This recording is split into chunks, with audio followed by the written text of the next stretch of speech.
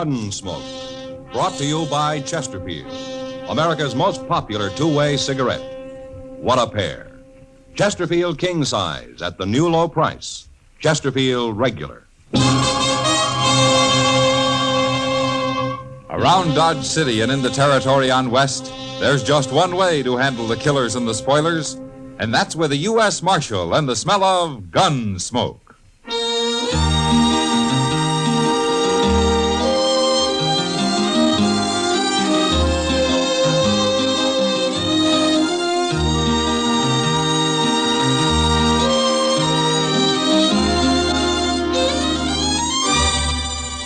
Gunsmoke, starring William Conrad. The transcribed story of the violence that moved west with young America.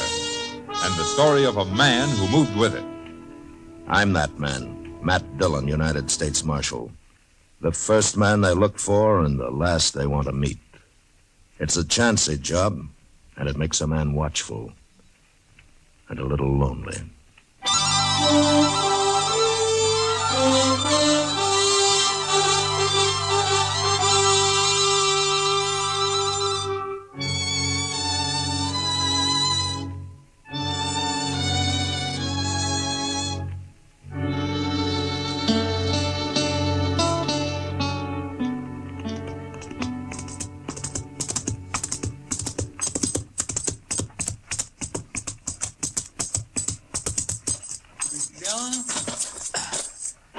Mr. Dillon. Hello, Chester. I sure am glad you're back. I've only been gone a couple of hours. Well, that's all it takes, a couple of hours. Onie Becker's been shot. Huh? Onie Becker? You know him, that little sodbuster lives out near Clear Spring. Oh, yeah. He's up at Doc's. You want to see him? Yeah. Well, tell me about it, Chester. Well, sir, all I know is he was gambling this morning over at the Texas Trail. He left there a little afternoon, and then some fellas found him laying in an alley with a bullet in him. Well, can he talk? No, sir. He's been unconscious the whole time. But Doc's working on him in here. Oh, hello, Matt. How is he, Doc? He's dead, Matt. About 10 minutes ago. Oh. Onie Becker. Now, who'd have shot a harmless little man like that? Harmless is right. He didn't even have a pocket knife on him. And besides, he was shot in the back. Maybe it was an accident of some kind. Accident? Chester, I once tried to save a man who'd pulled a scythe across the back of his neck by accident. Yes, and I remember a boy who fell between the slats of a fence and got hung. But I never heard of a man shooting himself in the back by accident. Well, I meant maybe somebody else done it. Of course somebody else did it. I know that. I meant by mistake. Oh, Chester. Chester, are you sure you've been keeping your hat on when you're walking around in the sun? Oh, you're just mad because Onie Becker died on you, There was Doc. nothing I could do to save him. He bled to death. Inside. Oh, you did what you could, Doc. Yes, well, I think I did. Did, Onie say anything? Anything at all? No, Matt, he never even opened his eyes. Well, he was shot in the back, so it wasn't anybody he was fighting with. Well, I don't know, Mr. Dillon. Onie was fighting, or at least having an argument over a card this morning with that gambler, what's his name, Al Clovis, over at the Texas Trail. He was. Oh, why didn't you just say so before, Chester? Well, I never heard of this Al Clovis. Oh, he's only been here about a week, Doc. Chester, you wait here. I'm going over the Texas Trail.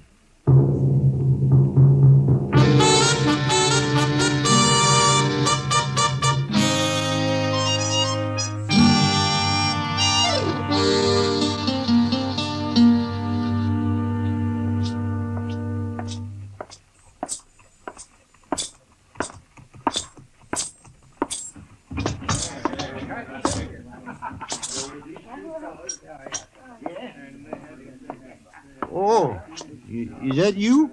Oh, hello, Marshal. Hello, John. Looking for somebody, Matt? Oh, hiya, Kitty.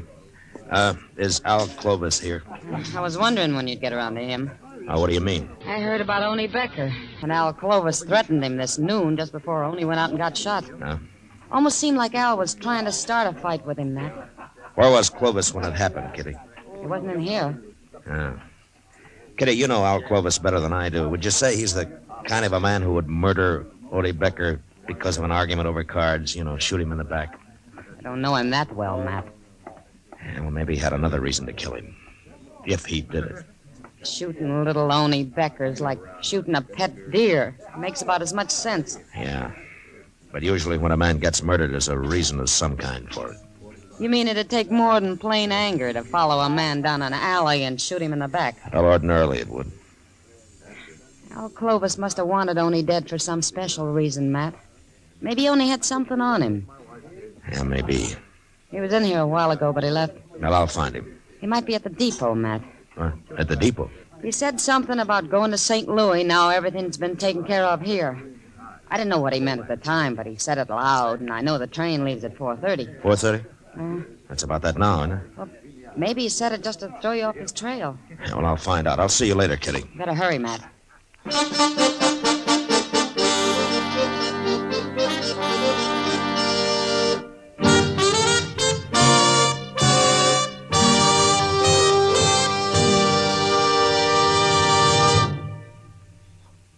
This is George Fenneman. In choosing your cigarette, be sure to remember this. You will like Chesterfield best because only Chesterfield has the right combination of the world's best tobaccos.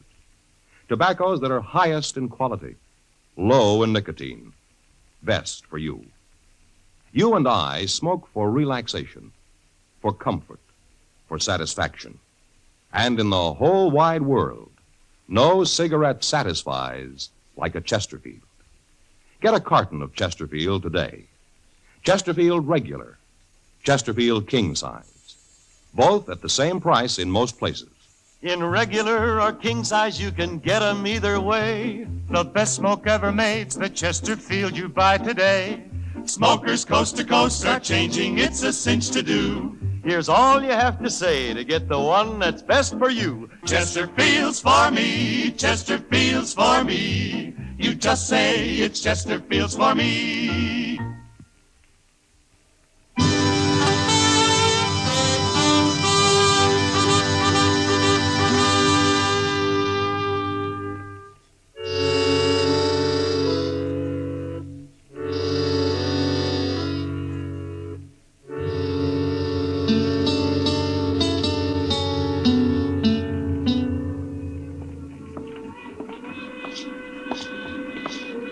One more car to go, Mr. Dillon. If Al Clovis ain't in there, he ain't on this train. Well, he might have fooled us after all, Chester. Yes, sir. He could be riding west while we're heading east. We'll never find him if he is. Well, let's take a look into this car before we walk in, huh? Yes, sir. Well, I sure don't see him. Not in there, I don't. Yeah. Yeah, unless that's him down there lying back with his hat pulled over his face. Well, it could be. Well, it better be. Now, come on. Okay, sir.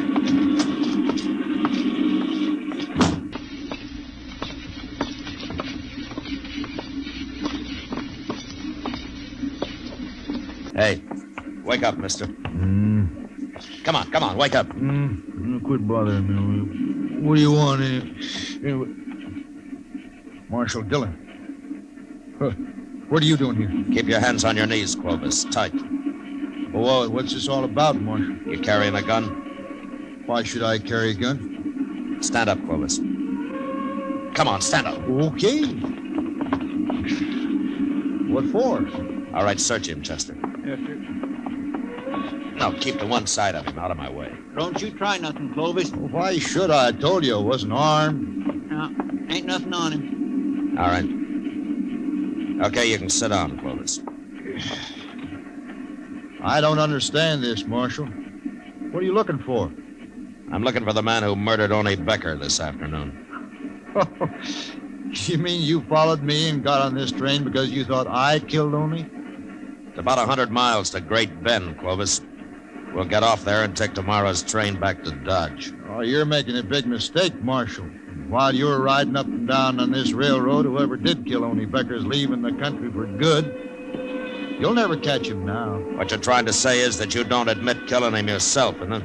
I'm not a murderer, Marshal. No, we'll see. Oh, I know what you're thinking. You heard Onie and I had a little argument this morning. Didn't you? Sure. That doesn't prove anything. I argue with lots of men. You threatened to kill him. Ah, that was just to scare him. He was being kind of stubborn about it all. You know what those farmers are like. But I suppose it takes a stubborn man to grow potatoes. Well, if you're so innocent, why did you announce everything had been taken care of and that you were going to St. Louis? Did I say that, Marshal? You know, Clovis, I can always kick you in the head and take you back to Dodge in a sack. Now, why did you run? I'm not running. There's no reason why I should. That's the truth, Marshal. Where were you when Onie Becker was killed? I was wondering when you'd ask me that. I suppose you got an alibi. You know Mr. Botkin, don't you, Marshal? I ought to. Botkin's run the Dodge Bank ever since it was an old whiskey barrel. Well, I was with him in his office at the bank, Marshal. I suppose you'll take his word for it. Yeah, sure I will. Well, we were discussing the money I placed in the bank when I arrived in Dodge a week ago. $5,000, Marshal. Mr. Botkin is going to transfer it to St. Louis for me. Chester, Yes, sir? go up and tell the engineer to stop the train at Jane's Crossing. Stop the train? There's a ranch about a mile from there where we can borrow some horses. Well, I thought you said we were spending the night at Great Bend, Marshal. I changed my mind, Clovis. Your story doesn't make much sense, and I want to get back to Dodge and find out why.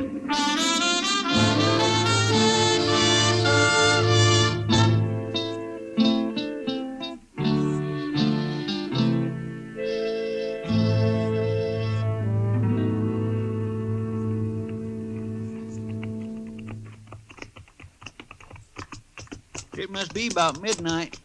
Sure is, and I'm tired. Haven't been on a horse in years. Oh, well, why didn't you say so, Clovis? We'd have borrowed a wagon for you. Never mind, Chester. You take him on down to the jail and lock him up, huh? I'm going to stop here at Mr. Botkin's house. His light's still on.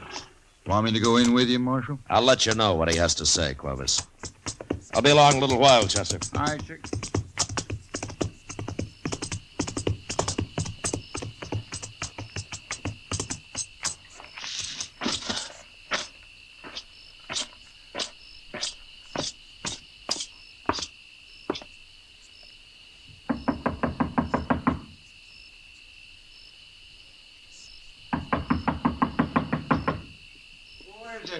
Matt Dillon, Mr. Botkin. Oh. Well, Marshal, come in. Come in. I wouldn't have bothered you this late, Mr. Botkin, but I saw your light was on, and I figured you were still up. Up? Of course I'm up. How could I sleep tonight? Why? What's wrong? Where have you been, Marshal? The whole town of Dodge has been looking for you. Fine time for you to be up riding off somewhere, I must say. Well, tell me what happened. What happened? Don't you know even yet? What are you doing here at my house? Well, if you'll calm down, I'll tell you. You tell me, I'd better tell you, Marshal. While you're out gallivanting around on the prairie somewheres, my bank was held up. What? About 5 o'clock, just as we were closing. 3 men that got away with over $25,000. Every cent of cash I had in that vault, Marshal. Well, didn't anybody try to follow him? No, they tied me and them cashiers up so tight they were miles out of town before we could get loose. There's a few men saw him leave, but they were afraid to do anything about it. And, of course, the United States Marshal, he wasn't even in town. Did you get a look at him? No, they were masked. Nobody I found can even identify their horses. They're just gone, Marshal, with $25,000. Look, Mr. Botkin, I came here to ask you a question. It might have something to do with your bank being robbed. Oh? Well, what is it? Was Al Clovis with you in your office about noon today? Clovis? Yes, he was for a couple of hours. Why? He had some money on deposit? Yeah, that $5,000 cash. Of course, that's gone, too. That's part of the money they took. I'm afraid Clovis is broke now, along with me and a lot of other people. Well, maybe he isn't as broke as you think. No, he's broke. Unless you can get that money back, Marshal. Look, I got an idea. I might find it for you, Mr. Botkin. And it won't take very long, either.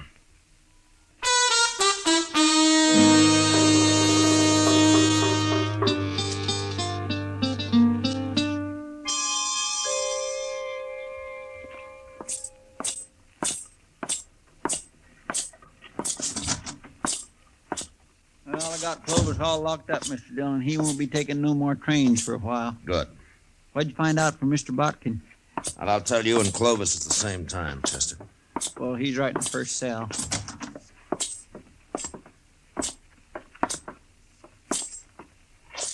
Well, Marshal, come to turn me loose. Mr. Botkin says your alibi's good, Clovis. If you'd have believed me in the first place, you'd have saved us all a lot of trouble. Yeah. Well, let me out. I don't want to spend the night here. You better get used to it, Clovis. You're going to be spending a lot of nights in here. What? At least a month or two of them. No. They can't keep me here, Marshal. It's illegal. Is it? Of course it is. Well, maybe you know more about the law than I do, Clovis, but I run this jail, and you're going to stay here a long time. And what's more, I'm going to tell the whole town where you are. Come on, Chester. Marshal, I demand to be released at once. Now come back here. It'll cost you your job if you keep me here. Shut the door, Chester. Marshal, you can't do this. Marshal! You really gonna keep him locked up, Mr. Dillon? I am. But he ain't done nothing. I mean, if Mr. Botkin said he is with him... Well, Clovis didn't kill Onie Becker, if that's what you mean. Well, then why don't you turn him loose? Chester, the bank was robbed of $25,000 today. It was? Yeah, just after we got on the train. Looks to me like Onie Becker was murdered just to get me to follow Al Clovis out of town. Well... We'll find out in a few minutes. I don't think Clovis can stand the idea of sitting in jail while his partners ride off with all that money. You mean he was supposed to get out of here and meet them as soon as his alibi was made good, huh? That's the only way it makes sense to me. Marshal! Marshal Dillon! Well, it didn't take as long as I thought. Come on.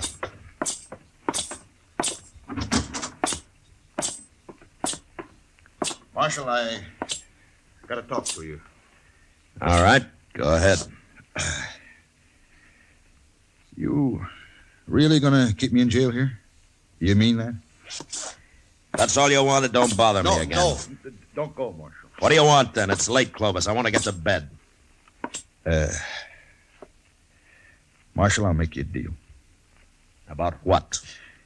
If I help you get back whatever was stolen from the bank today, can I keep my $5,000 out of it? How did you know the bank was robbed, Clovis? You're smart, Marshal. I can tell you got this all figured, holding me in jail and all. But I'm smart, too. Are you? Smart enough to know you need me as much as I need you. You'll never find those men without me, Marshal. But I can take you to where they are, and I'll identify them for you. Why? All I want out of it is my $5,000. Now, that's mine. You can do what you like with the rest. The court will have to decide about your $5,000, not me. Will you think there's a chance I might get it? Well, I don't know. But you're a gambler, aren't you? It'll help my showing you where they are, won't it? Yeah, it'll help. Okay. I'm supposed to meet them tonight or early tomorrow, Marshal. They won't wait longer than that. All right, who are they, Clovis? They're not friends of mine, Marshal. I never saw them before 2 weeks ago in St. Louis. And they're all hiding behind summer names. Yeah. How far's away the meeting place? It's an old cabin, about 20 miles from here. Are they there now? Nobody stopped them here, did they? No. Thanks to you. But I'm helping you now, Marshal. If I find your partners, you are.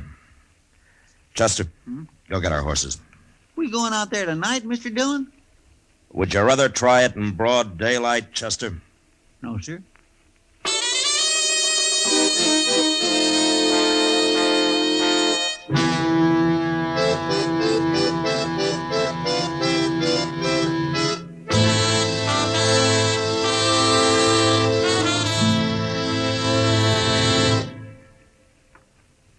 One-way cigarettes, one size, that is, are almost obsolete because they just don't give smokers what they want. Either way, you'll like Chesterfield best. It's America's most popular two-way cigarette because only Chesterfield gives you the right combination of the world's best tobaccos. Tobaccos that are highest in quality, low in nicotine, best for you. You and I smoke for relaxation, for comfort, for satisfaction. And in the whole wide world, no cigarette satisfies like a Chesterfield. You smoke with the greatest possible pleasure when your cigarette is Chesterfield. Yes, these 6 words, highest in quality, low in nicotine, mean Chesterfield is best for you. Get a carton of Chesterfield. Chesterfield Regular, Chesterfield King Size. Both at the same price in most places.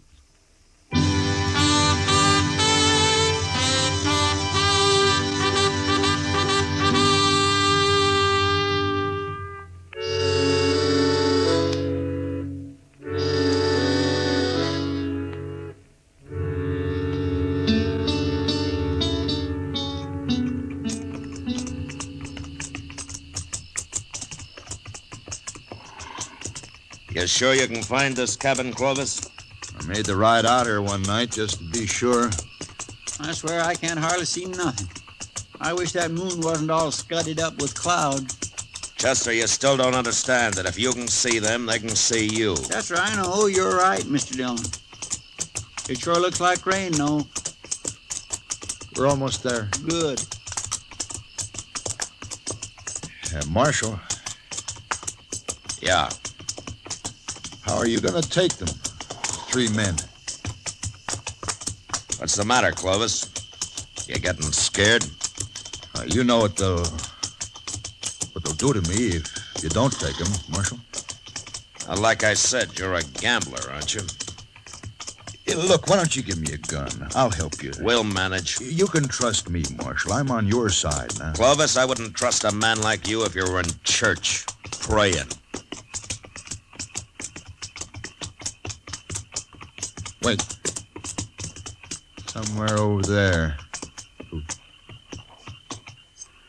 Yeah. There it is. That little clump of elder. The cabin's in there. You see the light? Yeah. Are you sure that's it? Of course I am.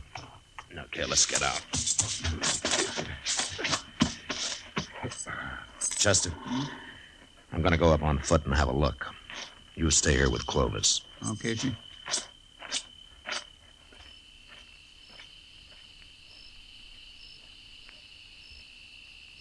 What if they hear him and come out and shoot him? Mr. Dillon ain't exactly green at this game, Clovis. They wouldn't kill me. They'd burn me or something first. Can't blame 'em much. I wish I'd stayed in jail. Wished I'd let 'em keep the money. Something's sure to go wrong here. Unless maybe I outsmart 'em. You ain't gonna outsmart nobody, Clovis, so forget about it. Okay. I declare I never seen a darker night than this is. No. Neither did I. Here, get off. Get off. What's the matter? It's my horse. He's standing on my foot. We'll push him off. I can't. Now help me, Chester. No, for pity's sake. Come on. Ow. Move him. That's all you gotta do. Back. Here, what are you doing? Clovis? I got your gun, Chester. Now shut up. Don't move. But you give Shut me up, that I said. gun. That's better. Hey, what's that? Thunder, Clovis. You'll be hearing a different kind when Mr. Dillon gets back here. He's not coming back here. We're going to him. And if he shoots anybody, it'll be you, because you're going to be right in front of me. Like this. All right. Start walking, Chester. Go on.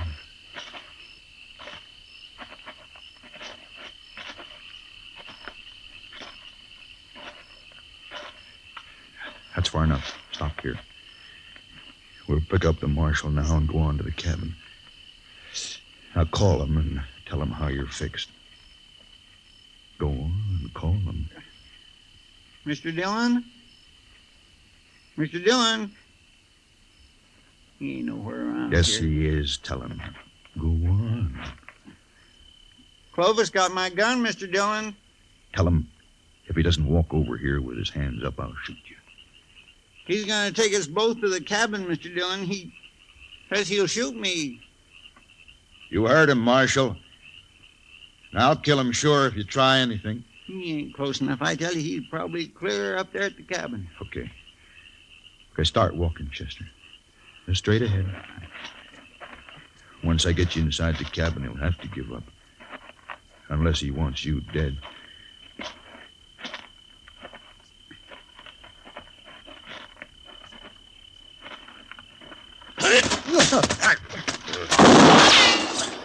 You hurt, Chester? No, sir. His gun just went off when you hit him. All right, get the gun quick. Come on. I got it, Mr. Dillon. All right, let's get up to that cabin. They know we're out here now. Oh, they're getting away, Mr. Dillon.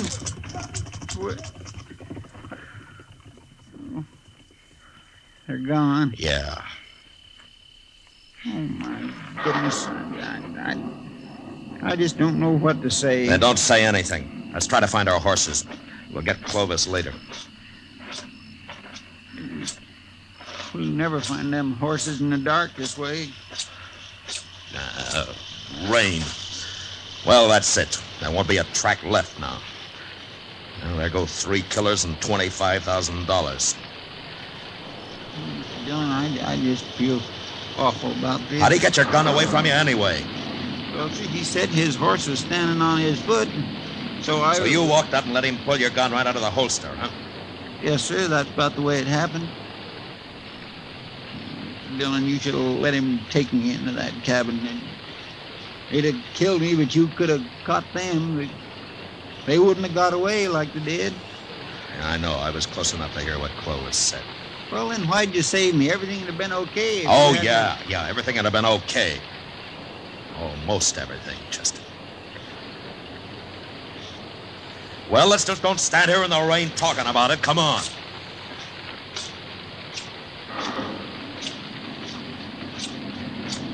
My, what a terrible mess. It was my choice, Chester. Not yours. Yes, sir. Thank you, Mr. Dillon.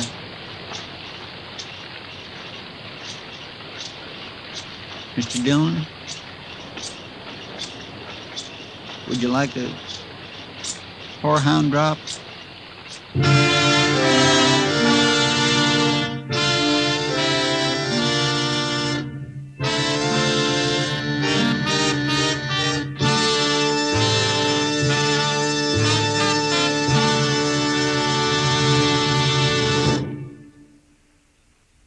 L&M filters are sweeping the country, and the reason's simple. No filter compares with L&M's exclusive miracle tip for quality or for effectiveness. And notice how easy it draws.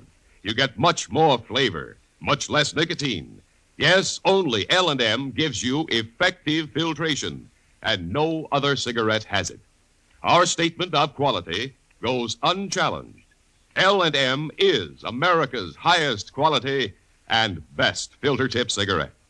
Buy L&M's, now king size or regular, both at the same low price.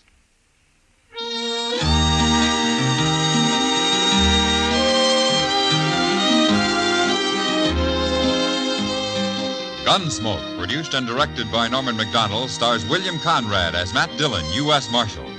Tonight's story was specially written for Gunsmoke by John Meston, with music composed and conducted by Rex Corey. Featured in the cast were John Daner and Lawrence Dobkin. Harley Bear is Chester, Howard McNear is Doc, and Georgia Ellis is Kitty. Join us again next week as Matt Dillon, U.S. Marshal, fights to bring law and order out of the wild violence of the West in Gunsmoke.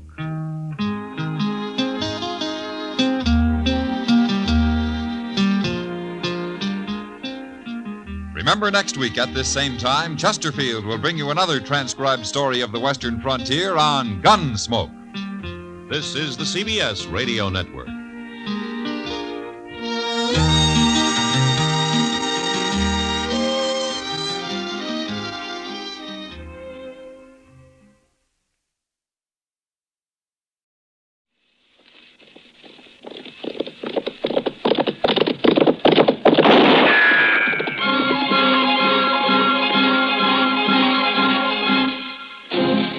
Around Dodge City and in the territory on West, there's just one way to handle the killers and the spoilers, and that's with a U.S. Marshal and the smell of Gunsmoke.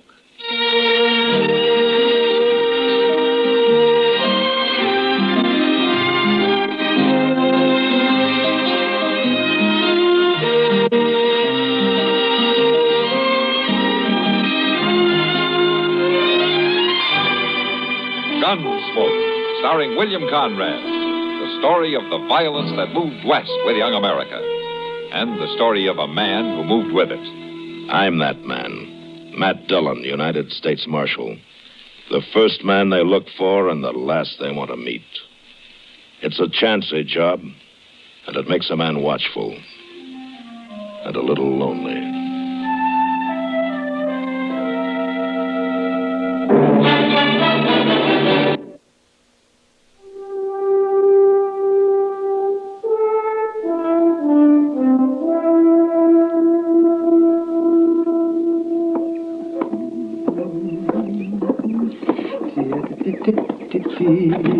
Oh, Matt. Oh, Matt.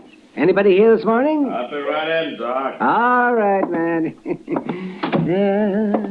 As the girls grow tall in Kansas. Let's see. Poor man is so busy. The girls grow tall in Kansas. That's a poor way to start the day, Doc. And what's a poor way to start the day, man? Getting up in the morning. Well, I'm not going to talk to you. Where's Chester? I'd rather talk to him. No, he's due back any time now. He's due back. We took a prisoner over to Wichita a couple of days ago. Oh, doggone it. If I'd have known that, I'd have gone with him. No, what for? Oh, just to get out of Dodge for a while. Well, you've been out of Dodge for the last 2 days. Oh, yes. Delivering a baby in a mud dugout isn't exactly what I was thinking about, man. I know what you were thinking about. Morning, Mr. Dillon. You're back, Chester. Well, how was Wichita, Chester? A big town, Doc. Real big. But I wasn't there long. Oh. The Santa Fe going east got there at noon, and the next one coming back here left at 2 o'clock. Well, you could have stayed another day, you know. Heavens, yes. Why didn't you? Oh, how often does a man get a chance to have a little fun? Well, I would have, but the sheriff there had some news he wanted me to tell to Mr. Dillon. Oh, some news? Yeah, it's about the Carp brothers. And the sheriff said he heard they was headed this way. I didn't even know the Carp brothers were in Kansas. I thought they worked the Dakota territory. Bank robbers, aren't they, man? So I've heard, Doc, but nobody's caught them at it yet. Well, we'll catch them if they come to Dodge. Yeah, maybe. They could be here right now. How come the sheriff didn't send me a telegram, Chester? It'd been a little faster. Well, I don't know. Obliging, I didn't think to ask him. I'm going to go down to the bank. I'll be back directly.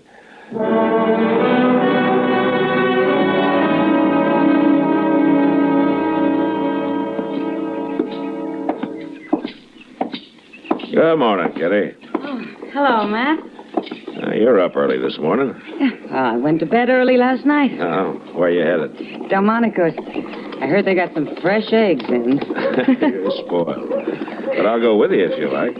As I could find, Matt. Well, I got to see Mr. Bodkin at the bank here first. Why don't you go on ahead and I'll join you, huh? Well, how long will you be? Oh, just a couple of minutes. Oh, well, then I'll wait in the bank for you. Okay. But if you're longer than a couple of minutes, you can find me at the restaurant.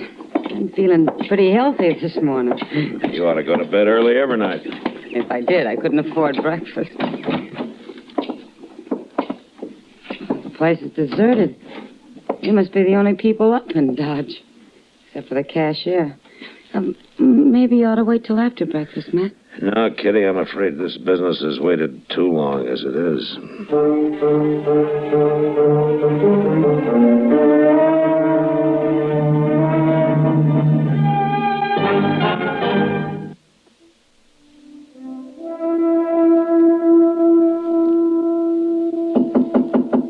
Come in.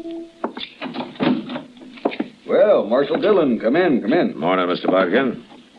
You come to deposit money, Marshal, or to borrow some? Neither. I came to protect it. What? Mr. Bodkin, did you ever hear of the Carp brothers? Oh, no, Marshal, I don't believe I have. Well, they've never been around Dodge. All I know is that they're brothers, and the older one's name is Joe. So why are you telling me this, Marshal? Well, I've heard they're headed for Dodge, and I've also heard that they're bank robbers. Bank robbers? Yeah. Well, what do you plan to do? Well, I can't hire deputies until after a crime's been committed, Mr. Bodkin, but if you'd like to, it might be a good idea to let a half a dozen of them loaf around here for a while. Certainly, Marshal. I don't mind a little expense. What's that? That's them now. Where's my gun? Don't shoot or we kill the woman. We're not shooting.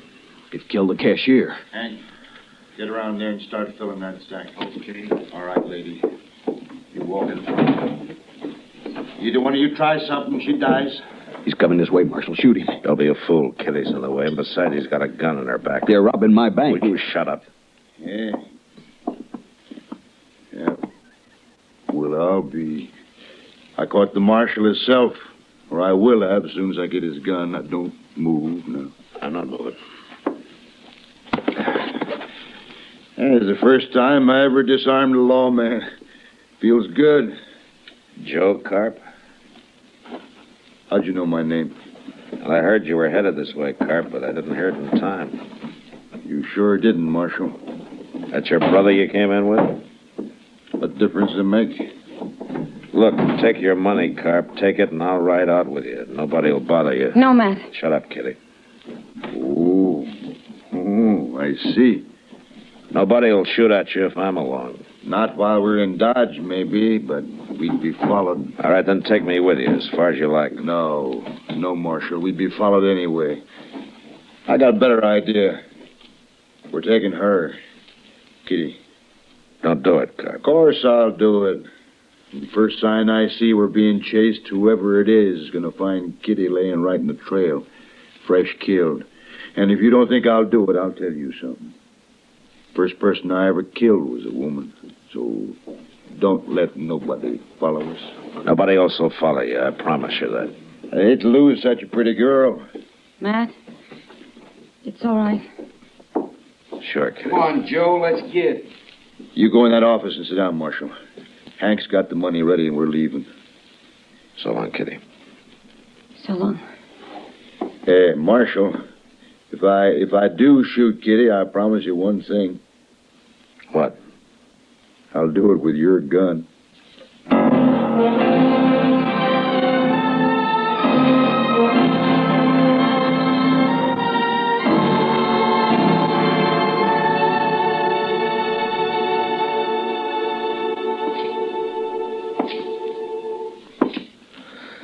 Mr. Dillon, Yeah, what, Chester?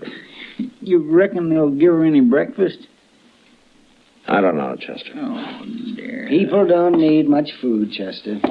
They can go for days without any at all. I know that, Doc, but, well, Miss Kitty just ain't used to it. It's water people need. And they'll have water. They will if they took any with them. It's mighty dry out on the prairie this time of year. Oh, it's not that dry. Any fool can find water sooner or later. Sure he can if he followers a buffalo herd long enough. A week, maybe. There's other ways, Chester. Like what? Do you ever hear of a divining rod? Oh, what's outlaws doing with divining I wasn't rod? talking about outlaws, Well, Chester. what was I you was just talking talking about? kind of man talk. Chester. Yes, sir. I guess we've waited long enough. They must have covered 3 or 4 miles by now, huh? Yes, sir. Everything ready? Everything I could think of, Mr. Dillon. Let's get going, then. Good luck, Matt. Oh, thanks, Doc. Keep an eye on things, huh? Maybe a long time before we get back.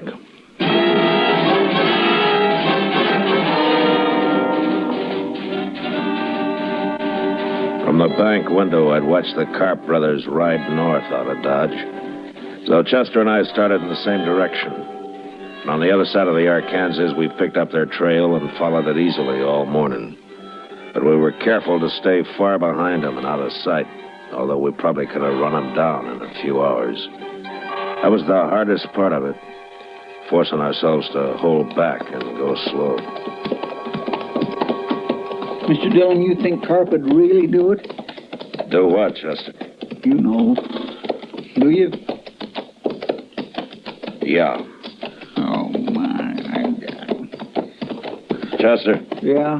look up ahead there, on the ground. Mr. Dillon. Let's go see who it is.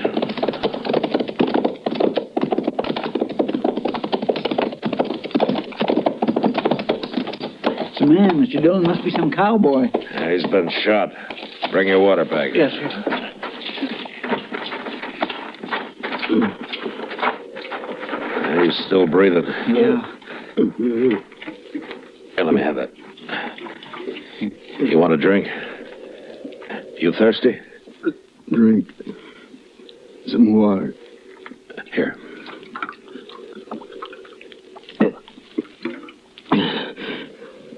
Who are you? I'm Marshal Dillon from Dodge. Tell me what happened. Marshal. And I was right. Right? Them 2 men That girl.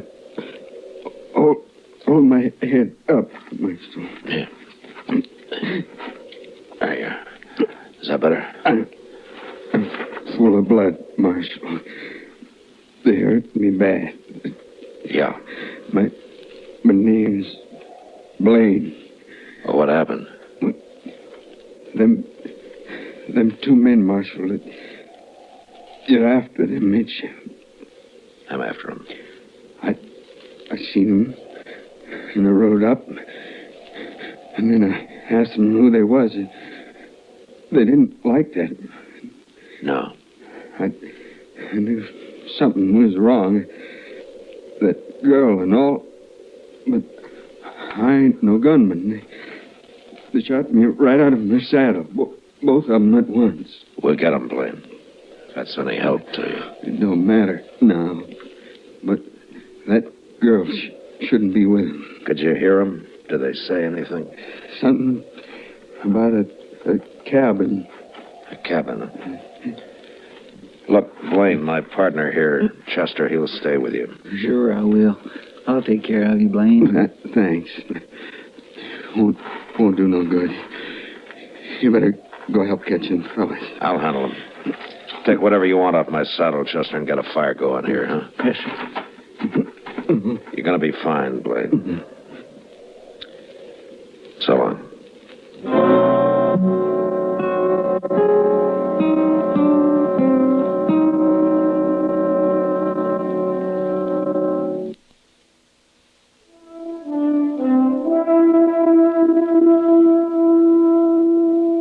I rode ahead, tracking slowly for a couple of hours, and then Chester caught up with me. He looked at me for a moment, and then without saying a word, we continued on the trail across the prairie. We traveled in silence until dark, and then we saw a cabin. I couldn't chance going up to it, so we unsaddled and turned our horses loose and crept into a little draw about 100 yards away and got down and waited. And we waited all night. Dawn came, and the sun, hot as ever. Anything never coming out of that cabin, Mr. Dillon? Sooner or later, Chester. Look, they got a fire going now. Smoke coming out of the chimney. Breakfast, I am so hungry. Well, a man could get along without food, Chester, like Doc said. Well, at least Miss Kitty's going to get something to eat. Yeah. Mr. Dillon, what in the world are we going to do? Right now, there's nothing we can do but sit here and wait and keep quiet. You know what'll happen if they find out we're out here. I know. But I ain't thinking about it. Hey, you better get back down now. I'll stay up here where I can watch. Yeah, but they can see you, Mr. Dillon. No, I got a little bunch of buffalo grass in front of me. It's enough. Yes, it sure is getting hot. Just be sure and keep your voice low. I will. You know, if it wasn't for them in the cabin, it'd be awful peaceful out here, wouldn't it? Yeah, it would. Mr. Dillon? What? Rattlesnake. She's behind you on top of the hole, about 5 foot back your head. Chester. Yeah. Whatever you do, don't move. She's a pretty big one. Maybe 3.5, 4 foot. Now look, how far are you from him? Far enough. Unless he uncoils and moves up. All right, just keep very still. He may go away. He ain't about to go away. Did you just move? My hand, just a little. Well, don't do it again. Mr. Dillon, he's stretching out. He's moving. What? Which way? Toward you. Steady now. He stopped. He's coiling again. Chester? Yeah? If that snake strikes at me, don't yell. They'll hear you at the cabin. Just start thinking about it now. If he strikes, you close your eyes and stop breathing. Do you hear me? Well, I'll try, Mr. Dillon. Well, you do it. You understand? Yes, sir. He's looking at me again. You moved, Chester. You must have. I got my rifle aimed at him. Will you stop it? Will you get your finger off that trigger right now? Well, I can't sit here and just watch that rattler If you strike. shoot Kitty, you'll die. Don't you know that? I didn't move, Mr. Dillon. Honest, I didn't. Wait a minute. I got an idea. What? Chester, you chewing? What? Chewing. Chewing? Oh, tobacco? Yeah. No, sir, but I got a fairly fresh quid in my shirt pocket. Okay, we'll chance it. Get that quid into your mouth, but do it slow and as steady as you can manage it. Once you start moving your hand, don't stop. You understand? All right, go ahead. Okay. I already got my fingers in my pocket. There it is. Slow and steady now. I'm trying. There. It's in my mouth now. All right. Now, juice it up, huh? Get a big mouthful. I am. All right, Chester, I've heard you brag about how good you can spit. Can you hit that rattler from there? Mm-hmm. Maybe. Okay, do it. But I only got one shot. I can't make it. I just can't do Wait a minute, Chester. You got a mouthful? Yes, sir. All right. Take your time now. Move and make him look at you, and then you sputter him right in the eyes. Okay. Go ahead. Snake? Hey, Snake. Look. I got him, Mr. Dillon. I got him. He's leaving. There he goes. He's gone. It worked.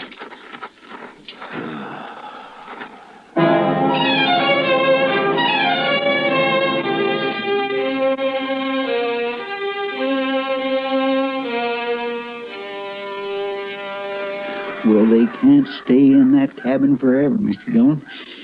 They'll die of the heat cooped up in there. It's only about 10 o'clock, Chester. Oh, my. I hope they gave Miss Kitty some breakfast. Chester? Mm-hmm. Look, the door's opening. Are they coming out? Get your rifle. Take it easy now. It's Miss Kitty. Yeah. Joe Carp's behind her, and there's his brother. They're all outside now. What are we going to do? We're going to have to kill him, Chester. You mean just shoot him down from here, cold-blooded? Well, how would you want to do it? I'm ready, Mr. Dillon. All right, then take the one on your side. I'll take Joe. Miss Kitty's standing awful close to him. Yeah, I know she is. When I say hold your breath, you do it. Then you count to yourself 1, 2, 3, and then fire. I'm set. All right. Hold your breath. All right, come on, let's go, Chester.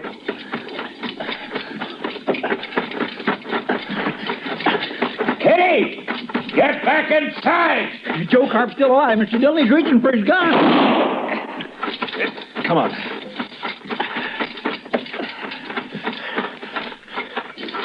They're dead. They're both dead now. Okay, Kitty. Are you all right, Kitty? Good to see you, Matt. You too, Chester. I said, are you all right? Shot them down like dogs, didn't you? Yeah, you bet we did. Thank you, Matt. Matt. Here. She fainted, Mr. Dillon. It's a good thing you caught her. Yeah. I'll carry her inside, Chester. Come on, we'll get some breakfast going. They probably didn't feed her after all.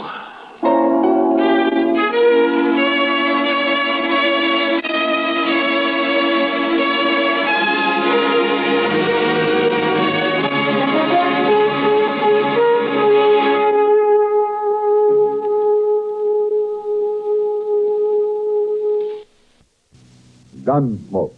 Produced and directed by Norman McDonald, stars William Conrad as Matt Dillon, U.S. Marshal. The story was specially written for Gunsmoke by John Meston. Featured in the cast were John Daner, Vic Perrin, and Harry Bartell. Harley Baird is Chester, Howard McNear is Doc, and Georgia Ellis is Kitty. Join us again next week for another story on Gunsmoke.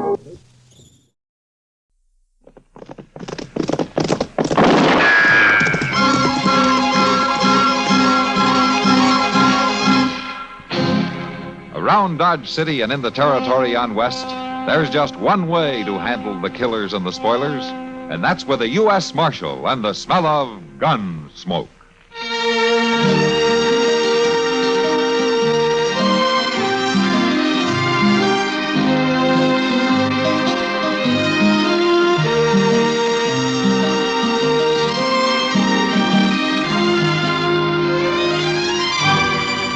Gunsmoke, starring William Conrad, the story of the violence that moved west with young America, and the story of a man who moved with it. I'm that man, Matt Dillon, United States Marshal. The first man they look for and the last they want to meet. It's a chancy job, and it makes a man watchful and a little lonely.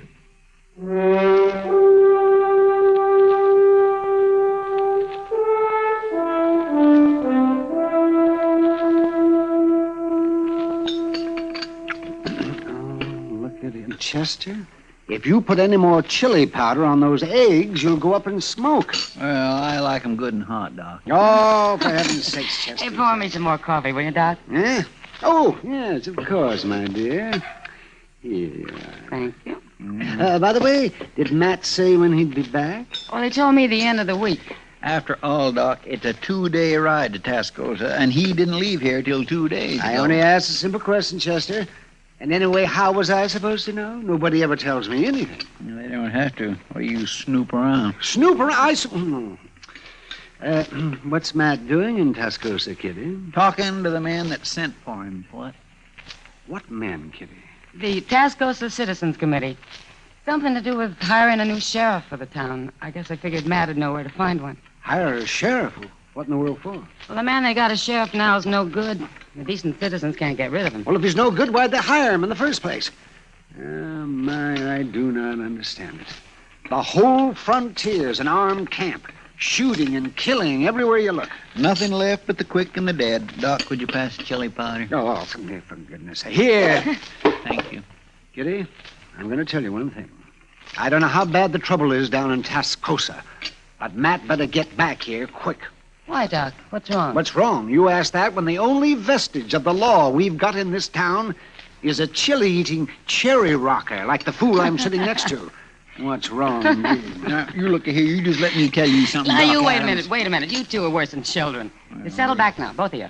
Have some more coffee. Well, maybe just a little dab, but that's all. It's a caution what happens to some people when they get out in polite society. Oh. Drink your coffee, both of you.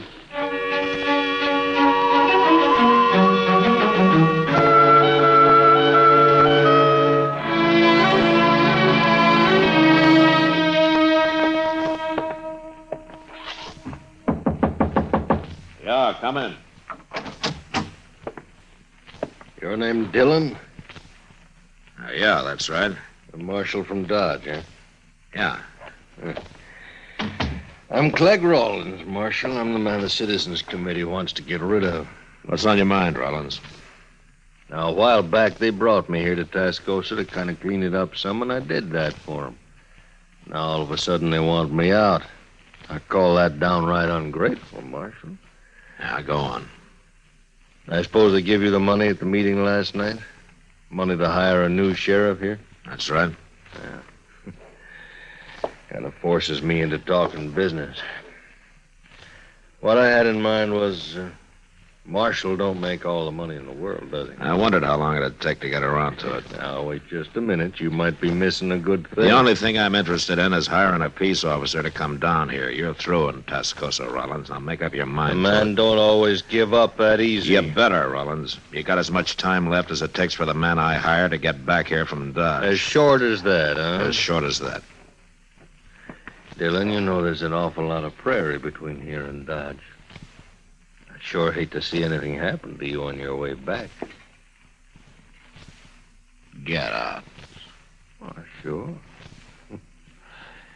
It always seems kind of too bad when a man dies for something that ain't even his concern.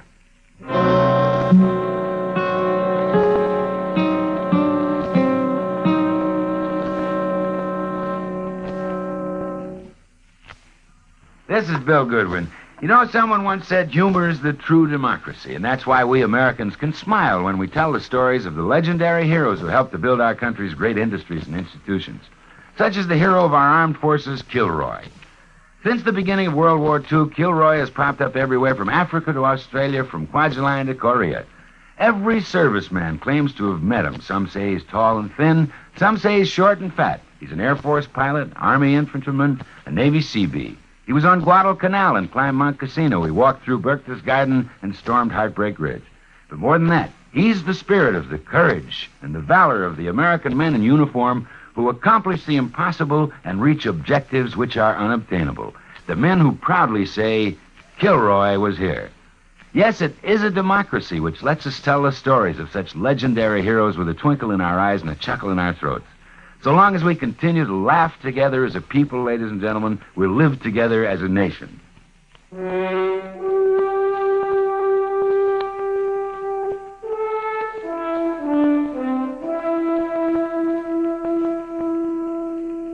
Next morning, I was in the saddle before dawn, and by the time the sun was up, I'd covered a good 15 miles. A slight breeze blew apart the dust past my horse raised, and I knew it'd be hard for anybody to follow me. And for the same reason, I knew that somebody could track me without being seen. About noon, I stopped in the shade of a grove of cottonwood to rest my horse. I was easing his cinch a little when I saw a rider coming up fast. I pulled my rifle from the saddle boot and I waited. And I put the rifle back. I've got to talk to you. Please. Well, all right, ride on in. It's a long way out on the prairie for a lone woman. Can I have some water? Water? Sure. There you are. Thanks. Thanks a lot. You haven't said what you're doing out here. I followed you from Tascosa. You followed me? If you'd seen me sooner, you'd have sent me back, and I can't go back. Just who are you, miss? Stella Harkney. I'm one of the girls at the Overland Saloon. You're lucky. I might have shot you riding up on me that way. It was the only thing I could do, follow you this way. Besides, I didn't think you'd ride out so early. Just why I did. I know all about you, Marshal. And I know why they sent for you to come to Tascosa. That's so? How? I'm Clegg Rollins' girl. You're Rollins' girl? That's right. Look, you better turn around and head back right now. I can't. Clegg would kill me if he found out I'd tried to run away. How do I know you're not still his girl, setting a trap of some kind? All right. Look at my shoulder. He put those marks there. You think I'd stay with a man like that? All I'm asking is to ride on to Dodge with you, Marshal. I've got a rifle, and 2 rifles are better than 1. Clegg will come after you. You can be sure of that. Seems to me you're awful anxious to help kill the man you belong to. Oh, I belong to him right enough. He brought me down here from Hayes City. Gonna marry me, he said, but I found out different. He just wanted me to work in his saloon. He already has a wife down by Willow Springs. Didn't exactly like that, and I told him so. That's when he beat me. Look, let me ride with you, please. I don't know, Stella. I'm not going back, Marshal. Well, all right. I guess it doesn't matter now that you come this far. Thanks. You may be telling the truth, but you better ride a little ahead of me anyhow. What for? It's just easier to keep an eye on you. Like you said, you got a rifle. Okay, let's get started.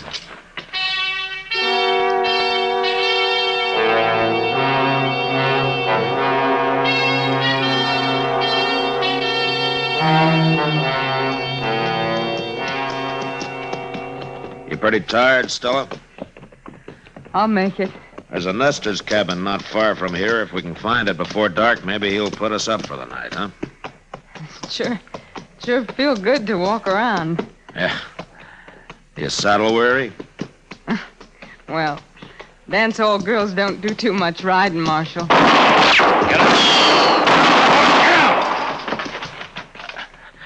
Just lie still now. Don't make a move. Where are they? Where did they shoot from? It's off to the left somewhere, I think. Yeah. They're probably in that clump of box elder over there. Dirty cowards. I can't get them from here with a 6-gun, and I can't get to the horses for a rifle. Look, if we play dead, maybe we can draw them out. Marshal, I'm sorry. Just lie still and don't talk. Yeah, here they come. 2 of them. Just hold still now. I've seen those men before. They work for Clegg.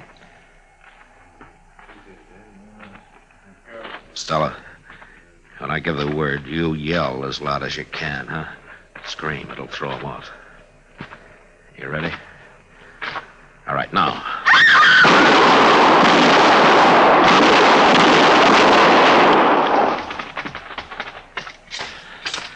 Are they dead? I don't know, but the fight's sure out of him. And if Clegg's with him, he's still in that grove. Come on, let's get out of here fast. I can't get up. I'm hit. My leg. Yeah. Here, I'll put you on my horse. We'll ride double. We better get out of here before whoever's in those trees gets a little braver. Come on now.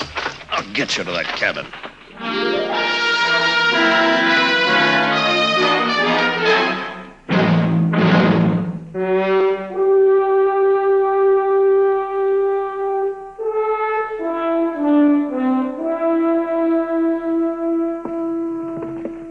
There you are, miss. You just lie back now. By morning, you'll be fit as a fiddle. Thanks, mister, but that coal oil you poured on my leg like to set me on fire. Well, that's the best way to clean a wound there is, Stella. Less than it's whiskey, of course, but that would be pure waste, wouldn't it now? You two can afford to make light of it. It's me who's got the bullets. Well, I'm going to have to feed my pigs. Having company like this has thrown me clean off schedule. I'll be back directly. Marshal? Yeah. Having me along's caused you a lot of trouble. Slowed you down. Clegg is probably going to ride into Dodge ahead of you. He'll be waiting there.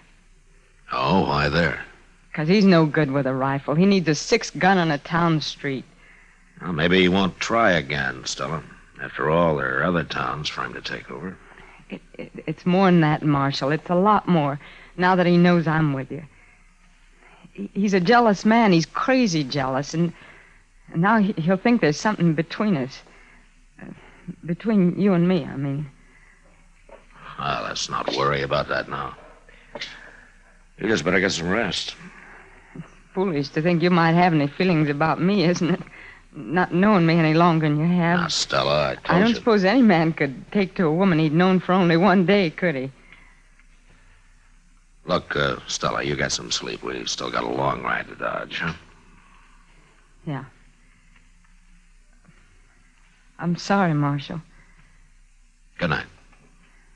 Good night.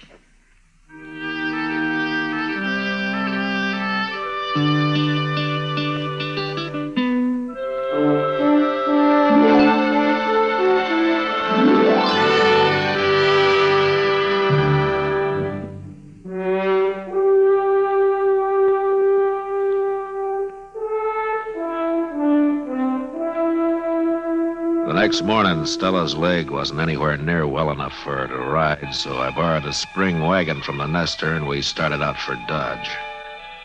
It was a rough trip and a slow one. Stella sat there, not saying much, just staring ahead. Once or twice, I saw a dust cloud on the horizon, and I knew if it was Clegg Rollins, he'd be in Dodge long before I would. It was nearly dusk by the time we drove down the plaza and stopped outside Doc's office. And it was a half hour later before Doc had clean bandages on Stella's leg. Then I waited with her while he went out on another call. Marshal? Yeah, Stella. I had a lot of time to think today while we were driving in. It was a rough trip for you. Not so bad, but what I wanted to tell you was I'm not going to stay in Dodge. Oh? Where are you going? Oh, I don't know. Abilene, maybe, even St. Louis. As soon as I'm well enough, I'm taking the Santa Fe out of here. There's no reason for you to leave, Stella. Yes, there is. Clegg Rollins? No. What is it, then? Well, it's not important. It's just easier if I go. Easier for me, I mean. Oh. You can't forget somebody when you're living in the same town, Marshal. You better go now. Doc will be back directly, and there's no reason for you to wait. Not any longer. Yeah. Well, goodbye, Stella. Goodbye, Matt.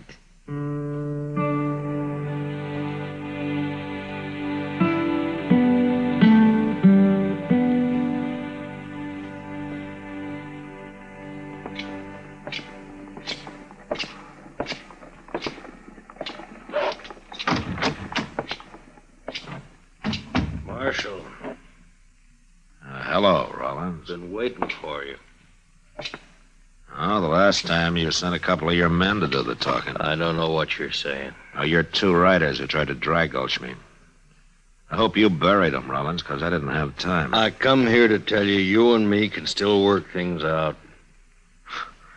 You didn't get me killed, so you still want to buy me off. Any man can use money. The government pays me. Not as much as I could. Listen, Rollins. So far, I got nothing personal on you. Nothing I can prove, anyway. Now, if you're smart, you'll saddle up and ride out of here and keep away from Tascosa, too. We'll see. Meantime, Marshal, how was Stella? Yeah. I'm telling you, Rollins, you get out while you can. Sure. Sure.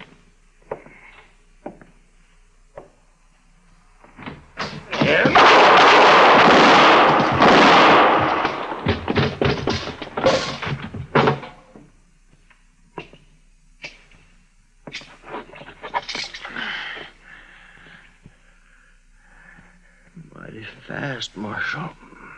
You shouldn't have tried it. Yeah, I know that now. I just thought maybe.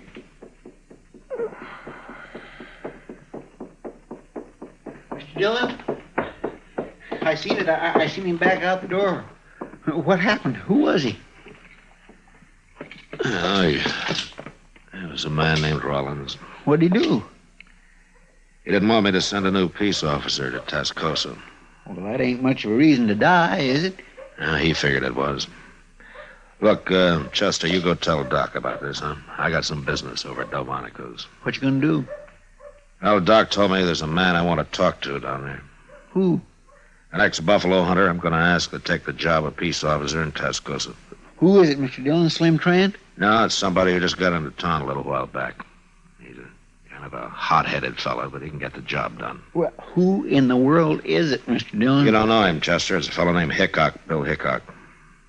If you want, you can come over and meet him after you get Doc. No, I don't care about meeting no Bill Hickok. I was hoping Slim Trent would get the job. I'll see you later, Mr. Dillon. Yeah, sure.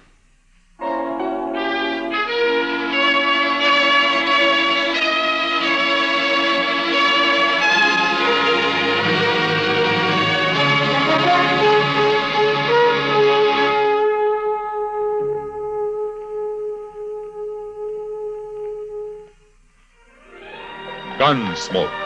Produced and directed by Norman McDonald, stars William Conrad as Matt Dillon, U.S. Marshal. The story was specially written for Gunsmoke by Mr. McDonald, with editorial supervision by John Meston. Featured in the cast were Virginia Christine, Lawrence Dobkin, and John Daner. Harley Bear is Chester, Howard McNear is Doc, and Georgia Ellis is Kitty. Join us again next week for another story on Gunsmoke.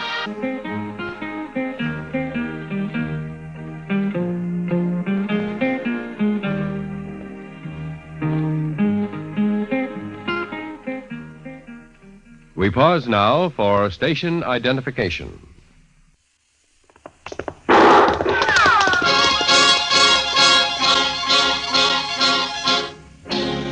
Around Dodge City and in the territory on West, there's just one way to handle the killers and the spoilers, and that's with a U.S. Marshal and the smell of Gunsmoke.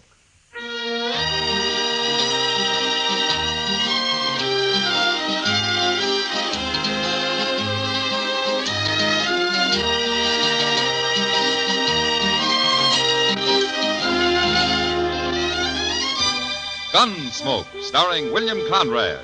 The story of the violence that moved west with young America. The story of a man who moved with it. Matt Dillon, United States Marshal.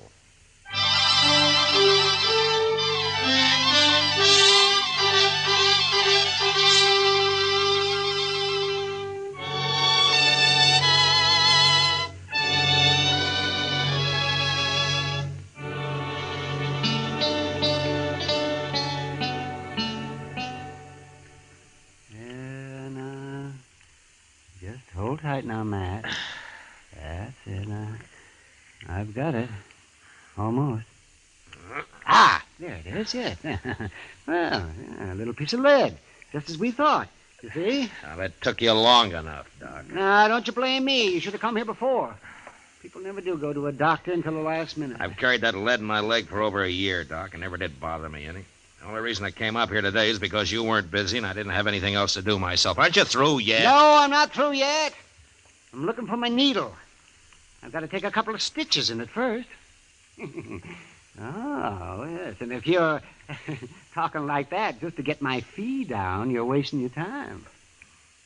You know, it's when I'm not busy that I'm poor, and I have to charge more. There, now, that ought to hold you fine. Not much of a wound. The lead worked right up next to the skin. I could have cut it out myself. Yeah, but you didn't. And it's going to cost you $5. $5? Well, you're the only patient I've had today. I got to make out somehow. Oh, hand me my pants, Doc. How is he, Doc? Oh, he'll live, Chester. Worse luck. Say, there's a fellow in the office downstairs who wants to see you, Mr. Dillon. Oh, who is it, Chester? He didn't say. All right. I'm ready. We'll finish our discussion at supper, if you like, Doc. Well, there's nothing to discuss, but I'll eat with you anyhow. Thanks. See you later.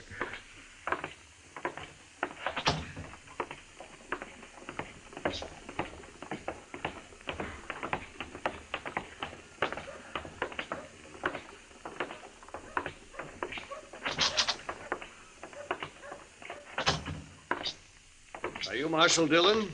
I am. My name's Parker. I'm a special deputy representing the New Mexico Stock Raisers New Association. Mexico?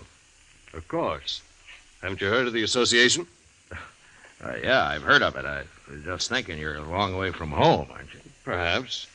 Marshal, I have a warrant here for the arrest of Dane Shaw. Dane Shaw. I never heard of that name around here. We'll let the marshal handle this if you don't mind. Oh, we will, huh? Well, now, you're a pretty high and mighty for just a Easy, doggone... Chester, easy.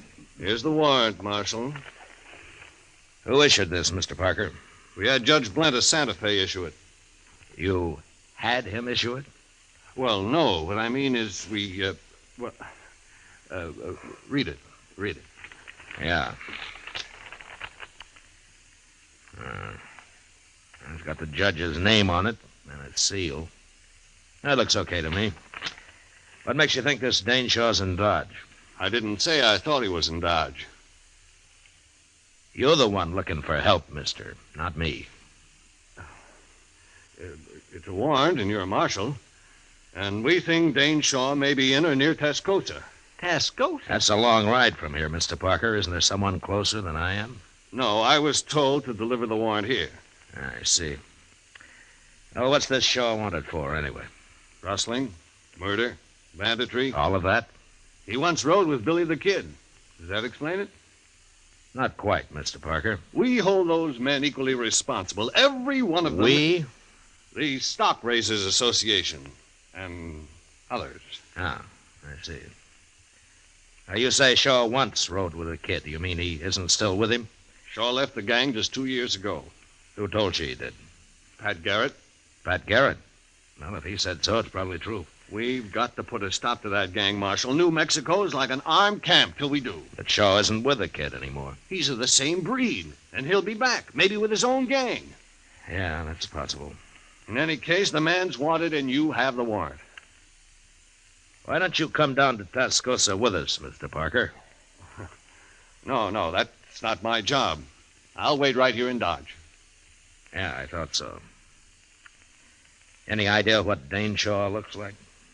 6 feet, black hair, about 180 pounds. That's not much help. Anything else? They say he has a knife scar across his ribs on the left side. Well, that's something. Where's he from? Who knows where any of those men come from? They all lie, anyway. Why, they say Billy the Kid claims to have been born in New York. Well, maybe he was. Oh, nonsense. How do you know? Well, I was born in New York, for one thing. And you couldn't both have come from the same town. I'd hate to think so, Marshal. All right, Mr. Parker, you keep nice and cozy here in Dodge, and we'll ride down to Tascosa for you. Now, Marshal, I don't think that's quite called for. Chester, go get our horses. Yes, sir, Mr. Dillon.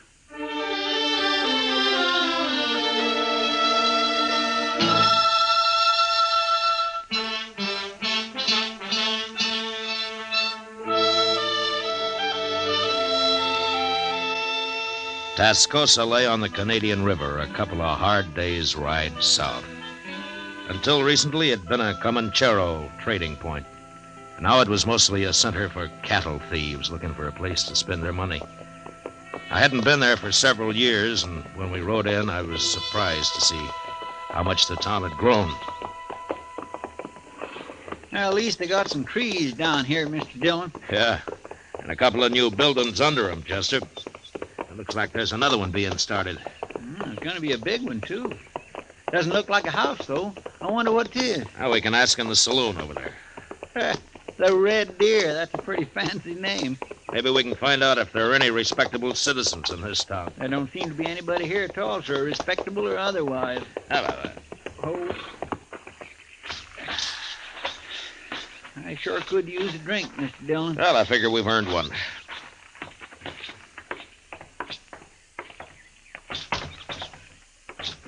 Gentlemen, what'll it be? Beer. Oh, Mr. Dillon. One beer, one whiskey. Right.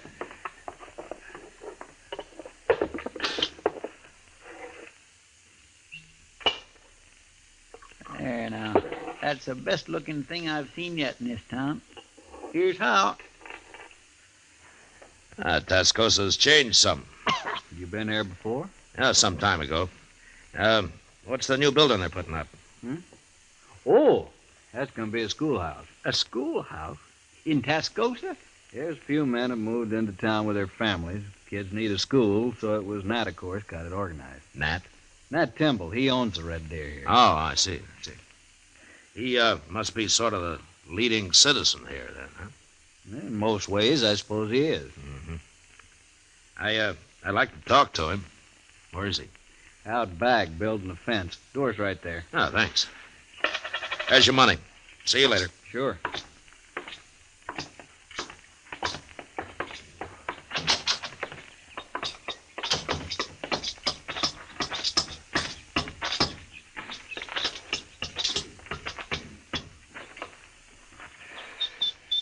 Hello. Mr. Temple? Nat Timble. I'm Matt Dillon, and this is Chester Proudfoot. I'm glad to know you. Barkeep told us that we'd find you out here. That's Mike Parsley. He's a good boy. I gathered from him that you were the right fellow to come to, Mr. Timble. What can I do for you? Well, I'm looking for a man. You are? Why? I'm U.S. Marshal, Dodge City. We don't get the law down here often, Marshal. No. Man I'm looking for is Dane Shaw. Do you know him? Nobody by that name around here? Oh, I expect he's changed his name. And how are you going to tell him from anybody else? He's 6 foot tall, black hair, weighs 180 pounds. Could be most anybody that built. He's got a scar across his ribs. It isn't often you see a man without a shirt, Marshal.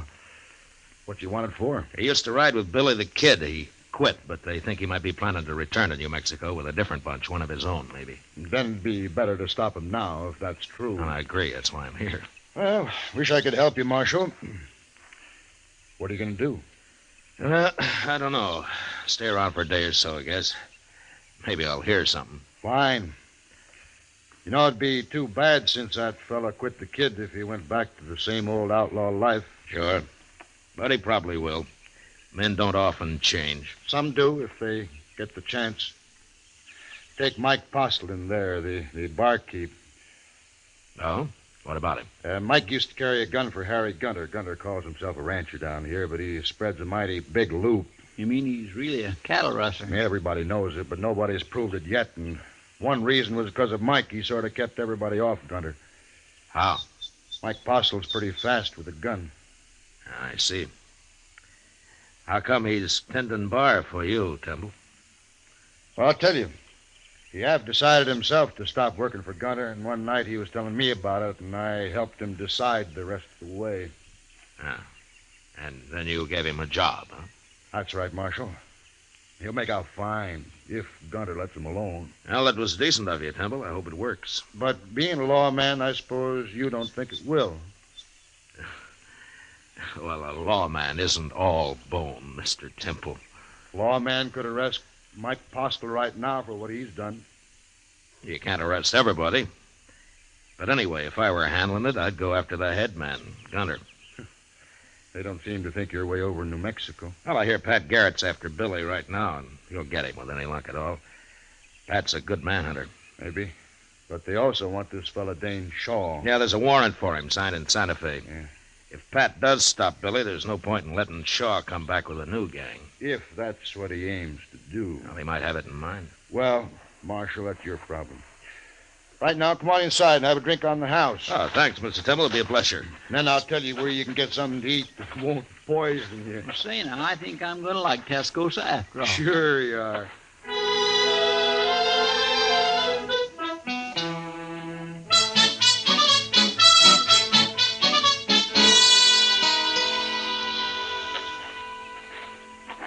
That was pretty good turkey, Mr. Dillon. You should have tried it. And they must have a Chinese cook in that place. It's better than the usual feed trough in a town like this. Yeah, let's sit here a while, Chester. All right. Just think, Mr. Dillon, someday Tascosa may be as big as St. Louis. I doubt that, Chester. Well, as big as Dodge, then. That's a little more likely. Ah, here come some citizens now. They sure are. Looking for trouble, and they ain't even dark yet.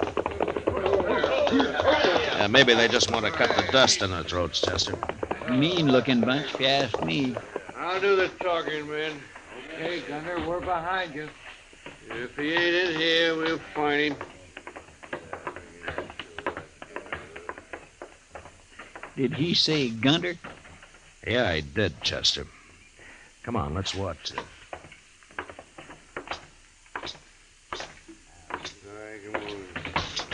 I didn't expect... Over here, Chester. Yes, sir. You come here for a drink, gentlemen? No, Postle, we didn't come here for no drink. And state your business, Gunter. You're the first man ever walked out on me, Postle. I don't like it, and I don't aim to tolerate it. That all? There's two reasons you're coming back. I'm not interested in your reasons, Gunter. One is I need your gun. I'm through selling my gun. And the other is you know too much about my business. Your business is your affair, Gunter. You know I don't talk. Maybe.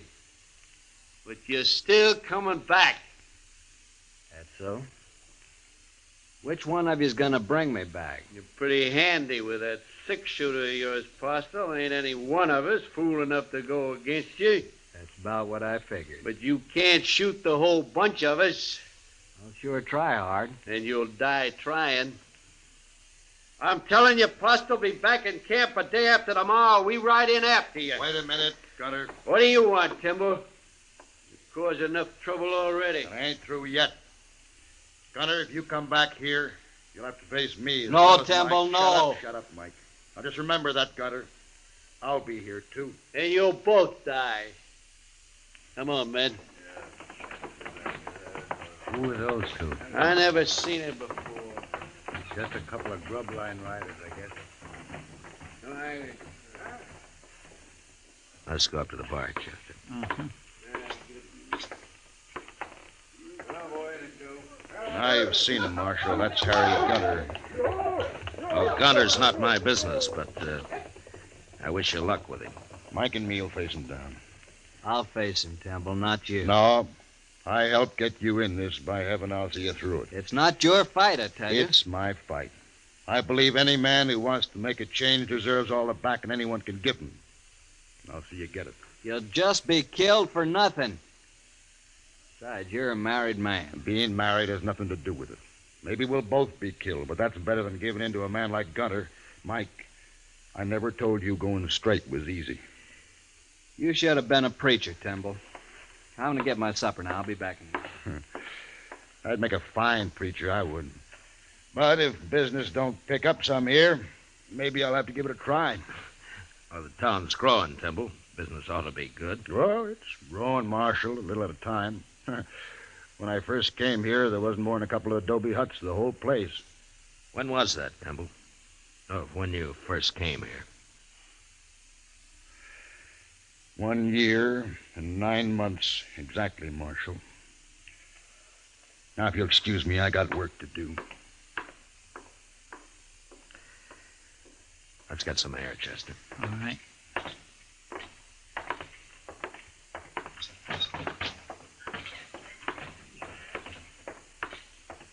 He's a mighty nice fellow, that Matt Timble, isn't he?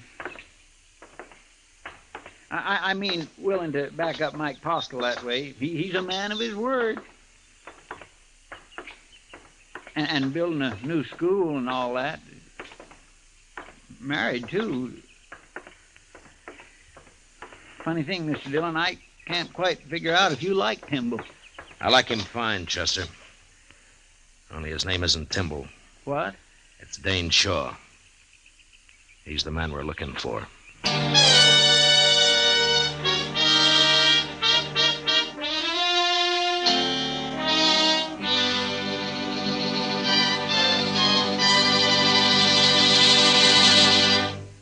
We will return for the second act of Gunsmoke in just a moment. But first, tomorrow night on most of these same stations, CBS Radio presents Dick Powell in the role of Richard Diamond, private detective. Remember, Richard Diamond, private detective, calls on you via CBS Radio tomorrow night. Now the second act of Gunsmoke.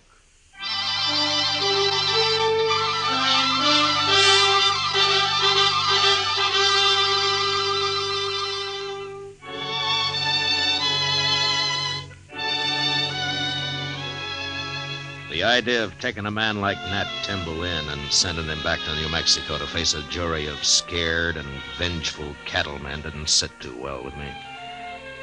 Anyway, I decided I had to wait it out at least until Harry Gunter made his play. 2 days, Gunter had said. And the night before the final day, Timble asked Chester and me to a little dance they were having to celebrate the start of the new schoolhouse. And there we met Ms. Trimble. A fine-looking woman with a strong face and steady blue eyes. If you'd like some punch, gentlemen, my husband's serving it right over there. Yes, I might enjoy sampling a little, ma'am. I'll be right back. Chester. Yes, sir? Huh? Oh, my goodness. Oh, excuse me, ma'am. I'd also enjoy fetching you a cup of that punch. Oh, thank you, Chester, but I'll have some later. Well, sure, ma'am. Anytime. I'll be right back. I'd be foolish not to take advantage of your husband's being busy, Miss Timble. Would you do me the honor? No offense, Marshal, but I'd rather get a breath of air outside. Why, certainly, ma'am. Would you accompany me? Why, of course.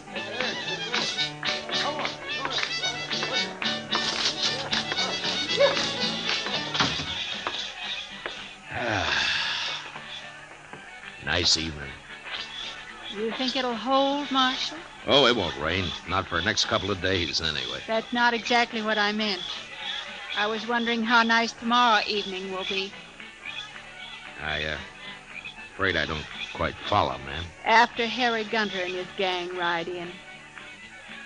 Oh. Well, now, I wouldn't worry about that, Miss Timble. My husband's involved, Marshal. I'm bound to worry. Of course. It's not that I don't want him to back Mike Postle and fight alongside him. He's got to do that. But I don't want him killed. He's the finest man that ever lived, Marshal. Yeah, sure, Miss Timble. He believes that a man's got a right to change. And he's willing to die for that. I know. Tell me, do you think he's right, Marshal Dillon? In spite of what the law might say, do you think he's right?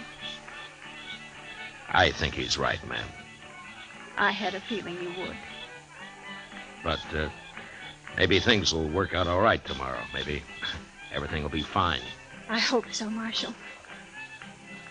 Anyway, I'll bring our son up to know his father for the rare kind of man he is.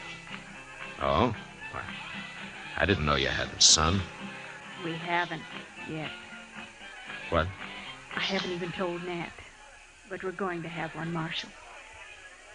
Oh, I see. Shall we go in now? And I'll be your partner for the next dance, if you like. What? I'd be proud, Miss Temple. Real proud.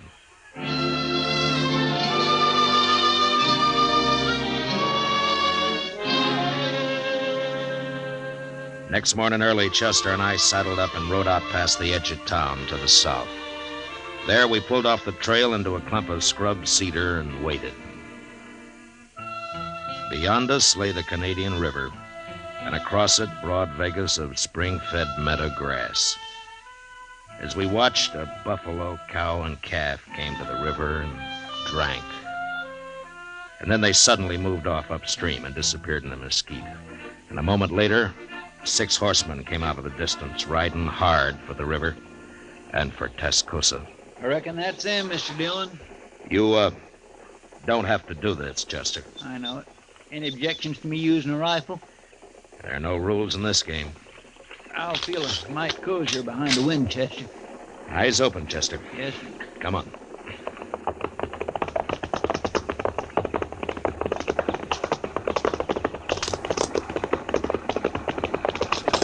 All right, hold it, Gunner. Oh! Who are you? I'm a U.S. Marshal. My name's Matt Dillon. Them's the fellas we thought was bums, Gunner, the other day at the Red Deer. Yeah. Get off the trail, Marshal. You got no business with us. Turn around and ride back where you came from, Gunner. Mike Postel's staying in Tascosa. Postel, eh? So you're in on this, too? I've dealt myself in, Gunner. Now do as I say. And keep away from Tascosa from now on, or I'll get a posse and come after the bunch of you. We don't need any lawmen down here, Marshal. Who's that? It's Timble and Mike, Mr. Dillon. How did they know we were out here? Looks like we won't have to go into Tascosa, Marshal. We can settle this right here. You were missing this morning, Marshal. I kind of figured we'd find you hereabouts. You and Timble both ought to stay out of this. This is my trouble. It's a little late for that now, Postel. Well, the odds are down, Gunner. They sure are. I ain't facing all them. Come on, Gunner. We'll catch Postel later when there ain't such a crowd. There we are. Not me. I'm going. Shut up. Timble, you're responsible for this. I'm proud of it, Gunner. Get him and Postel, men. Get Stop it, Gunner!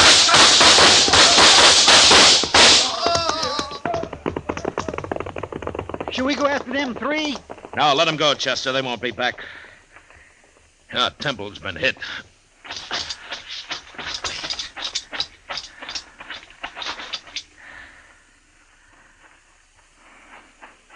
How is he, Marshal? He got hit bad. Chester, go see if Gunter and those other 2 are really dead. Yes, sir. I told him not to come along. He wouldn't listen to me. Here, let me pick him up and get him back to town. No, it's no use. He's done for, Postel. Are you sure? He was dead before he hit the ground. We finished him, sir. All 3 of them. It'd take more than 3 of them to be worth that Timble. I'm sorry, Postel. Done enough for me already. Why do you have to come here? This was my fight, not his. No, Postel, not the way he looked at it.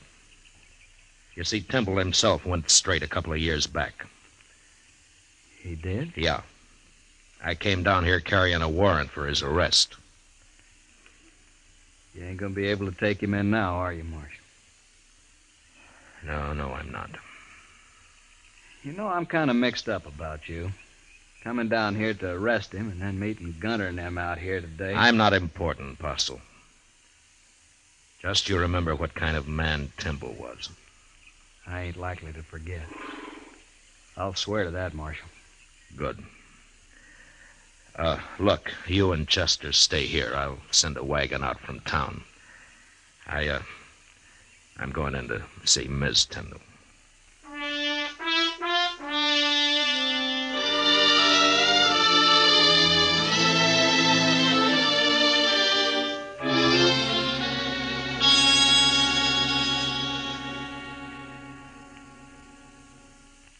You'll be going back to Dodge now, Marshal. Yes, ma'am, I will. I want to thank you for trying to stop it.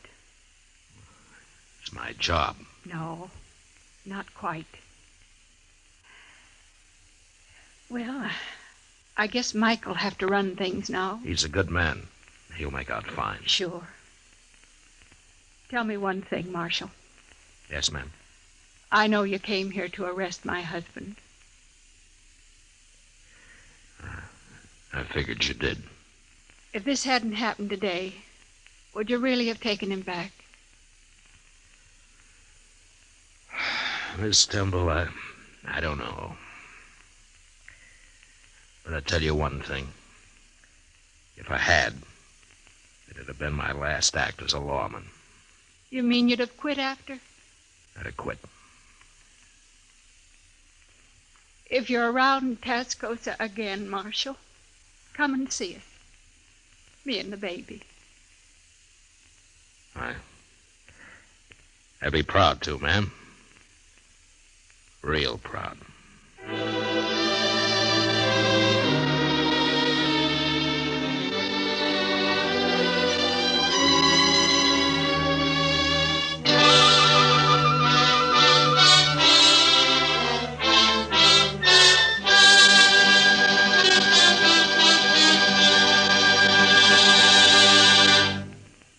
Gunsmoke, under the direction of Norman MacDonald, stars William Conrad as Matt Dillon, U.S. Marshal. Tonight's story was specially written for Gunsmoke by John Meston, with music composed and conducted by Rex Corey.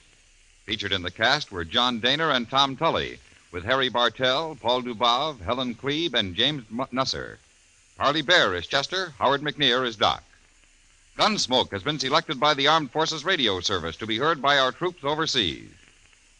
Join us again next week as Matt Dillon, U.S. Marshal, fights to bring law and order out of the wild violence of the West in Gunsmoke.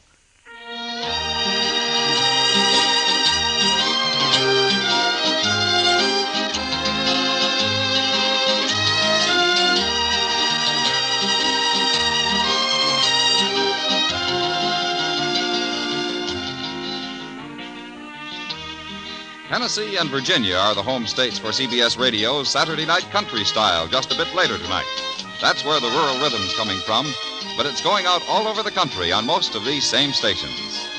This is George Walsh speaking, and remember, you'll find Western adventure and music with Gene Autry Sunday evenings on the CBS Radio Network.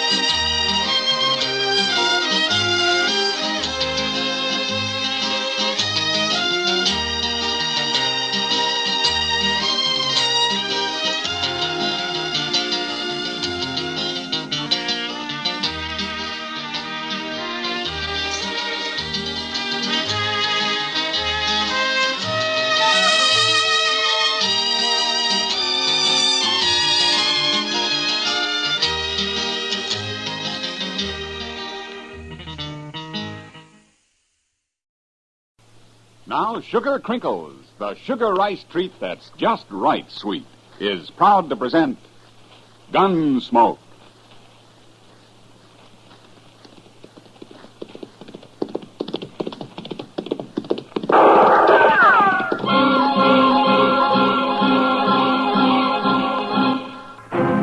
Around Dodge City and in the territory on west, there's just one way to handle the killers and the spoilers, and that's with a U.S. Marshal and the smell of gun smoke.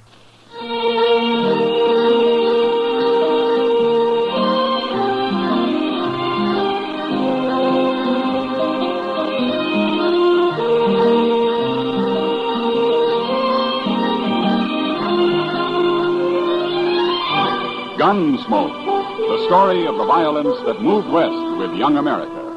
The story of a man who moved with it. Matt Dillon, United States Marshal. Take it easy, Mom. You know your young folks are going to eat when you give them sugar crinkles for breakfast. Yes, boys and girls love sugar crinkles. And no wonder. It's the sugar rice treat that's just right sweet. Makes breakfast more fun than a circus.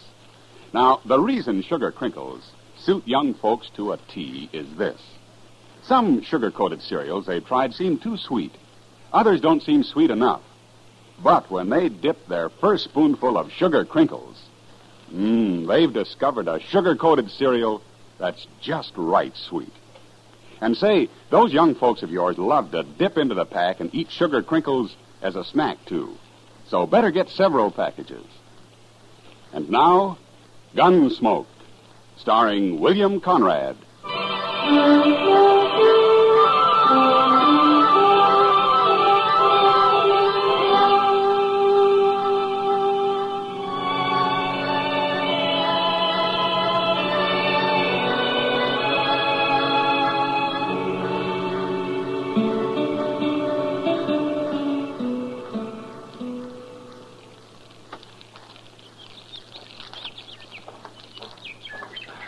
I got a horse's saddle, Mr. Dillon. I'm so hungry I could eat a whole hog. Well, all the hog you got this morning is cooking on that stick right there, Chester. Is it done? That depends on how hungry you are. It's done.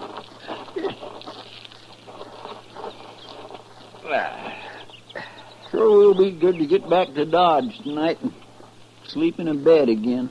Well, civilization's made you soft, Chester. Maybe so, but I get mighty tired of using my back for a mattress and my belly for a covering. Obviously, Chester, you were born for greater things than rooting around on the prairie and living in the rain. It hasn't been raining, Mr. Dillon. No, it hasn't. But it will, Chester. Sooner or later, it'll rain. Yes, sir. Wish we brought some more bacon. Say, don't old man Granby live around here?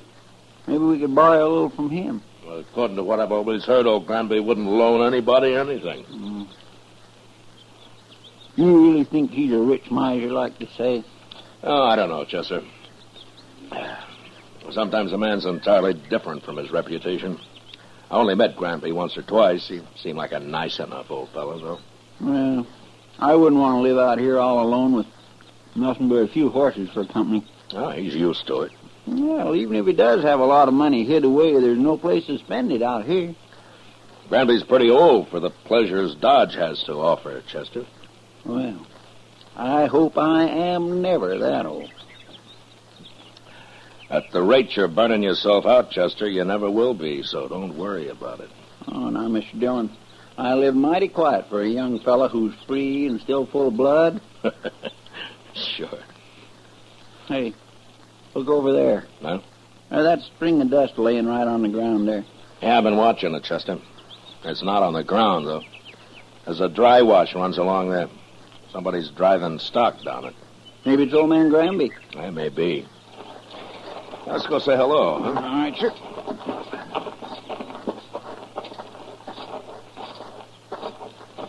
If it is old man Granby, we might just ask him about a little bacon, huh? Well, we can ask. There's no harm in that. Oh. All right.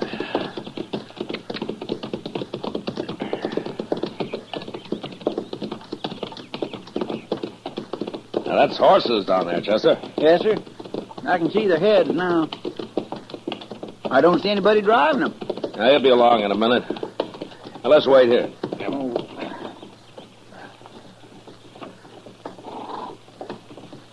There he comes.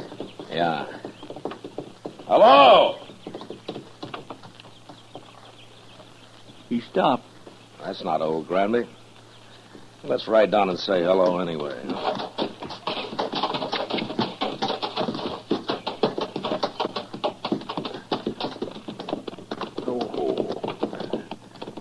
Now, that's Granby's brand on those horses, though. He must have hired him a hand. Yeah, maybe.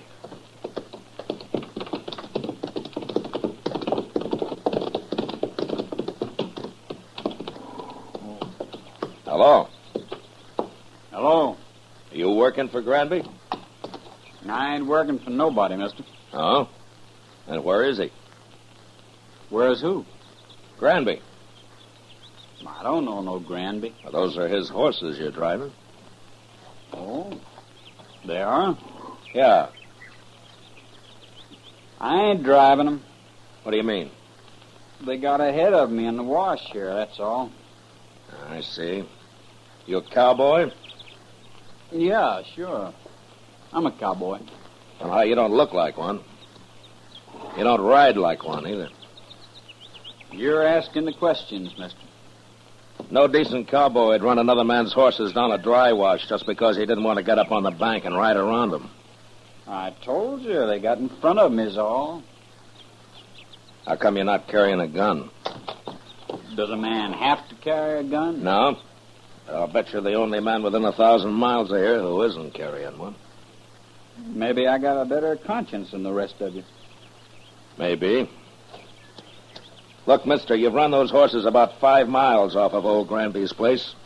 You want to give us a hand, we'll run them back. I'm in a hurry. It won't take long. The old man might be a couple of days finding them if we don't. You worry about him. I got to get into Dodge. We'll ride in with you. Afterwards. I ain't going to do it.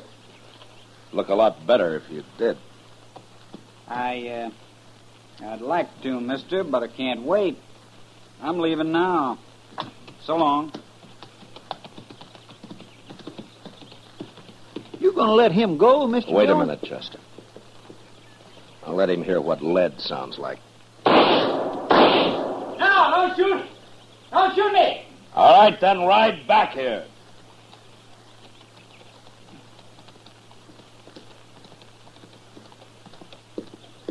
Don't kill me, mister. I'm not going to kill you. Unless you try to run away. Why would I try to run away? You just did. Chester. Yes, sir? Ride down the bank and have those horses off. Start them back up the wash. We'll be out of here by the time they're back. All right, Mr. Dillon. You stay right close to me, fella. And don't try anything smart. When we get to Granby's, if he says it's okay, then you can go wherever you like. I don't know Granby. Never been there. Well, we'll show you the way. Come on, let's get up on the bank.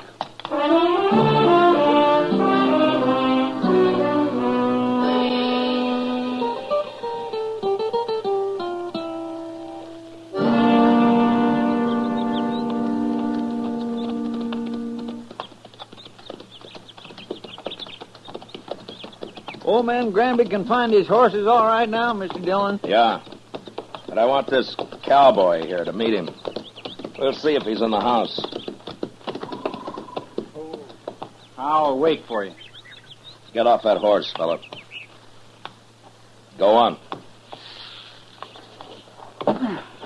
That's better.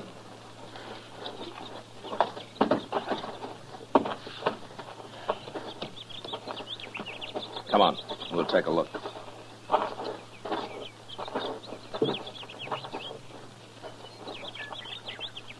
Well, what are you waiting for?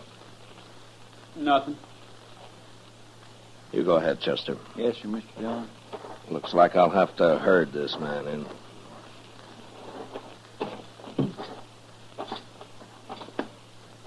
You've been kind of balky ever since we ran into you, mister. I don't like being dragged around. I never did. I just want you to meet old Granby. He'll be grateful for you, helping run his horses back here. I know what you think, mister. You think I was stealing them horses. Well, I never heard of the old man. I was never near this place. Yeah, so you told me. But you're here now. I ain't afraid of you or nobody. Then let's go into the house. Come on.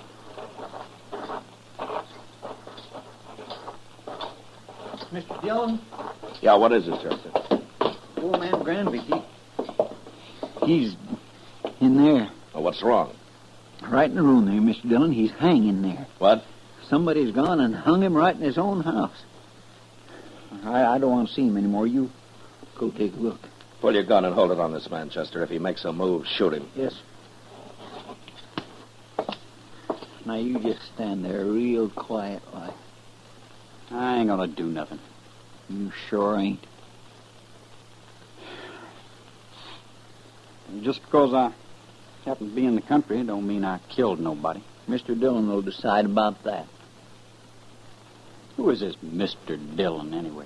He's a United States Marshal, that's who. A marshal?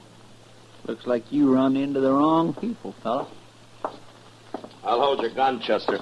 Search it. All right, here. Get around. All right.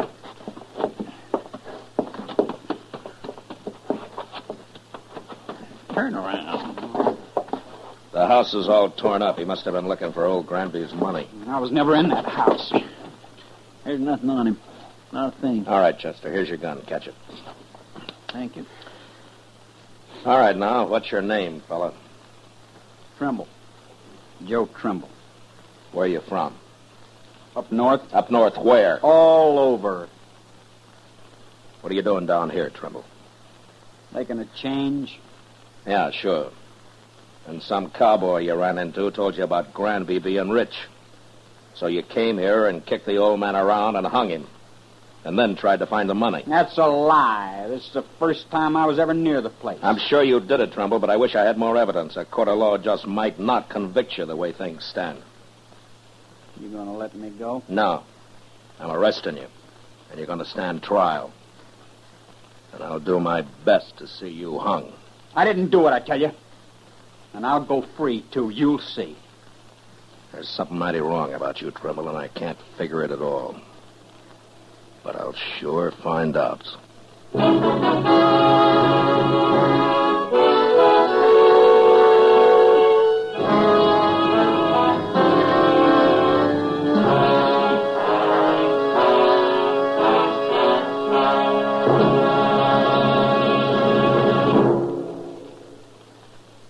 Mother, it does your heart good, I know, when your young folks eat all of their breakfast cereal. That's why I'm so happy to tell you about new Sugar Crinkles. Sugar Crinkles, you know, is the sugar rice treat that's just right sweet.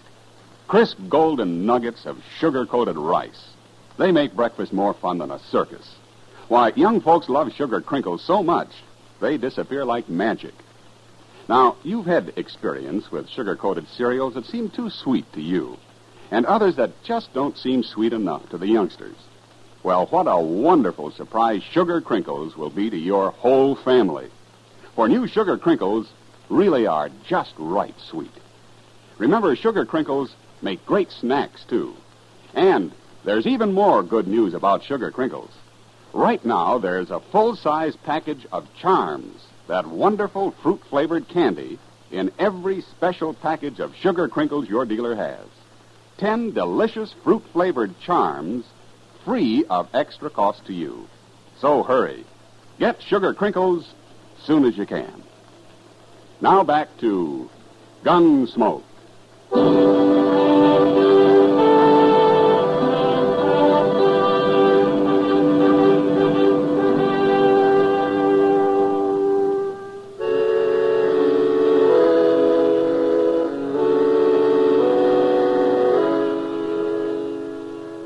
We let Joe Trimble dig a grave out behind the house. Then we laid old Granby in it and covered him with dirt.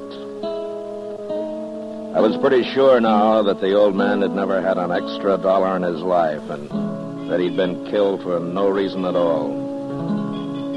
Anyway, Trimble had done a pretty thorough job looking for the money, and he'd found nothing.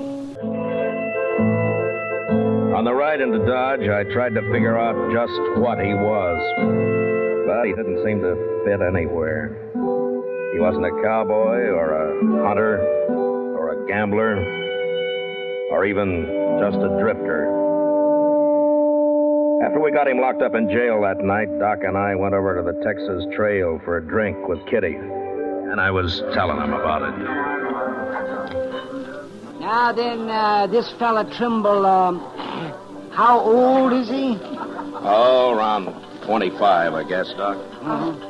Then he couldn't be running away from home. No, he's a little old for that, Kitty. Well, anyway, they'll hang him. Well, I hope the judge agrees with you, Doc. Why shouldn't they? All I got so far is circumstantial evidence. But then you should have shot him out on the prairie. It's a good thing you're not a lawman. Well, maybe if I were, there'd be fewer killings around here. I doubt that, Doc. You going up to Hayes for the trial, Matt? Yeah, I'll have to, Kitty. That'll take a week, I suppose. Oh, about. Why do you ask? Nothing, only you've just been away for 10 days. Well, I have to earn a living, Kitty. You could make more money gambling right here in Dodge. Oh, now, Kitty, don't start that. Good evening, Marshal. Oh, Major. It's Kitty, Doc. Evening, Major. How do, Major? I'd like a word with you, Marshal. Sure, Major. So we can go over to the bar there. All right. I'll be back, Kitty. Doc. No hurry, Matt. Doc's got a lot of money. Oh, now I'll buy you one drink, Kitty. Just one drink, and that's all. Well, it's a start, Doc. Let's go, Major. I had to come to Dodge on other business, Marshal. But I wanted to pass the word to you that we're looking for a man. Oh? The Army? Yes, a deserter. Oh? Not from Fort Dodge. Where was he stationed, Major? He was with the 7th Cavalry at Fort Lincoln. Oh, up in the Dakotas. And for some reason, they think he headed south. Now, I don't have much of a description of him, just that he was a private, about 25, curly blonde hair, and he had a scar on his left hand. Yeah, that fits. What's his name, Major? He enlisted as Joe Gould, but he's known to have used the name Trimble. Uh-huh. Well, he's right here in Dodge. What? I got him locked up in jail. Well, that's fine, Marshal, but how did you know? I think he murdered an old man who lived a day's ride north of here. I'm going to have him tried for it. Now, that won't be necessary now, Marshal. I'll take over custody of him. No. Huh? Then he'd be tried at Fort Lincoln for desertion. I want him tried for murder. And I got to be there to present the evidence. You could go up to Fort Lincoln. No, the Dakotas are out of my territory, Major. Besides, this is a civil crime. The Army wants that man, Marshal. I'm sorry, Major. He's going to be tried in Hayes first. He is still a soldier, even if he did desert. Well, if the judge lets him off, you can have him. But not otherwise. Major, he tortured and hung an innocent old man, and I'm going to do my best to see him punished for it. Well, I'll have to take this up with my superiors, Marshal. You better hurry.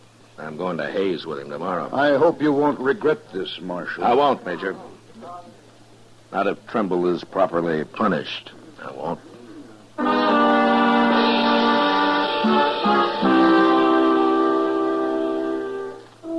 I didn't wait till morning, but started out for Hayes with Joe Trimble that night.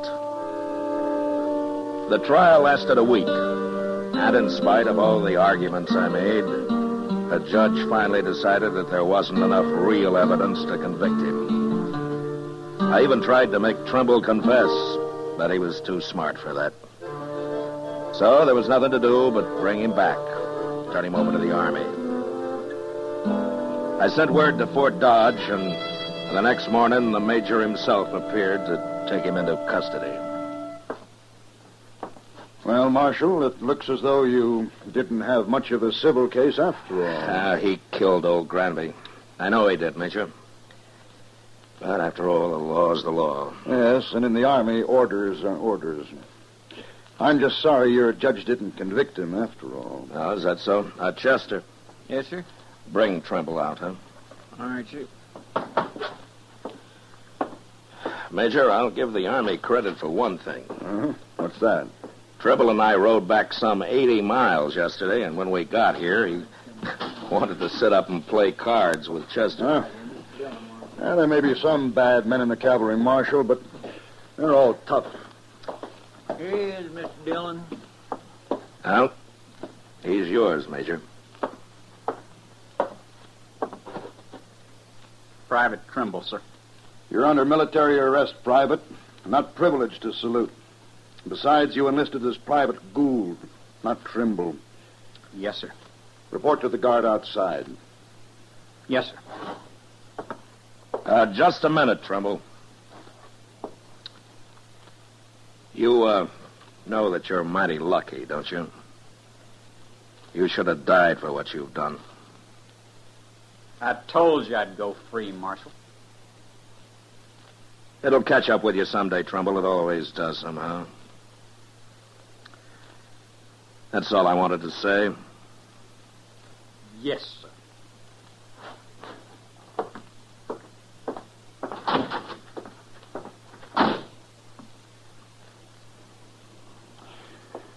Well, thank you, Marshal.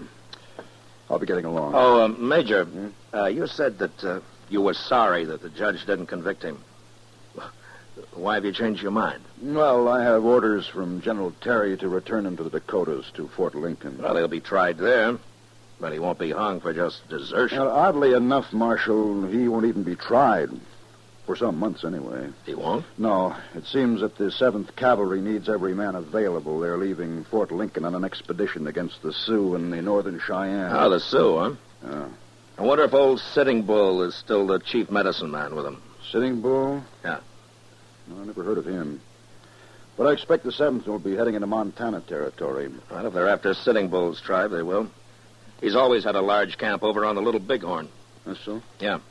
Oh, by the way, who's in command of the 7th Cavalry now? Oh, an officer I served under a couple of years. I never did care for him. A General Custer.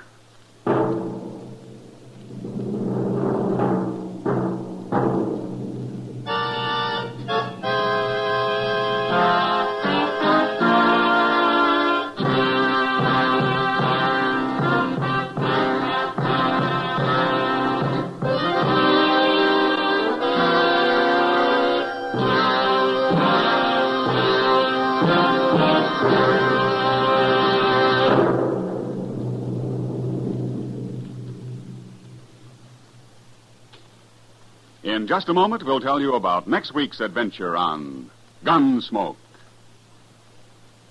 You know, what you are tomorrow depends on what you eat today. So, Mother, be sure the big and little Indians at your house always eat a good breakfast. And tell me, what could be better for breakfast than Post Toasties? Post Toasties, you know, are the heap good cornflakes. The best thing that's happened to corn since the Indians discovered it. But all of the talking in the world couldn't tell you how downright delicious Post Toasties are. You have to taste those crackling, crisp flakes. Yes, you have to taste that sweet kernel corn flavor toasted. Then you'll know how perfectly wonderful breakfast can be. Put Post Toasties on your shopping list right now, Mother. Just watch how your whole tribe goes for them. Remember, Post Toasties are the heap good cornflakes.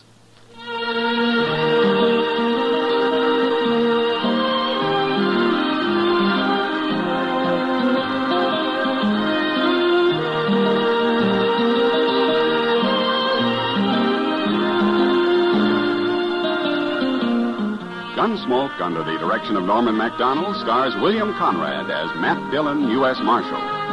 Tonight's story was specially written for Gunsmoke by John Meston, with music composed and conducted by Rex Corey. Featured in the cast were Sam Edwards and John Daynard. Parley Bear is Chester, Howard McNear is Doc, and Georgia Ellis is Kitty. Ken Peters speaking. Join us again next week as Matt Dillon, U.S. Marshal, fights to bring law and order out of the wild violence of the West in Gunsmoke.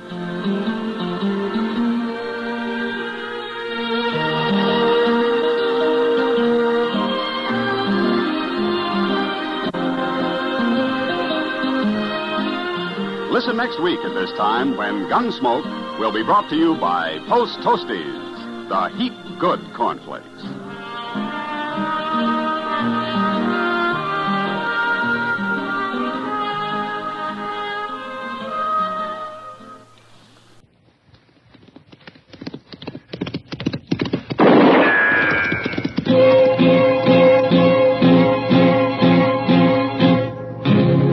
Gunsmoke, brought to you by Chesterfield. Chesterfield packs more pleasure because it's more perfectly packed, thanks to Accuray.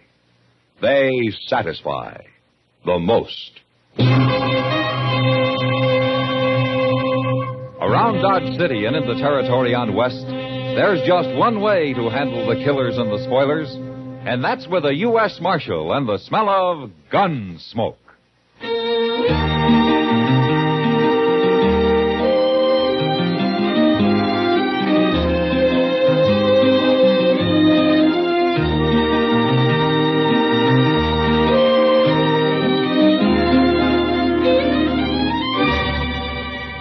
Gunsmoke, starring William Conrad. The transcribed story of the violence that moved west with young America.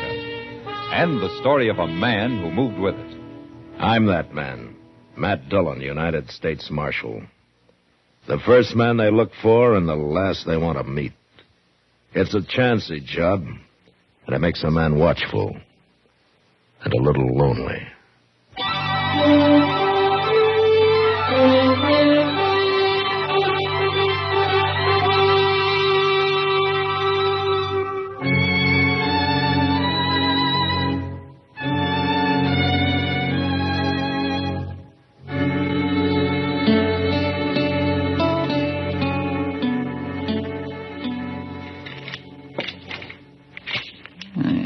Doggone thing.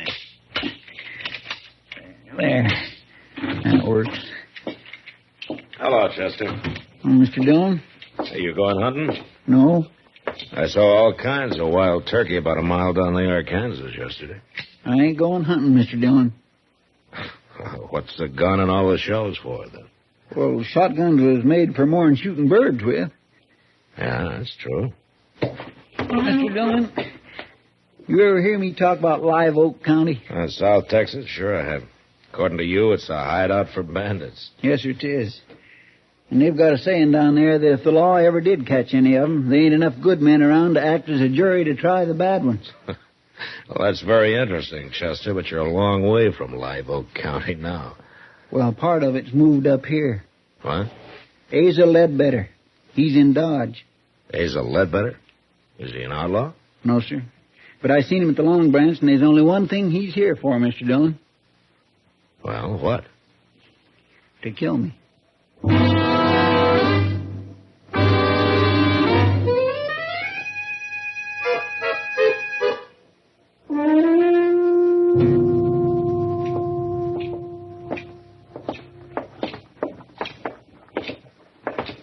All right, Chester. So you're going to tell me why Asa Ledbetter is here to kill you? It don't matter why, Mr. Dillon. Okay. I'm going to go in there and talk to him. I'd as soon you didn't. I don't like people getting killed in Dodge, Chester. Even you. Now, you wait here, huh?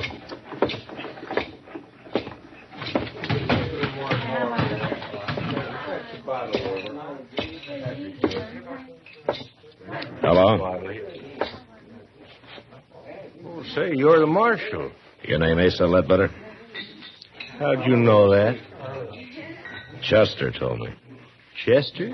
Yeah, Chester Proudfoot. Well, okay, Marshal. You got my name right, but I don't recall his. What? I never heard no Chester Proudfoot. Glad to meet you, though. Buy a drink? Oh, thank you. Say, there was a fella in here a while ago, I remember, because he was staring at me so hard. He heard me say my name, too. I was talking to a cowboy about finding work around here. Where you from, Ledbetter? Texas. What part? Amarillo. Ever been in South Texas? No, never have. Marshal, what's this all about? Now, Chester thinks that you came here to kill him. Now, just look here, Marshal. I don't know this Chester fella. Never even heard of him. I don't go around murdering people. I hope that's true, Ledbetter. Of course 'tis. And I don't like nobody dragging down my good name, Marshal. Nobody is. So long. You just asked anybody from Amarillo about me, Marshal. They can tell you.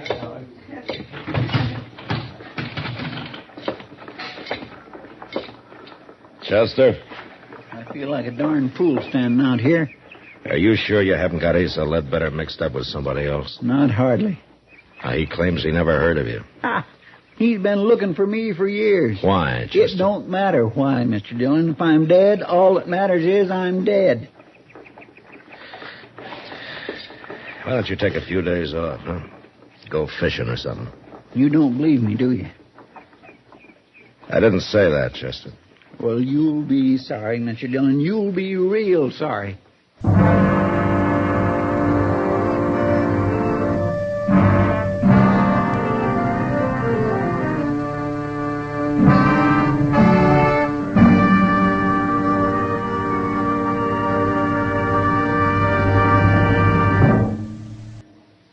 that whistling man Bobby Haggart really started something.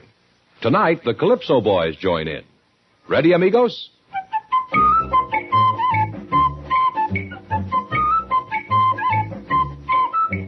Packs more pleasure, packs more pleasure. Chesterfield packs more pleasure because Chesterfield's more perfectly packed. It stands to reason a cigarette made better and packed better, smokes better, tastes better. And Chesterfield is more perfectly packed by Accuray. This electronic miracle removes human error in cigarette manufacture. So Accuray Chesterfield is firm and pleasing to the lips, mild yet deeply satisfying. Yes, Chesterfield gives you something no other cigarette can give you. Chesterfield packs more pleasure because Chesterfield's more perfectly packed. To the touch, to the taste, Chesterfield packs more pleasure because it's more perfectly packed. By Chesterfield, mild, yet they satisfy the most.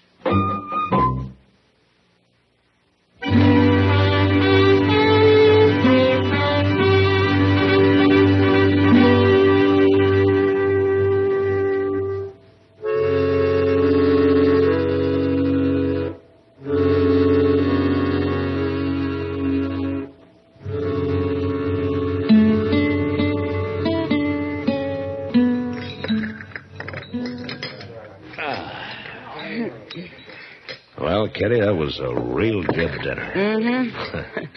And thank you. Thank me.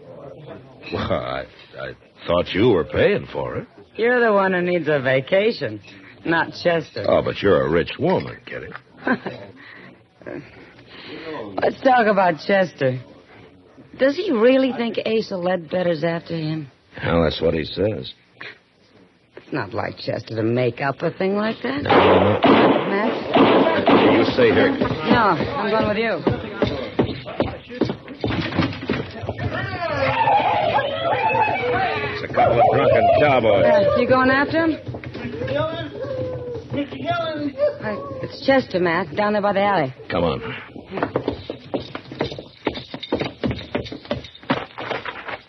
What's the matter with his arm? Looks like he's been hurt. Yeah. He shot me, Mr. Dillon. He shot me. One of those cowboys? No, Asa Ledbetter. What? I seen them cussed cowboys coming, so I ducked in the alley here. And Ledbetter was down at the end of it, just waiting for me. I think he just hired them fellas to set up a commotion so he could get a shot at Here, me. let me see that arm. Bullet went right in here, Mr. Dillon. It didn't break nothing, though. Ah, Chester, you've been hurt worse than this a dozen times. Now, look, if you ducked in the alley, you were probably facing the street, weren't you? Yes, it was. All right, then Ledbetter wouldn't have been behind you. The bullet entered from in front. It was him, I tell you. Or the wild bullet from those cowboys. You think I'm lying? Well, I think you're worrying yourself into seeing things. I'm going up to Doc's, if I can make Now, it. wait a minute, Chester. Where's Ledbetter staying? Well, he told me the Dodge House, Matt. All right, I'll go talk to him. Sure. You go talk to him. How many times do I have to be shot around here before anybody believes me?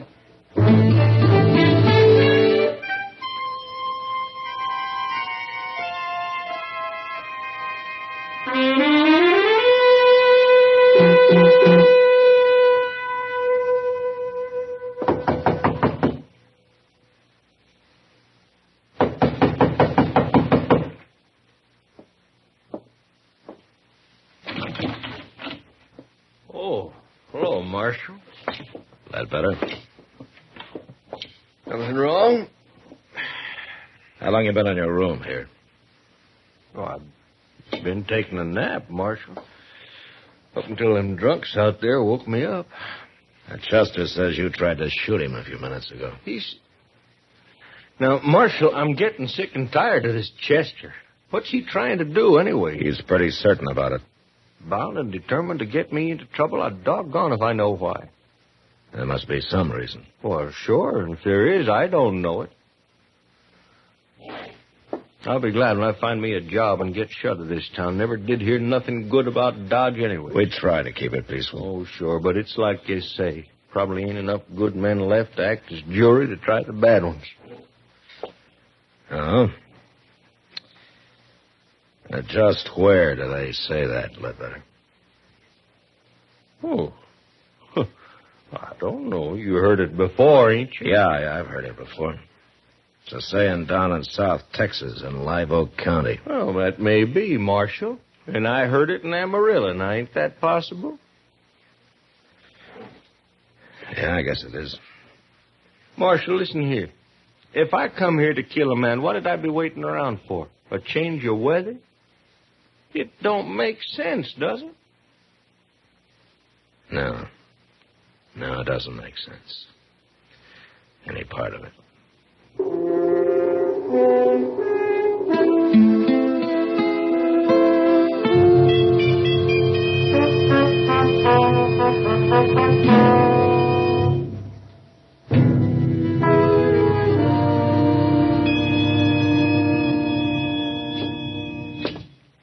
How does it look, Doc? Well, it's just a scratch, Matt. A scratch? I suppose if I come in here scalped, you'd say the barber just give me too tight a haircut. Now, Chester, be brave, boy. Yes, see. There we are. In a week, you'll never know you got hit. Well, it's a mercy it wasn't my gun arm. Chester, I told you Asa Ledbetter was in his room the whole time. You mean he told you? I asked the desk clerk on the way out. Then he was lying, too. Chester, how long since you've had a good night's sleep? Now, Doc, don't you start that. Well, you admit you didn't actually see Ledbetter in that alley. But next time you'll see him all right, won't you? Yeah, whether he's there or not. Have you finished doctoring my wound? Oh, now, wait a minute. Getting mad won't help you. Well, maybe it... Well, where are you going now? Who cares where at I'm going?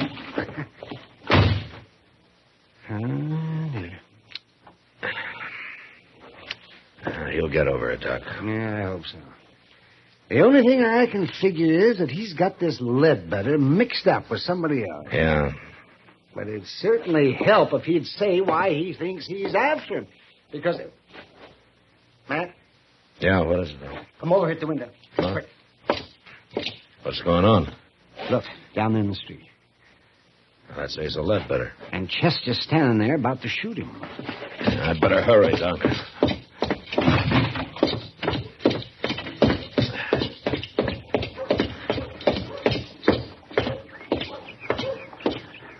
I'm just getting plumb good and tired of you. Then why don't you do something about it? Chester. You stay out of this, Mr. Dillon. I don't like gunfighting, no matter who starts it. I didn't start it. He come here to shoot me. Marshal, he is crazy. He ought to be locked up.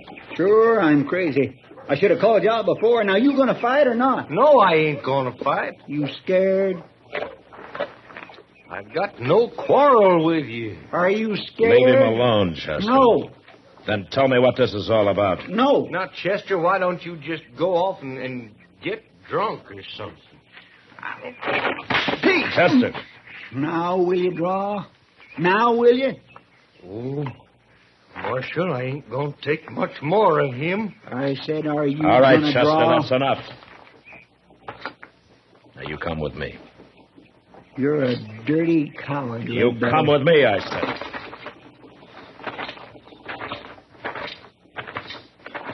You're with him, ain't you? You and Doc and everybody. Maybe you are crazy, Chester. Sure. Oh, sure. Oh, where you going? I'm going to get me a drink. Alone.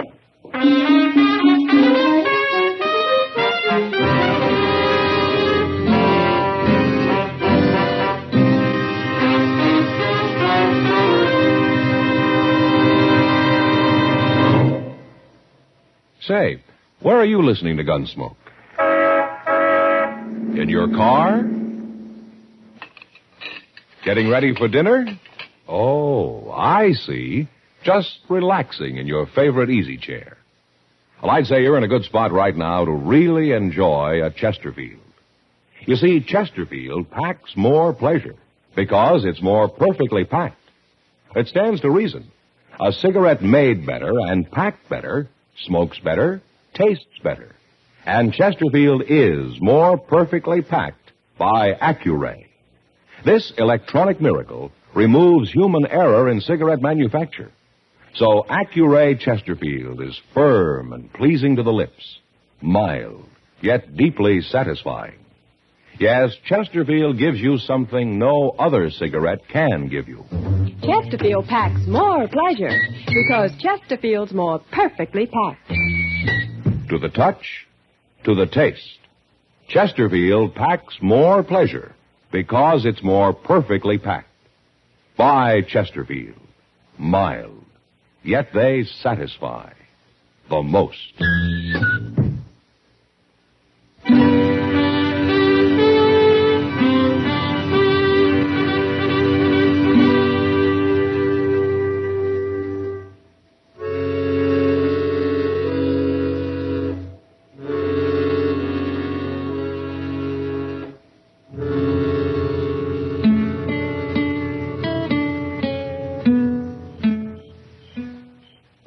Doc?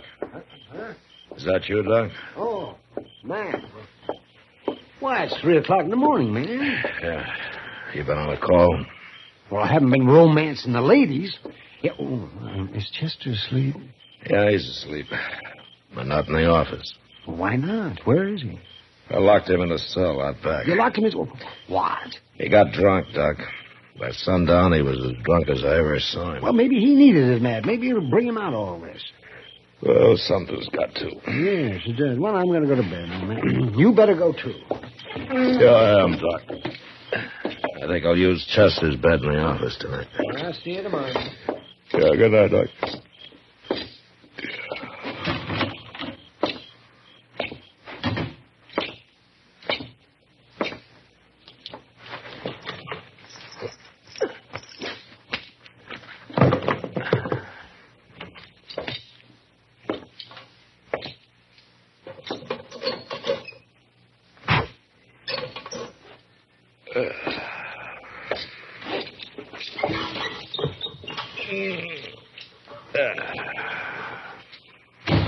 Don't move, Chester. This here's a shotgun.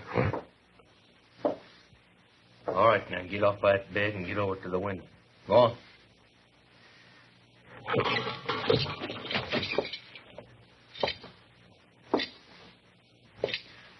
Better.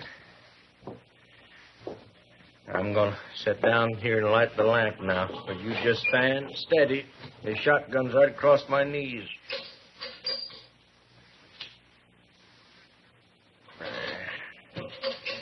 Now, Chester, you and me, we're going...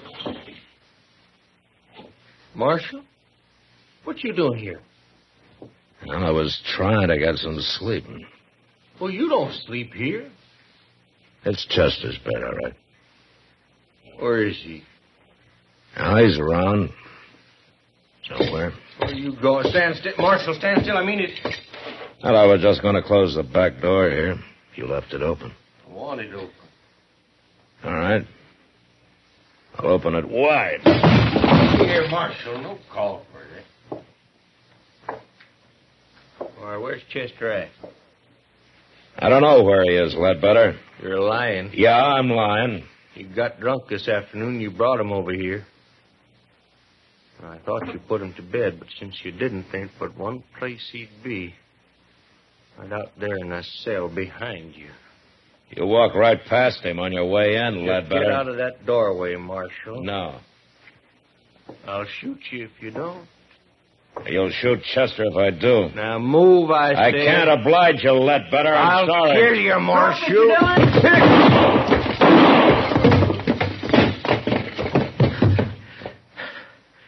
Don't shoot again, Chester.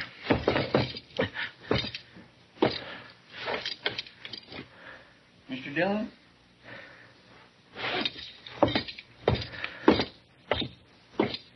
Is he dead? Yeah. You hit him in the head with the first shot, Chester. Pure luck. I heard you kick that door. It woke me up. So I wonder anything could wake you up tonight. Well, I don't feel so good, but I ain't drunk no more. Hey, you got me locked in here. Yeah, I thought of that, but I forgot to take your gun away from you. That was mighty careless of you, Mr. Dillon. Well, it doesn't matter now. You knew I had it. You were going to let him shoot at you so it'd wake me up and I'd have a chance at him.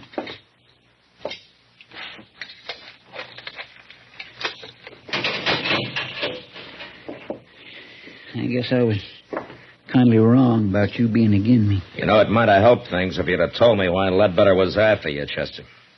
I just couldn't, Mr. Dillon. Oh, why? It had to do with a lady. How? She's dead now. But I didn't want nobody talking about her. Saying her name. Nobody. Can you understand that? It'll be daylight soon, Chester. Let's go brew up some coffee, huh? Thank you, Mr. Dillon. Thank you.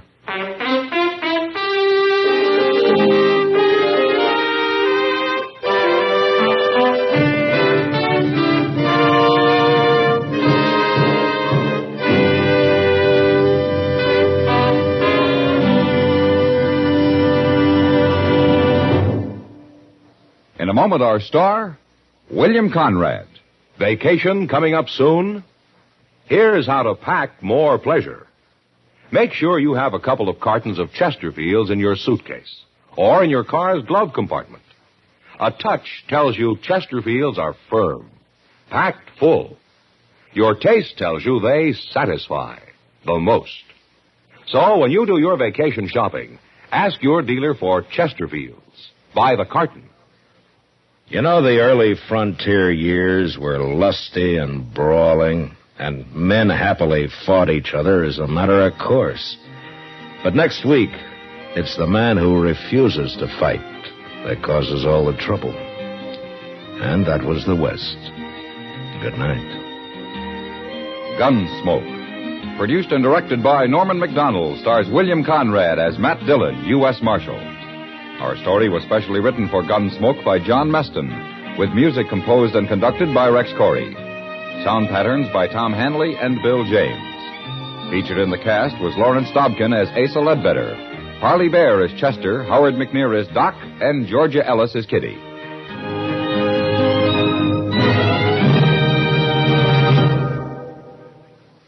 Live modern. Smoke L&M. Live modern. Change to L&M. Yes, have an L&M. No other cigarette you can buy, plain or filter, gives you the full, exciting flavor you get through the pure white L&M Miracle Tip. Through the modern Miracle Tip, L&M tastes richer, smokes cleaner, draws easier. So light up, free up, let your taste come alive. Live modern. Smoke L&M. Join us again next week for another specially transcribed story on Gunsmoke.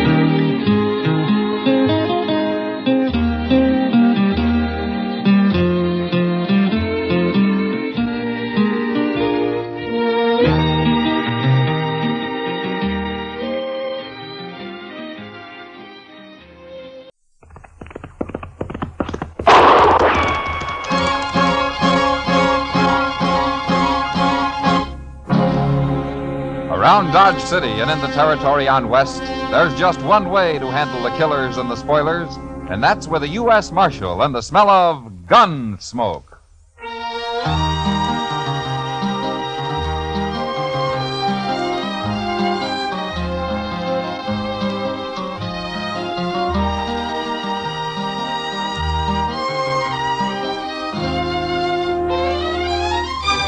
Gunsmoke, starring William Conrad. The transcribed story of the violence that moved west with young America. The story of a man who moved with it. Matt Dillon, United States Marshal.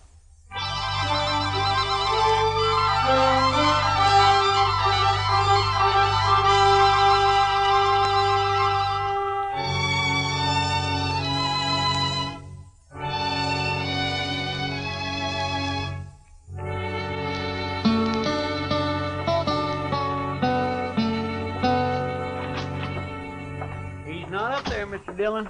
He's just plain vanished. And there's no note anywhere, Chester? No, sir, nothing. I looked again, all over. Well, it's 2 days now. That isn't like Doc. I still think he's just gone off on an emergency out in the country somewhere. Well, maybe, but he's always left word before. Well, what'll we do, Mr. Dillon? I don't know. Might start asking people, Chester. Try the saloons and the store and maybe the depot, huh? All right, sir. I'll go right now. Well, I do declare. What? Riding right up Front Street is as big as life. What? Why, that old devil.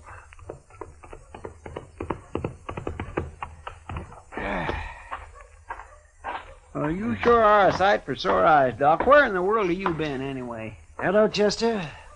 Matt? Well, you had us worried, Doc. Oh, that's so? Well, you've been gone 2 days. I know. Next time, leave word, Doc. I will. I surely will.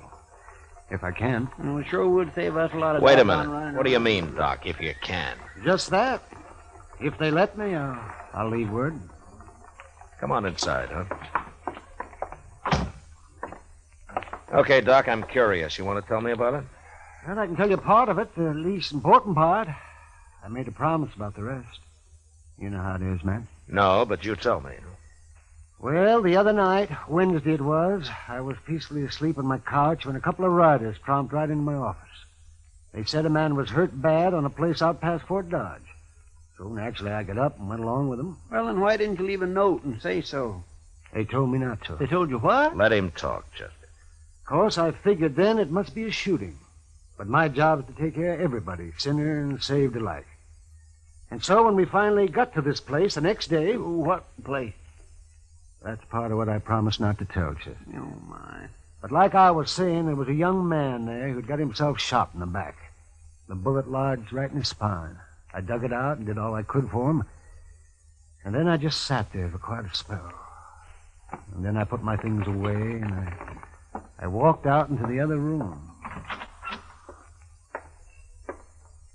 Well, Doc, how is it? I did what I could. What do you mean? He's dead. The shock of extracting that bullet was too much for him. It's a bad place, the spine. You killed him, huh, Doc? No. No, I didn't kill him. He's dead, ain't he? That boy wouldn't have lived more than a couple of days anyway with that bullet where it was. Whoever put it there murdered him. Want me to shut him up? Not yet. Doc, tell me something. You know that boy in there? I do. Mm-hmm.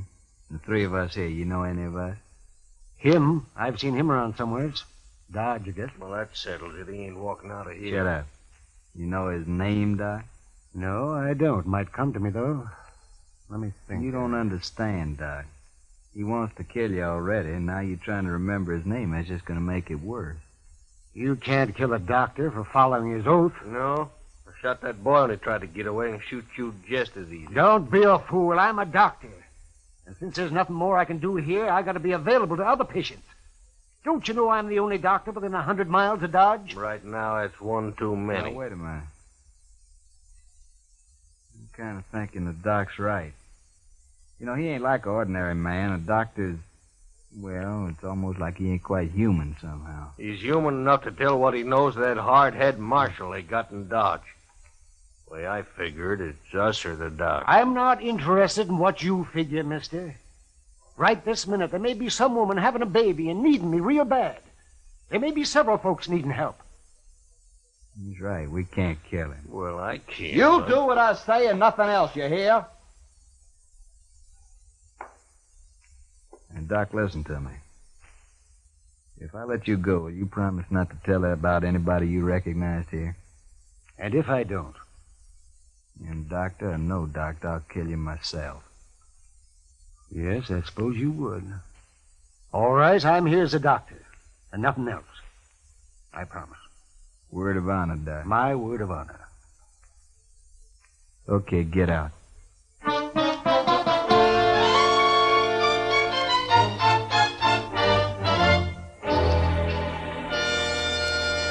Well, that's quite a story, Doc. Oh, you played it right smart if you ask me. Who were they, Doc? But I only recognize one of them, Chester, besides the man they'd shot. Have you thought of his name yet?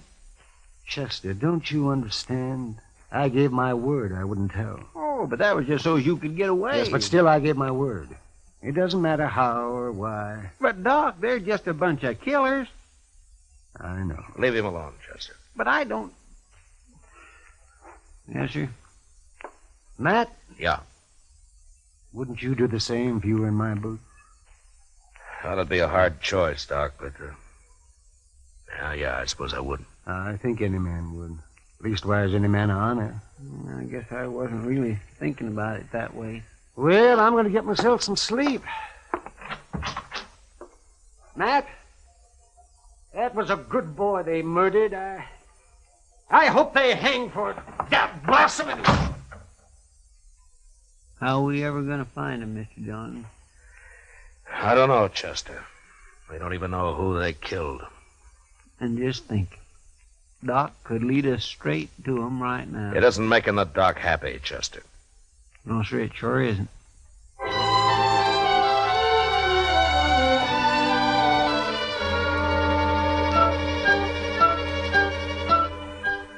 Sincerely, Matt Dillon.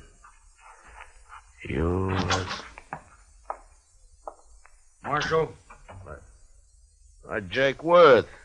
Why, you haven't come to Dodge in 6 months that I know of. I'm here now, Marshal. Oh? Trouble, Jake? I'd call it that. Well? You know that cottonwood? Big one down at Brandy Bend? Yeah.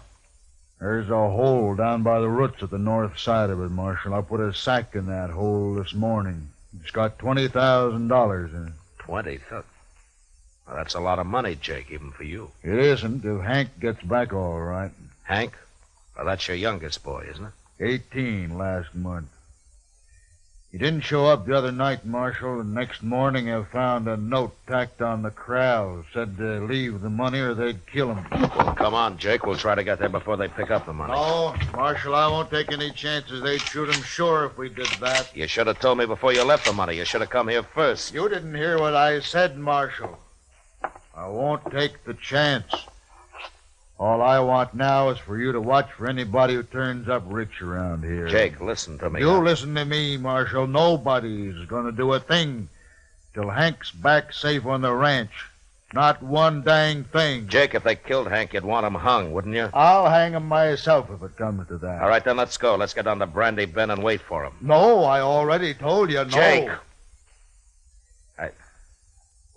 I think Hank's dead. You what? I think they've already shot him, and he's dead. What are you talking about? Where is he? I don't know. And how come you think he's dead? Well, I can't tell you. Marshal, I've had about enough of this. Look, we're wasting time here. Come on, Jake. I'll tell you what I can on the way to the river. You better, by heaven, or one of us ain't never going to get to the river.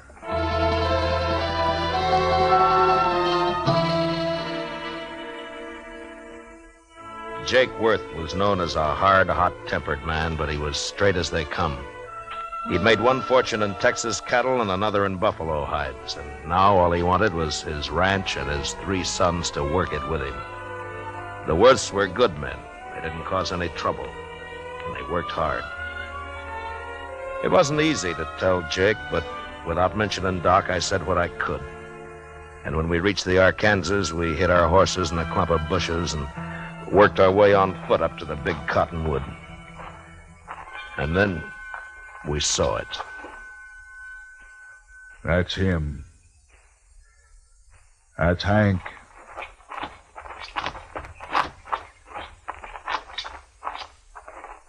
Yeah, I'm afraid so, Jake. Yeah. They killed him. They killed him all right. He was a good boy. Had his whole life to live yet. Why'd they do it? I gave them the money. Why'd they do it? I'm sorry, Jake. Marshal, I want the truth now, every bit of it. Well, that's all I know, Jake. Hank tried to break, and one of them shot him. But we'll get them. I'll take care of myself as soon as you tell me who they are. I don't know who they are. Don't lie to me, Marshal. You know a lot you're not telling me. I've told you all I can. That's my boy lying there, Marshal. He's been murdered, and if I didn't know you so well, I'd begin to think maybe you had something to do with it yourself. Easy now, Jake. Then why don't you tell me? Because the man who told me about it had to promise not to name anybody. That's why. What man? Who is he? I'll get it out of him if I have to cut it out. I know. That's why I can't tell you who he is. What kind of a lawman are you, anyway? I've told you all I can, Jake. No. No, you haven't. Marshal, I don't believe your story about nobody promising nothing. You know who done it. You're going to tell me. I'm giving you 24 hours to name those men. And me and my boys are coming to Dodge. There'll be blood spilt, Marshal. Jake, I give you my word, I don't know who did it. I don't believe you. I'll help you take your boy home now. Go on back to Dodge. I'll manage here.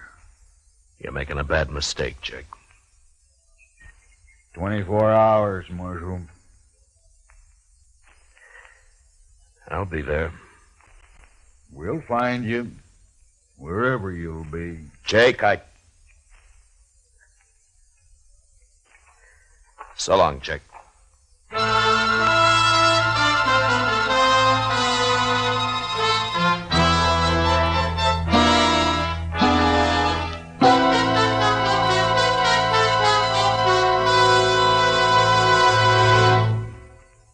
Ladies and gentlemen, at the conclusion of tonight's show, our star, William Conrad, steps out of the character of Matt Dillon to bring you an announcement which we are certain will be of great interest to all our listeners. So be sure to listen at the close of tonight's program for a special message from William Conrad. And now the second act of Gunsmoke.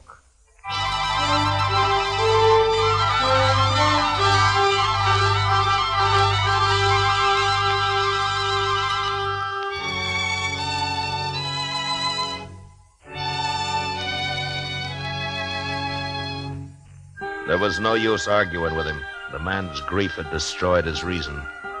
And the worst of it was, I knew his sons would do whatever Jake told them to do. Unless I could stop it somehow, I'd have to shoot it out with 3 good and perfectly innocent men. And for no reason at all. I thought about it all the way back to Dodge.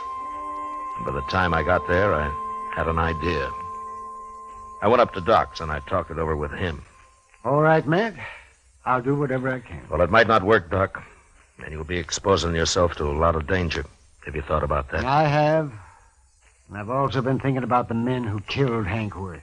Well, we could wait till they start spending their money, or till one of them gets drunk and maybe talks too much somewhere. Yes, we could, but meantime, you and the Worths will have a gunfight. Oh, and that'd be a terrible thing to let happen. All right, then, Doc, let's go. I want to get to the ranch before dark.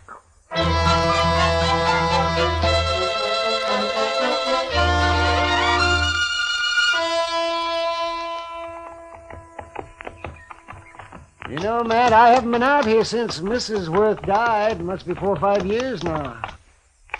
Place sure has changed. Yeah.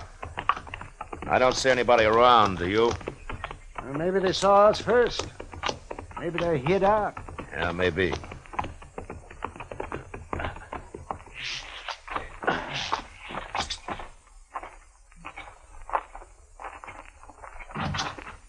That's far enough, Marshal. Watch it, boys. If he makes a move, shoot. Yes, Jake? Jake, I came here to stop a shooting, not to start one. You can stop it, Marshal. Just tell me who killed my son. If I knew, I'd be on his trail, Jake. What's Doc doing here, anyway? Tell him, Doc. I took the bullet out of Hank just before he died. What? That's right, Jake. Now come down here where we can talk like friends, and I'll explain it. Stay where you are, boys.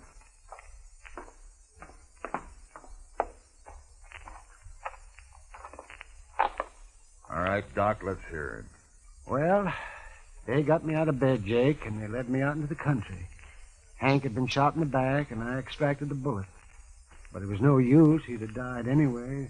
There were 3 men there, and I recognized one of them. Who was he? I had to promise I wouldn't tell Jake, or they'd have killed me. That don't matter now. Think about it, Jake. Doc gave him his word, and you're asking him to break it. Now think about it for a minute. I'm thinking, and I'm thinking about my boy, too. Hank's dead, Jake. We can't help him. Shot in the back, and the coward who did it's running free. You want to help get him, Jake? Don't ask fool questions, Marshals. Of course I want to get him. All right, then listen to me. Those men told Doc if he talked, they'd kill him. Yes, and they meant it, too. All right, so I got an idea, Jake. We'll spread it around that Doc has identified the killer. The news will reach him soon enough. And meantime, I'll lay low and have Chester tell everybody I've ridden out after them. Go on. Then we'll just wait. 1 or 2 or maybe all 3 of them will come into Dodge to kill Doc some night soon. I still might get away. I'll deputize you and your boys right now, and you can wait for them with us. But you're going to have to stay hidden, like me. Well, we won't mind that. Not if we get a chance at them, we won't. Good. Funny thing, though. What? Man like Doc here, rather than break his word, he'll make himself a target for those killers. Yeah. Look, Jake, Doc and I are going to go back to Dodge now. I'll see that the story gets started. And in a day or 2, you and your boys can ride in, but separately, though. Otherwise, it might cause talk. I understand. And come straight to Doc's. We'll get there.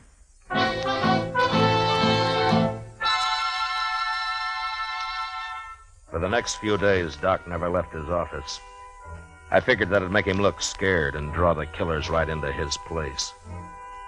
The rest of us sat around in his back room and waited. Chester kept us supplied with food and coffee. And on the 6th night, about midnight, we got our game. Mr. Dillon, I think it's them. What? They just rode up Front Street, 3 of them. They're tying up outside right now. They acted too deliberate-like for ordinary riders, so I run up the back way to tell you. Good. Doc, come on in here, huh? What do you want me to do, Mac? Take cover in here and stay out of sight, huh? Whatever you say, Mac. Let's go downstairs and meet them, Marshal. No, we might just scatter them that way, Jake. Now listen. One of them will probably stand guard on the street while the other 2 come up here to get Doc. Chester, you and the 2 boys go down the back way. Jake and I'll wait in Doc's office. Now, don't jump that man until we go into action up here. You understand? Yes, sir, I got it. All right, then move and move fast. All right, come on, Jake. Now what? Well, we'll just wait here in the dark. Good. I'm going to bunch up Doc's blanket on the couch here so that they'll think he's in it. What? They're on the stairs now. All right, get back in the corner, Jake, or we'll be shooting each other. Yeah. Now, quiet. And don't start shooting till I do.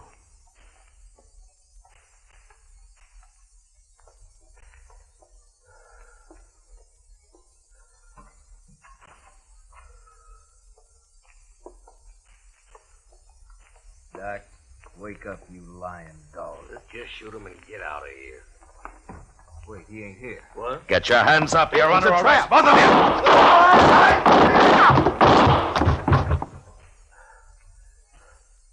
you. You all right, Jake? Yeah, I got one of them. I'm all right. Doc? Doc, come on out. They're dead. Light the lamp, will you, Doc? All right. You okay, Mr. Dillon? Yeah, come on in, Chester. Oh, we got him. He tried to get away when he heard the shooting up here, but he run smack into one of the Worth boys. He's dead. Bring the lamp over here, Doc. No, I don't know either one of these men. Now, Doc, you can tell us now. Is one of these the man you recognized? This one here. I remembered later I treated him for a broken nose some time back. I never did know his name. He came up the trail with a herd, I think. Yeah.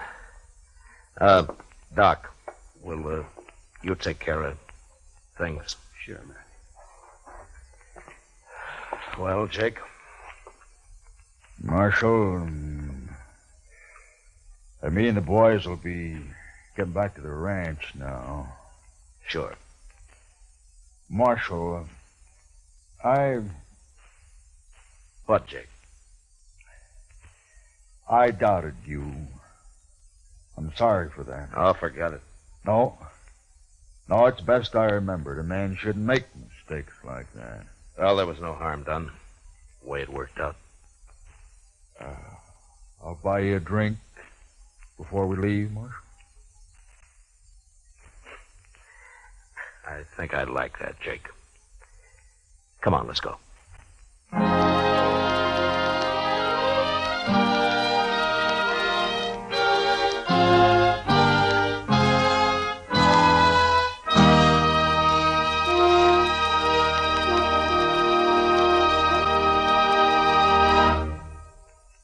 Now, a special announcement.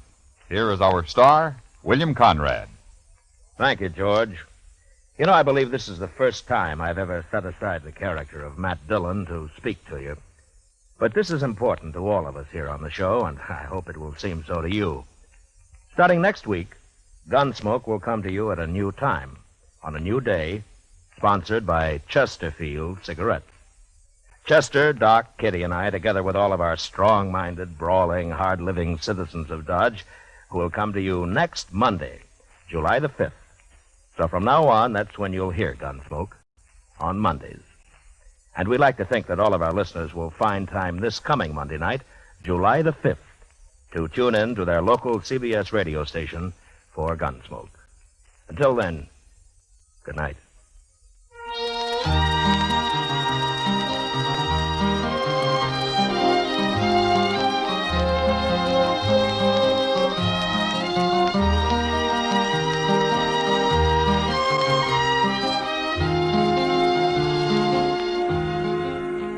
Gunsmoke, transcribed under the direction of Norman McDonald, stars William Conrad as Matt Dillon, U.S. Marshal. Tonight's story was specially written for Gunsmoke by John Meston, with music composed and conducted by Rex Corey. Featured in the cast were John Daner, Lawrence Dobkin, and Harry Bartell. Parley Bear is Chester, and Howard McNear is Doc. Join us again Monday, July 5th, as Matt Dillon, U.S. Marshal, fights to bring law and order out of the wild violence of the West in Gunsmoke. George Walsh speaking. For the top tunes of rural America, hear Saturday Night Country Style every week on the CBS Radio Network.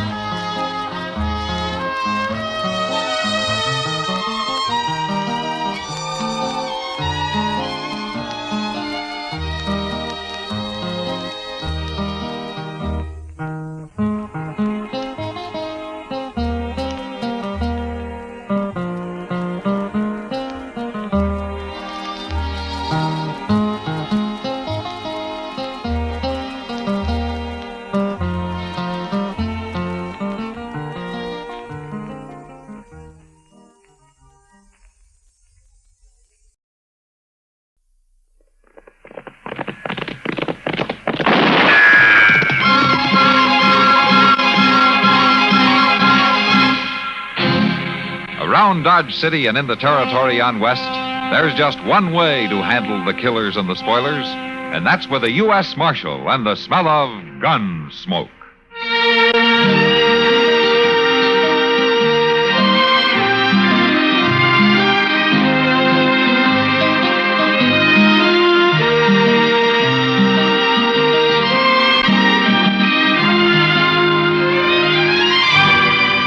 Gunsmoke, starring William Conrad, the story of the violence that moved west with young America, and the story of a man who moved with it. I'm that man, Matt Dillon, United States Marshal. The first man they look for and the last they want to meet. It's a chancy job, and it makes a man watchful and a little lonely.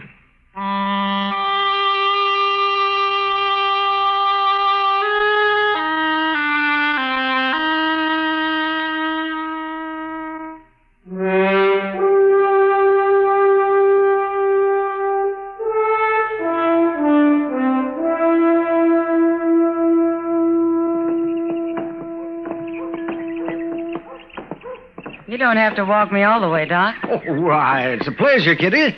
I don't often get to be seen with a beautiful woman. Now, Doc. Yeah, that's true. And what's more, you know it. Oh, there you go. And I was just beginning to enjoy myself. There's Matt. Just came out of his office.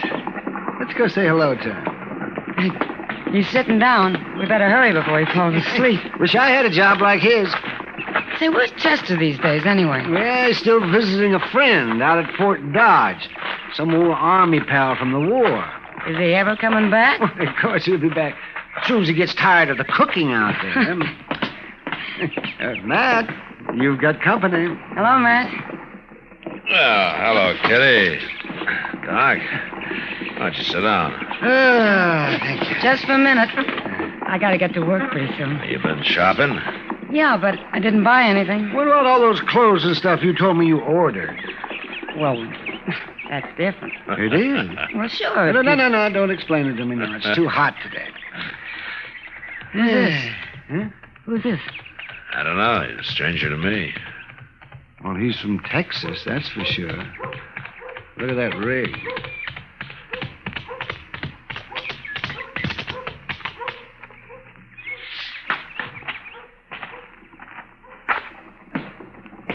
I'm looking for a U.S. Marshal. You're wearing a star. Maybe you're him. Sit down, stranger. You Matt Dillon? That's right. Oh. Well, I'm Phil Jacks, Marshal. With a herd of 3,000 San Saba cattle, about 5 days' drive from here. Name of the trail boss is Dolph Quince. Dolph Quince? Well, he was in here last year. Give him my regards, will you? Well, he says for you to ride back with me, Marshal. What? That's all he said. Me to bring you back. Well, can't you tell me what it's all about? It's about Kansas, Marshal. Kansas? We don't like it. Oh, you're run into trouble, huh? We're about to quit driving cattle and turn into an army, Marshal. Yeah. You go get yourself a drink, Jacks. Meet me here in about a half hour. I'll go with you.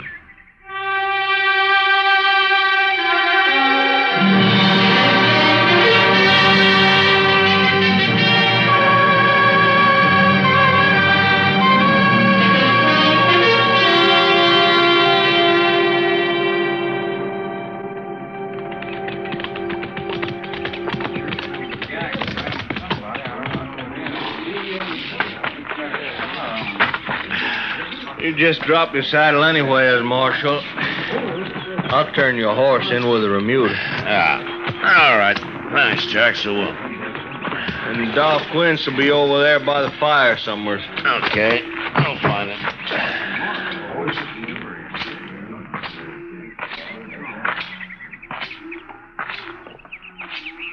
Hello, Dolph. How are you, Marshal? Good to see you again. Hey, there's fresh meat in camp. Ask the cook for a plate. Oh, thanks. I will. Come on, I'll go with you. I need some more coffee. You like buffalo veal? Huh? One of the boys wrote and shot a calf this morning. Sure, I like it fine. Guess it was buffalo that scared our horses last night. Whole remuda broke loose. Hey, cook, give this man a plate of meat. Yeah, sure thing, Dolph. Yeah, it looks mighty good, doesn't it? Give me some coffee, will you? Yeah. Thank you. Nestor woman came to the bed ground before daylight this morning and asked if we had any little calves that had been dropped during the night. She probably picks up calves from all the herds that pass this way. We'd have to get rid of them anyway. So I'll let her have them, even if she was a Kansan. Oh? You know, if it had been a Kansas man asked for calves, I don't think I could have talked these boys into allowing it. Oh, is that so? It sure is, Martin. Tell me, Dolph, have you seen any Kansas jayhawkers on the way up? How'd you know? That's a pretty good guess. 2 nights ago, some of them jayhawkers managed to sneak up on Snyder over there when he was out on guard. They stripped him and flogged him, and stampeded the cattle.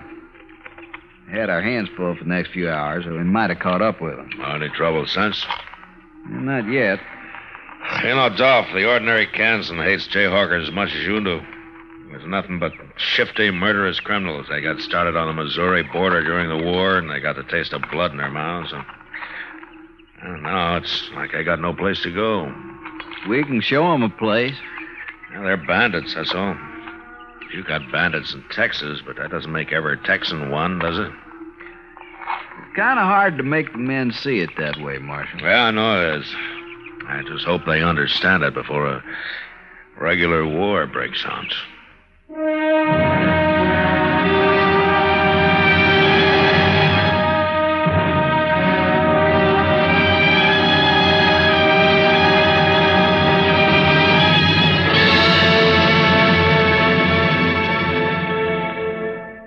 Another visit with Joe and Daphne Forsythe. Overhead, the moon is beaming. Hold it, Daphne, hold it. Oh, hi, Joe. Guess what, honey? I'm trying out for the operetta. As what? A singer. You could have fooled me. I was just practicing one of the songs. Well, I don't think you quite fit the role. Why not? Well, if this version of the Student Prince is like the version I know, that particular number is sung by a tenor. Oh, Not that you don't come close, but I think you better stick to being a housewife. but I want to be a singer. Daphne, honey, a singer you'll never be. I could take lessons. Yeah, but lessons cost money. Money better invested for us in savings bonds. You and your old savings bond. I can't help it, honey. I just can't get over the way those savings bonds pay off. $4 for every 3. That's what I call an investment. What good do they do me now? A lot. The money we put in those bonds every payday helps keep America strong and protects you and me. No bonds, maybe no operetta. Ever think of that? I still want to be a singer. Well, when those bonds start bringing in the green, if you still want to sing, they'll pay for the lessons and more. Good. Gee, if those bonds mature as fast as you say, I better start practicing now just so that I'll be ready. Overhead, the moon is beaming. Daphne, did anyone ever tell you you have a bad voice? Everyone.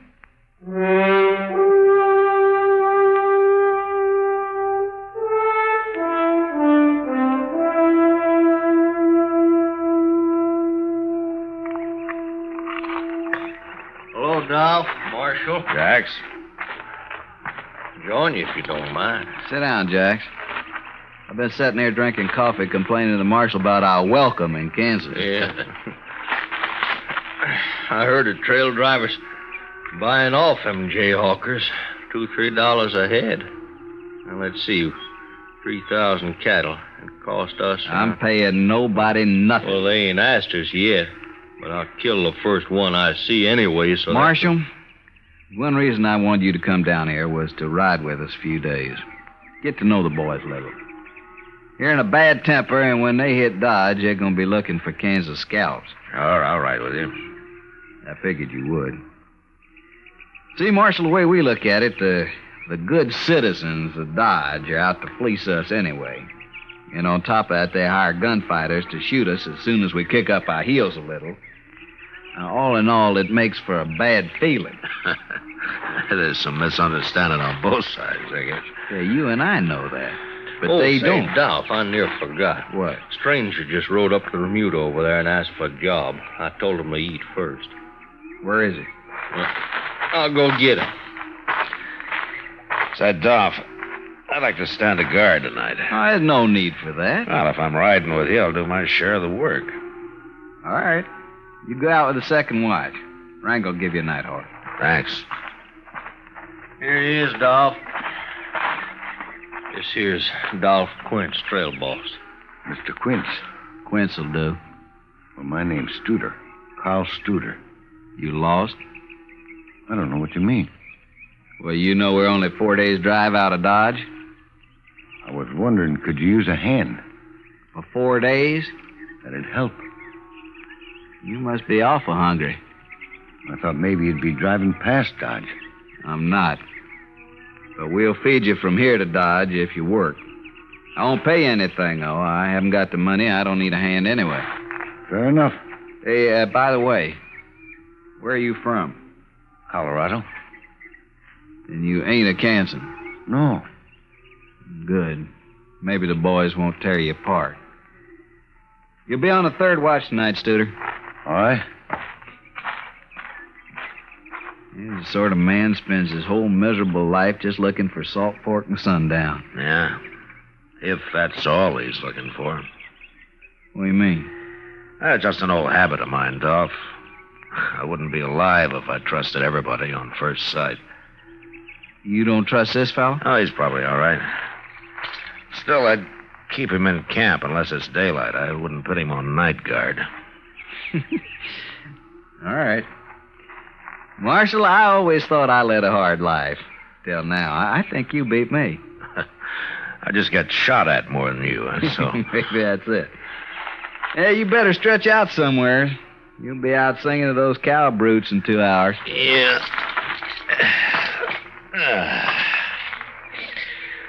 Well, I'll see you later, Dolph. Breakfast at 4. You find it don't take long to stay all night at this ranch.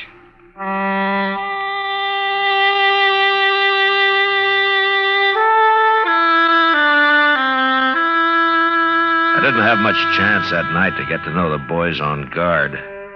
2 of us rode around the herd in opposite directions, singing or humming a little to let the cattle know where we were. And after 2 hours, we were relieved by the 3rd watch. But at breakfast the next morning, the men treated me a little less like a gunfighter hired to shoot them when they got to Dodge. After the cattle had grazed for a few miles, we got them on the trail, and I started to forget that I was a lawman myself. Jax and I were riding the swing of the herd when Dolph Quince loped up behind us.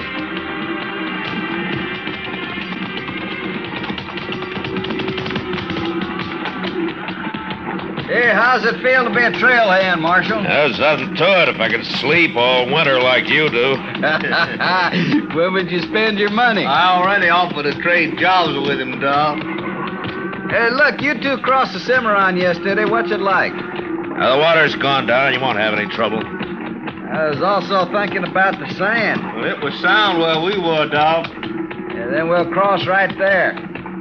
You go up ahead and ride point, Jax, and lead us to it. All right. Take that new fellow Studer with you. I don't need him. I want him up front where I can see him. Oh, okay.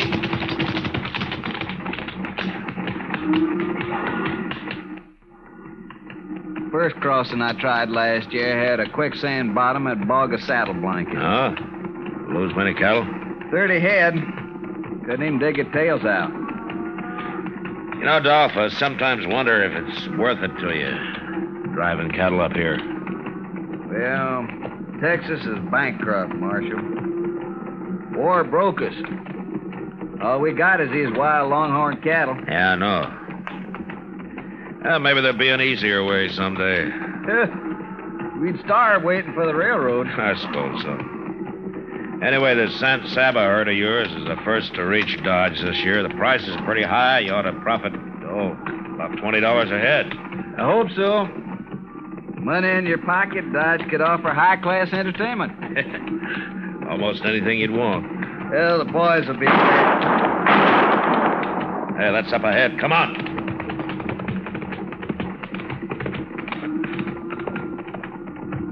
Look, he's got a blanket. He's starting to stampede. Yeah.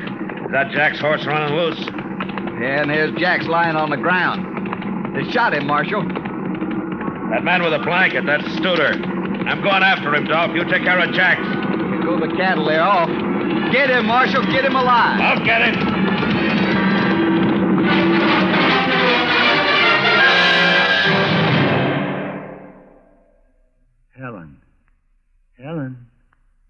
Helen.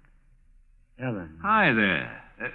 What are you doing? I'm memorizing my wife's name. You, a memory expert? What happened? I called her Joanne. Oh. Yeah, I was nearly a hospital case.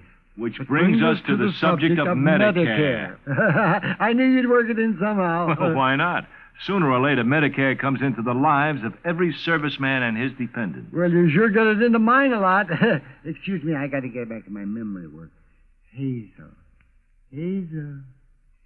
You know, I've got a hunch somebody is going to need medical care real soon. To learn how Medicare helps your family, get the pamphlet, Dependents Medical Care Program. Maryland.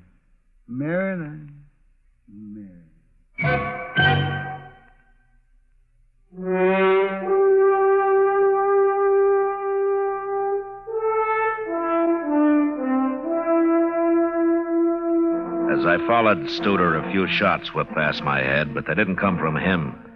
They came from behind a small rise he was headed for.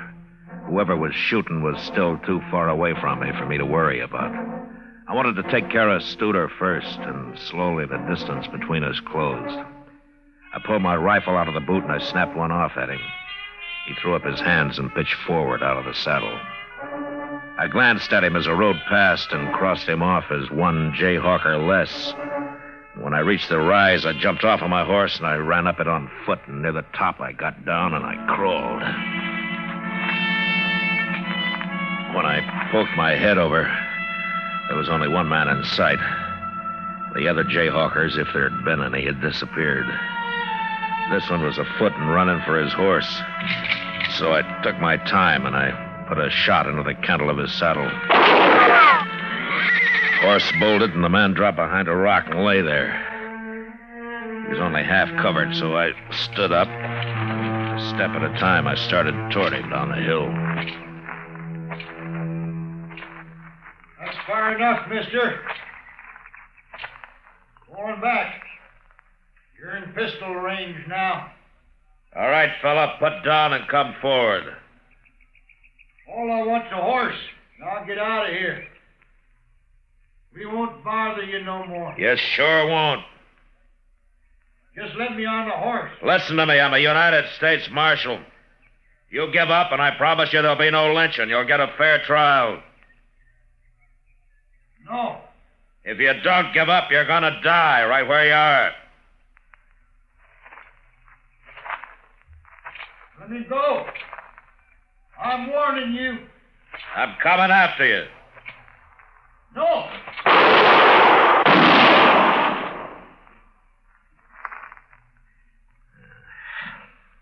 You just had to try it, didn't you?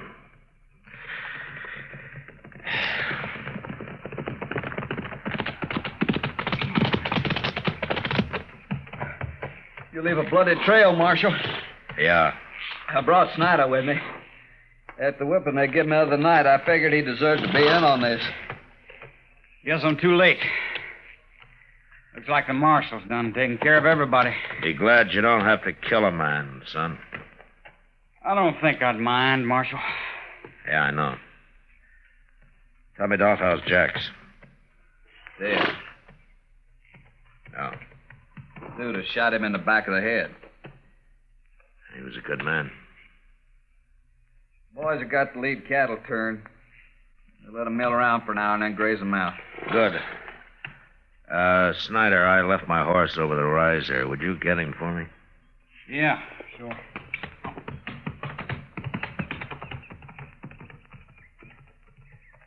Looks like you walked right down onto this man. Well, I tried to take him alive like you asked. I just wanted to hang him myself. Anyway, I'm glad he's dead. Yeah, sure. Marshal, we'll be burying Jax out here. I'm wondering if you might know how to do it. Maybe a prayer or something? Well, I tried, Dolph. Just get back in.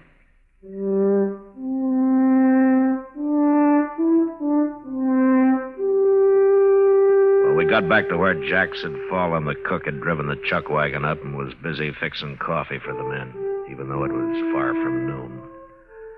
The cattle were spread out and feeding now, and one by one the men rode up, sober, quiet, with just a glance at Jax where he lay covered by his saddle blanket. A grave was soon dug, and with the end gate of the chuck wagon for a headstone, Phil Jax was placed in the ground and covered with prairie earth. Their hats in their hands, the Texas men had watched the service in silence. When it was done, they turned and walked away.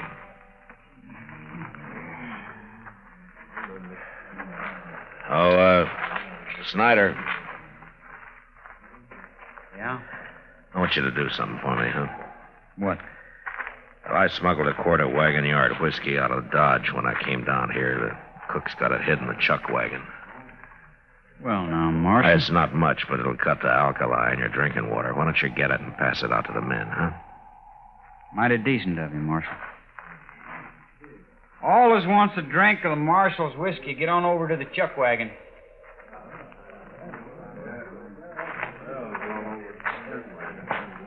There's times when a drink's good for a man, Marshal. I guess this is one of them. I think Jack should approve. He sure would. By the way, the boys all know how you handle them Jayhawkers. Oh?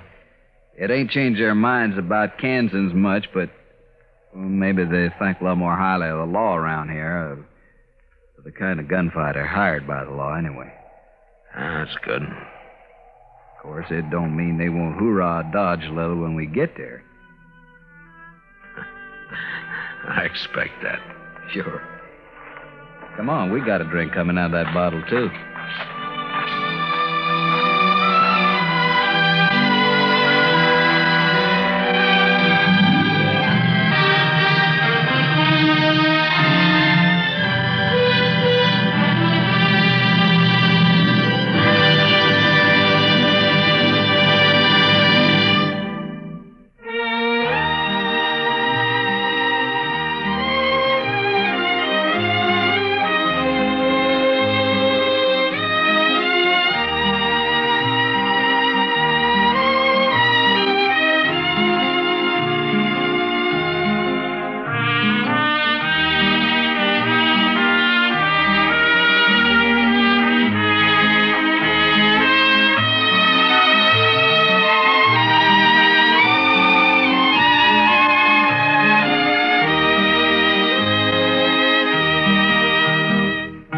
Gunsmoke, produced and directed by Norman Macdonald, stars William Conrad as Matt Dillon, U.S. Marshal. The script was specially written for Gunsmoke by Les Crutchfield, with editorial supervision by John Meston. The music was composed and conducted by Rex Corey. Sound patterns were by Ray Kemper and Bill James. Featured in the cast were Parley Bear as Chester, Howard McNear as Doc, and Georgia Ellis as Kitty. George Walsh speaking. Join us again next week for another specially transcribed story on Gunsmoke. This is the United States Armed Forces Radio and Television Service.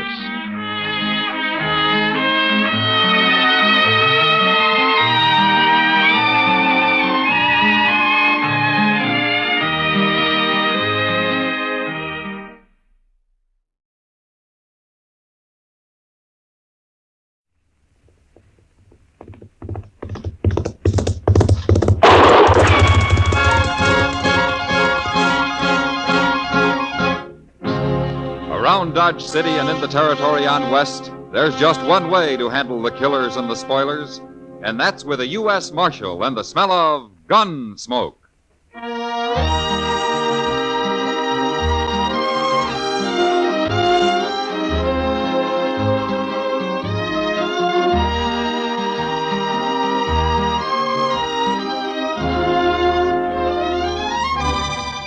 Gunsmoke, starring William Conrad.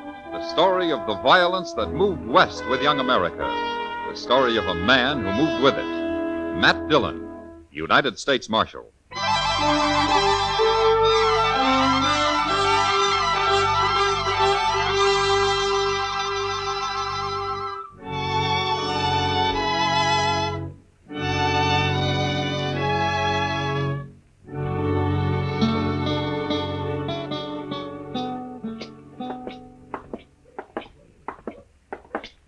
Mr. Dillon, would you mind stopping at the Alfraganza here for a minute?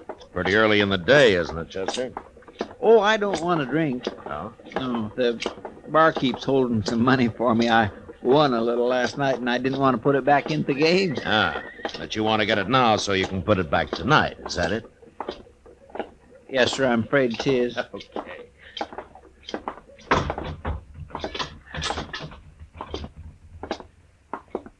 Mike? Come for your money, Chester? Yep. Hello there, Marshal Dillon. How are you, Mike? Well, here you are, Chester. 3, 4, 5, 6. Thanks, Mike. Here. Buy yourself a drink. Yeah, I sure will. See you tonight, Chester. Sure. Excuse me. Yeah. I heard the bartender call you Marshal Dillon. Well, that's right. I got something to tell you, Marshal. Go ahead. It's important. Okay. You're going to die, Marshal. Who are you, mister? Wilbur Hawkins. I'm a whiskey drummer. First time I've been to Dodge, though. I've worked around St. Louis till they sent me out here. Liked it better in St. Louis. There are lots of important people there. Wait a minute. What are you talking about? You're going to die, Marshal. I heard them saying so. You heard who saying so? Well, I don't know their names. It was dark, and they weren't there long.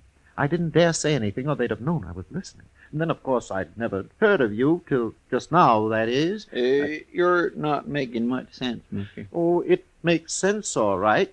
You see, I rode the Santa Fe out here from St. Louis, and one night I was all wrapped up trying to sleep, and these two men came by and stood there in the aisle.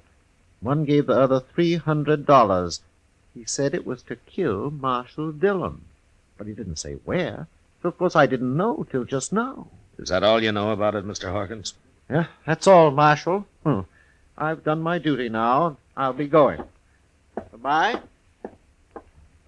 Well, what do you make of that, Mr. Dillon? I don't know, Chester. He acts so crazy like I don't know whether to believe him or not. No. But I suppose we'll find out soon enough.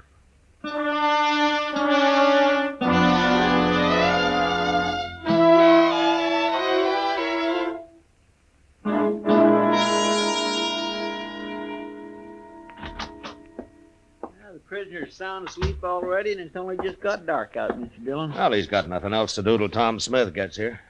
Is that who you're holding him for? Well, I thought I told you, Chester. Yeah, but Tom Smith's sheriff of Tascosa, ain't he? Sure. Why? I thought this fellow was wanted in Abilene. No, they never heard of him in Abilene. That's why I wired Tom. Well, I'm going out back for a minute, Chester. I think I left my new bridle on the hitching rail out there. Yes, sir. Well, I better get this place swept up a little, Mr. Dillon. That's a good idea.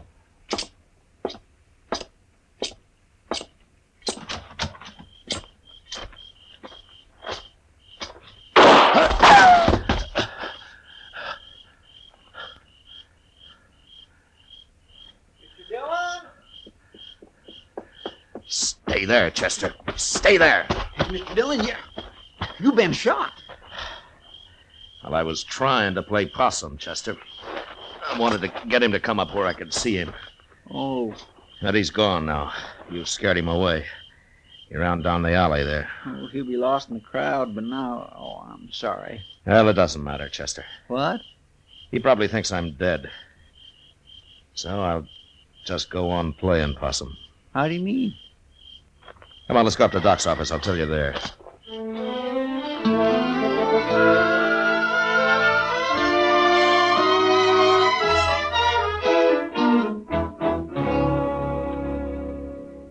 What'd you say that whiskey drummer's name is, Matt? Wilbur Hawkins, Doc, but you never heard of him. This is his first time in Dodge. Well, you think you'd have sense enough to have followed those two men to find out who they were?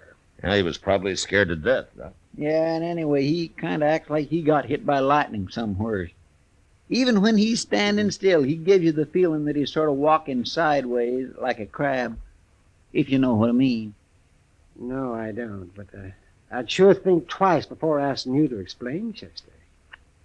Well, what is it you have in mind to do now, Matt? Nothing, Doc. Nothing? No, Chester's going to do the work for a while. I'm just going to sit up here in your office and wait. Wait? Wait for what? Well, when Chester spreads the word around that I'm dead, whoever wants me that way is going to make his play. He'll come right out into the open and do whatever he's got planned. And then I'm going to give him a little surprise. Oh, Mr. Dillon, that's a wonderful idea. Now, why didn't I think of that? You better get going, Chester. I'm kind of anxious to meet this man.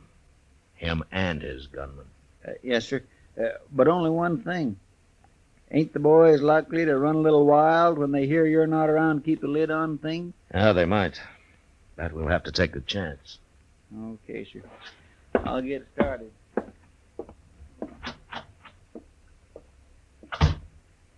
Well, I kind of think Chester's right, Matt. There's a lot of men in Dodge who are just waiting for an excuse like this. If it gets too bad, I'll just have to come to life again. Tell me something, Doc. What are you going to do to entertain me while I'm waiting up here, huh? Say, I never thought about that. I suppose I got to feed you, too. You'd be a mighty poor host if you didn't. Well, how long do you figure on staying here, anyway? I don't know, Doc, but I don't think it'll be very long. Well, you want to play a little cribbage, or would you rather fix supper first? Well, you're the first dead man I ever saw with an appetite. Well, I'll go get the cribbage board, but I'm making no promises about supper.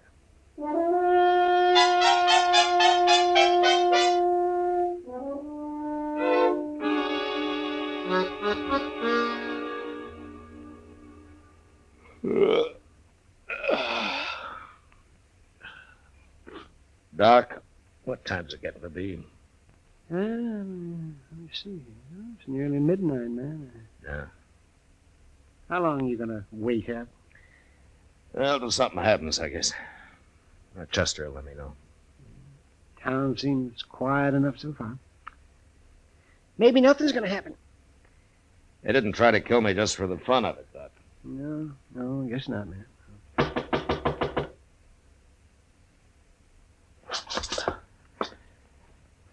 All right, answer it, Doc. After I get to the back room. Maybe it's a patient. I'll be holding a gun on him anyway. I'm coming. Kitty, what are you doing here this time of night? I might tell you if you ask me in, Doc. Well, of course. Come in. Where's the corpse, Doc? What's that? The body. I expected to find him all laid out. Oh, you mean Matt? You, don't seem too upset about the corpse, Kitty. Oh, all that talk didn't fool me. Just didn't make sense, Chester running around telling everybody you've been killed. No, why not? I know Chester too well. If you were dead, he wouldn't be acting like that. No, I guess he wouldn't. Where is he, anyway? I haven't seen him for a couple of hours, but most everybody else believes it, Matt. Now they do, huh? Mm-hmm. Good. I don't know what you're up to, but I figure someone's been trying to kill you. Is that right? Yeah? Ambush, Kitty. That's not the way he's telling it, Matt. Not the way who's telling it. I never saw him before, but there's a man standing at the bar of the Texas Trail bragging about outdrawing you. You mean he's admitting he killed me? I kind of thought you'd like to know. That's him, Matt. This is what you've been waiting for. Is there anybody with him, Kitty? No. He's alone as far as I know. Anyway, you better come to life again, Matt. There's going to be trouble if you don't. There hasn't been any trouble yet, has there? No, but they're working themselves up to it. Yeah. Well, maybe I better not wait any longer. But I'd like to take that gunman's employer along with me, though. You can find out who it is, Matt. Beat it out of him. You better come with me, Kitty, so you can point this man out. Yeah. And you take cover in case he wants to fight. Any man who's coward enough to shoot you in the dark isn't going to face you now, Matt. Yeah, maybe not, Doc, but you never know.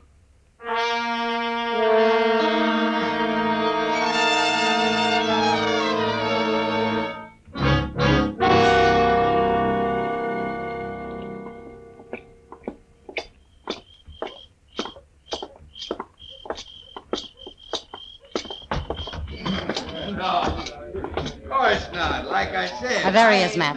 Tall fella in the black hat. He's kind of drunk. Okay, Kitty. I was just waiting. You wait outside while I see how he's going to behave. Okay, Matt. Good luck. Thanks.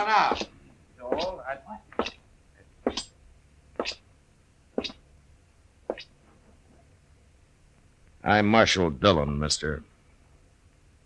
Oh. Who are you? I'm Tom Rogers. I thought you was dead, Marshal. I changed my mind. What do you want? You've been bragging about shooting me. Just talk, Marshal. I didn't mean nothing by it. I was just talking. Mm-hmm. Kind of dangerous talk, don't you think? Everybody said you was dead. Well, I was waiting for you to come out of your hole, Rogers. You know, I don't like getting ambushed. Marshal, I never even seen you before. I didn't ambush. All right, turn and face the bar while I take your gun. Go on. I ain't gonna try nothing. You got the wrong man, Marshal. Okay, you can turn around. Can't arrest a man just for talking. The jail's right across the street, Rogers. You lead the way. Well, it was just talk, I tell you. You can't prove nothing. Get going. Well, I swear I didn't try to kill you, Marshal. Straight ahead, Rogers. When we get there, you're going to do some more talking. I want to know who hired you. Nobody hired me. I ain't even got a job. Hey, Mr. Dillon, I want to tell...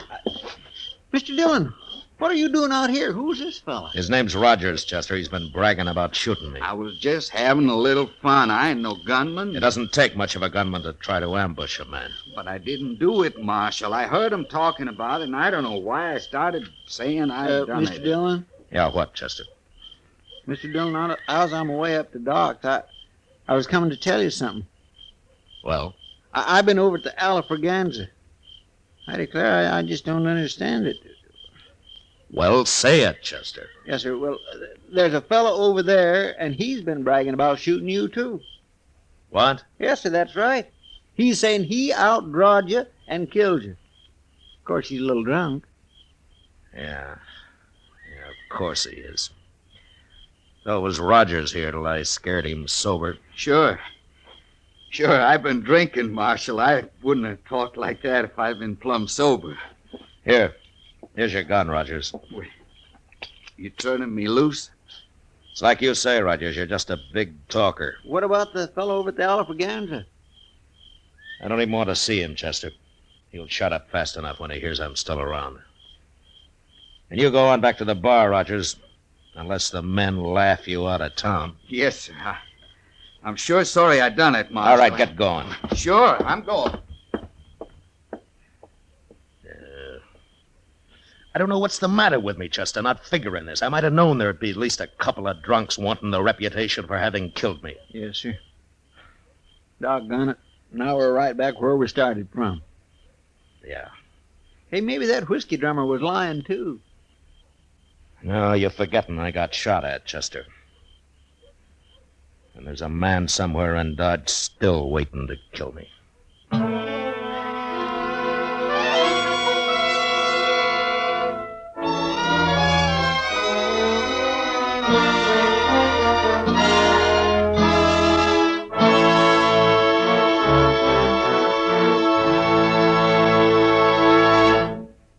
We will return for the second act of Gunsmoke in just a moment. But first, this Monday night on most of these same CBS radio stations, hear Ida Lupino and Edmund O'Brien in the stirring screenplay adaptation of The Star on the Lux Radio Theater. It's a hard-hitting drama about a has-been who attempts a comeback in a juvenile role. This will be Lux Radio Theater, drama at its best, Monday night at the Star's address. Now the second act of Gunsmoke.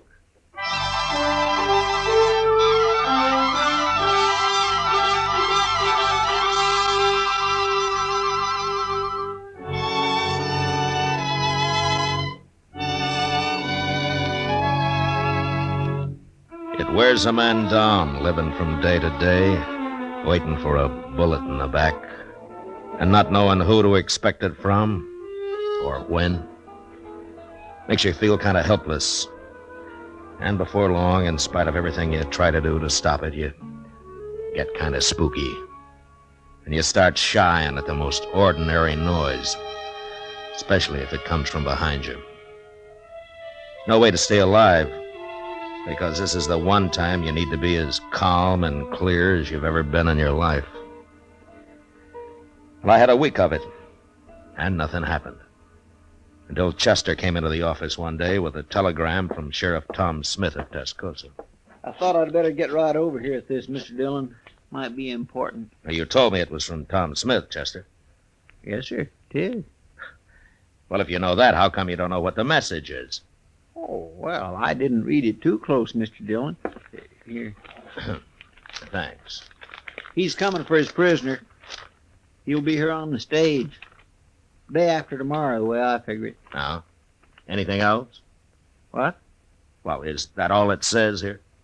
Yes, sir, that's all. Well, there's just one thing you missed, Chester. What's that? The date it was sent. It got delayed somewhere along the line. Tom's due in today. He is? Yeah, what time is it? About noon, I guess. Well, that stage ought to be here right now. Come on, let's go see. All right, sir.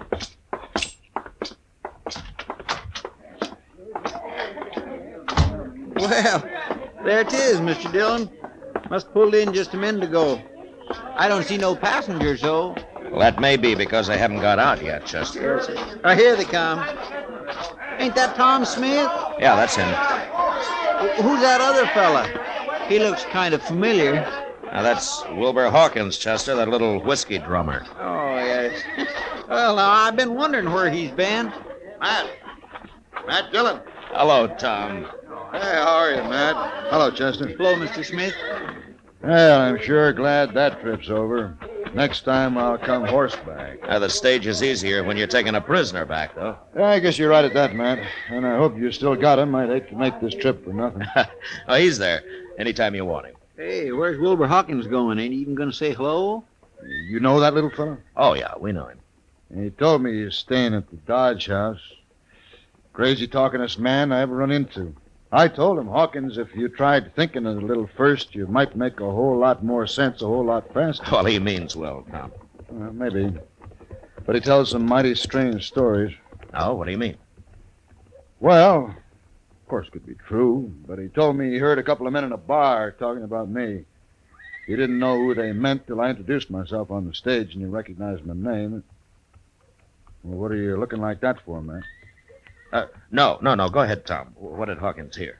Well, he said this one fellow was going to give the other fellow $300 to shoot me. Ain't that the darndest thing? Yeah, that sure is. I don't know, Matt. There's a lot of men that'd like to kill me, but I don't believe they'd be standing around talking about it that way.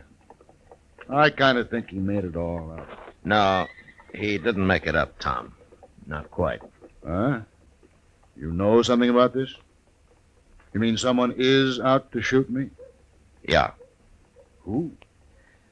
I'll tell you about it on the way over to the Dodge House.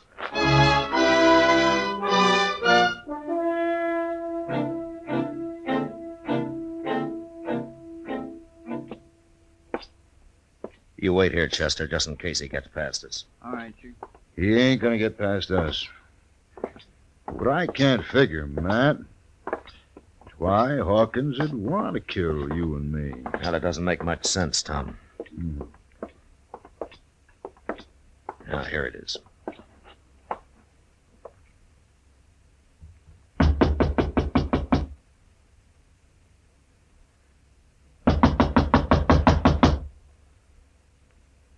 Who is it? It's Tom Smith and Matt Dillon, Hawkins. What are you doing here? We want to talk to you. Open up, Hawkins. Tom, get out of the way. Yeah.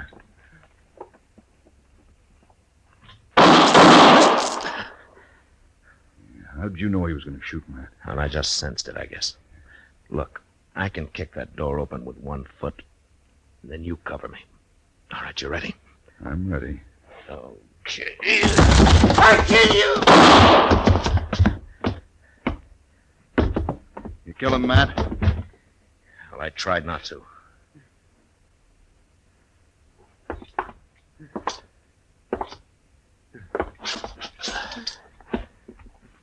Hawkins. You hit me. Now, I'm going to die. I had to shoot Hawkins. But why did you want to kill us? Smith and me. A lot of people want to. I hear them saying. Nobody said nothing. You made all that up, Hawkins. You took a shot at me last week, didn't you, Hawkins? Didn't you? No, dying. I can't kill anybody now. Why? Why did you want to, Hawkins? Tell me. I killed other men. Important men. I told them about it first. And then I killed them. But why, Hawkins? I don't know. I had to.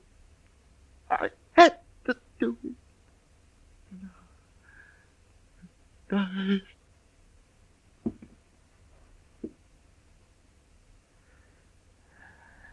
He's dead, Tom. Matt, what the devil was he talking about? I don't know. But it doesn't matter much. I don't understand it. I never saw him before yesterday. Now, Hawkins was a murderer, Tom. The kind that doesn't need any particular reason. Nobody will ever know why he did what he did. Yeah, he was crazy, if you like. Sure was crazy. You think he's done a lot of killing, Matt? Yeah, probably. That's the most dangerous kind of man there is, Tom. A murderer with no reason at all.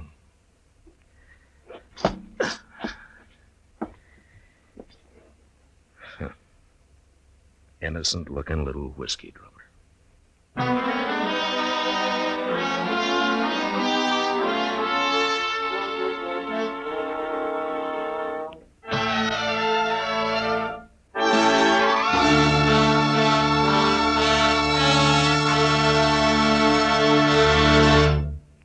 Gunsmoke, under the direction of Norman Macdonnell, stars William Conrad as Matt Dillon, U.S. Marshal.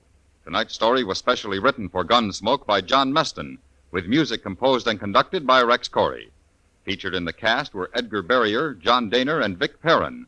Parley Bear as Chester, Howard McNear as Doc, and Georgia Ellis as Kitty. Join us again next week as Matt Dillon, U.S. Marshal, fights to bring law and order out of the wild violence of the West in Gunsmoke. You've heard fictional crime cases many times, but there's nothing like the real thing. We're talking about Night Watch. This Monday night, following the Bob Trout news, you'll be on the scene when a burglar is caught in the act. You'll hear him break a glass window in trying to get away. You'll hear the officers handcuff him and take him off to jail. You'll hear this authentic case unfold from beginning to end on Night Watch Monday night. George Wolfe speaking. John Lund, as yours truly, Johnny Dollar, brings you Colorful Mystery Tuesdays on the CBS Radio Network.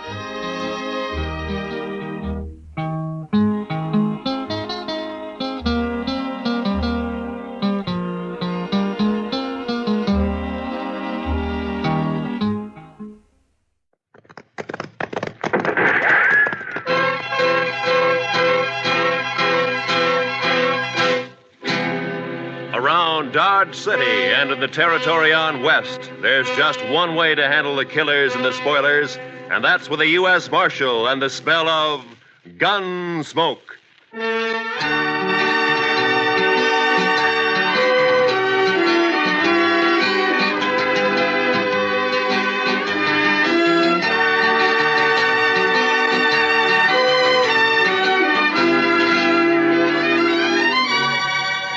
Gunsmoke, starring William Conrad. The story of the violence that moved west with young America. The story of a man who moved with it. Matt Dillon, United States Marshal.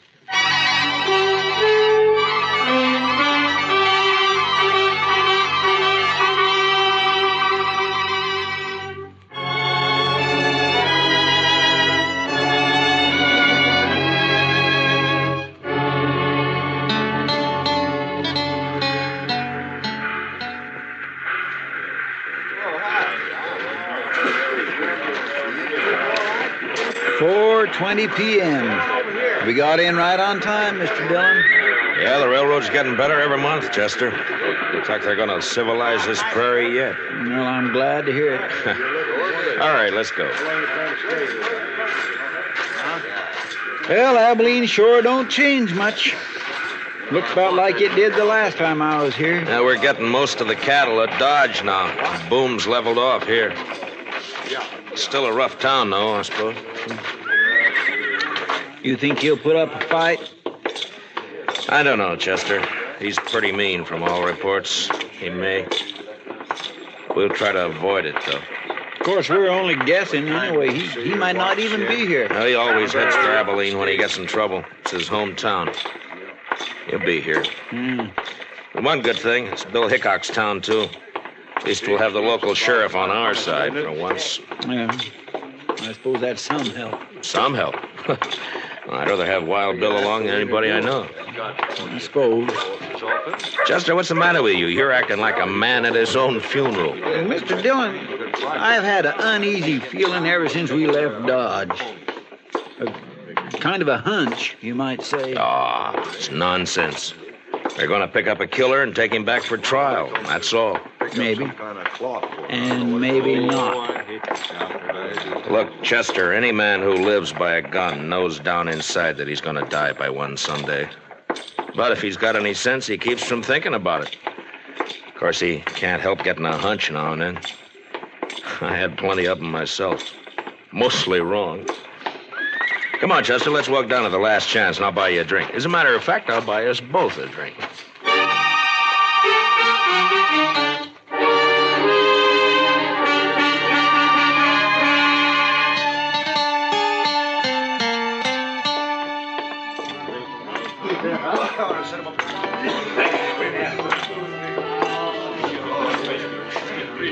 What'll you have, boys?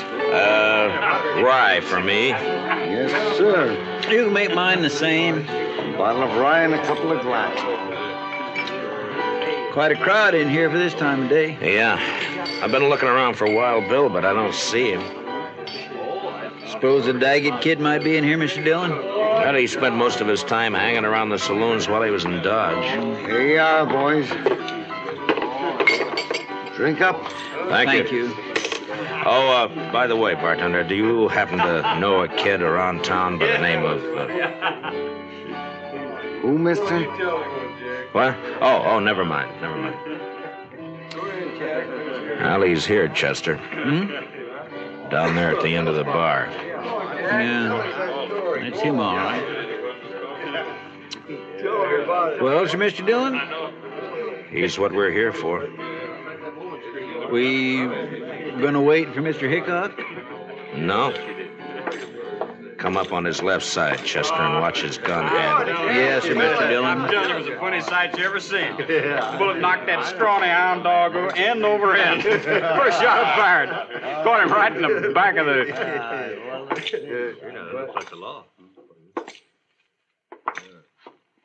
You're Jack Daggett, aren't you? That's right, mister. What about it? My name's Dillon, U.S. Marshal from Dodge. You're under arrest. You're kind of out of your territory, aren't you? Marshal's territory's anywhere. I'll take that gun of yours now. You will, huh? All right. Drop it. Drop the gun. Let go of my wrist. The gun. Drop nothing. You heard the marshal.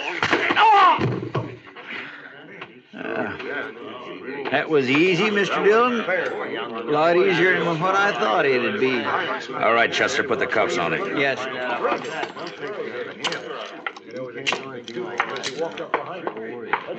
Seems to me your partner acted a little high-handed there, Marshal. It does, huh? Now, he had no call to slug that boy in the head that way. Would you rather I'd have put a bullet in his belly? Chester saved his life, that's all. He was drawing on me. Well, now, if you'd come around and seen me before you started anything, you wouldn't have had this trouble. My name is Rourke. I'm the town constable here. I see. Young Jack here told me all about that shooting out in Dodge. Said they ganged up on him in a poker game, tried to cheat him. Forced him to shoot his way out. That's a good story. It's too bad it didn't happen that way. All right, Chester, let's get him on his feet and go find the sheriff. I reckon you won't be finding him, Marshal. Why not? Hickok's up at Topeka. Won't be back for a week or 10 days. Meantime, I'm the law in Abilene. And I got a favor to ask from you.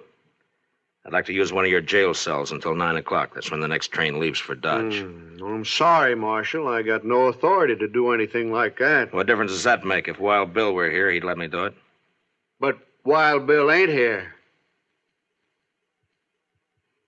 I see. A lot of us folks here like to run our own town. We don't like outsiders coming in and taking over.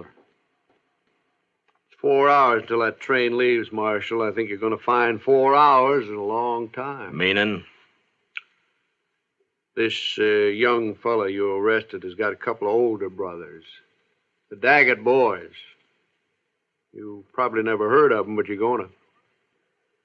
They're not going to like this. I don't care much what they like. Maybe they'll teach you to care when they hear about this. And they'll hear. Like I said, 4 hours is a long time. Look, I want you to get this straight. I came here to arrest the killer and take him back to Dodge to stand trial. I got him under arrest now, and I'm going to take him back. Maybe. All right, Chester, let's get him out of here. Get hold of his other arm there. Lift him up. Yes, sir. Take him out if you want. Mr. Dillon? What is it, Chester? Maybe it was too easy.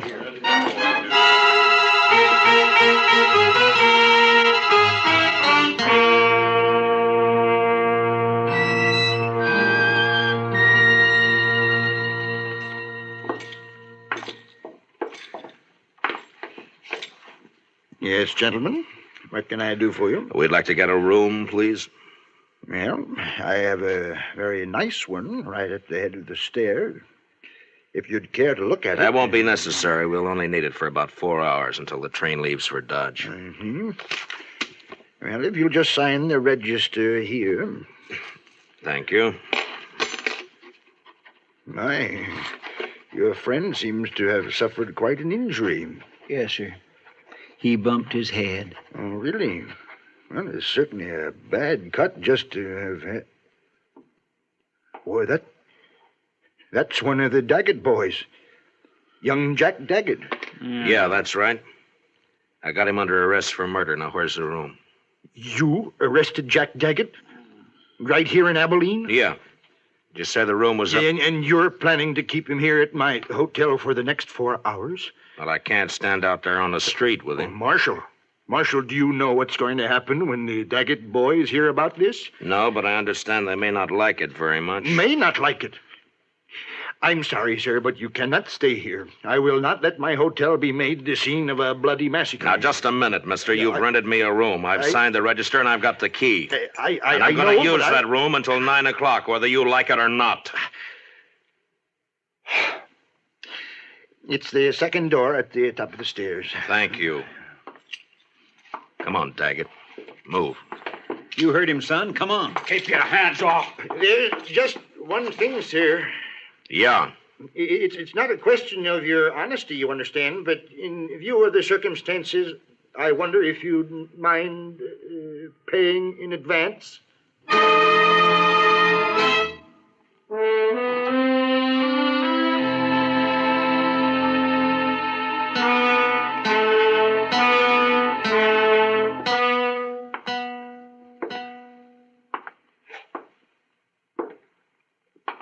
What time is it, Chester? It's 6:23, Mr. Dillon. I thought it was later than that. Yes, sir, I know. He goes pretty slow when you're waiting for something like this. I swear I wished it was 9 o'clock. I wished we were leaving on that train right now. You're not leaving on no train. Not alive. You got a one-track mind, Daggett. So have my brothers, Dillon. What they think about all the time is hands off the Daggetts. That goes for you or anybody else. Reckon we ought to stuff a pillow in his mouth, Mr. Dillon? Might not be a bad idea. You won't think it's funny when they come around. But maybe they won't come around. Maybe they decided. Cover the door from the other side, Chester. Yes, sir.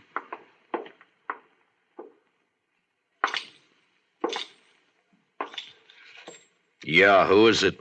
It's me, sir, the clerk. What do you want? It's the Daggett boys. They're across the street at the last chance right now. And you're hoping I'll go over there instead of waiting for them to come here, huh? Well, All right. I'd rather jump them than have it the other way around. Chester, I guess we'll go over and have a talk with him.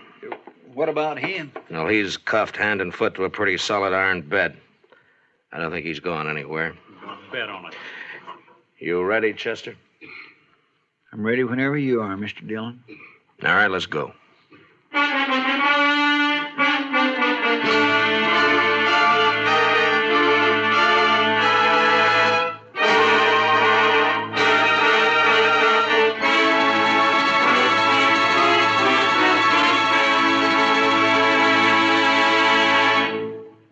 return for the second act of Gunsmoke in just a moment. But first, this Monday night and most of these same stations, be sure to be with us when Lux Radio Theater raises the curtain on its full-hour adaptation of the exciting screenplay Phone Call from a Stranger. Shelley Winters and Gary Merrill recreate their original screen roles in this dramatic thriller about the experiences of a lone survivor of an airplane crash in bringing the tragic news to families of the victims.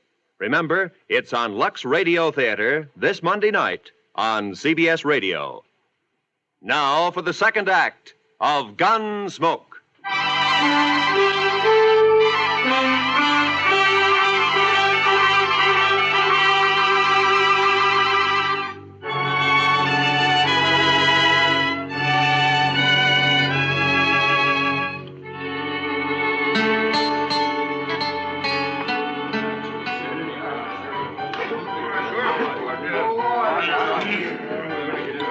That must be them, Mr. Dillon. Across the room there. Yeah, I guess so.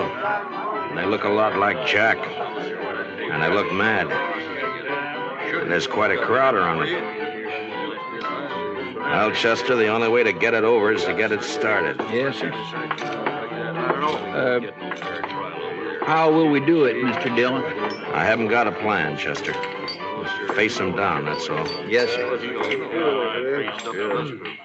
Don't mean nothing to you. Go ahead, it's your deal. You the Daggett brothers?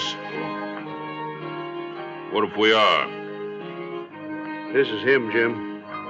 This is a fellow I was... Shut up, Rourke. You've been glad enough to stay out of this so far. Stay out of it now.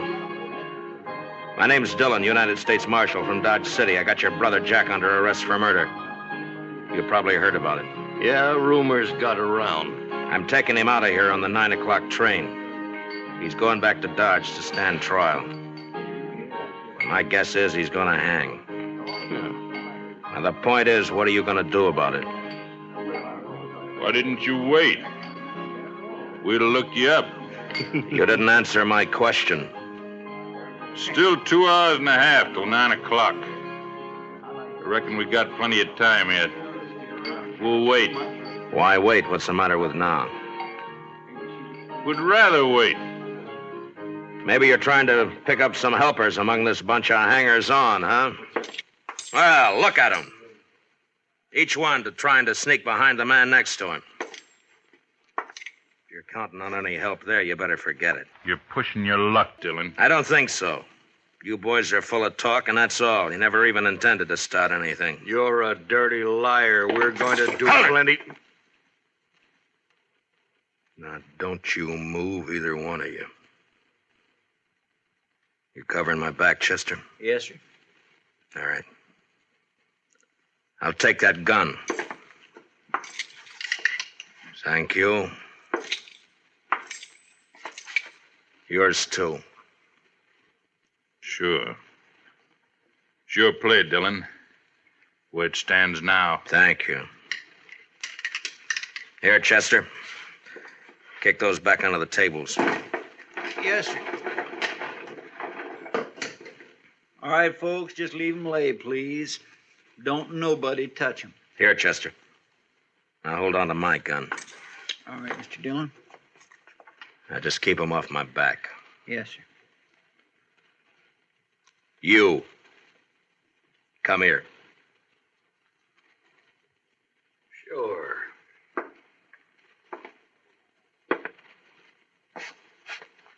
You called me a liar, didn't you? Yeah. Why, you cheap chin horn, you... I can't...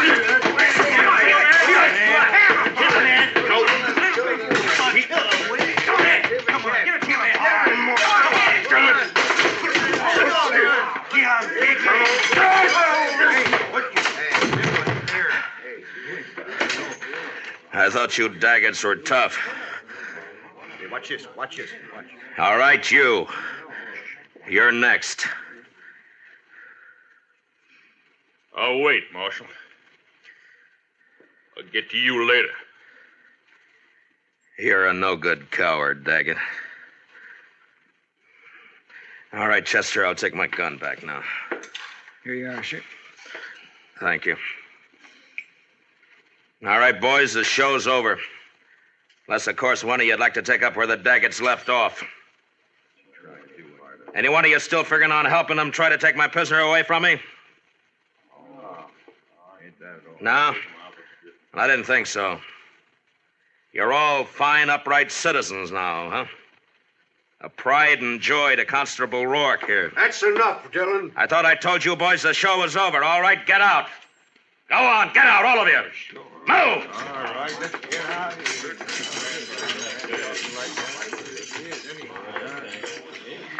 Marshal, I'd say you overreached yourself there.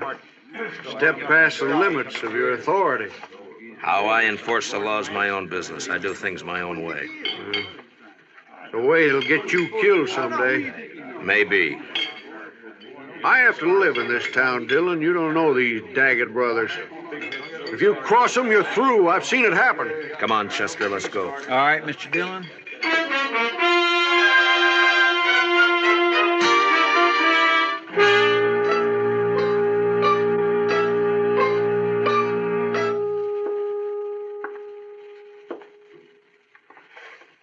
What time is it, Chester?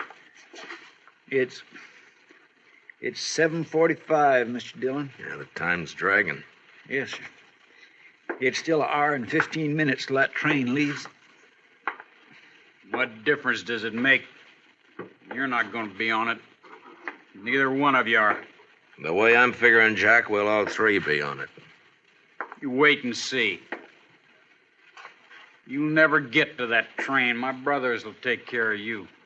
They don't seem to be in any hurry about it. You wait. I sure do wish I hadn't had such an uneasy hunch about this trip. Forget it, Chester. They'll stop you. You just wait.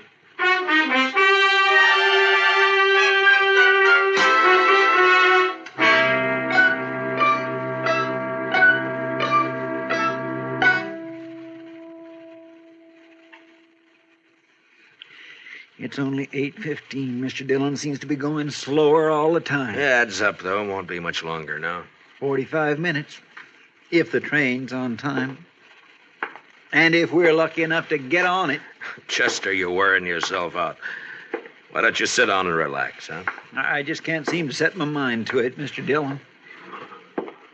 No Daggett will ever leave this town wearing handcuffs as long as the other two are alive. Well, I'd think that's up to them, Jack. Sure. And they'll take care of it, too. I swear and declare, Mr. Dillon, I almost wish they would try something and get it over with. The waiting's always the worst part, Chester.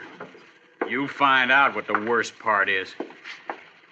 I could slug him, Mr. Dillon. No, let him talk. Let him talk, Chester. He's only got a few more weeks to do it in. They'll never hang me. I'll never even stand trial. You wait and see.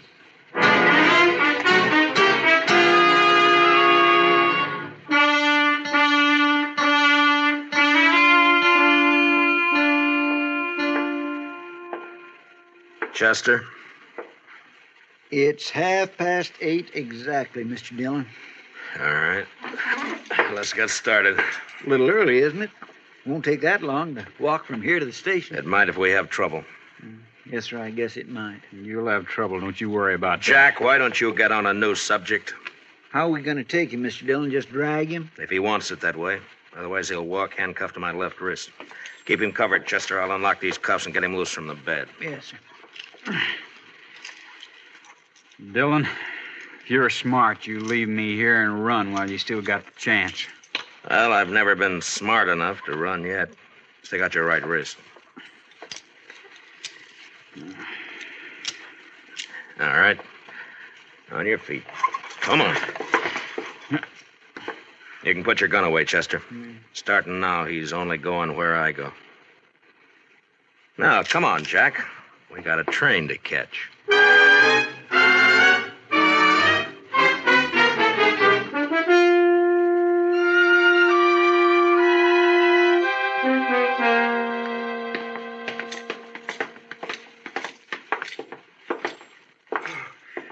Thank heaven, gentlemen, you're leaving. Yeah, we're leaving.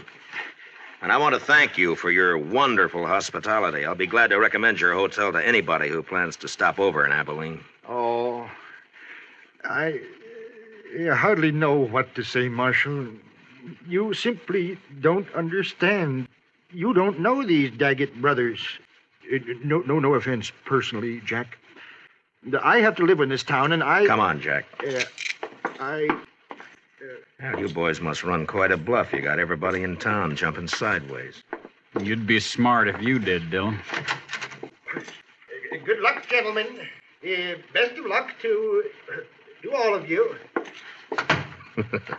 All of us. Well, that's hedging his bet. Look there, Mr. Dillon.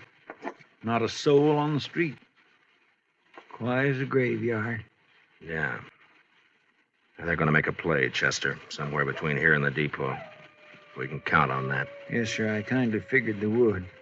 Especially after getting beat up over there at the saloon. Well, they would have anyway. And jumping them like that did one good thing. It scared the pack off. At least we only have to worry about the Daggets, not a mob. You'll think it's a mob Shut by up. the time...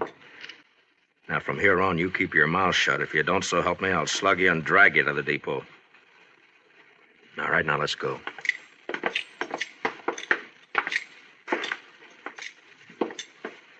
Now, sir, not a soul.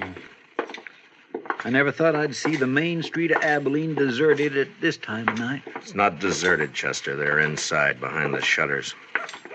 But at least they're staying out of it. I wonder if coyotes are as lonesome as they sound, Mr. Dillon. They couldn't be, Chester. Watch that left side up ahead of us, sir. It's pretty dark along there. Yes, sir. They might jump us from behind. I don't think so. Too many people watching. They gotta keep up their reputation. I hope you're right. Chester, they're at the corner of the bank. Somebody moved. Across the street, too. In the shadow. Take the one in the shadow, Chester. Yes, sir. There's one down, Chester. The other one's still there in the shadows. Get him if you can. Jack here's ruining my aim. I'll ruin more. Good for you, Mr. Dillon. You ought to have slugged him sooner. I didn't slug him, Chester. He caught a bullet that was meant for me. Shot by one of his own brothers. Here, let me unlock those handcuffs, Mr. Dillon. No time. Here, I'll get him up on my shoulder and... All right, let's move in and keep firing. Yes, sir.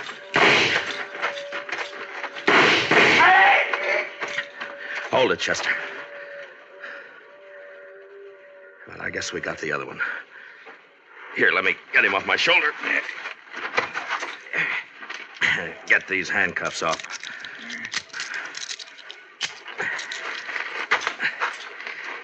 Well,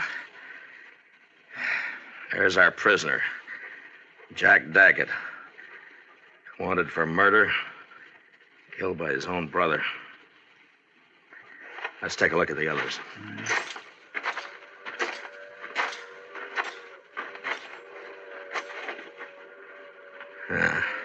Three men dead. Look down the street there, Mr. Dillon. They're all starting to crawl out of their holes. Sure. They're all on our side now. Oh, come on, Chester. The train's coming. We gotta get on it and get out of here. Yes, sir. So let Rourke clean up this mess. He ought to be good for something. That sounds more lonesome than the coyotes. Gives a man the creeps. Yes, sir, it sure does. Well, you were wrong about that hunch of yours, Chester. It wasn't us. Not this time.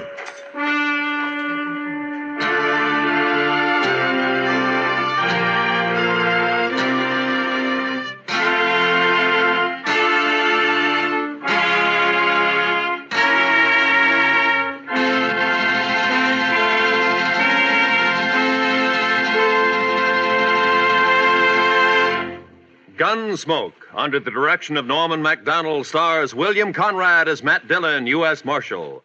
Tonight's story was specially written for Gunsmoke by Les Crutchfield, with music composed and conducted by Rex Corey.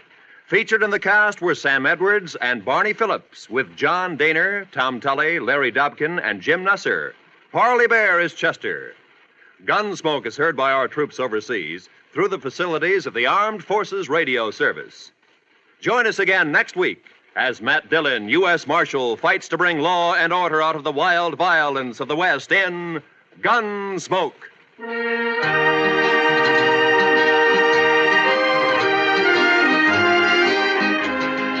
Tomorrow night, Lionel Barrymore and your Hallmark Playhouse invite you to enjoy another Hollywood cast bringing you another drama in the tradition of this fine program. Every week, your Hallmark Playhouse features Lionel Barrymore as host. Frequently, Mr. Barrymore stars as well. Historic dramas, stories about the human side of patriots, presidents, pioneers, and adaptations from literature. Enjoy them on Hallmark Playhouse over most of these same stations, presented by CBS Radio. This is Roy Rowan speaking. And remember, for thrilling dramas of escape, listen Sunday nights to the CBS Radio Network.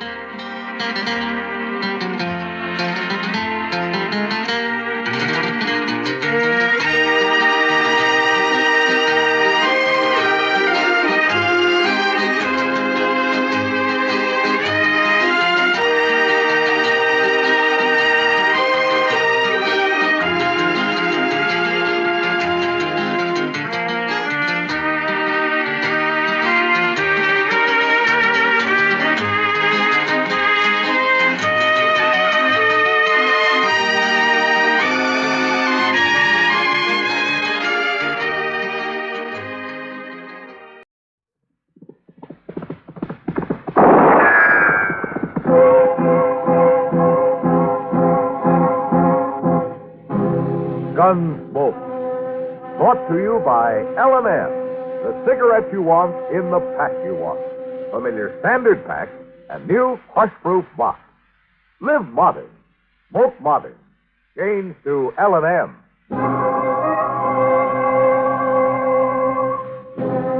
Around Dodge City and in the territory on West, there's just one way to handle the killers and the spoilers, and that's with a U.S. Marshal and the smell of gun smoke.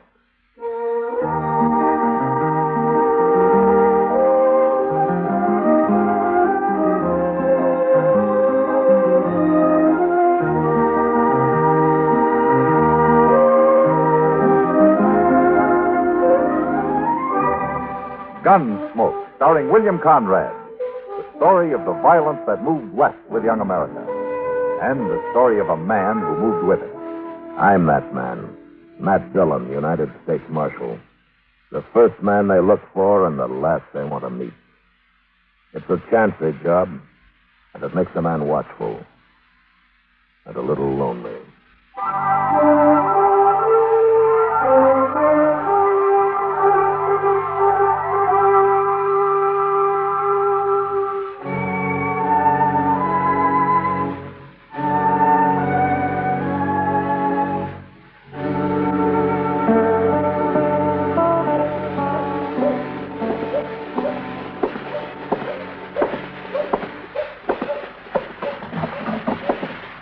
Morning, Miles.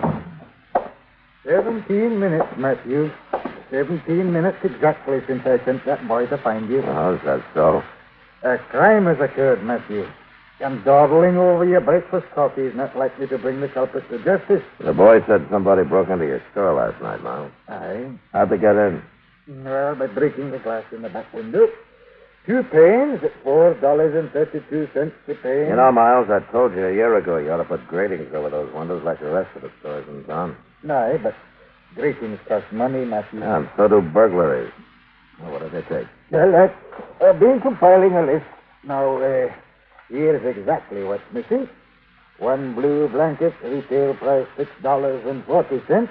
1 blue denim jacket, size 36.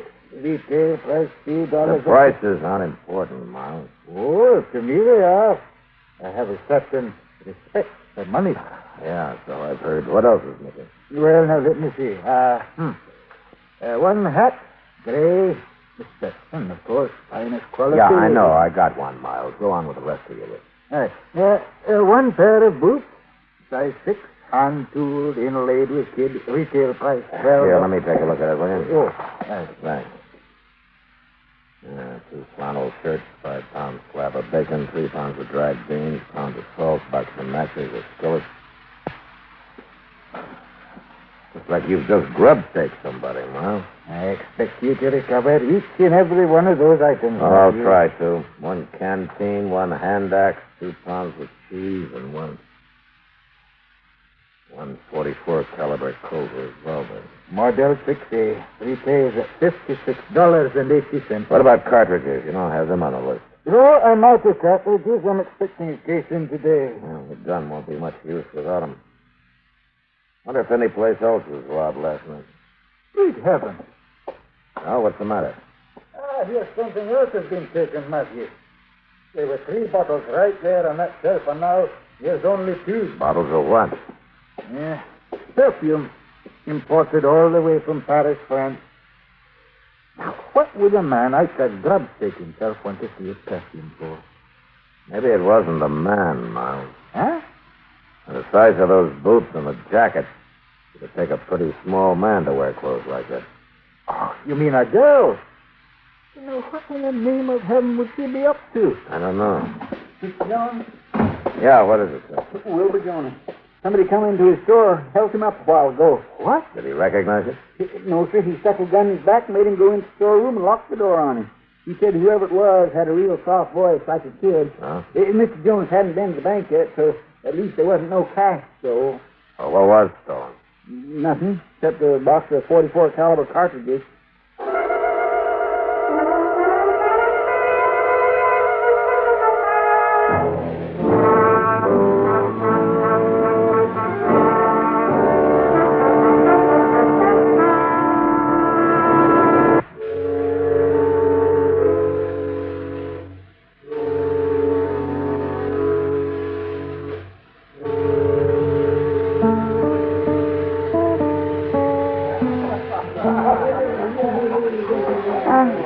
Let me smell that perfume again, will you, Matt? Yeah, sure, Kitty, here. Not any scent I know. But I'd sure like to. You say Miles has got 2 more bottles of it? I got this sample from one of them. Well, there's nothing like this around Dodge. Shouldn't be too hard to track down. Yeah, provided the person who stole it opens the bottle. Well, I'll keep sniffing the breeze, Matt. That's what we've been doing all day, Miss Kitty.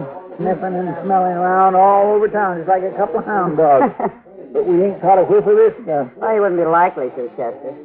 Matt, maybe this girl, if it is a girl, has already left town.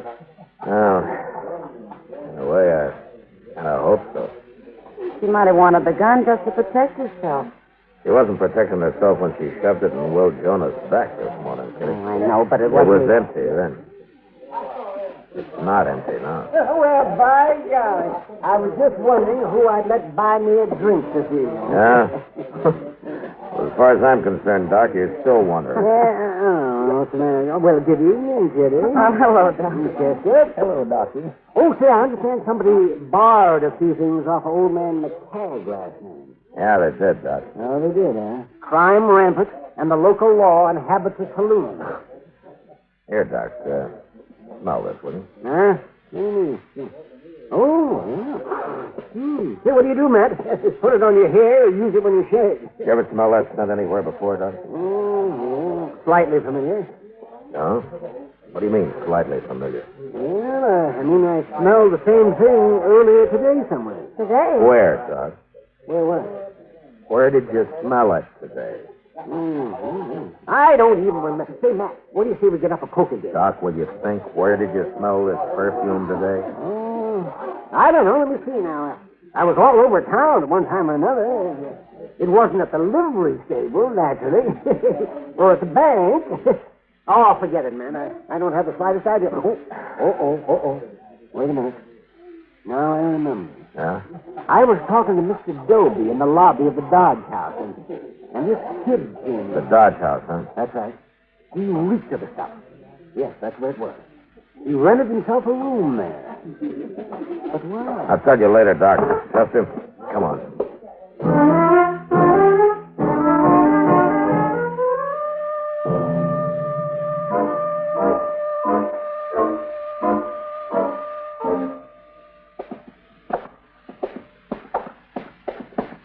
the next door on the left there, Mr. Dillon.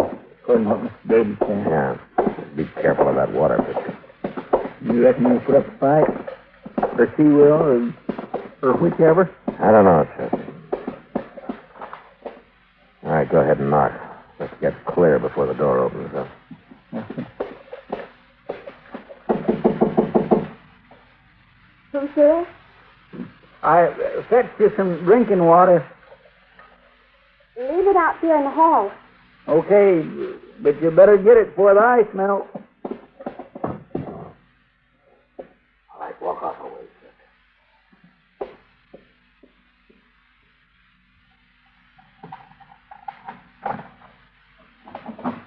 Get your hands up. You're under arrest. What? Chester, come here, take the gun. All right, get back in the room. No use getting the whole hotel stirred up. I ain't done nothing. You got no call to arrest me. Inside, I said. Golly, if you wasn't right, Mr. Dillon, it is a girl. You mind your own business. Who are you anyway? What? He's a U.S. Marshal. That's who he is. A marshal? Where did you get that shirt you're wearing, miss? And the boots. What about this gun? Where you think I got him? I don't think I know now. What's your name? My name's Willie Beaver, and I'm from down around Osage Junction. Willie? What kind of a name's that for a female? Why, you shut your tater Willie. How old are you? 16. It's any of your business. 16, huh? Why did you break into that store last night? Who says I did? The clothes you're wearing, that Stetson on the bed over there, the stuff all over this room, every bit of it was stolen. How'd you figure it was me, Marshal? That perfume you took. Doc Adams was down in the lobby when you rented your room here. He smelled it on you. Oh, I guess I didn't know that perfume was going to bring bad luck. Them other things I needed. But that there perfume I just wanted. Never had none before. Never even smelt none. Just heard about it. What are you doing, running away from home? I ain't running. I already run. You was to drag me with wild horses, I wouldn't go back there. Why not? You knowed my stepboy, you wouldn't ask why not. Work a body to their death, that's all he knows. He's got a dry farm down here. Ain't never going to be worth nothing no matter what. He'll work day and night just like a man. I ain't never even owned a dress. I don't believe in going in for frills. Yeah, I see. It beats me, too. Last time he'd done it 2 days ago, I just lit out. Look, mister. You see that bruise on the side of my head? You see what? Oh, for land's sake, mister, that's just... All right, get your hands up, mister. You make a move, Marshal, and I'll blow this feller's backbone clean through his belly. I'm not moving. Just take it easy, Chester. Well, right back up now, mister. Away from the door. Well, I didn't run away from home just to end up in no jail. Where are you going to end up, Willie? Never you mind about me, Marshal. Now you two just stay put.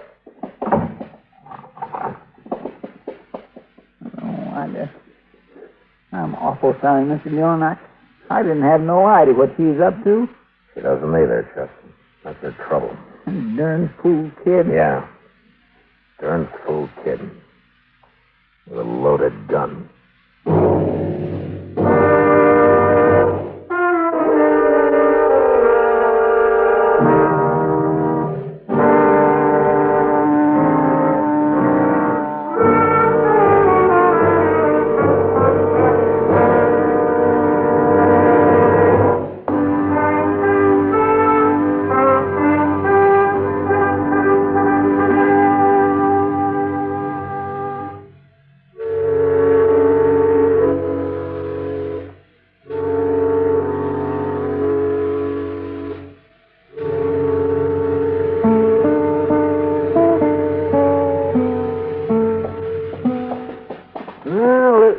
Matthew.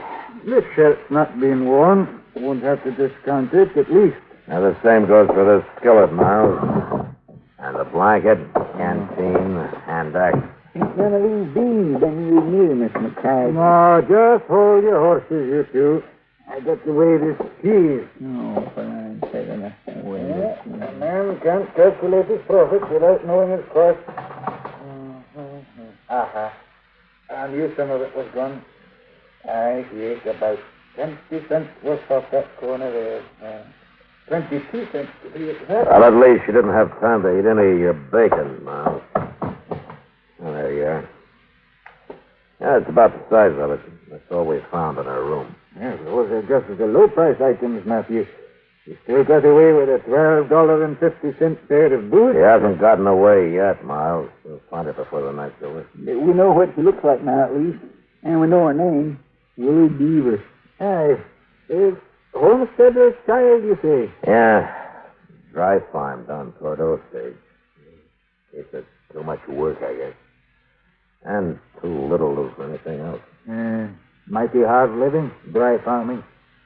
Doesn't pay much of anything to speak of. No, not much. Matthew, look, if you catch her and you get back those boots and that gun and the other items, well, what I mean is this.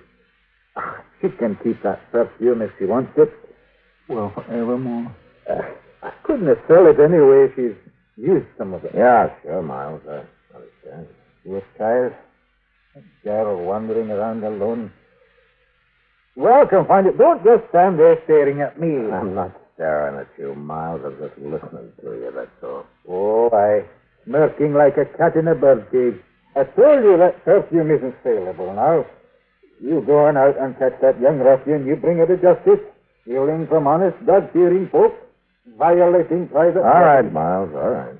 And, if you get that gun and those boots back and they've not hurt any, and the denim jacket, too, well, I'll give that child a dress right out of my stock. My land gracious. Well, it's not a matter of sentiment, no. It's just that it isn't fit for a young girl to go into court dressed like a man. It's no decent. Yeah, sure, Miles. I know what you mean. Just a proper respect for appearances. That's all it is, isn't it? Oh, confound the both of you. You're trying to accuse a man of charity when he hasn't an ounce of it in his entire nature. What is it? Back to the stage office, sounded like? Yeah, come on, Chester. Let's find out.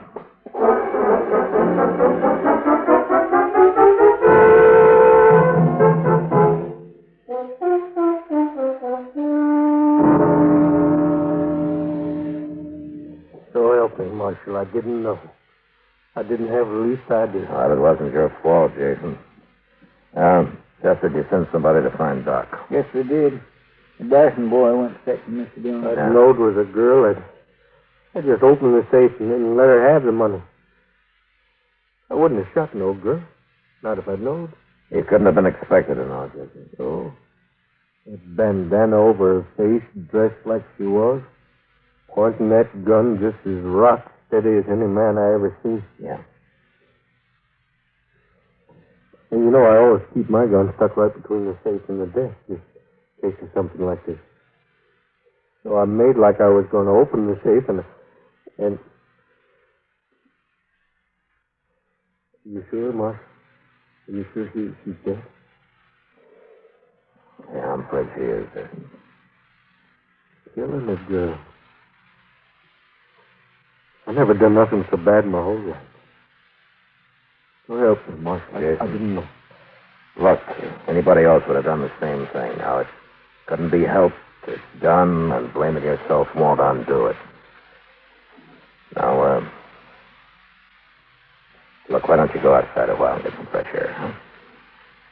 I reckon maybe I'd better.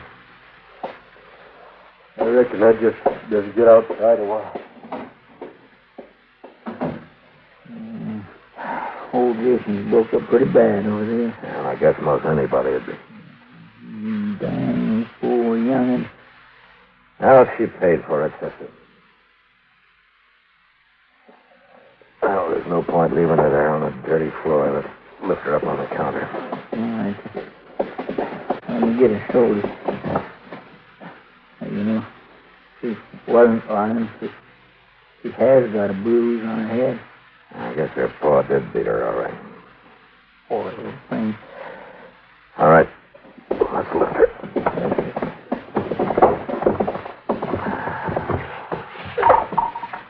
Oh, what's that fella out of her jacket? Miss Dillon. Yeah, I know. It's her perfume.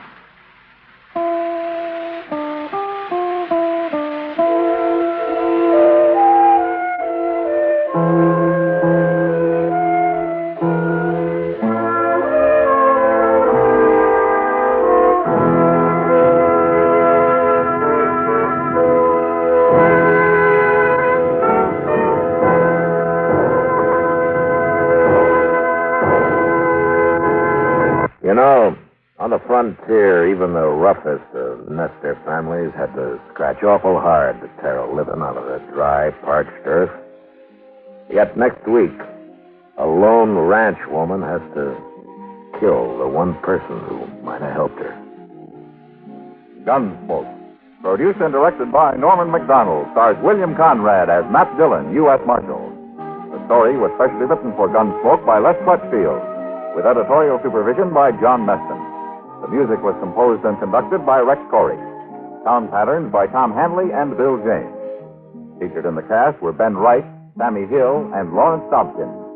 Harley Bear is Chester, Howard McNear is Doc, and Georgia Ellis is Kitty. We are proud to announce that Rex Corey won the annual Downbeat Magazine Award for the best original scoring of a regularly scheduled radio series as musical director of CBS Radio's Gunsmoke.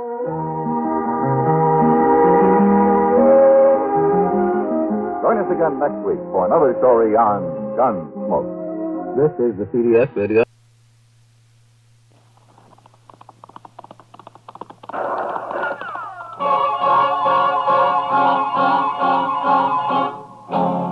Around Dodge City and in the territory on west, there's just one way to handle the killers and the spoilers, and that's with the U.S. Marshal and the smell of Gunsmoke.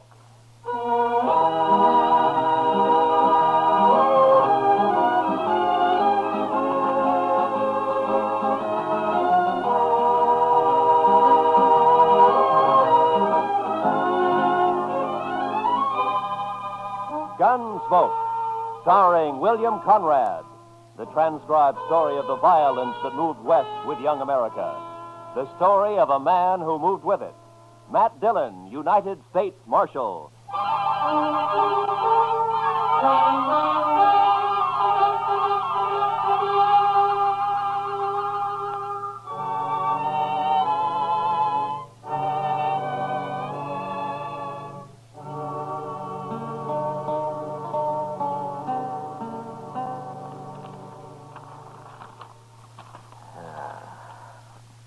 Is this everything, Chester? Well, there might be more later when they finish sorting the mail. Hey, where's that telegram? Oh, what telegram? I thought I put it right on top. Let me take a look. Oh, yeah. Here it is. Might be important. Oh, we'll soon see.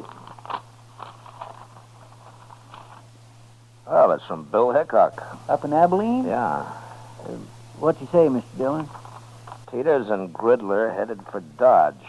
Keep them there, but don't arrest them until I get there with murder witness. Or I'll write Washington all I know about you. Signed Hickok. Oh, then Mr. Hickok's coming here, huh? Now, that's what he says. Well, how'll you recognize those two men, Mr. Dillon? I expect I'll recognize him all right.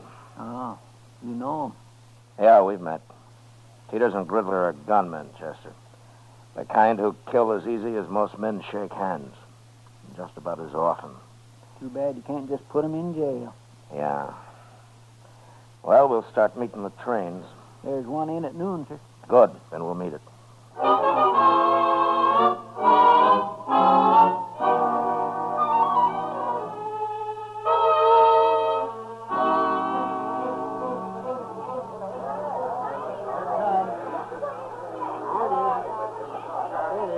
What'll we do if they are on this train, Mr. Dillon? Nothing, Chester. I'll find them later and talk to them, but not in a crowd like this. Yes, sir. You know, every time I see a train, I am just overpowered with the urge to travel. Oh? Where to? Anywhere. Anywhere but Kansas. Well, I don't think you'd like it back east any better. Why not? You just have the urge to come out west again. I know your kind. I suppose you're right, sir. But still, it'd be good to walk down a street that wasn't all heat and dust and that wasn't crowded with a lot of grimy men looking for trouble. And I wouldn't mind seeing some women, married women, with kids and parasols and Wait a Bibles minute, and- Chester. There they are. Where? They just got off the end car. Those two headed for the depot there. One of them's tall? Yeah. That's Teeters in the black hat. The other's Gridler. I'll just step around the corner here and see which way they head. Yes, sir.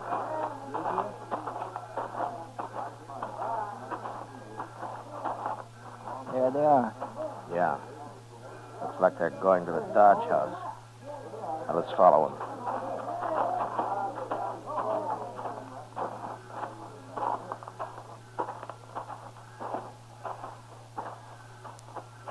Yep, that's where they're going, all right. Now, let's wait here. Let them get a room, and then I'll go talk to them. But if you can't arrest them, And I'll just try to make them feel welcome to stay in Dodge. when do you think Mr. Hickok will get here? Oh, be a couple of days anyway, Chester.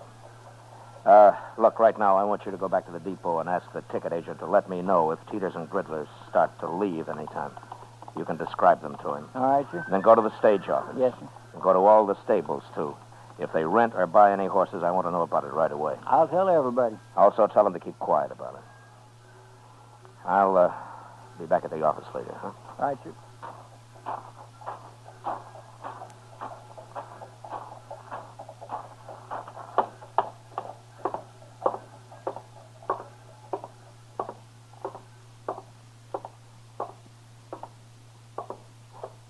What can I do for you, Marshal?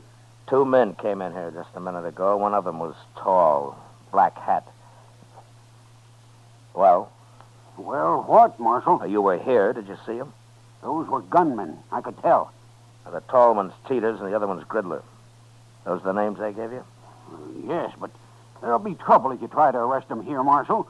Can't you wait until they're outside in the street someplace? No?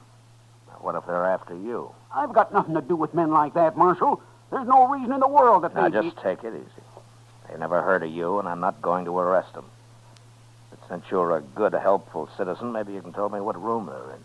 Certainly, Marshal, certainly. Number 25. Up the stairs and turn to your left. Thank you very much.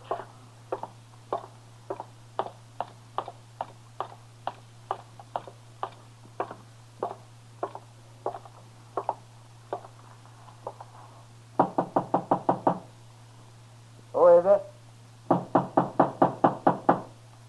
Who is it, I said? All right, open it, Gridley.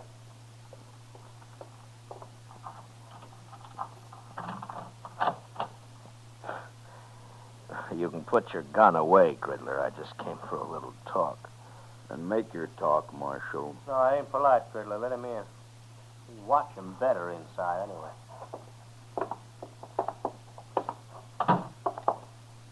Hello, Teeters. What's on your mind, Marshal? I'm just trying to think. Last time I saw you men was in, let me see, was it Tascosa?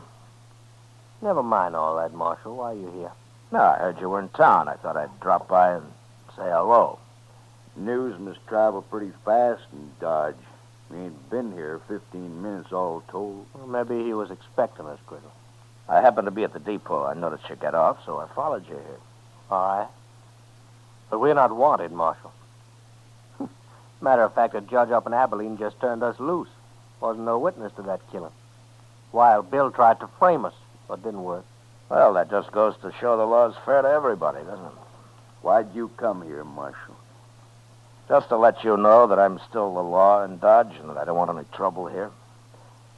With men of your sort, I always like to mention that. We're not looking for trouble. Good, good. And you're welcome to stay here as long as you like. That's a funny thing to tell us.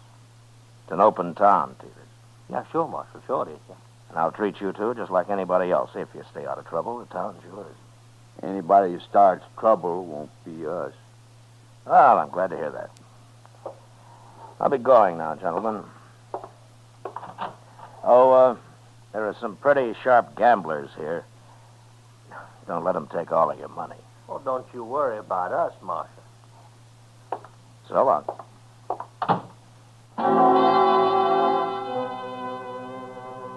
was no way of figuring how long Teeters and Gridler might stay in Dodge.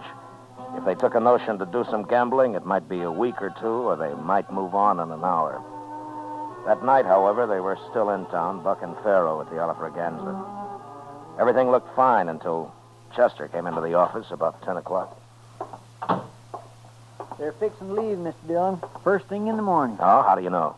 Jim Bunch at the stage office. He just told me they came in and paid their fare to Sharon Springs on the morning stage. Sharon Springs, huh?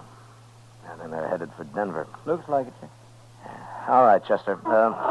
Go tell Jim that I'm going to be on that stage tomorrow, too. If he likes, I'll ride shotgun for him. One of the boys can have a little time off. I'll tell him, sir. But are you going all the way to Denver? I'll follow him all the way to San Francisco if necessary. You can tell Hickok that when he shows up. Too bad he won't be here before they leave. And it'll be another day before he can get here. But I won't be too far behind us. Stage leaves at 8, right? Yes, sir. I'll be there to see you off, Mr. Dillon. Fine. We'll meet at the Dodge House for breakfast if you like. All right, sir.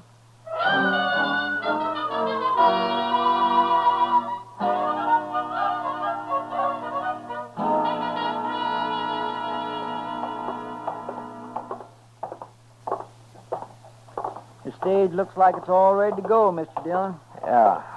I don't see Teeters and Gridler, though. They're not inside, are they? I don't think so. No, they're not here yet. Just about 8 o'clock. They should be here. Well, it doesn't matter, Chester. If they've changed their minds, it's all to the good anyway. Want me to go ask Jim Bunch if he's heard from them, Mr. Dillon? No. Let's just wait here. Oh, say, I forgot to tell you. Jim said the regular shotgun messenger has to go up to Sharon Springs anyway, but to thank you just the same. No, good. Chester. Yes, sir? Look, up at the other end of the plaza there. Coming this way. Oh, I declare. It's Sam. Yeah. Now what are they up to, I wonder? Well, they can't be taking the stage if they're horseback. No. Looks to me like they're fixed for a long ride, too. Sure does, Mr. Dillon.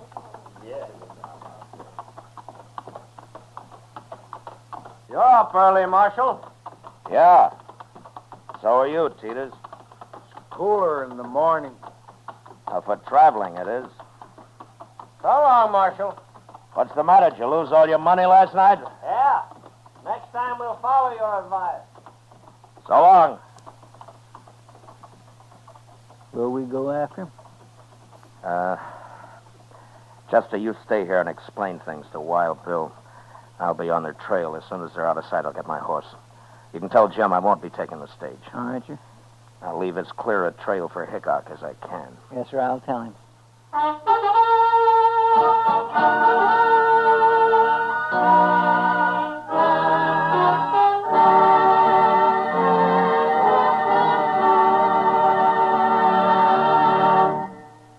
We will return to the second act of Gunsmoke in just a moment. But first, young women are needed to enroll as student nurses and to take their places as graduate nurses in an ever-expanding field where opportunity unlimited awaits.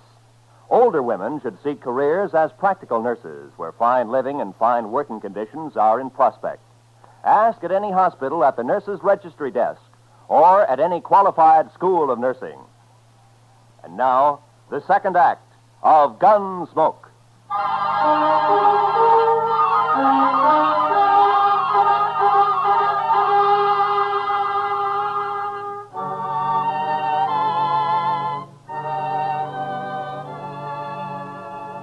I did my best to stay out of Teeters and Gridler's sight. But if they had suspicions of being followed and were watching their back trail, they'd have known I was there, all right. The land was flat, and we frequently crossed great patches of powder-dried dirt that smoked the air with dust under the horses' feet. After an hour, they began to swing slowly north.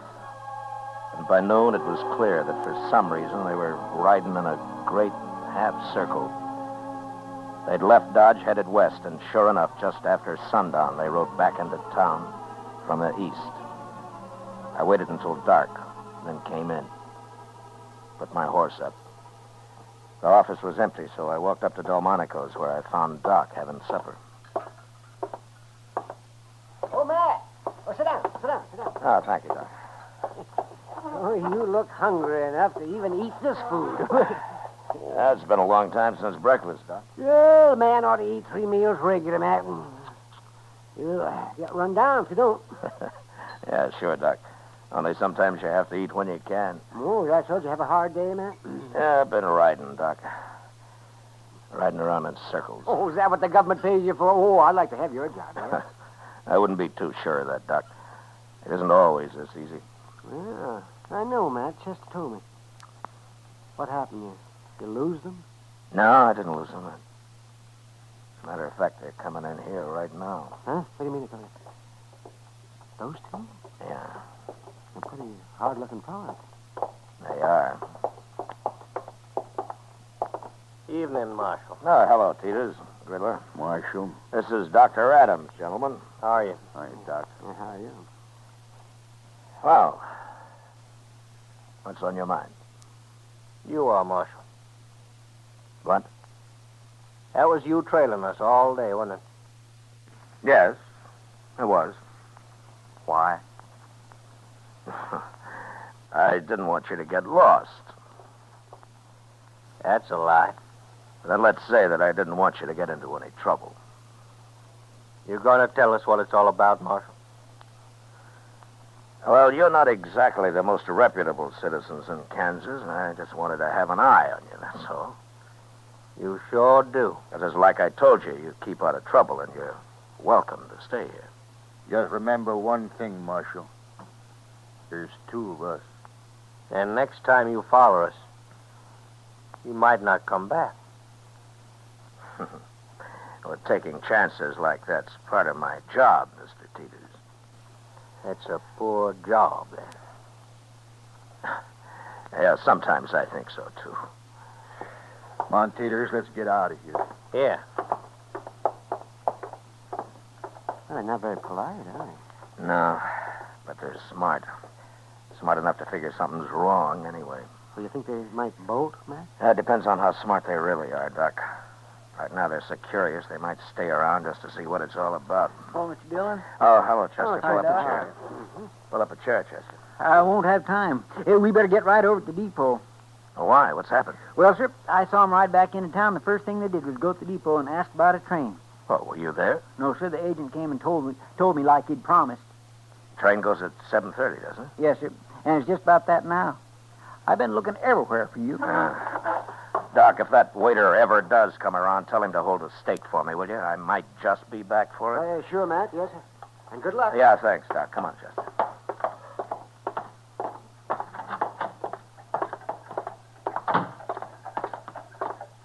Are you going to go on the train with him, Mr. Dillon? No. Hickok's sure to be here in the morning, Chester. If I can keep him off this train tonight, I doubt they'll try anything else till tomorrow. Yeah, but you can't arrest him. Yeah, I know. Well, then, I'll just face him off it, Chester. So keep your head up. Yes, sir.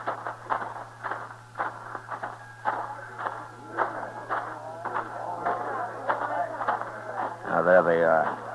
Come on. You come just to say goodbye, Marshal? Not exactly, Teeters. Oh? You can take the train tomorrow if you like, but not this one. Why tomorrow? Well, I've got orders to keep you in sight till then. Orders from who? It doesn't matter. But you have your choice. You can have the run of Dodge tonight, or you can spend it in jail. You know, you talk pretty loose for just one man, Marshal. Your friend there doesn't look like a gunman. Well, now, you can't always tell by looks, mister. I can't. You said you didn't want trouble, Marshal, but you sure starting it. There won't be any trouble. You do what I tell you. And if we don't? I'll kill the first one of you that moves for that train. You can die that way, Marshal. Maybe. But you won't both get on that train. Gridler. You know me. You know I'll do it. We can still make it, Gridler. No. It's not worth it. We can go tomorrow. All right. Marshal, tomorrow it'll be different. Yeah, sure. Tomorrow it'll be different.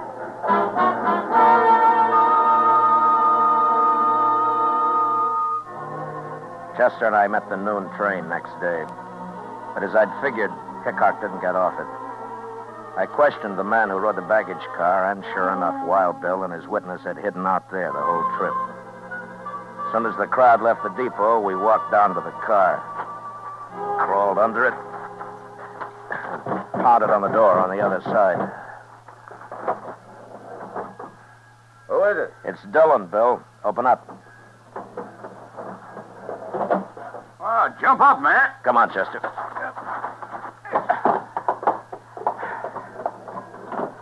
Oh, Matt, how are you? Oh, fine, Bill, fine.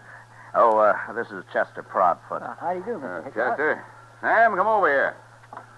This is my witness, Sam Trimble. Howdy. Mr. Trimble. Are you still here, Matt? Yeah, but we better move fast. Matt, that judge up at Abilene's crazy, but he's still the judge. And he says Trimble here has to identify Teeters and Gridler before I arrest him this time.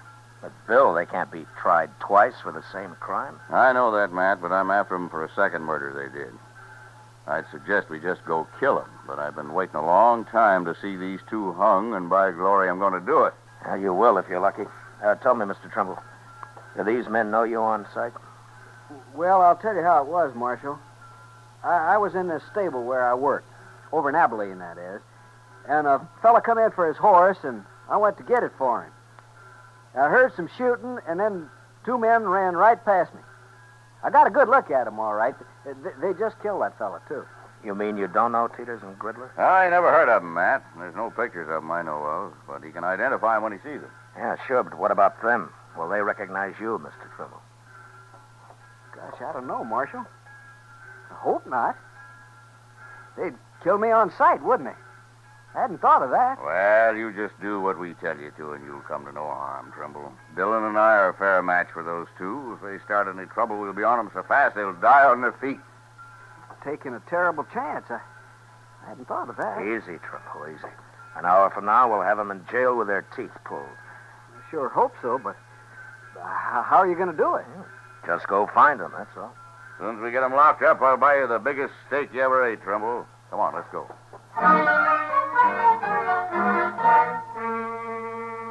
I took Hickok and Trimble over to the Texas Trail, where we decided we'd wait while Chester located Teeters and Gridler. Then we'd just walk in on them and get it over with fast. I introduced the two men to Kitty, and we ordered a couple of drinks for Trimble, who was getting jumpier by the minute.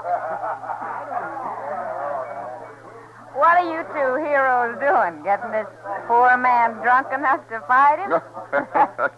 Not exactly, Miss Kitty. He just lacks faith in us, that's all. I wouldn't have come if I'd thought about it. I sure would.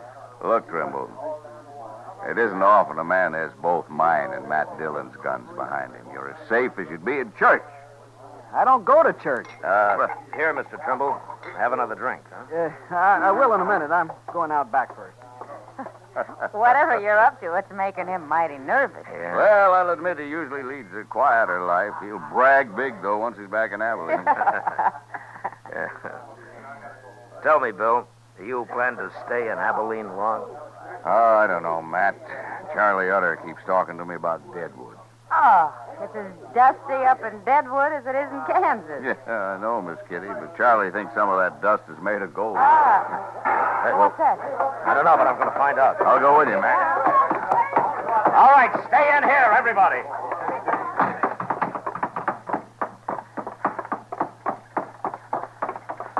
It was Teeters and Gridler. I was just crossing the street and saw him run out of the alley there. All right, come on.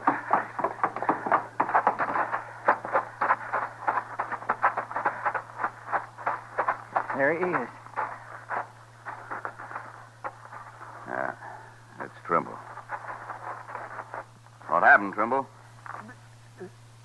They shot me. I was going to run away. And he got scared and ran right into him. Yeah, we shouldn't have let him alone at all. They said they saw me with you, Mr. Hickok. They said that's all they needed to know. And they shot me. Chester, go get the doc. Hurry. Yes. Tell me, Trimble. They were the men who killed that fellow in Abilene. You recognize them all right? No. No, I never saw these two before. It wasn't them. What? I knew I shouldn't have come. I got killed for nothing. Tremble. Tremble. That's no use, Bill. Yeah. He got killed for nothing, all right. They must have figured he was a witness to some murder they did commit. Well, anyway, they'll hang for Trimble now. Let's find him before they get out of town, Matt. We'll find him even if they do. Hickok and I walked out of the alley and into the plaza. There were a couple of citizens who'd heard the shooting and had seen Teeters and Gridler run out of the alley. Told us that they'd gone into the Dodge House, and we followed. From the look on the clerk's face as we went past him and up the stairs, I knew that they were in their room. When we reached it, Bill stood on one side of the door, and I on the other. Think they'll fight, man? Well, let's ask them.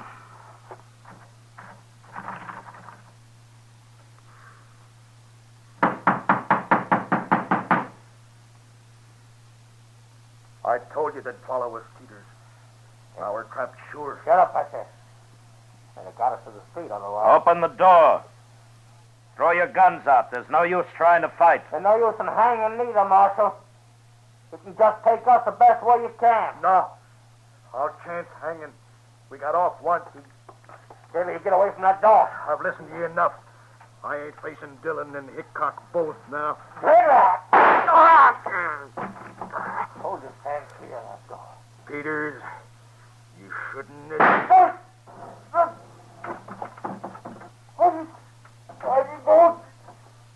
Don't you try to commit us.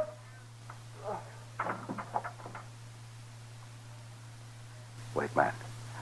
Could be a trick. No, I don't think so, Bill. Look. On the floor there. Yeah, he's been hit all right.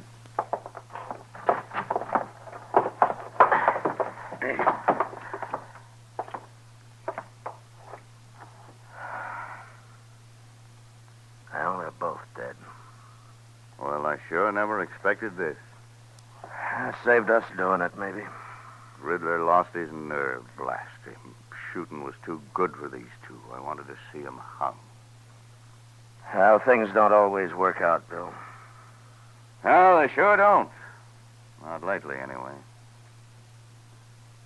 Matt, I think I'll go up to Deadwood with Charlie out of right soon after all. Maybe I can find me a little peace and quiet.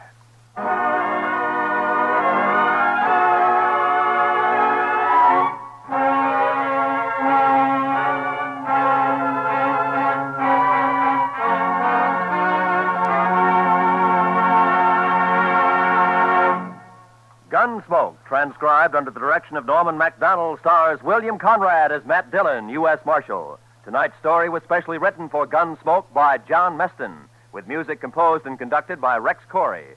Featured in the cast were John McIntyre, Lawrence Dabkin, John Daner, Joe Duvall, and Harry Bartell. Parley Bear is Chester, Georgia Ellis is Kitty, and Howard McNear is Doc. Gunsmoke is heard by our troops overseas through the facilities of the Armed Forces Radio Service. Join us again next week as Matt Dillon, U.S. Marshal, fights to bring law and order out of the wild violence of the West in Gunsmoke.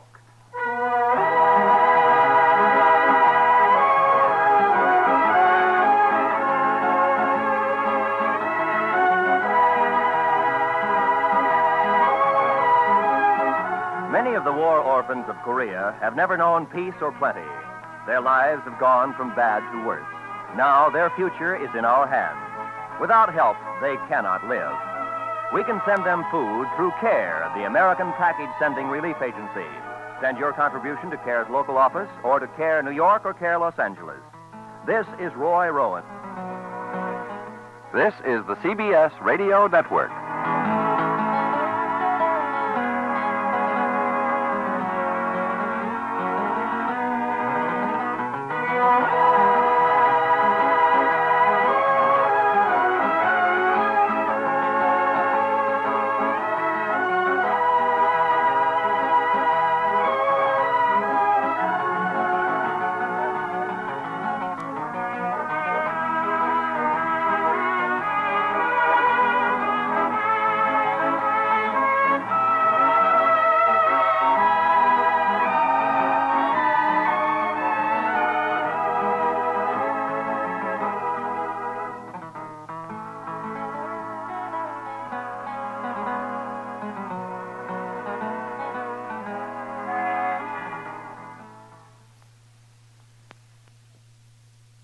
Now, Post Toasties, the heap good cornflakes, is proud to present Gunsmoke.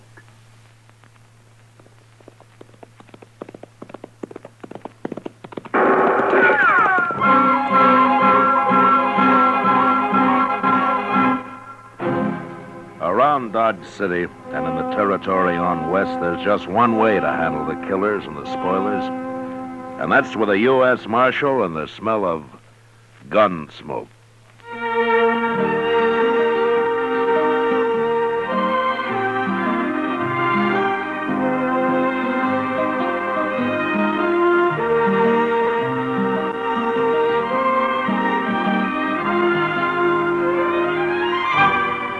Gunsmoke, the story of the violence that moved west with young America. The story of a man who moved with it. Matt Dillon, United States Marshal. It's easy to do your whole tribe a big favor, Mother. Just pour every big and little Indian in your camp a breakfast bowl full of Post Toasties. Post Toasties, you know, are the heap good cornflakes. They're the best thing that's happened to corn since the Indians discovered it. Fresh as fresh can be. Say, Post Toasties are cracklin' crisp. Sweet kernel corn flavor, toasted. That's Post Toasties. Post Toasties are packed with nourishment, too. A bowl of Post Toasties with sugar and milk helps your big braves and little Indians start the day right. Get Post Toasties soon. And now, Gunsmoke, starring William Conrad.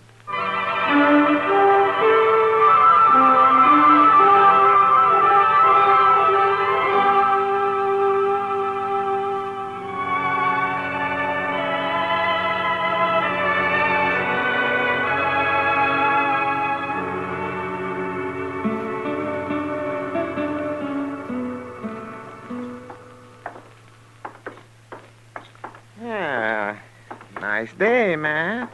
The wind's gone down anyway. It sure was blowing last night. Where were you, Doc? Out at the Caldwell place. Mrs. Caldwell was expecting. Still? There was a false alarm last night. Oh, you ought to get some sleep while you can, Doc. Yes, I know. That's right where I'm headed. Doc Adams. Oh, hello, Roof. I've been looking for you, Doc. Matt, this is Roof Tucker, Sheely Tucker's son. Oh, hello, Roof. We ain't met before, Marshal. No. How's Sheely these days? He's just like ever. But it's Ma I come to get Doc for. Well, what's the matter, Roof? She swallowed a nail, Doc, and it's hurting her bad. Swallowed a nail, did she? How'd she do that? I told her not to, but she was fixing the chicken house anyway, and she had some nails in her mouth. Oh, you say it's hurting her? It's her stomach. She's got a terrible pain in her stomach. Oh, that's bad. I'll ride out with you right away, Roof. As soon as I get my tools, may have to operate. You know Pa, Doc. You know how he is. Oh, yes, I forgot about him. Sheely doesn't like doctors, does he? He hates them. But he ain't there now. He's been out on the prairie the last couple of days. Oh? When'll he be back? I don't know for sure. But Ma said to get you anyway. She doesn't want to die. Sheely'd cause trouble if he found me there, wouldn't he? He sure would. He'd beat you half to death. Well, maybe I better ride out with you, Doc, just in case Sheely comes home while you're there. Good idea, Matt. I think you better. Yeah, Roof, go over to the Alafraganza and tell Chester I want him to go with us, will you? Sure, Marshal.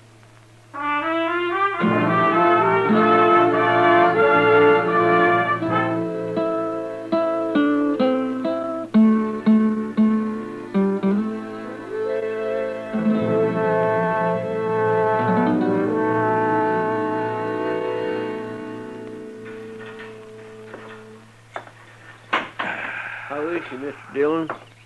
I don't know, Chester. Doc's still working on her. Well, there's no sign of Sheely anyway. Well, that's some help. What's the matter with a man like that, Mr. Dillon? Hating doctors the way he does? I don't know, Chester. Probably there weren't any doctors around when he was young. And what was good enough for his father is good enough for him. Some fool notion like that, maybe. Sheely always was a mean old cuss. except for his horses. He's always treated horses like they're human. Did you ever notice that? Sheely isn't really a bad man, Chester. He's just ignorant and prejudiced because of his ignorance. If he'd have been here, he'd let Miss Tucker die rather than have Doc operate on her. Yeah, probably. Well, that's bad. To me it is. Maybe if Doc saved him someday, he might get over his ideas. Old Sheely's never had a sick day in his life I know of. Oh, Doc, you all through? Huh? Oh, yes, I'm all through, Matt. How is she, Doc? Yeah. She's dead. Dead? I guess her heart couldn't take it. I don't know. I had to operate, though. She'd have died sure if I hadn't. Oh, it isn't your fault, Doc. You did all you could. I know, but I always feel maybe if I'd have done it better, things like this wouldn't happen. You're not to blame, Doc. You, want me to tell Roof? Yeah, I've already told him. He's in there with her. Oh, how'd he take it? Yeah, he didn't say a word, Matt. Well, we better be getting back to Dodge, I guess. Yeah, you must be plumb wore out, Doc. Yeah, I am. Doc. Hey? Yes, Roof. And you too, Marshal. You're going to have to help me. Well, we'll help you, Roof. What is it? It's about Pa. I don't know what to tell him when he comes back. Hey, that's right. I kind of keep forgetting about him. Just tell him the truth, Roof. Doc tried to save your mother, but he wasn't able to. Nobody could have. You don't know Pa very well, I guess. He just won't stand for it. Well, there's nothing he can do about it now. It's all over.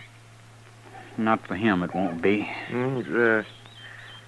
What do you mean, Roof? When Pa says a thing, he means it. And he said none of us was ever to go near a doctor. Roof, do you agree with your Pa's thinking? No. And neither did Ma. But we didn't dare cross him when he was around anyway.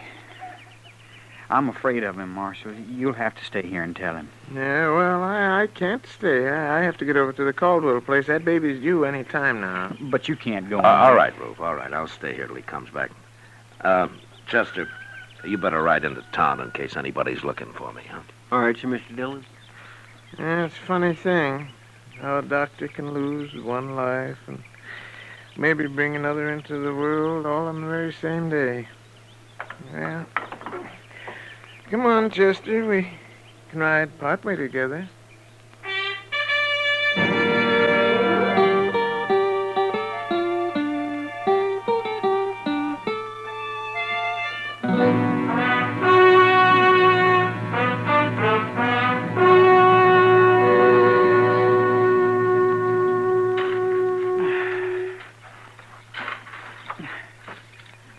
That ought to do it, Roof. I want her buried good, Marshal. How about a cross? You want to put up a cross? I'll let Pa decide that. Oh, my gosh, Marshal. Here he comes now. Yeah, looks like he's been riding pretty hard. Pa always rides hard, but he takes mighty good care of his horses all the same. He's never hurt one yet. I know.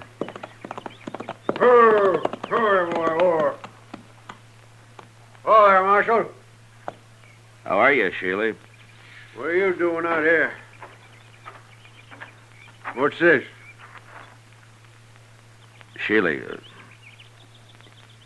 your wife died. Roof and I just finished burying her. She died? Just a few hours ago. We didn't know when you were going to get back, so we went ahead and buried her. What'd she die of? She was holding some nails in her mouth, and she swallowed one of them. Oh. Roof, take this horse into the barn and dry him off. Sure, Pa. Rub him good now. I will, Pa. Don't let him near no water yet. I won't. What are you doing out here, Marshal? I came out with Doc. With who? Doc Adams. He did everything he could to save her life, Sheila. He cut on her, didn't he? He tried to get the nail out, if that's what you mean. She'd have died from it if he hadn't. Cutting on her, that's what killed her. Look, Sheila, your wife was dying, and Doc tried to save her. That's how it happened, no matter what you think. I've got no use for doctors. They're all croakers. That's what my old man called them, croakers. I kind of figured that's where all this came from. Sheila, have you ever thought that your old man might have been wrong? Not about them, he wasn't. Hey, how'd Doc get here anyway? Who told him to come? Your wife wanted him. After all the times I've told her to stay away from doctors? I guess she didn't want to die, Sheila. She wanted a chance to live. Yeah, sure. And he come out here and killed her. Poor defenseless woman. Doc Adams will pay for this, Marshal. I'm telling you right now. You lay a hand on Doc, and I'll run you out of the country, Sheila. Maybe it won't be a hand I'll use, Marshal. Try anything like that, and you'll hang for it. I'll find you no matter where you go. He killed my wife with his bungling butchery. He's a murderer. There isn't a man in Kansas who'd believe that. Doc's a pretty valuable citizen around here, Sheila. Not to me, he ain't. It's an eye for an eye, Marshal, like it says in the good book. You even try it, and I'll throw you in jail. I don't try nothing. Then you'll hang. Will I, Marshal?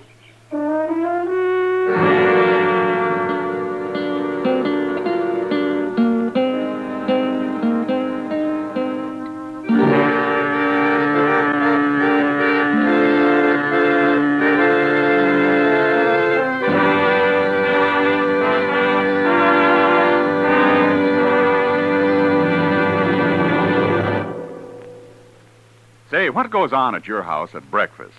Well, you can take it from me. The best thing that can go on your breakfast table is Post Toasties. Yes, sir, Post Toasties, the heap good cornflakes. Those golden crisp cornflakes are the best thing that's happened to corn since the Indians discovered it. You know how to prove it? Just pour out breakfast bowlfuls of Post Toasties for your whole tribe, and then watch how they enjoy 'em. Post Toasties are crisp and tasty. From the first bite down to the last spoonful, that sweet kernel corn flavor makes your breakfast. So always ask for Post Toasties, the heap good cornflakes. Post Toasties, heap good cornflakes. The best thing that's happened to corn since the Indians discovered it. Heap good cornflakes. Post Toasties, heap good cornflakes. Remember, Post Toasties is one of the famous triple-wrapped Post cereals, guaranteed fresh or triple your money back. Now back to Gunsmoke.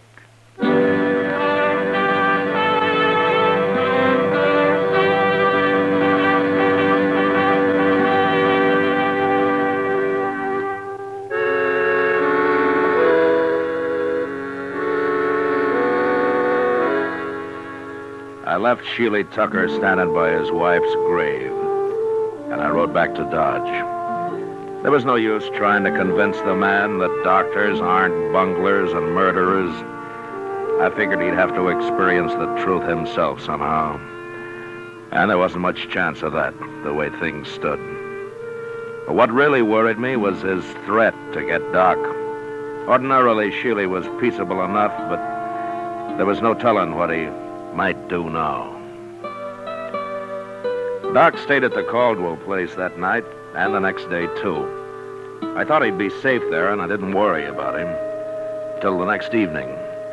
Kitty and I were having supper at the Dodge house. Matt, for a town that lives on the cattle trade, you'd think we'd be able to eat decent steaks. You should have had the prairie chicken, Kitty. Yet didn't have to walk all the way from Texas. That steak I had got carried. It was too old to walk. I've never eaten prairie chicken, Matt. What's it taste like? Oh, a little chicken and a lot of prairie. If I didn't know you better, I'd say you've been drinking. If I know you, you'll order steak next time anyway. I don't give up easy, Matt. Yeah, I know. Remember it, then. Sure. You don't know much about women, do you, Matt? Well, I'm learning. Yeah. But at the pace you've set, I'll be in my grave before you're out of first grade. Well, it took me 10 years to learn how to handle a 6-gun.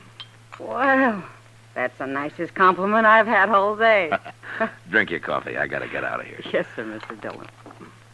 Oh, here's Doc. Hello, Matt. Kitty. How's Mrs. Caldwell, Doc? Yeah, gave birth to a 12-pound boy this afternoon. Ah, that's fine. Yes. That's not what I came to talk about, Matt. Somebody tried to shoot me on the way back from the Caldwell place. What? Who was it, Doc? Yeah, I didn't see him, and since I didn't have a gun, I rode straight ahead. Fast. Where did this happen? Yeah, about a mile the other side of the grove.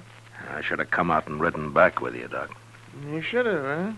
Well, then, you know something about this? Yeah. Sheely Tucker, huh? He came back after you and Chester had left, Doc. He made some threats. Yes, I might have known it. But I'm not going to be a target for Sheely every time I go on a call in the country. I'm going out and see him, Matt. We'll have this out face to face. I don't think you can change his mind, Doc, but I'll go with you. And if he admits shooting at you this afternoon, I'll bring him back to jail. Maybe I'll bring him back anyway. Well, I should hope so. People around here'd be in an awful fix without Doc.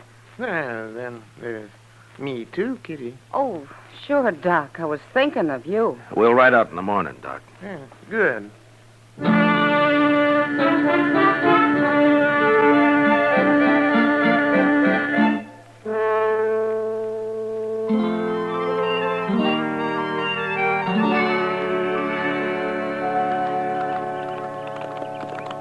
There's somebody in the corral there, man. Yeah, it looks like Sheely.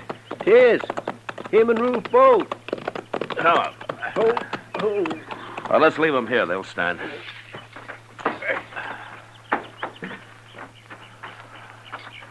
They got a horse tied down in there, Mr. Dillon.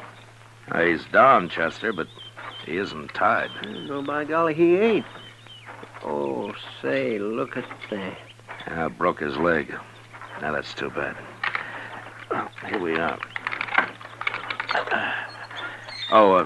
Doc, I'll go first in case Sheely gets excited. Oh, all right, man. Yeah. Go ahead, I'll close it.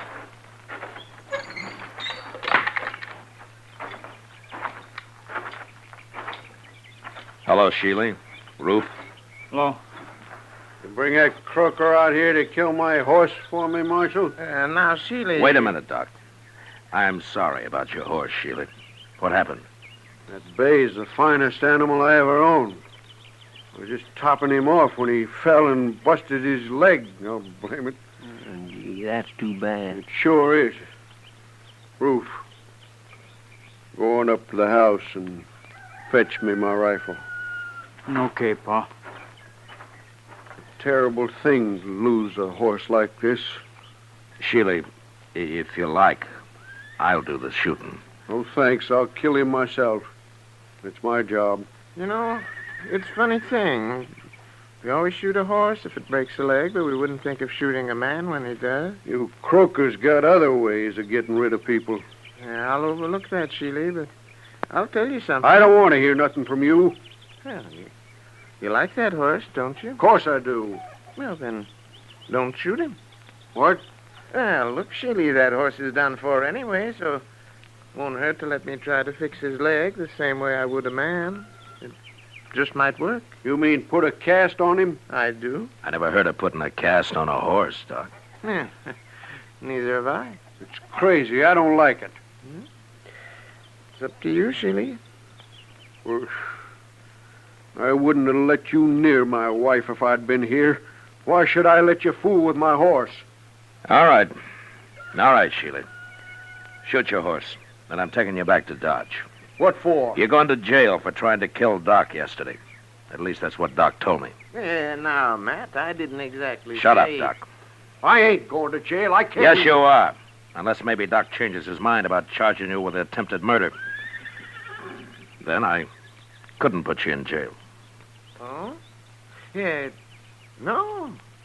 No, yeah, he couldn't then. You know, Sheely, I might get so busy working on this horse, I'd plain forget about everything else. I might even save the animal to boot. Well, make up your mind, Sheely. I gotta get back to Dodge. Well, all right. But you better make it work, Doc. I said I'd try. That's the best I can do. Ever. no matter who the patient is. Okay, Doc, you try. But try real hard, will you? I always do, Sheely. Real hard.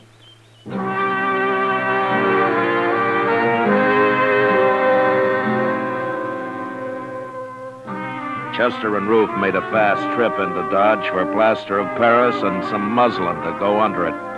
And when they got back, Doc went to work. An hour later, he had a heavy cast on the horse's leg. And after giving Sheely some final instructions, he was finished. He promised to come back in a couple of weeks and put a lighter cast on, and then we left. Sheely didn't say much, but I knew if anything went wrong with that horse, he'd be after Doc again. However, 6 weeks went by before anything happened. Doc and I were hiding out in his office with a game of chess we'd started a few days earlier. Yeah, doggone rook, if you're sitting there, Matt. If I move my bishop, you'll be right in on that queen. That's the only move you got, Doc. All right. There you are, Matt. See what you can do with it. A couple more of those and I'll get that queen. Doc. Well, hello, Sheely. Doc, I've been looking everywhere for you, blast you. Why'd you put a sign on your door saying you were out? How come you're wearing a gun, Sheely? Man, it'd be a fool not to wear a gun in this town, Marshal. He'd be a worse fool to try to use it. Don't rile me. I'm in a bad enough temper already. What's wrong, Sheely? How's your horse? My horse is tied up right outside, Doc. What? Yeah, I took that second cast off myself. Then I rode him in here. Of course, I took it easy with him, Doc, real easy. And he ain't even limping. Well, what do you know? By heaven, it works. Oh, that's fine, but what are you so heated up about, Sheely? Well, you'd be heated up too, Marshal. If you'd been carrying a rotten tooth in your jaw as long as I have. You mean you're looking for a doctor, Sheely? I'm man enough to admit it, Marshal. Well, now, Sheely. You just sit down right over there, and I'll see what I can do. Okay, Doc. This is the one right here. Try to get it out, will you? I'll try, Sheely. That's the best I can ever do. Ever. That's good enough for me, Doc.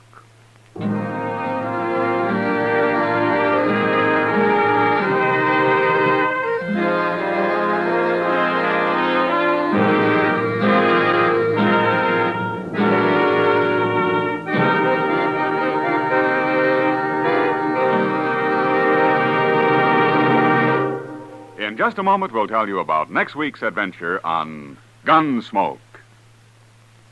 Say, exciting things happen to breakfast when there's sugar crinkles at every place. Sure, new sugar crinkles make breakfast more fun than a circus. You know why? Sugar crinkles is the sugar rice treat that's just right sweet.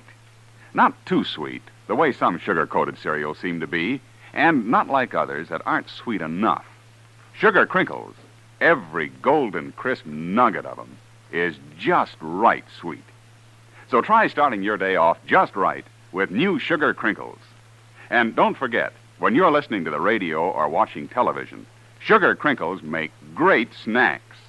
From the bowl or from the pack, for your breakfast or a snack, sugar crinkles are more fun than a circus. Try sugar crinkles soon. They're the sugar rice treat that's just right sweet. So better get several packages.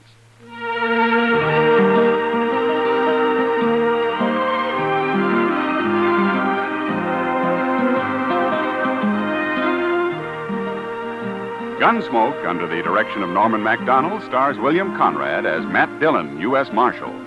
Tonight's story was specially written for Gunsmoke by John Meston, with music composed and conducted by Rex Corey. Featured in the cast were Sam Edwards and Tom Tully. Parley Bear is Chester, Georgia Ellis is Kitty, and tonight Paul Frees played Doc. Ken Peters speaking.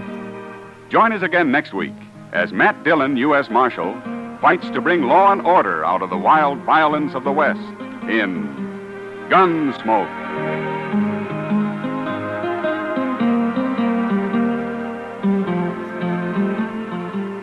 Listen next week at this time when Gunsmoke will be brought to you by Sugar Crinkles, the sugar rice treat that's just right sweet.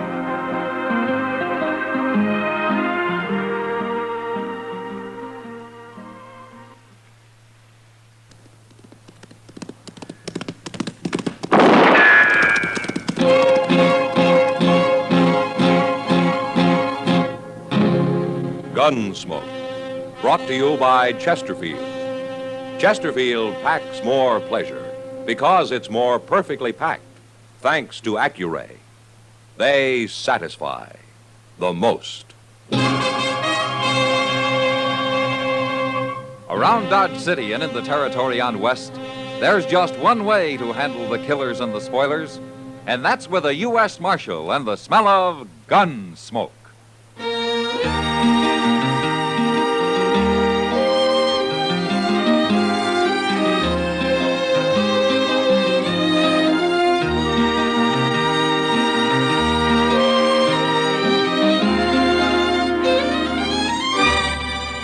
Gunsmoke, starring William Conrad, the transcribed story of the violence that moved west with young America, and the story of a man who moved with it.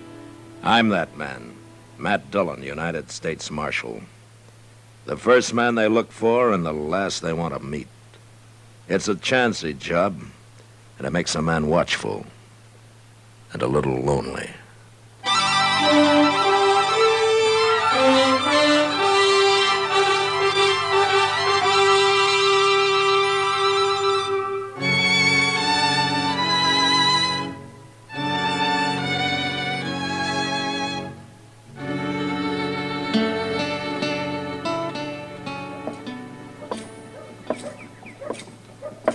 Oh, morning, Kitty.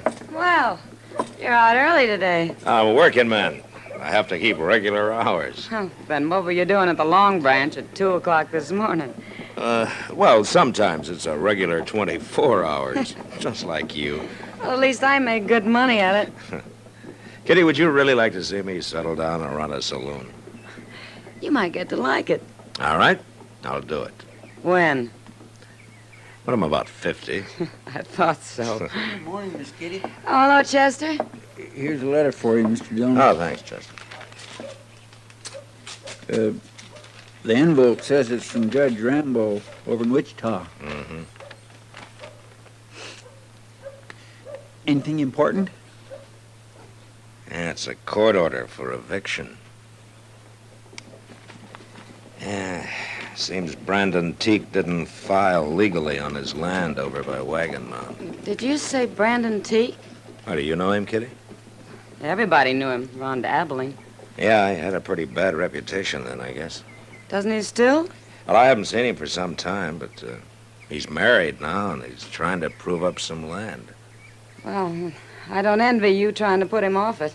Brandon Teague never shoved very easy that I recall. Well, we'll ride out there this afternoon, Chester. Be sure your gun's loaded, Matt. Well, maybe I won't need it, Kitty. Want to bet? No, I guess not.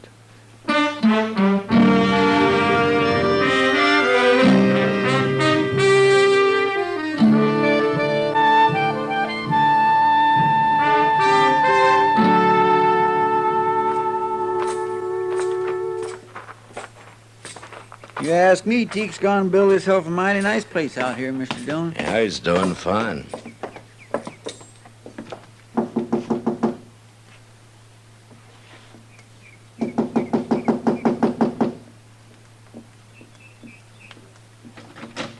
Hello, Teague.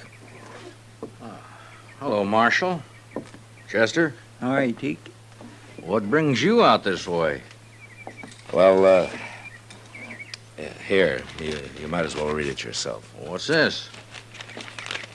Court order. Immediate eviction. What's this all about, Marshal? I got my deed to this place. Yeah, but you failed to register it at the land office, Teague. Nobody told me about that. I'm sorry. You'll be a whole lot sorry you try to put me off this land, Marshal. Brandon, who are you talking to? You stay inside, Sarah. It ain't nothing. Well, then it won't hurt if I come out. This is my wife, Marshal Dillon and Chester Proudfoot. How do you do, mister? Ma'am. Is there trouble, Brandon? They say we got no legal right to this place, Sarah. I didn't register the deed or some fool thing. Oh, No, no. don't you worry. Ain't nobody gonna move us off, law or no law. It's a court order, Teak. I ain't wore a gun since I got married, Marshal, but I can sure go put one on. We're going to have a child, Marshal. Most any day now. And we ain't moving. We ain't starting over again. Oh, if we have to, we can do it. I'd rather die and see you go to fighting again, Brandon. Now you think on it. It's a hard thing for a man to swallow, but I can't go agin her. I ain't putting on my gun. Now, why don't you go in and tell her that? When'll I tell her we got to get off the place? Oh, there's no hurry. What about that immediate eviction? Well, I'll be responsible for that. I guess I ought to be grateful to you. No, Teague, not to me. Well, goodbye. Bye, Marshal. Chester. Bye, Teak.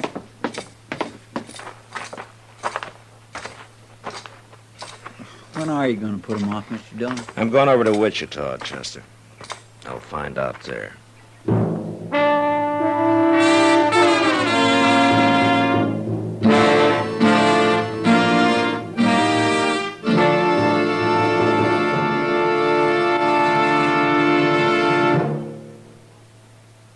You've heard Bobby Haggart whistling it on radio and television. Right now, a country-style version. Okay, partners?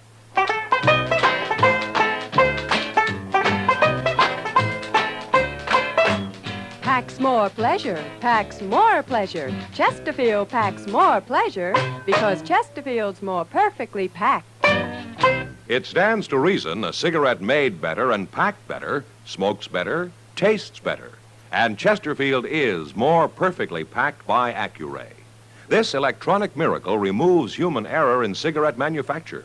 So Accuray Chesterfield is firm and pleasing to the lips, mild yet deeply satisfying. Yes, Chesterfield gives you something no other cigarette can give you. Chesterfield packs more pleasure because Chesterfield's more perfectly packed. To the touch, to the taste, Chesterfield packs more pleasure because it's more perfectly packed by Chesterfield.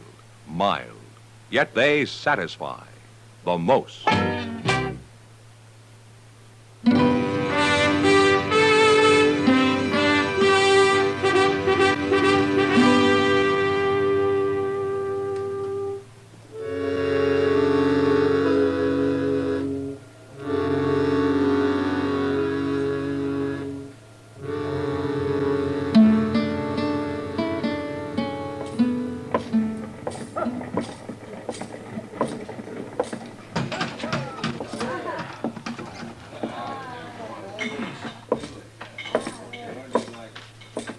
Hello, Judge.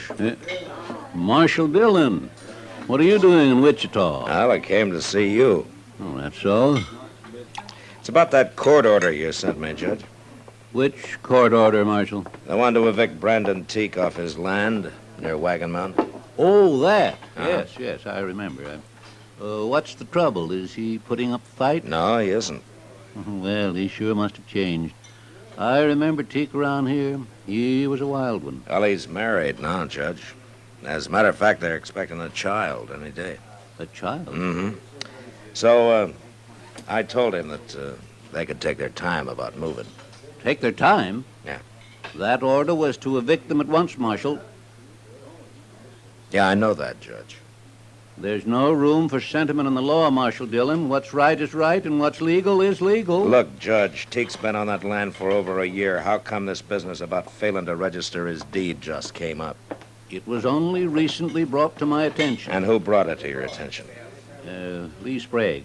Not that it makes any difference. Lee Sprague, huh?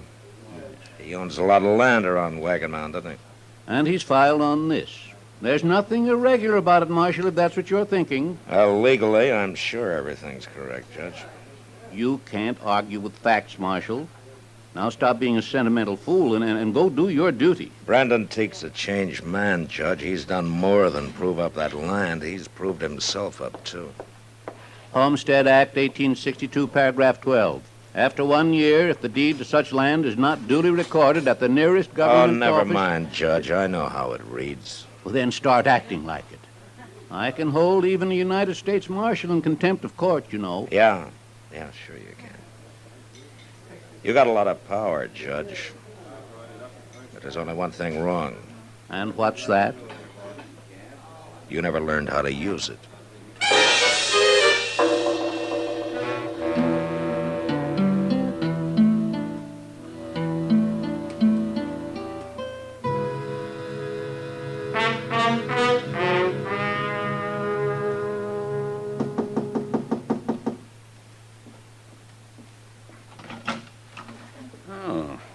Marshal Dillon. I want to talk to you, Sprague.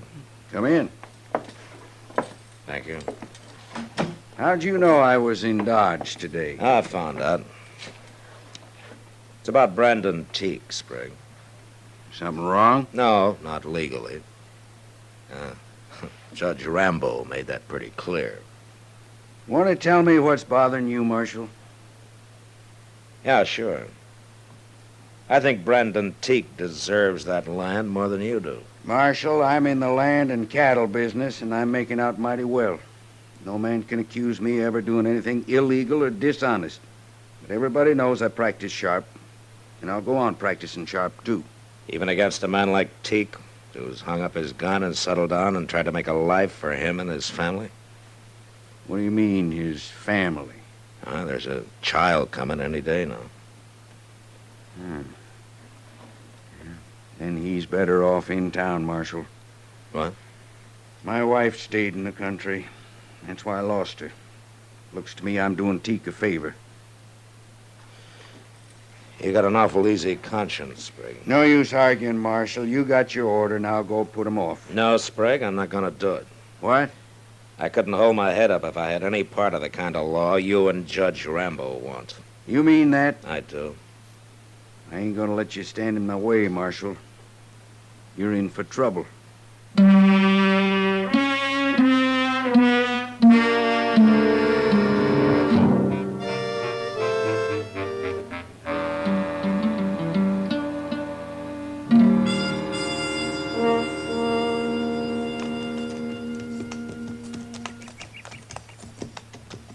It's Brandon Teague and his missus both talking to that fellow, Mr. Dillon. You recognize him, Chester? No, sir, I don't. He's a stranger to me. Yeah.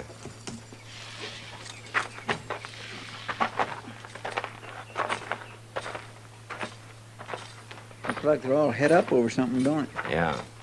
Miss Teague hadn't ought to be standing out in the heat of the day this We'll way. let Marshal Dillon settle this, Haley. He's got nothing to do with it no more. Ma'am, How to do, Marshal? what's the trouble here, Teague? You told me there was no hurry about our leaving, Marshal. Wait a minute. Where'd you get that badge, mister? Who are you?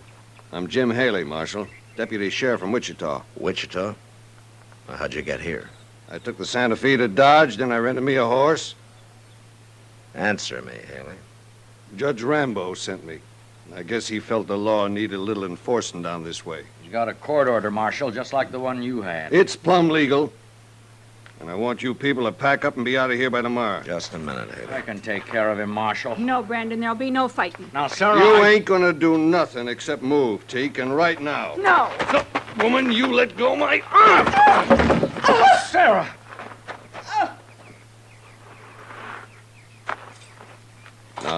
Now, wait a minute, Marshal.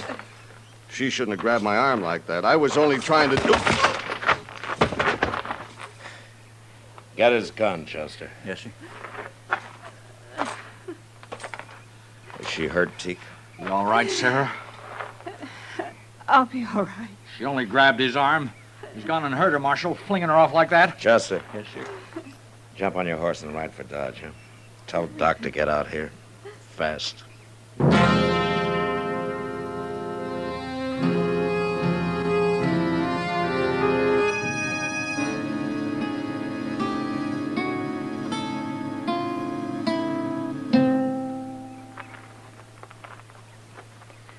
Ain't Doc never coming out of that house? It's been a long time, hasn't it? She shouldn't have grabbed me. I didn't mean to hurt her. Haley, why don't you keep quiet? Nobody wants to hear from you. Look, Mr. Dillon, there's Doc. Huh? You don't look none too happy. Well, Doc? The baby's dead, Matt. Oh, my. That's too bad. Well, I didn't do it. I only pushed her a little. I told you to shut up, Haley. There wasn't a chance of saving the baby. It's her I've been working on. And she's going to be all right now, man. Yeah. Well, good for that, anyway. Hey, Doc, tell you, Marshal? Yeah, Teak. I'm sorry to hear it. I'm sorry, too, but you can't blame me for it. Haley, I just now promised my wife I wouldn't kill you. Don't make me break it. Come on, Haley. I'm taking you to Dodge with me. Now, look here. Ain't you forgetting I'm a lawman, too, Marshal? I'd like to forget it. It doesn't make me very proud of being one. I come here to do a job, and I'm going to do it. I promised her I wouldn't kill you now, Haley, but you come back here, and I promise you I will. A man can only take so much. I'll be back. No, you won't. I'm throwing you in jail for a while. Jail? Teak, as soon as your wife's better, you come see me, huh? I don't know what I can do, but things aren't going on this way.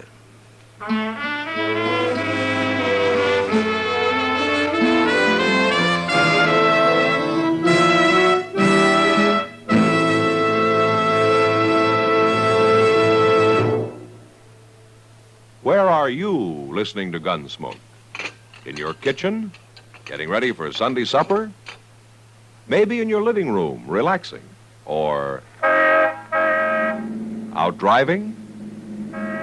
Say, be sure and watch the road. But remember, there's pleasure ahead when you smoke Chesterfield.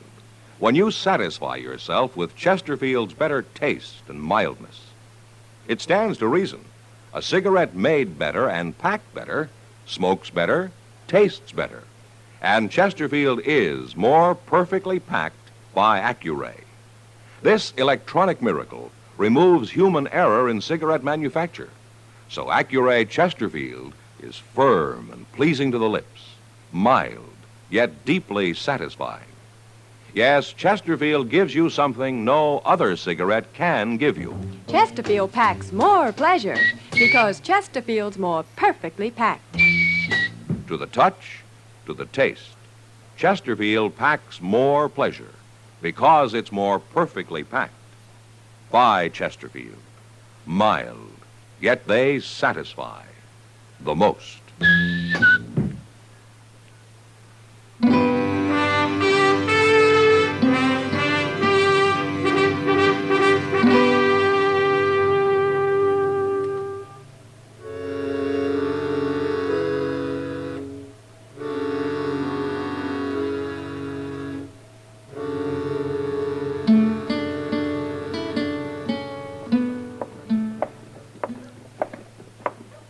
Hello, Chester. Hello, Doc. Where's Matt, Chester? In the office, talking to Lee Sprague. Sprague? It's a little late to be talking to him, isn't it? I'd say so. You sure Brandon Teague's coming to Dodge today, Doc? That's what he told me. There's a neighbor woman staying with his wife. Not that she really needs anybody now. Well, I'm glad to hear that. It's only been a week, but she's a strong woman. Oh, well, here we are. Huh? Yeah, oh, my golly, he did come. Hello, Doc. Chester. Oh, hello, Teague. How's the patient? She's pretty good, Doc. Being awful brave about it, but I know how she feels. Only time will cure that. I guess so. Mr. Dillon's in the office, Teague. He wanted you to go right on in when you got here. Okay. Oh, hello, Teak. Come on in. You know Lee Sprague? Yeah, I know him. Hello, Teak. Sprague and I were over at the land office this morning. I think we got everything straightened out. What do you mean? Here. Take a look at this. What is it? That's a deed to the land you're on, Teak, and this time it's legally registered. Yeah, sure. In your name. That's right. You help him with this, Marshal? Well, I wanted to be sure that there weren't any loopholes, Teak. You know, if it wasn't for my wife, you people would have to shoot me off that place. Teak, I want to tell you something. Ain't you said enough, Sprague? No. Now, listen. I'm a greedy man, Teak, and I'll take anything I can get legally. But Marshal Dillon here has been talking pretty hard to me lately. Sure, and I've been listening to him, too. I guess I'd have gone right on, and I could have, till I heard about your baby. Why should that matter to you? I lost my son, Teak. But I lost my wife, too. Taking my land gonna help you? You tell him, Marshal. He's not taking your land, Teak. That deed's in his name, ain't it? Didn't you go along to be sure he didn't make any mistakes? There aren't any mistakes this time. Sprague can deed that land to anybody he wants to now. All clear. And it's yours. I'm not giving it to you. It's yours anyway. I'll tell Sarah. And I'll tell her she was right all along about not fighting. Yeah. Well, what about you, Marshal? Ain't there going to be trouble you jailing a deputy sheriff? Well, as soon as he gets back to Wichita, I suppose there might be some trouble, yeah. But don't you worry about that, Teak. I've always wanted to see California anyway.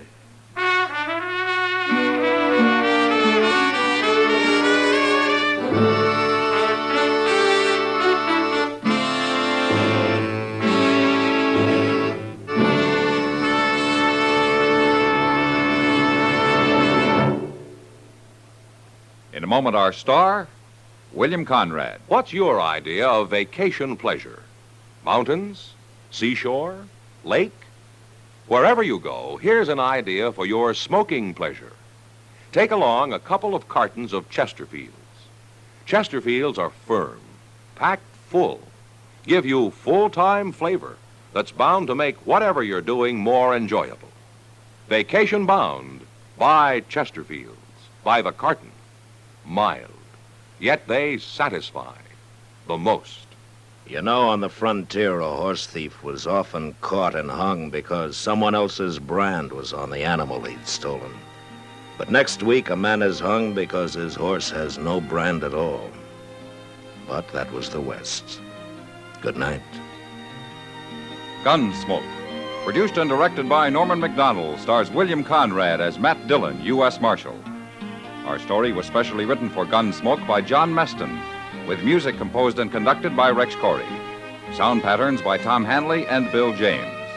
Featured in the cast were Joseph Kearns, Vic Perrin, Helen Plebe, Paul Dubov, and Will Wright. Parley Bear is Chester, Howard McNear is Doc, and Georgia Ellis is Kitty.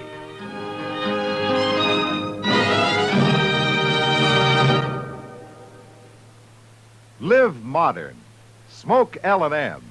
Live modern. Change to L&M. Only with L&M can you enjoy the full, exciting flavor of today's finest tobaccos through the modern miracle of the pure white Miracle Tip. So light up, free up, let your taste come alive.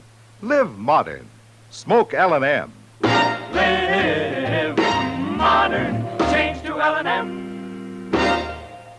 Join us again next week for another specially transcribed story on Gunsmoke.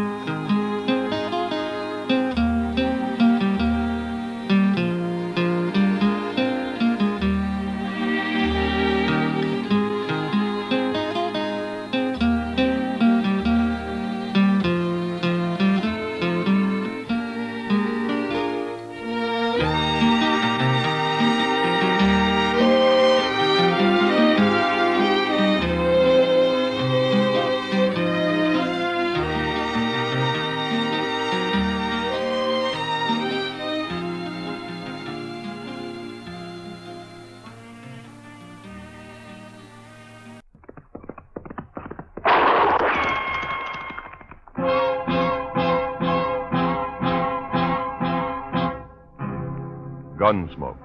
Brought to you by Chesterfield, America's most popular two-way cigarette. What a pair. Chesterfield King Size at the new low price. Chesterfield Regular. Around Dodge City and in the territory on West, there's just one way to handle the killers and the spoilers, and that's with a U.S. Marshal and the smell of gun smoke.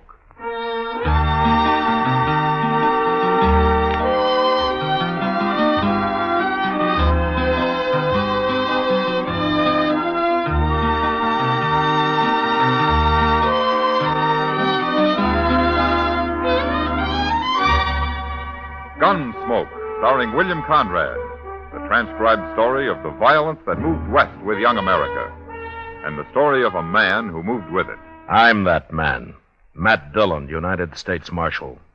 The first man they look for and the last they want to meet. It's a chancy job, and it makes a man watchful. And a little lonely.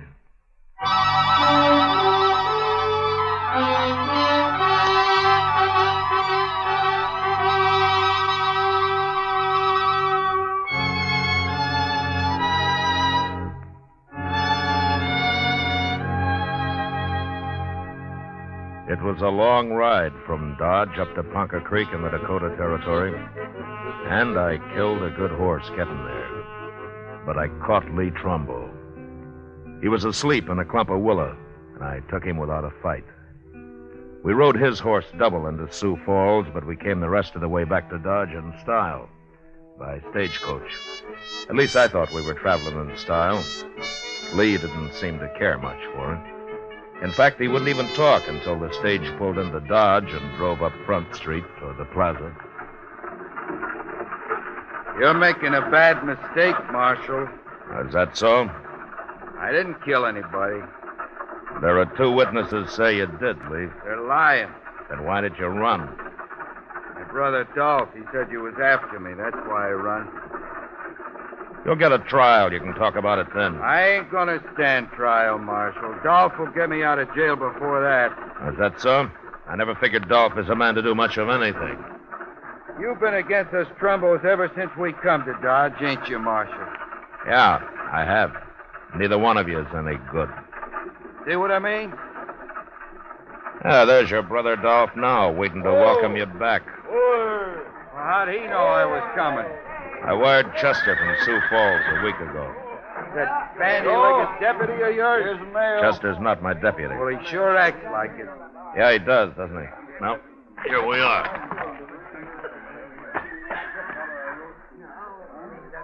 You got my brother in there, Marshal? Come on out, Lee. You're going to be sorry for this. Yeah, that's what Lee's been telling me. Come on, Lee, get on out of there. I'm coming, Marshal. I'm coming. Shoot him, Dolph. What? Look out, there's that.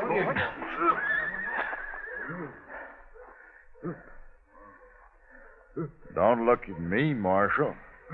I didn't even draw. No. No, you didn't, did you, Dolph? You didn't have to kick him like that. You hurt him. He'll get his wind back. I got him covered, Mr. Dillon. Hello, Chester. Don't you try nothing like that again, Lee. It's all right, Chester. The fight's out of him. You want me to take Dolph's gun? Now, that's funny. I keep forgetting. You do wear a gun, don't you, Dolph? There's nothing wrong with wearing a gun, Marshal. There is the way you wear one. What do you mean? Well, you might run into somebody who doesn't know you're afraid to use it, and he might shoot you before he found that out. You calling me a coward, Marshal? Now, Chester. Yes, sir? I'm going over to the office. When Lee here stops groaning, herd him over and lock him up, will you? Okay, sir. And if Dolph gives you any trouble, shoot him. Now, Marshal. Get going, Dolph. Go on, move. You'll be sorry for this. I'll make you sorry for it.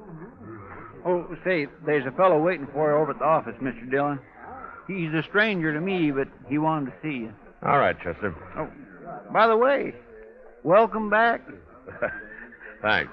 It's been most a month you've been gone. We sure did miss you here. Now, there were times when I missed being here, Chester. Don't let Lee get away from you now, huh? I'd hate to make that ride all over again. No, sir, I won't. Oh, I sure won't. Oh, stop breathing like that, Lee, and get on your feet. You ain't hurt. Come on now. Get up here. Let me alone. Well. Hello, Matt. Hack Brine, how are you? Good to see you, Matt. You're surprised to see me alive, huh, Matt? Why, Hack, it's been at least 10 years, hasn't it? Man ain't born that could kill me. Leastways, I ain't run into him yet. Well, maybe you're just lucky. Luckier than you, anyways. A lot luckier sometimes, the way I recall it. Now you're thinking about Santa Fe. Huh? Yeah. You wasn't very lucky that day, Matt. Hey, remember how it was? You backed into a corner with nothing but a beer bottle in your hand, and 3 of John Chisholm's drunk cowboys about to empty their guns into you. Yeah. And you walked in and killed every one of them. Yeah. It was real surprised, wasn't it, Matt? John Chisholm's been after you ever since, hasn't he, Hack? Oh, them was just the first of Chisholm's men I've killed, Matt. Been riding with Billy the Kid till about half a year ago. Oh? Well, why'd you quit? Never could make out if Billy was working for or against Chisholm. Besides, it didn't pay enough. Oh, but you're the one, Matt. When I got to Dodge last night, heard you was U.S. Marshal here, I just didn't believe it. Well, being a marshal isn't that hard a job. Oh, you can handle it all right, I know that. What I mean is it's kind of sudden. Find a man you used to know being a U.S. Marshal. Well, I got to earn my keep somehow. Oh, sure. Well, what are you doing in Dodge, anyway? I don't know, Matt. I don't know yet. I've been over to Wagon Bed Springs, stretching my legs, sleeping in a bed, doing a little gambling and the like. Yeah. Some fella here sent for me. I ain't seen him yet, but if it's a job he's got, I sure need the money. Well, good luck with it, Hack. We'll get together later and have a drink. Well, Straight ahead, Lee. Right through that door there. The fellas is out What's back. this? Just a prisoner. What'd he do? I didn't do nothing. Shut up and keep walking, Lee. What you locking him up for, man? Murder? That's bad. That's real bad. Murder's always bad. I don't mean that. I mean locking a man up. I couldn't stand that, Matt. I never been in jail. I never ain't gonna be. Well, then you better stay sober around here, Hack. And you're taking it back about that drink. Oh, no. You'll be safe as long as you're with me. Oh. I don't know, Matt. I've been around you when it wasn't so safe. I'll see you later. Yeah, sure, Hack. Oh. Hey, well, come on in, mister. I'm leaving. So long, Matt. So long, Hack. Marshal Dillon? Hello, Ole. How are you? Marshal, I got something I got to tell you. It's my duty the way I see it. Oh, what's the trouble? Hello, Ole. What you doing here? Well, I come to tell the Marshal something, Chester, but I sure don't like informing on people. You understand me, Marshal? Well, what's it about, Ole? Dolph Trumbo, that's what. You got his brother Lee in jail here. We sure have. I just locked him up myself. Well, Dolph's coming to get him out. He's over at the Alfraganza right now talking it up. Talking what up? Well, there's some men at the bar there, Marshal. And Dolph's buying them drinks and telling them his brother's plumb innocent, and they got to raid the jail here and get him out. You mean he's forming a mob? That's what he's doing, and I don't like it. There's going to be trouble, sure. Ole, thanks very much for telling me this, but don't worry about the trouble. I'll put a stop to that right now. Come on, Chester. Yes, sir.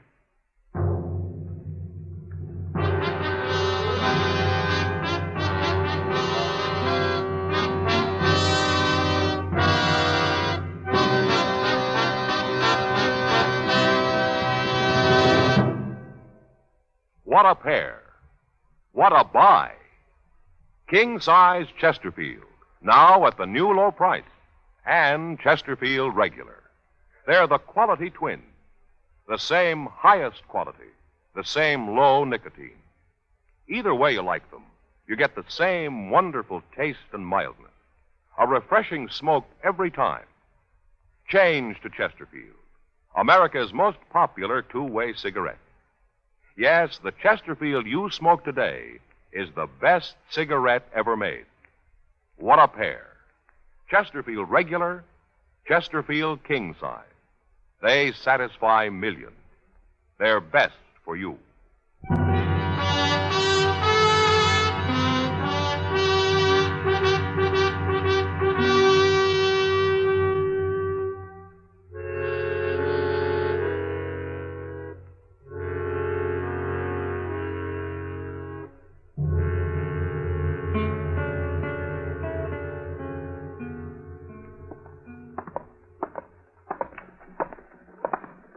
Wouldn't you know Dolph Trumbo do something stupid like this, Mr. Dillon?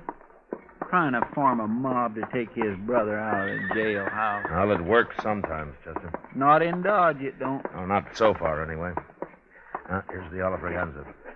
Now, don't get in the way. Huh? No, sir.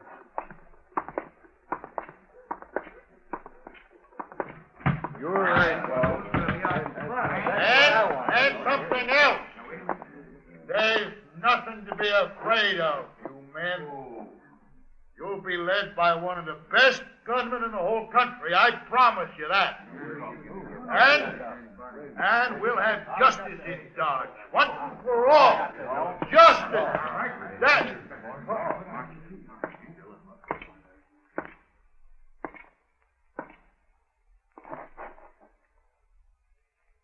What do you want, Marshal? What are you doing here? Ole told you, huh? I seen him sneak out. I just been talking, Marshal. No harm in talking, is there? Lee's innocent anyway.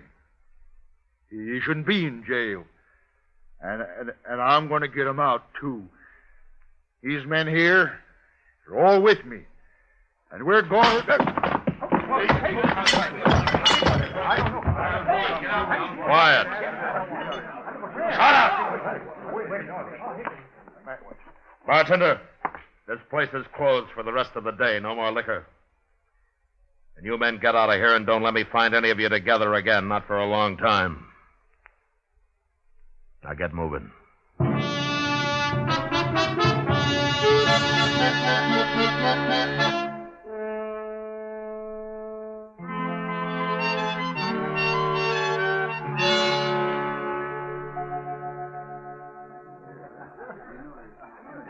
Oh, here, Chester. I'll pay for the beer. You leaving, Mr. Dillon? Oh, Kitty just came downstairs. I haven't seen her yet. I think I'll go over and say hello. Yes, sir. Like for me to go across the street and see if they're keeping the Oliver closed? No, it's all right. I told them they could open up again tonight. Oh, well, thanks for the beer, Mr. Dillon. Sure, Chester, sure. Welcome to Dodge, stranger. How are you, Kitty? Fine. I'd be even better if you'd brought 2 beers over instead of 1. But you can sit down anyway. Well, you can take this one, Kitty. It's kind of warm. I don't want it. Matt, do you suppose the day will ever come when having good manners will be a requirement for the marshal's office? Well, if it ever does, Kitty, I don't guess they'll need marshals anymore. Yeah, maybe you're right at that. Well, how have you been, huh? Everything okay? Well, I was making out pretty good, Matt, till I broke my toe. Broke your toe? Yep. How'd you do that? In the line of duty, right here in this saloon. I got tromped on dancing with a Texas cowboy who should have been spending his trail money on red silk handkerchiefs and soda water instead of me. He couldn't have been over 16. Darn fool kid. There's not much you can do for a broken toe, is there? No. At least it doesn't hurt when I'm sitting down. I hear you broke up Dolph Trumbo's party at the Oliver this afternoon. Oh? Huh? You hear just about everything, don't you, Kitty? Men. They talk more than women. This place is full of men, day and night. You think if I closed my eyes and prayed real hard, they'd all go away? Well, if they did, what would you do for a living? That'll keep me awake. Say, there's your friend Dolph now. Just came in. Oh? There's a stranger with him, Matt. Well, I'll be. What's the matter? Who is he? He's a gunman, Kitty. That's so? Yeah. I guess he's about the handiest man with a gun that ever hit Dodge. So Dolph's gone and hired him a gunman. Who is he, anyway? What's his name? He's a friend of mine, Kitty.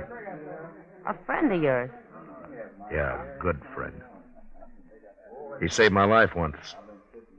But now I guess he's going to try to get it back.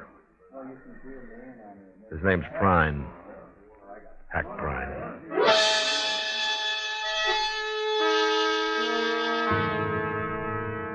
The government never did pay me much for enforcing the law in Dodge, but even if they doubled it, there were times when I'd like to have quit. I sat there with Kitty and watched the 2 men at the bar. They had a drink, then they shook hands, and then Hack walked out. I got up, and I followed him.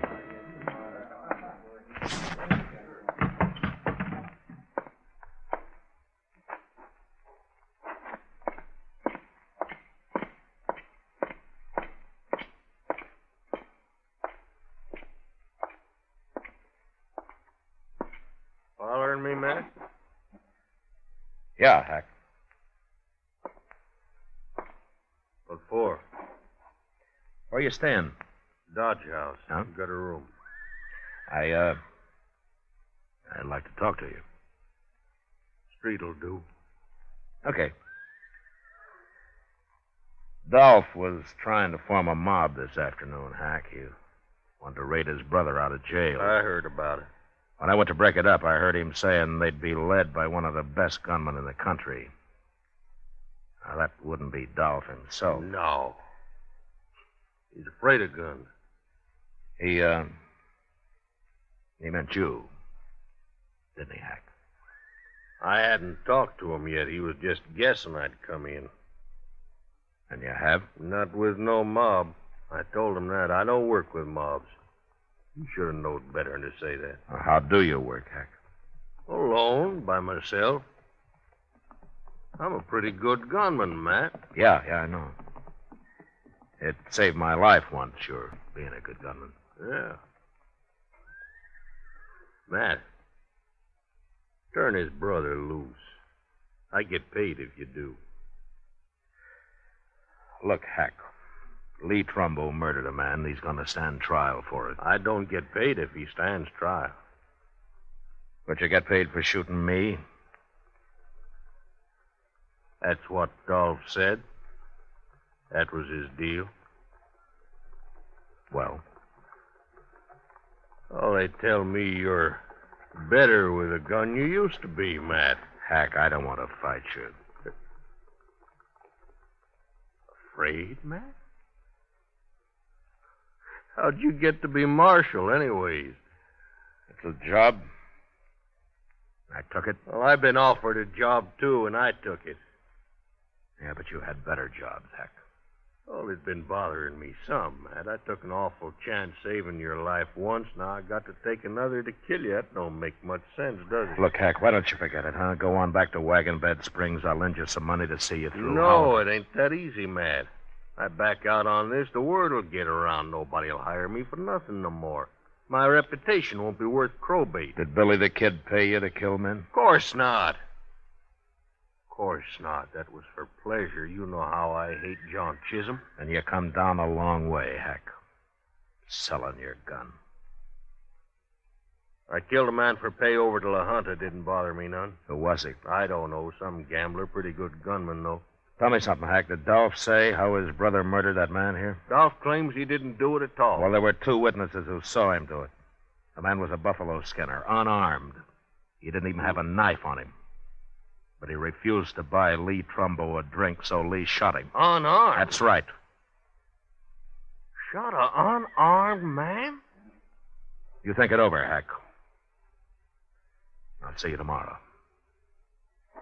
Good night.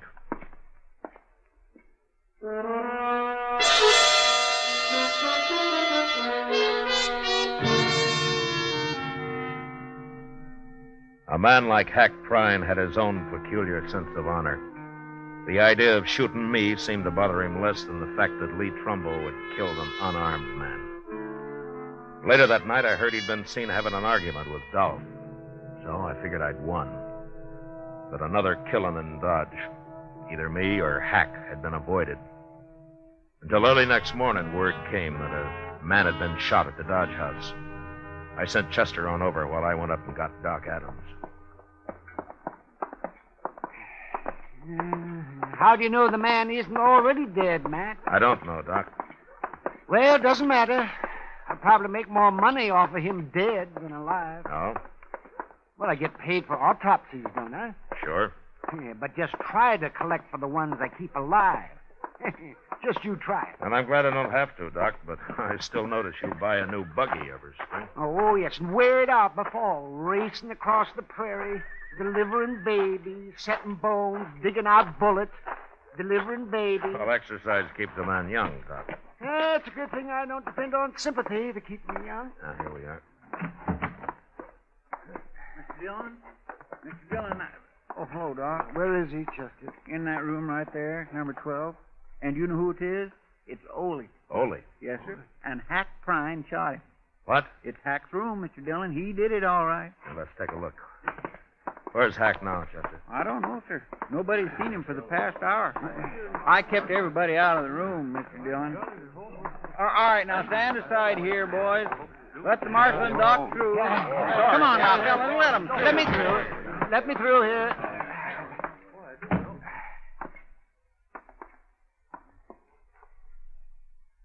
It's Ole, all right.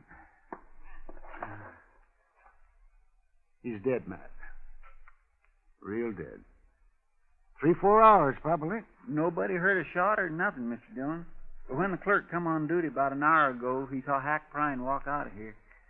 Why anybody would want to kill poor little Ole, I do not understand. I'll bet I know, Mr. Dillon. What, Chester? You didn't talk Hack out of trying to kill you after all. He went back to Dolph last night and told him he'd take the job.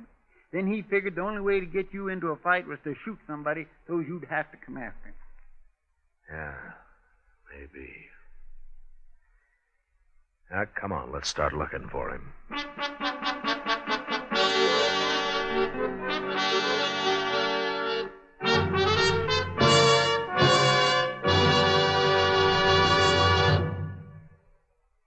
We will return for the last act of Gunsmoke in just a moment.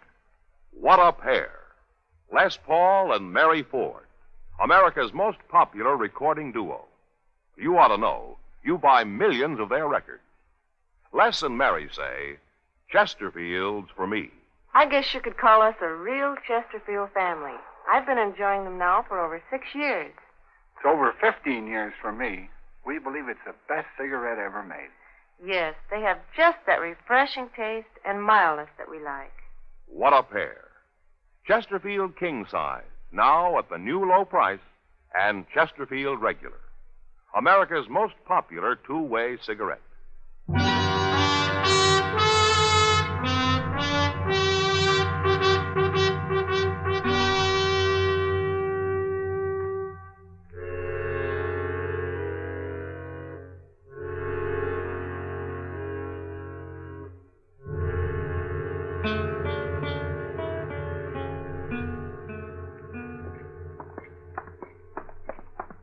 I guess the Alfraganza is the only place we haven't looked in, Mr. Dillon. He's got to be there, unless maybe he's going to try to bushwhack you. Hack may be a paid killer, Chester, but he'll always face his man head on. Yes, sir. That come right from the Alfraganza. Yeah. Mr. Dillon, there's Hack. He's coming out.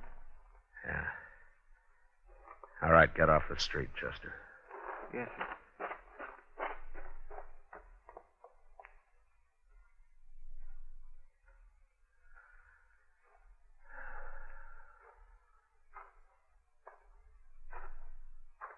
Morning, Matt. Hello, Hack. Just killed a man in that saloon there. Dolph Trumbo? I killed him. I gave him a chance, but he wouldn't draw. I killed him anyways. That's too bad, Hack. Ain't no man gonna frame me. I never thought you killed Ole, but I wanted to hear you say so. How'd you know I didn't do it? Well, it wouldn't be your style to kill a defenseless little fellow like that, would it? Of course not. So while you were out gambling last night, Dolph killed him and dumped him in your room. I found him there, and then I went after Dolph. Ain't no man can do that to me. Hack, according to the law, you murdered Dolph. I'm going to have to arrest you. What? You're going to have to stand trial for it. Oh, no, Matt. No, sir, I ain't going to jail. Not me, Matt. Never. I'm a lawman, Hack. I got to arrest you. Matt, I told Dolph last night I wasn't going to take his job. I told him I was going to leave town. You're under arrest, Hack. All right. I guess you've got to do it. Let's go for it, Matt. No, Hack, no. Let's see what happens.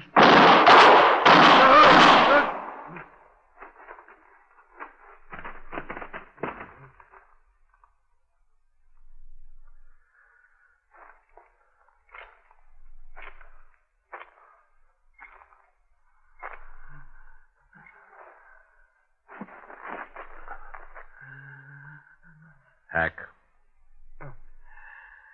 Hack. Oh, you're sure good, Matt. You're awful good. Yeah. Better this way, Matt, than getting paid to fight you. Sure. Sure it is.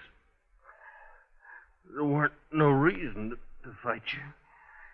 Not that way. I can't see you no more, Matt. It's like being underwater. I can't see nothing.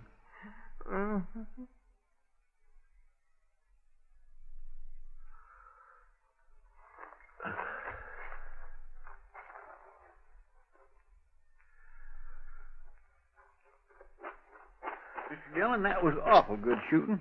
I never seen nothing as fast as that in my whole life. My, I'll bet he didn't know what hit him. The way he spun around there when you... Mr. Dillon? Mr. Dillon, what's the matter? Mr. Dillon?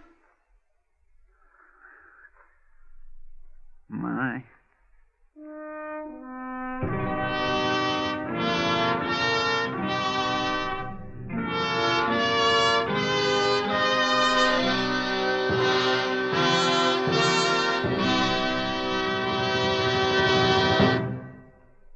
Here is our star, William Conrad.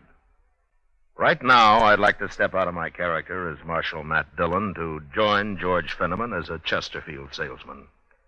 You know, about the greatest compliment I've ever heard about any product is what smokers say about Chesterfield. They satisfy. So whether you smoke a regular or king-size cigarette, Chesterfield is best. We hope you'll try them, and soon.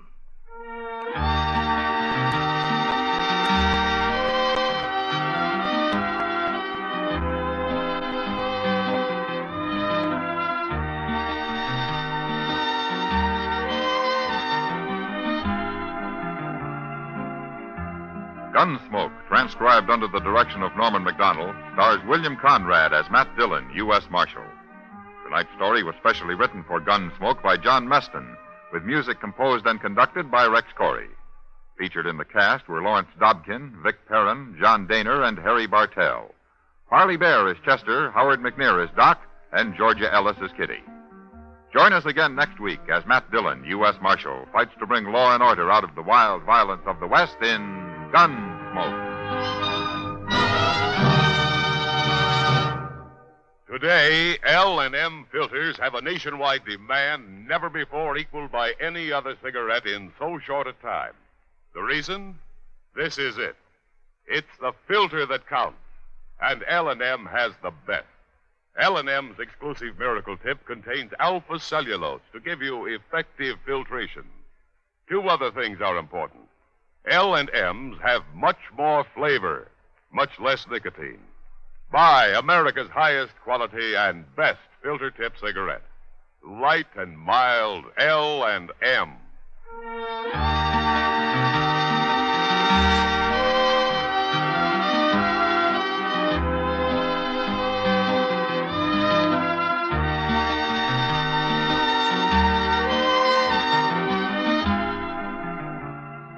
Sure to listen to Dragnet, the story of your police force in action, tomorrow night, Tuesday, on another network.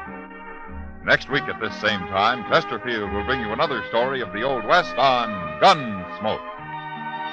This is the CBS Radio Network.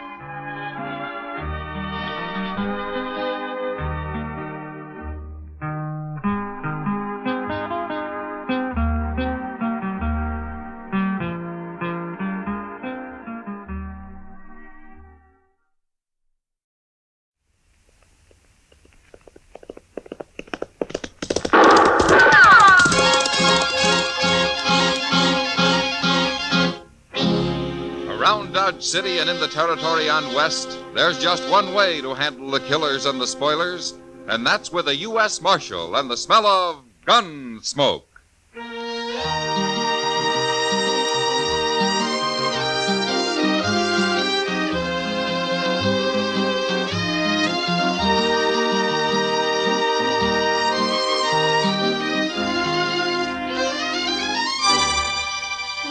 Gunsmoke, starring William Conrad. The story of the violence that moved west with young America. The story of a man who moved with it. Matt Dillon, United States Marshal.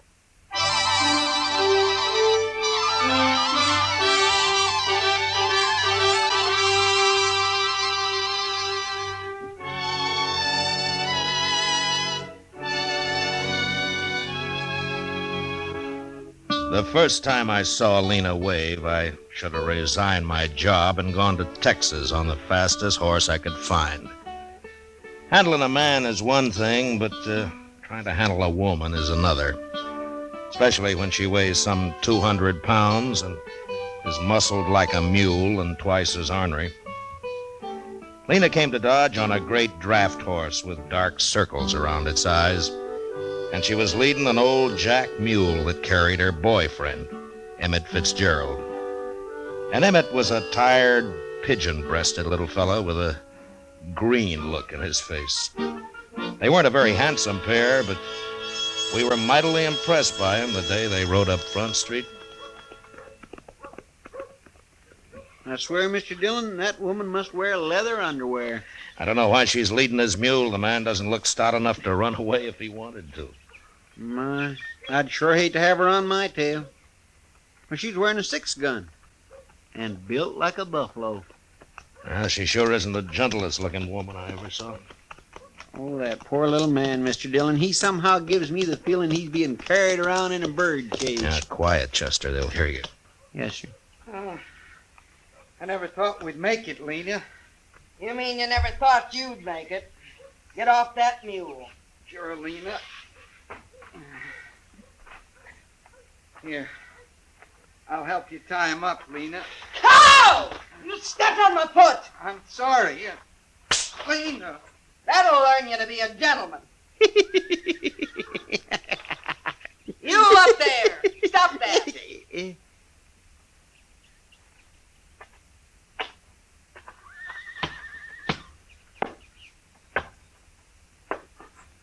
Who you laughing at? Why, nobody, ma'am. That's good. 'Cause if I got the notion you was laughing at me or my man, I'd open you up. Oh, no. Oh, mine, no. No, it was just something funny I heard the other day from a fella. What? What? What'd you hear that was so funny?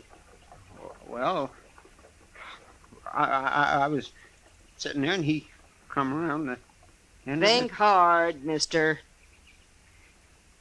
You remember, Mr. Dillon, you tell her, please. Dillon? Why, you must be the marshal here. Oh, that's right, ma'am. Well, now, Marshal, I'm proud to know you. My name's Lena Wave. Shake! Well, how do you do? Over here, Emmett. Sure, Lena.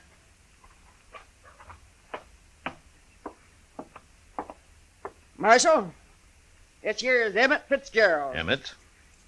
Glad to know you, Marshal. Emmett's a gambling man. Oh, is that so? I want you to know he's honest, Marshal. Ain't you, Emmett?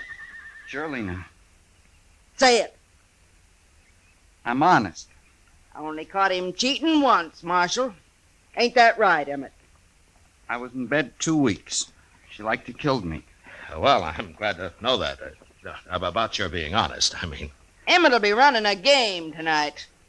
Right over there's as good a place as any. The Texas Trail. Sure. Glad to have you sit in, Marshal. And you can come, too, if you watch your manners. Yes, ma'am. Thank you. Emmett, I'd better feed you so you can get enough strength back to kneel them cards. Come on. Sure, Lena.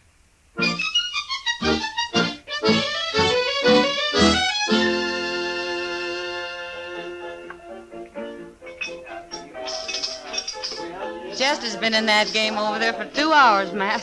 He must be losing. Well, he usually does, Kitty.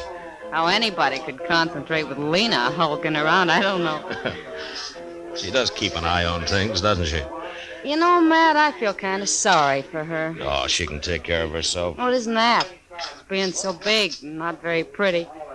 After all, she is a woman. That's not too easy to tell, Kitty. You think she's in love with Emmett? Well, now, Kitty, I tell you, I haven't worked that out yet. I'm sure been studying on it, though. Matt. Every woman needs a man of some kind. She's got one. Yeah. I feel sorry for him, too. Oh, Lena will take care of him. I know. But I'll bet he'd like to take care of Lena just once. After all, he's human. I tell you, that is not my hand. I had 3 aces. You accuse Emmett of cheating, and I'll shoot you dead. Excuse me, Kitty. I better go fish Chester out of that. That Emmett was dealing, wasn't he? I'll blow a hole in you, mister. Right now. All right, hold it, Lena. She's about to shoot me, Mr. Dillon. You bet I am. Lena, I don't know what it's like where you came from, but you shoot anybody around here and you're going to go to jail. You'd put a woman in jail? For shooting, I would. For fighting? What? This is what? Well, now, here, he can put in jail for that, too, now. Now, here.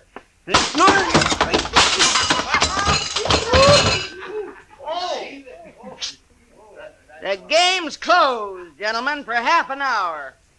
I need some beer, Emmett. Come on. Sure, Lena.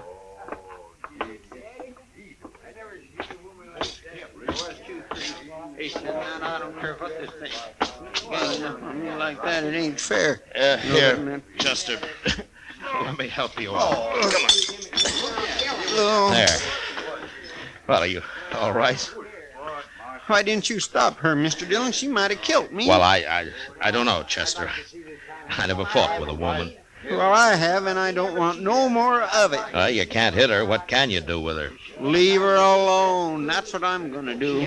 You know, Chester, Lena could get to be quite a problem. Well, she ain't going to be my problem. I'm getting out of here.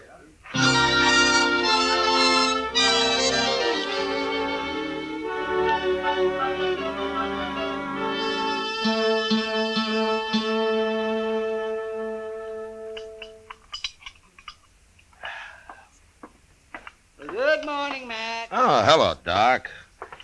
Hey, you gonna have some breakfast? Oh, no, I've already eaten. We'll have some coffee, though. Oh, good. They had me up real early this morning. No? Who did? A couple of men Lena Wave got mad at. Huh? She used a bottle on them. Oh, were they hurt bad? Oh, she bloodied them up some. It wasn't real serious, though. All they did was try to protect themselves. After all, what man's going to fight a woman? Yeah, that's true. But one of these days, some drunk's not going to realize she is a woman, and he'll shoot her. The one that hasn't happened already. Oh, say, I hear Chester caught it all right when he accused Emmett of trying to cheat him. Well, he found out later that it wasn't true, Doc. The other boys were just playing a joke on him. They switched his cards while he was under the table looking for some chips that he'd dropped. If you ask me, a man that'll leave his hand while he crawls around on the floor deserves anything that happens to him. Well, just about everything did. Mr. Dillon? Oh, here he is. He'll tell you. Mr. Dillon? Oh, say, you better come too, Doc. What's the trouble, Chester? Lena Wave, she just shot a man over at the Dodge House. What? We better get... Is the man dead, Chester? He sure is, Doc. Where's Lena? She's still there. Claims it was self-defense. Did you see it? Yes, sir. I was right there. Lena was getting her room key at the desk, and this buffalo hunter come in and grabbed her. Well, he was pretty drunk. Drunk? At this hour of the morning he was drunk? Well, I guess he'd been up all night, Doc. Anyhow, he tried to kiss her. He must have been drunk. He got her gun hand behind her back, and then he pushed her up against the desk. Oh, she was swearing at him something terrible. Well, how did she shoot him, Chester? Well, sir, she just ooched around and squirmed herself along the desk till she'd rubbed her 6-gun around on the other side. Then she just pulled it out with her free hand and shot him in the belly. She did? Oh, my, she's quite a woman, ain't she? She sure is. She's waiting with Emmett right inside here, Mr. Dillon. Everybody else took cover. They're scared to death of her. What are you here for, Doc? Eh? You can't do him no good. Well, I just come to take a look at him. Let's see. Oh, yes, he looks dead, all right. He's dead. Why did you kill him, Lena? Well, I had to protect myself, Marshal. Nobody else would, including Emmett here. I figured you'd take care of him yourself, Lena. You always do. Sure. But if you was a man, you'd do it for me. Now, Lena, look how big he is. He ain't very big anymore. All it takes is a gun, Emmett. Sure, Lena. There are too many people carrying guns around here already. I'm going to take yours, Lena. What for? I killed him in self-defense. He wasn't even armed, except for that Bowie knife. You're forgetting something, Marshal. What? I'm a woman. So? So? You mean to tell me a woman ain't got the right to protect her virtue in this town? What do you men come to, anyway? Well, yes, she's got a point there. Ain't no judge in the world that wouldn't call it self-defense. No, you're right, Lena. I keep forgetting. You know I'm right. Emmett, we ain't had breakfast yet, and I'm hungry. Come on. Sure, Lena.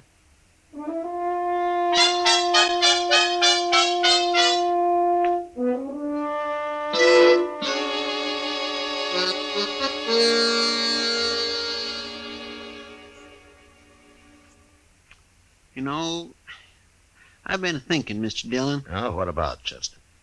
Well, old Lena could have let that fella kiss her this morning, just a little peck anyway, and she wouldn't have had to shoot him. Yeah, she could have, but she didn't. I declare, she's enough to curdle cream. Well, I hope everybody leaves her alone from now on. Marshal Dillon? Yeah.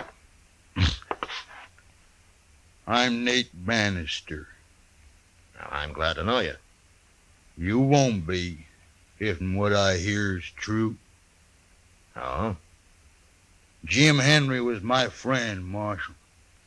Is that so? Nobody's going to shoot a friend of mine and get by with it. Not even a woman. He was drunk, Nate, and he was treating her bad. And it's no call to kill him. In this country, a woman's free to protect herself any way she can. Yeah. That's what everybody I've talked to say. Well? Don't sit with me. You gonna arrest her? No. Okay, then. Oh, wait a minute. What? Where you going? I'm Marshal. I'm going to kill me a woman.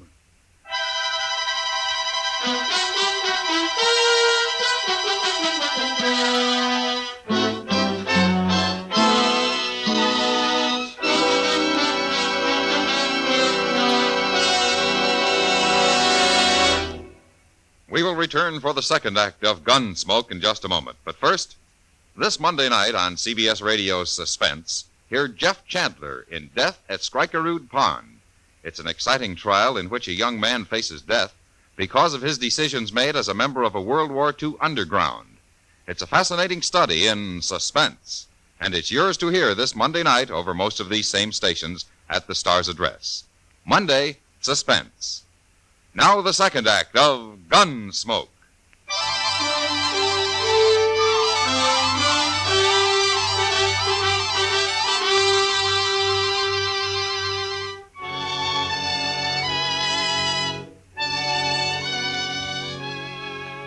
Nate Bannister was obviously a buffalo hunter, same as his friend who had been shot that morning. He was a huge man with a heavy black beard and eyebrows so thick it was hard to tell if he was looking at you or not. I watched him as he stood in the doorway, having just said that he was going to kill Lena Wave. And I realized that a man that primitive was capable of doing anything, even shooting a woman. And I wasn't sure how to stop it, unless I shot him first. The way I was brought up, Marshal, that's what friends is for. If somebody kill you, then they gotta kill them. You do any killing around here, Nate, and you'll be tried for it. Maybe. If you catch me. I'll catch you.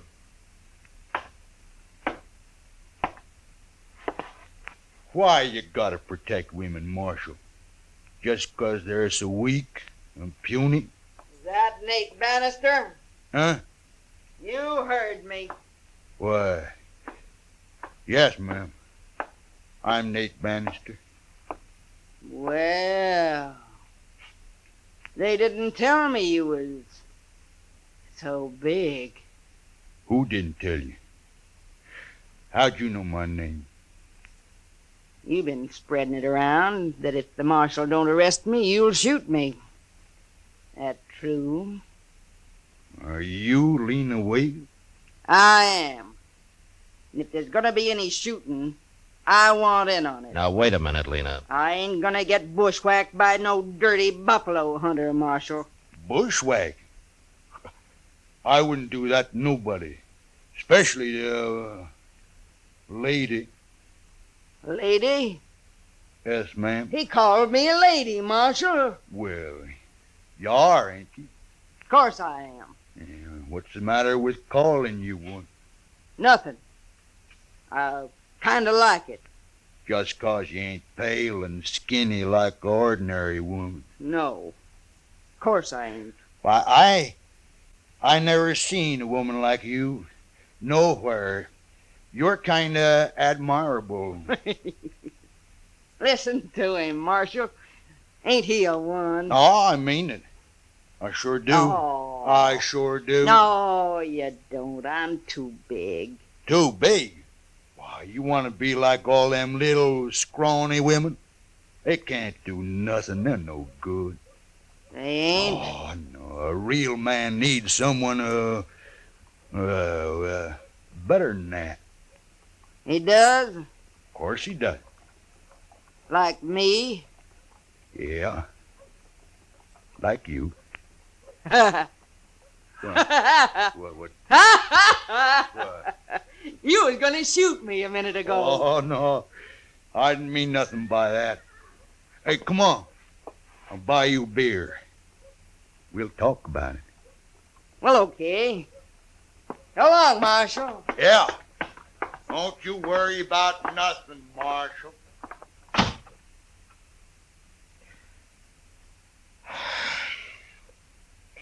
Chester!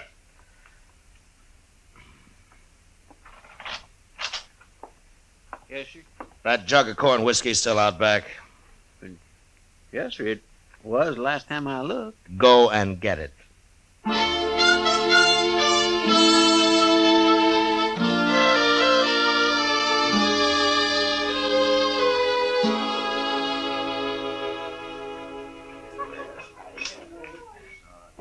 Those two make quite a couple, Matt. Look at them. They've been sitting there most all day. Yeah, a pretty shaggy pair of lovebirds, if you ask me. How's Emmett taking all this? Well, he didn't find him till a couple of hours ago. No, what happened? Oh, where is he? Nate ran him off. He probably had done more, but Lena wouldn't let him. You know, Matt, I think underneath she's real fond of that little Emmett. Yeah?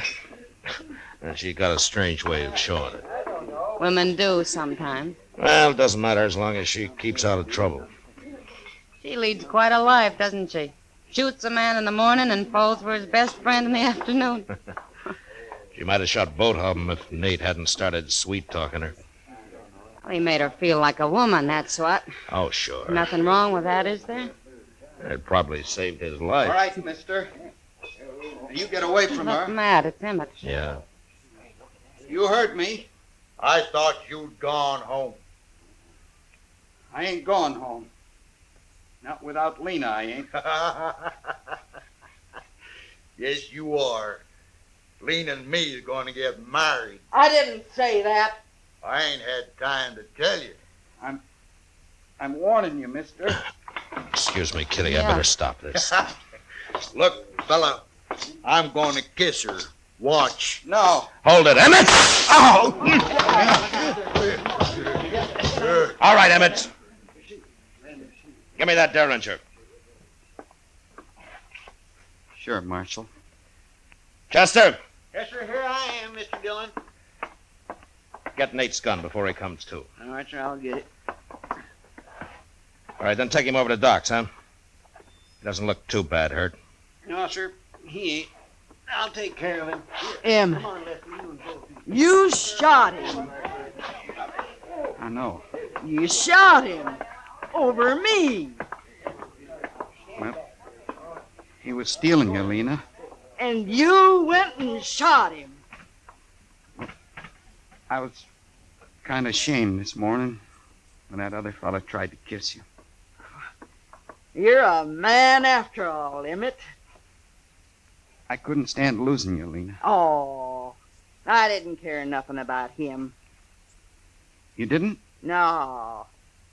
I was just tired of not being treated like a woman.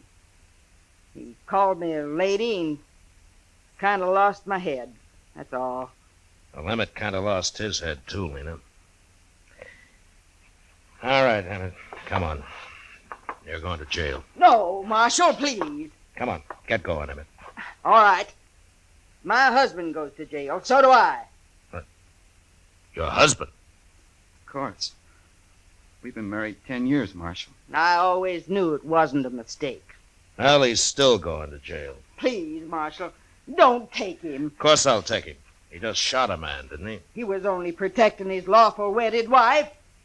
You gotta let me go with him. Well, I can't leave him now. I've been waiting 10 years for him to treat me like a woman. Oh, please, Marshal.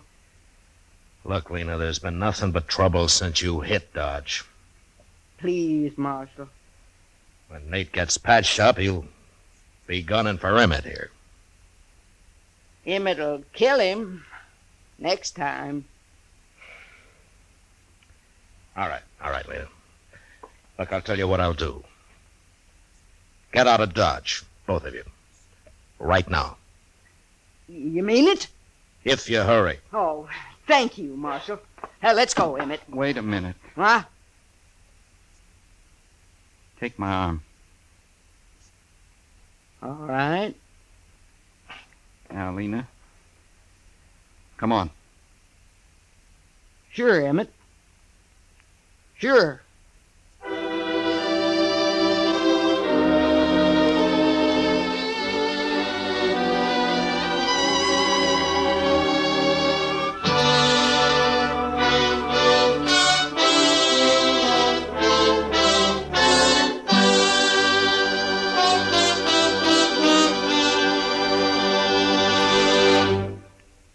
Gunsmoke, under the direction of Norman MacDonald, stars William Conrad as Matt Dillon, U.S. Marshal.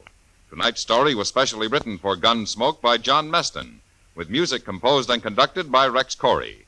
Featured in the cast were Virginia Gregg with Vic Perrin and John Daner. Parley Bear as Chester, Howard McNear as Doc, and Georgia Ellis as Kitty.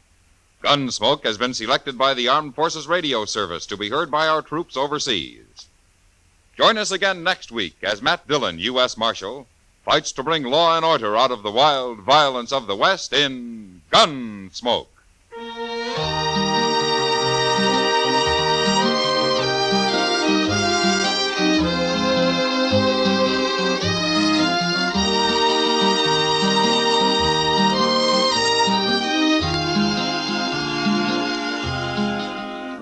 Mr. and Mrs. North of CBS Radio get into an arty crowd, an artful crowd, too, when mixed paints and mixed emotions make murder.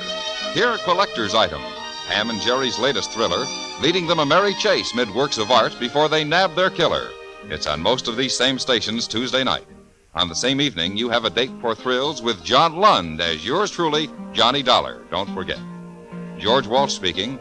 Eve Arden as our Miss Brooks teaches you how to laugh Sundays on the CBS Radio Network.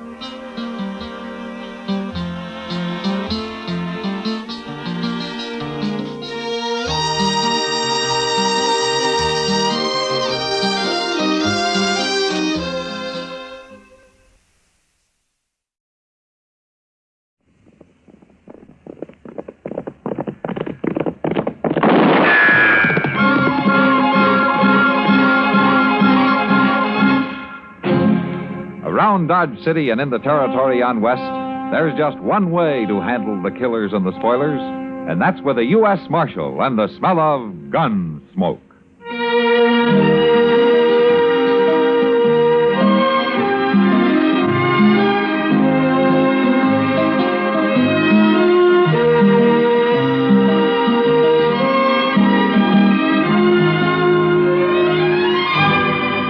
Gunsmoke, starring William Conrad. The story of the violence that moved west with young America, and the story of a man who moved with it.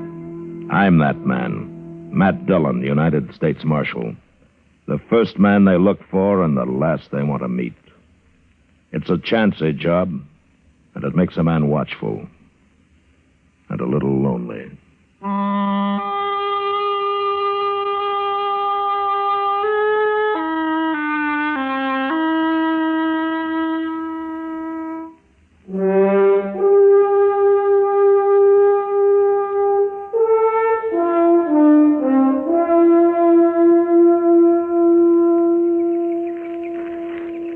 I got our horses saddled, Mr. Dillon. I swear I'm so hungry I could eat a whole hog. Yeah? Well, the hog you got this morning's cooking on that stick right there, Chester. Is it done? Well, that depends on how hungry you are. It's done. Thank you. Eee, that's hot, ain't it? It sure will be good to get back to Dodge tonight and sleep in the bed again, won't it? You know something, Chester? Civilization's made you soft. Well, maybe so. But I get mighty tired of using my back for a mattress and my belly for a covering. Obviously, you were born for greater things than rooting around on the prairie and living in the rain. It ain't been raining, Mr. Dillon. No, it hasn't, Chester. But it will. Sooner or later, it's bound to rain. Yes, sir. Wish we'd brought some more bacon. Say, Mr. Dillon, don't old man Granby live around here somewhere? Uh-huh. Well, maybe we could borrow a little from him. According to what I've always heard, old Granby wouldn't lend anybody anything. Yeah. You really think he is a rich miser, like they say? Oh, I don't know, Chester. You know, sometimes a man's entirely different from his reputation. I only met Granby once or twice. He seemed like a nice enough old fellow. Just the same, I wouldn't want to live out here all alone with nothing but a few horses for company. Yeah, well, he's used to it. Yeah, but even if he does have a lot of money hid away somewhere, there's no place to spend it out here. Granby's pretty old for the pleasures Dodge has to offer, Chester. Oh, by jing, I hope I ain't never that old. You know, at the rate you're burning yourself out, you never will be, so don't worry about it. Mr. Dillon, I live mighty quiet for a young fella who's free and still full of blood and stuff. Sure. Oh, I do. Look over yonder. Huh? Over there, that string of dust laying right on the ground there. Ain't that funny? Yeah, I've been watching that. It's not on the ground, though. There's a dry wash that runs along there. I think somebody's driving stock down it. Maybe it's old man Granby. Maybe. Why don't we go over and say hello, huh? All right. Mr. Dillon? Yeah. If it is old man Granby, maybe we might could just ask him about a little dab of bacon, reckon? Well, there's no harm in that. Oh.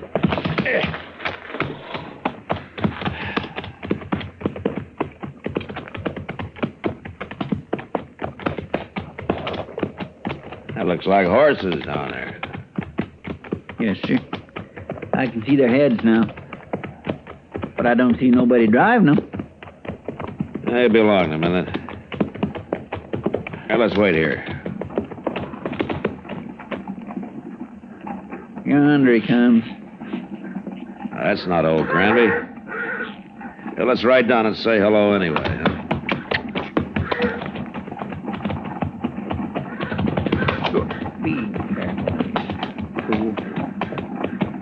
That's Granby's brand on those horses.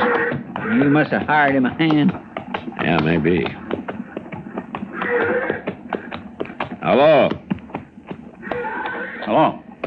You working for Granby? I ain't working for nobody, mister.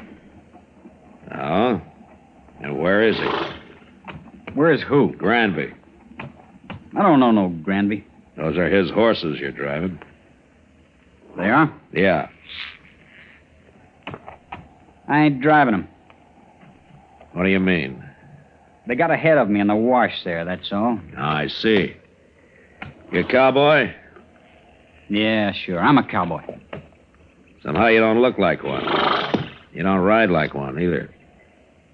You're asking the questions, mister. And no decent cowboy would run another man's horses down a dry wash just because he didn't want to get up on the bank and ride around them. I told you, they got in front of him is all. How come you're not carrying a gun? Does a man have to carry a gun? No. But I'll bet you're the only man within 1,000 miles of here who isn't carrying one. Well, maybe I got a better conscience than the rest of you. Maybe. But look, mister, you've run those horses about 5 miles off of old Granby's place. You want to give us a hand, we'll run them back. I'm in a hurry. It won't take long. The old man might be a couple of days finding them if we don't. You worry about him. I got to get into Dodge. We'll ride in with you afterwards. I ain't going to do it. It'd look a lot better if you did. I'd like to, mister, but I can't. I'm leaving now. So long. Well, forevermore, Mr. Dillon, you just gonna let him go? Wait a minute, Chester. I'm gonna let him hear what lead sounds like. Don't shoot! Don't shoot me! All right, then ride back here.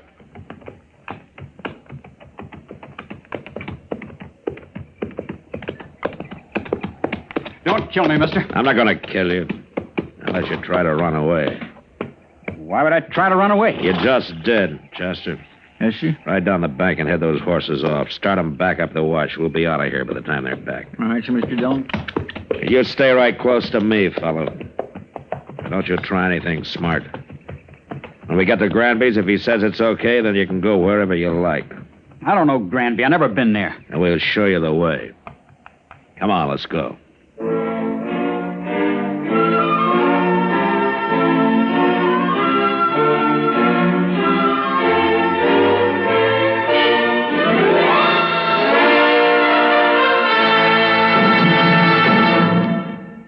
Another visit with Joe and Daphne Forsythe. Joe? Joe? Joe, stop reading that paper and talk to me. I'm listening. Go ahead.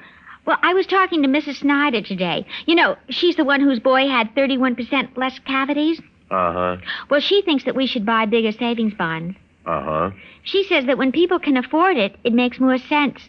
Oh, she says there are a lot of different denominations. They start at $25, but then there are $50, $100, $200, and even $500 bonds. Is that so?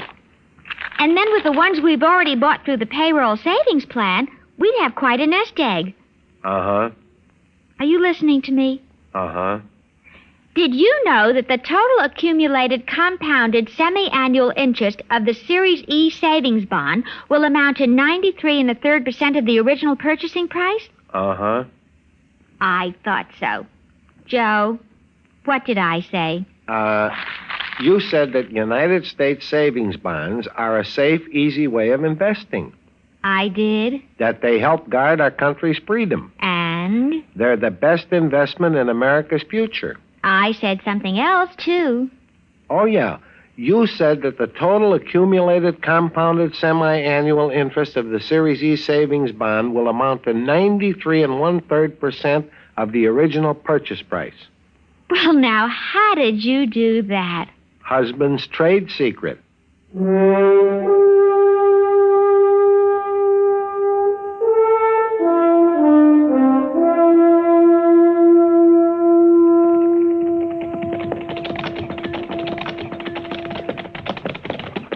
Old man Granby sure can find his horses all right now, Mr. Dillon. Yeah, but I want this cowboy here to meet him. Now we'll see if he's in the house. I'll wait for you. Get off a horse, fellow. Go on. That's better. All right, come on. We'll take a look.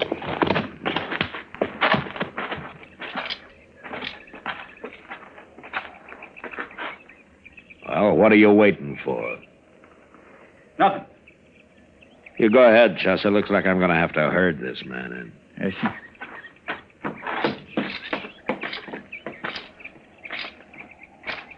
You've been kind of balky ever since we ran into you, haven't you? I just don't like being dragged around. I never did.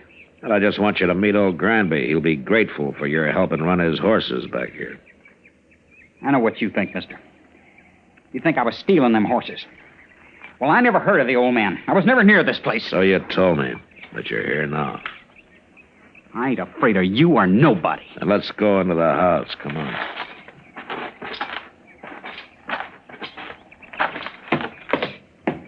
Mr. Dillon? Yeah, what is it, Chester? Old Granby, he's in there. Oh, what's wrong? Right in the room there, Mr. Dillon. He's just hanging there. What? Somebody went and hung him right in his own house.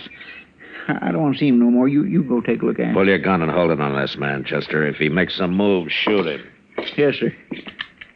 Now, you just stand right there, real quiet like. I ain't gonna do nothing. You sure ain't. Just because I happen to be in the country don't mean I killed nobody. Yeah. Mr. Dillon will decide about that. Who is this Mr. Dillon, anyway? He's a United States Marshal, that's who he is. A marshal? A marshal. Looks like you run into the wrong people, fella. Here, I'll hold your gun, Chester, and you search him. All right, sir. Here. Turn around. All right, take it easy. Now, the house is all torn up. You must have been looking for old Granby's money. I was never in that house. Ain't nothing on him. Not a thing. All right, Chester. Here's your gun. Here, catch it. Thank you. What's your name, fellow? Trimble. Joe Trimble. Where are you from? Up north. Up north where? All over. What are you doing down here? Making a change. Sure.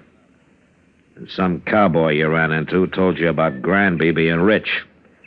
So you came here and you kicked the old man around and then you hung him, then you tried to find the money. That's a lie. This is the first time I was ever near the place. I'm sure you did it, Trimble, but I wish I had more evidence. The court of law just might not convict you the way things stand. You gonna let me go? No, I'm not gonna let you go. I'm arresting you and you're gonna stand trial, and I'm gonna do my best to see you hung. I didn't do it, I tell you. And I'll go free, too. You'll see.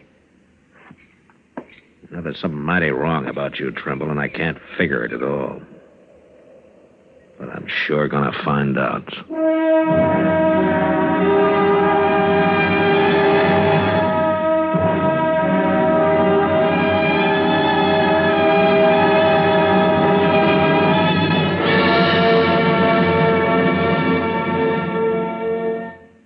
Another visit with Joe and Daphne Forsythe.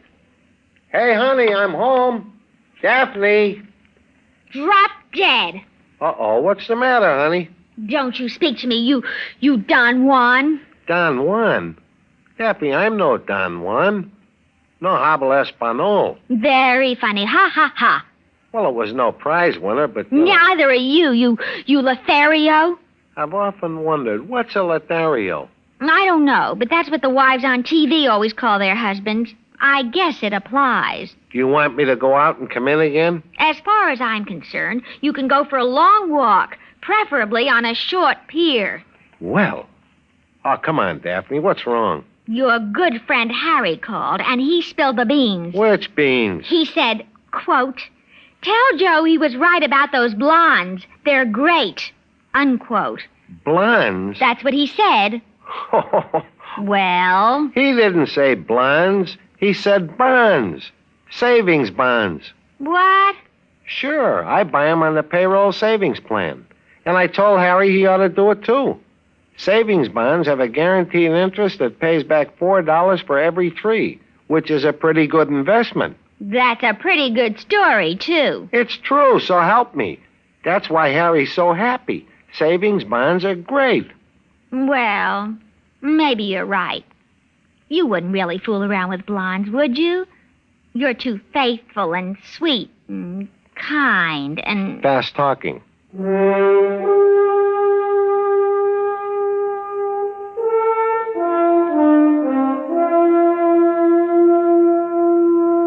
We let Joe Trimble dig a grave up behind the house, and then we laid old Granby in it and covered him with dirt. I was pretty sure now that the old man had never had an extra dollar in his life, and that he'd been killed for no reason at all. Well, anyway, Trimble had done a pretty thorough job of looking for the money, and he'd found nothing. On the ride into Dodge, I tried to figure out just what he was. He didn't seem to fit anywhere. He wasn't a cowboy or a hunter or a gambler, or even just a drifter. Well, after we got him locked up in jail that night, Doc and I went over to the Long Branch for a drink with Kitty. And I was telling him about it. How old is this fella, Matt? Around 25, I guess, Doc. Oh, well, then he couldn't be running away from home. He's a little old for that, Kitty. Yeah, well, anyways, they'll hang him. Well, I hope the judge agrees with you, Doc. And why shouldn't he? All I got so far is circumstantial evidence. Well, then you should have shot him out on the prairie. It's a good thing you're not a lawman. Well, maybe if I were, there'd be fewer killings around here. I doubt it. You going up to Hayes for the trial, Matt? Yeah, I have to. That'll take a week, I suppose. Oh, Bob. Why? Nothing. Only you just been away for 10 days. Oh, I gotta earn a living, Kitty. Well, you could make more money gambling. Right here in Dodge. Oh, now, Kitty, don't start that again, will you? Good evening, Marshal. Miss Kitty, Doc. Major. Hi, Major. I'd like a word with you, Marshal. Sure, Major, sure. Would you excuse us? We'll go over to the bar there. I'll be back, Kitty. No hurry, Matt. Doc's got a lot of money. I'll buy you a drink anytime, Kitty. Well, that's the best offer today, Doc. Let's go, Major. I had to come to Dodge on other business, Marshal, but I wanted to pass the word to you that we're looking for a man. Oh, the Army, you mean? Yes, a deserter. No? Not from Fort Dodge. Oh, where was he stationed, Major? He was with the 7th Cavalry at Fort Lincoln. Up in Dakota, huh? For some reason, they think he headed south. Now, I don't have much of a description of him, just that he was a private, about 25, curly blonde hair, a scar on his left hand. Well, that fits. What was his name? He enlisted as Joe Gould, but he's known to have used the name Trimble. Well, he's right here in Dodge, Major. He what? I got him locked up in jail. Well, that's fine, Marshal. But how did you know that? I think he murdered an old man who lives about a day's ride north of here, and I'm going to have him tried for it. That won't be necessary now, Marshal. I'll take over custody of him. Then he'd be tried at Fort Lincoln for desertion. I want him tried for murder, and I got to be there to present the evidence. Well, you could go up to Fort Lincoln. No, Dakota's out of my territory, Major. Besides, this is a civil crime. The Army wants that man, Marshal. I'm sorry, Major. He's going to be tried in Hayes first. He's still a soldier, even if he did desert. Well, if the judge lets him off, you can have him, but not otherwise. Major, he tortured and hung an innocent old man, and I'm going to do my best to see him punished for it. I'll have to take this up with my superiors. Well, you better hurry. I'm going to Hayes with him tomorrow. I hope you won't regret this, Marshal. I won't, Major. Not if Trimble is properly punished, I won't. I didn't wait till morning, but started out for Hayes with Joe Trimble that night. The trial lasted a week, and in spite of all the arguments I made, the judge finally decided that there wasn't enough real evidence to convict him. I even tried to make Trimble confess, but he was too smart for that, so there was nothing to do but bring him back and turn him over to the Army. I sent word to Fort Dodge, and the next morning the major himself appeared to take him into custody. Well, Marshal, looks as though you didn't have much of a civil case after all. He killed old Granby. I know he did, but the law's the law, Major. Yes, and in the Army, orders are orders. But I'm sorry your judge didn't convict him after all. How's that, so? Chester. Yes, sir. Bring Trimble out, will you? Yes, sir. Well, I'll give the Army credit for one thing, Major.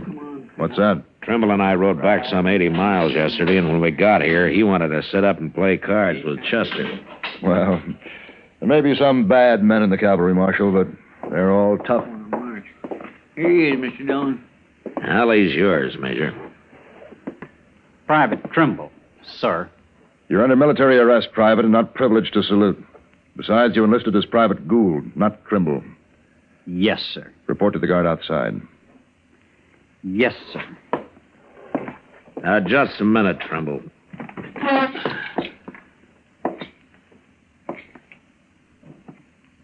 You know that you're mighty lucky, don't you? You should have died for what you'd done. I told you I'd go free, Marshal.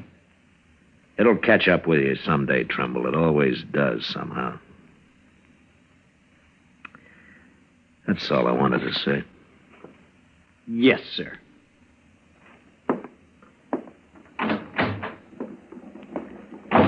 Well, thank you, Marshal. I'll be getting along. Major, you said you were sorry that the judge didn't convict him. Why have you changed your mind? Marshal, now he won't even be tried. Not for some months, anyway. Right. You mean that the 7th doesn't want him anymore? Oh, they want him all right. My new orders are to send him right up to the Dakotas. Oh? Seems that the 7th Cavalry needs every man available. They're leaving Fort Lincoln soon on an expedition against the Sioux and the Northern Cheyenne. The Sioux, huh? I wonder if old Sitting Bull is still the chief medicine man with them. Sure he is. But at any rate, the 7th will be heading into Montana territory. Yeah. Well, if they're after Sitting Bull's tribe, they will. He's always had a large camp over on the Little Bighorn. Yes, I know. By the way, who's in command of the 7th Cavalry now? An officer I served under a couple of years. I never did care for him much. A Colonel George Custer.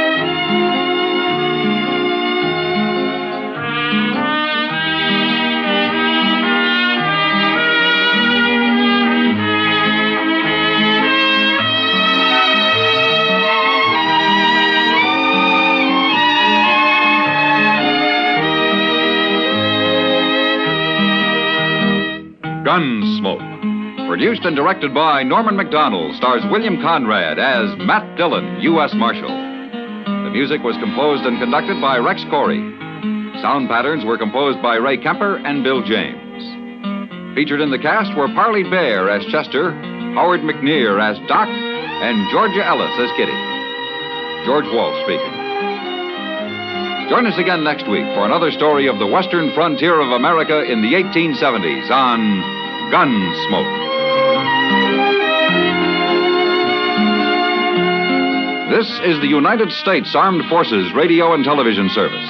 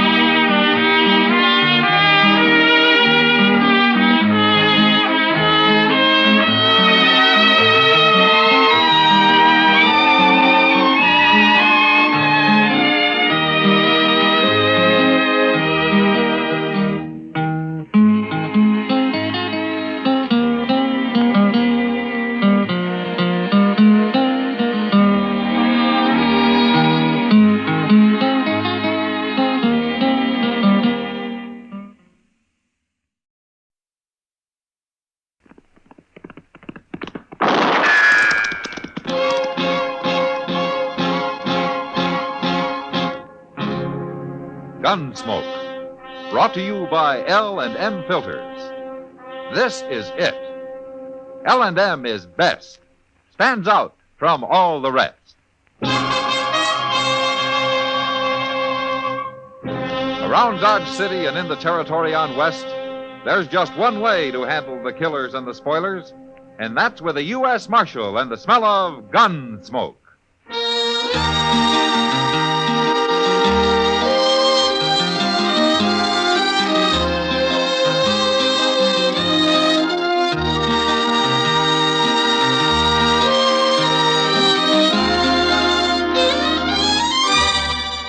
Gunsmoke, starring William Conrad. The transcribed story of the violence that moved west with young America. And the story of a man who moved with it. I'm that man, Matt Dillon, United States Marshal. The first man they look for and the last they want to meet. It's a chancy job, and it makes a man watchful and a little lonely.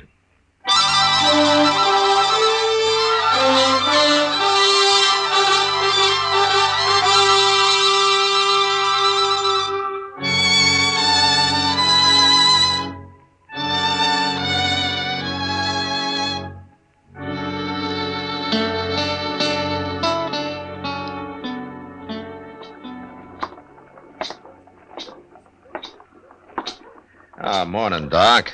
Chester. Hello, Matt. Hey, we've been waiting for you, Mr. Dillon. Oh, is there something wrong? Yes, sir, it's Mr. Doby. He's at the desk in the hotel there. He's real upset about something. He wants to see you. All right. You both wait here for me, huh? I'll be right out. Yes, sir. All right.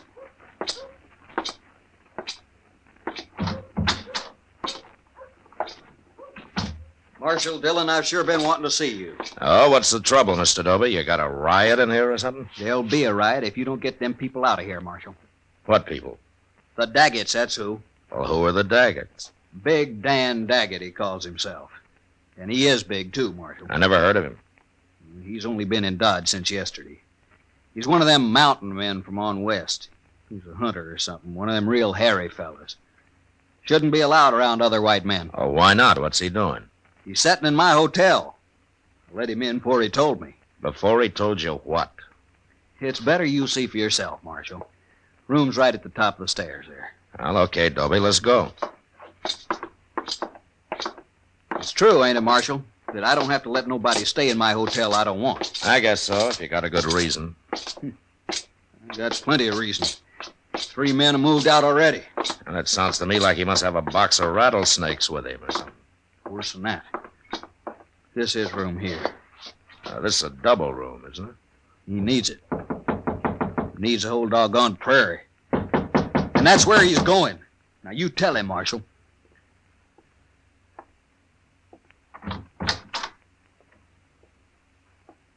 Hello? I got the U.S. Marshal with me this time, Daggett. Oh? I'm Marshal Dillon, Daggett. Doby wanted me to come over here and meet you. Come on in. Well, you were right about his being big, Doby. Man can't help being big. It's no offense. It's all right. There have been times I wished I was smaller. Not that I can't move as fast as any man. I'm easier to see is the only bad part. Tell me, Daggett, what's the trouble between you and Doby here? It ain't my trouble, Marshal. All right, Doby, I guess you better explain. There's nothing wrong here that I can see. It ain't him. It's his wife. What? You don't like my wife 'cause she's an Indian, Marshal. That's a lie. What I care if she's an Indian. I don't understand. Where is she, Daggett? In the other room? We'll bring her in here. Doby, you know what I could do to you with the fingers of this one hand? Just the fingers. Don't forget I got the Marshal with me. I use the other hand on him. He starts ordering me around, too. Now, wait a minute. This kind of talk isn't doing any good. You're probably pretty good with that gun, Marshal. But I've killed mountain lion with this knife. I ain't afraid of anything alive and not many ghosts. Ghosts? You even talk like a savage. All right, that's enough, Toby. Daggett, I didn't come here for a fight. I came to see what all the trouble's about. Now, if it's something that has to do with your wife, tell me. It has to do with Doby, not with my wife. That's a lie. Dan? There she is. Look, Marshal. If it is me they are talking about, Dan, why didn't you call me? It's nothing to do with you. He was trying to order me around. At least he was, Doby there. I only told you to get her in here so the Marshal could see her. Well, now he's seen her. Now, what's all the fuss about? You're playing dumb, ain't you, Daggett? Wait a minute. I don't think he is. Tell me something. Where did you and Miss Daggett meet? Near Denver? Near Denver? I'm a mountain man, Marshal. Never been on the prairie before. But what were you doing near Denver, Miss Daggett? I was sent there 4 years ago to complete my education. My father was a chief, Marshal. A chief? What chief? His name was Yellow Horse. Yellow Horse? That's worse. That's the worst yet. I don't understand either of you men. What are you talking about? Well, Dobie could tell that your wife was a Kiowa by the way she dressed. Well, she got to come from some tribe, don't she? Yeah, but being the daughter of Yellow Horse makes it even worse. Why? 2 years ago, the Kiowas killed some 18 settlers on raids through the country near here. Yellow Horse led them until he was killed. You never told me that. Is that true? I only heard my father was dead. They told me nothing else. Well, what difference does it make anyway? You wasn't on them raids. The feeling's still high against Kiowas around here, Daggett, but you're right. She had nothing to do with them. A Kiowa's a Kiowa, and we won't stand for him in Dodge. Oh, don't be a fool, Dobie. How can you blame her for what somebody else did? I blame that whole tribe, and especially her father. And I won't stand for her being here. She's probably as murdering as he was. Dobie. All right, hold it, Daggett. I'd like to apologize to Miss Daggett for bothering her. Apologize? Let's get out of here, Dobie. Now. No. You come here to throw him out, and you're going to do it. Dobie, I guess I'm a little like Dan Daggett here. I don't like taking orders very well either. All right, Marshal. If the law won't help me... The law won't help you. And don't you try anything else. Now, come on, we're getting out of here.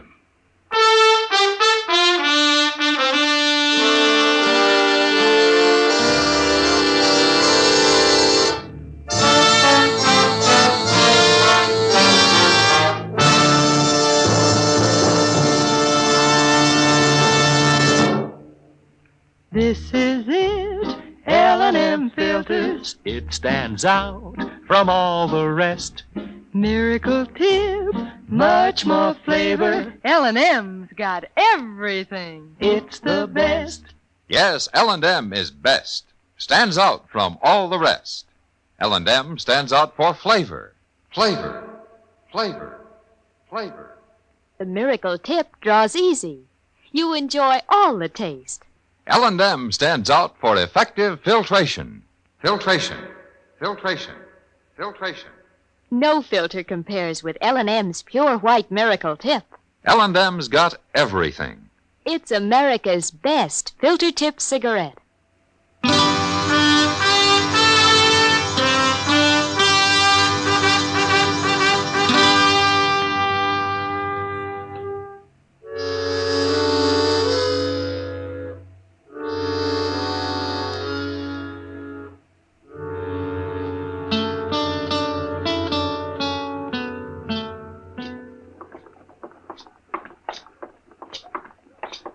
Mr. Dillon? Yeah, what is it, Chester? Well, would you mind stopping in Mr. Jones's store here? It won't take but a minute or two. Oh? You're going to spend your betting money on clothes again? Oh, no, sir. I mean, well, you see, Mr. Dillon, I need a little string tie. For Sundays, kind of. Oh. They don't cost more than a quarter. All right, in that case, I'll go with you.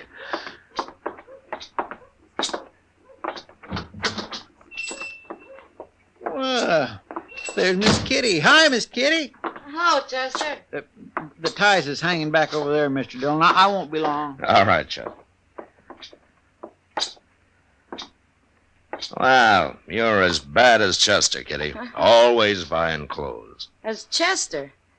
Matt, if Chester's always buying clothes, how come ever since I've known him he's worn that same pair of striped pants? Well, he's careful with them, I guess. He never gets them torn. You'd have to go to bed if he ever did. Where's Mr. Jonas? Out back. He's showing Dan Daggett and his wife something. Oh, are they here? Sure. He introduced me to him. Big Dan Daggett. Like you said last night, Matt, he earned the name. He's a buffalo, that man. Yeah, he sure is. His wife's name's Rose. Said you couldn't pronounce it in Indian, so he made it English. She's a beautiful little thing. Ah, she's prettier than most women around here. Thanks. Oh, now, Kitty. No, you're right. She really is.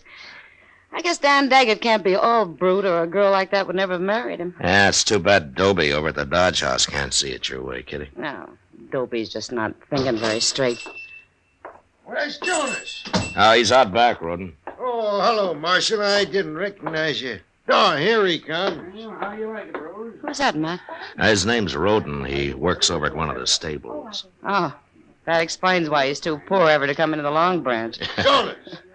Hey, Jonas! I'll be right with you, Rodden. Well, I'm in a hurry. Won't be but a minute.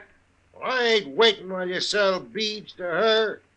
Hey, wait a minute. What's she doing in here anyway? You stay here, Kitty. She's got as much right to be here as you have, Roden. Kiowa woman, you gone crazy? Well, no. Then throw her out of here, or I will. The woman is my wife, mister. Your wife?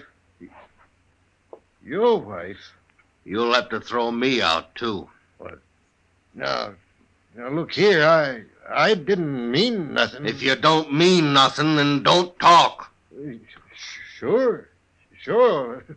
What do I care? It's your business. I don't care. And even if you do care, you shouldn't say nothing about it out loud.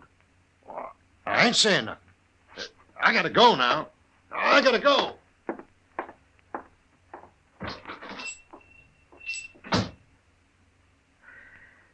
Well, it looks like you handled that pretty well, Daggett. Can't fight every man in the world. No, I guess you can't. And I don't aim to. Long as they don't push me too far. Is Dobie leaving you alone? Oh, he's doing a lot of talking around. He's trying to stir up trouble. But before it comes, we'll probably be gone. Back to Colorado in the mountains. Oh? But Marshal, you come and see us sometime the next day or so. Rose would kind of like that. Well, thank you, Daggett. It'd be a pleasure.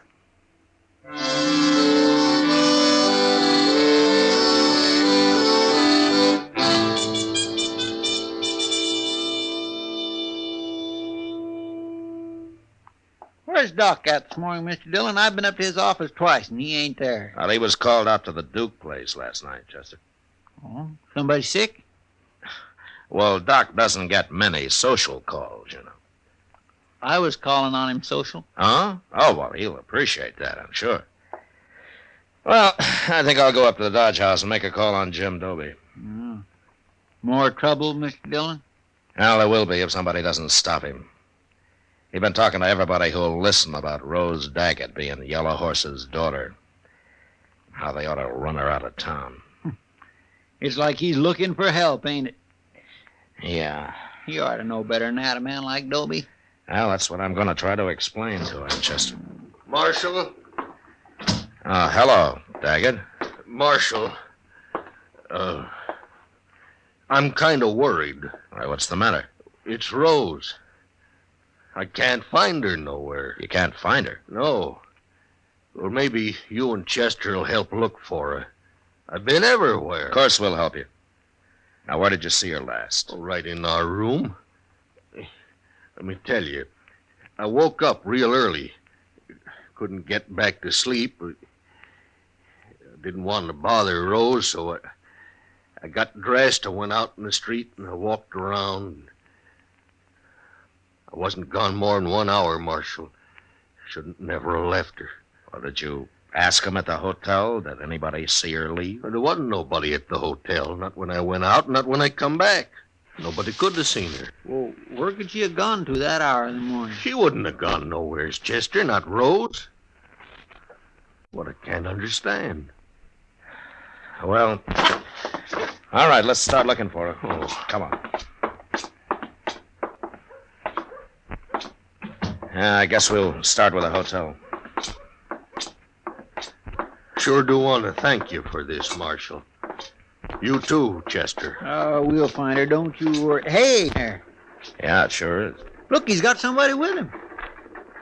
That's Rose. That's Rose in that buggy. Rose? Rose, what are you doing there? Hello, Dan. Well, get down. Here, I'll take you. You will have to carry me, Dan. Where you been? What happened to your feet? Chester, What, Doc? do me a favor. Take this buggy, will you? Sure will. Let me get down here. And you. You must be Daggett. Yeah. Take Rose into the marshal's office. She shouldn't be on the street out here. We'll go.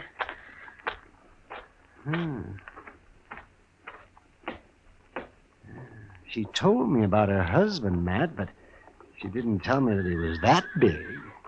Come on, let's follow him. Yeah. Tell me, Doc, what was Rose doing with you? I found her out in the prairie, about 10 miles east of here. Well, what was she doing out there? I'll let her tell you that. Just you stay and sit right there, Rose. I'm all right there. Oh, Doctor, this is my husband, Dan. Well, I kind of gathered that, Rose. Glad to know you, Dan. Yeah.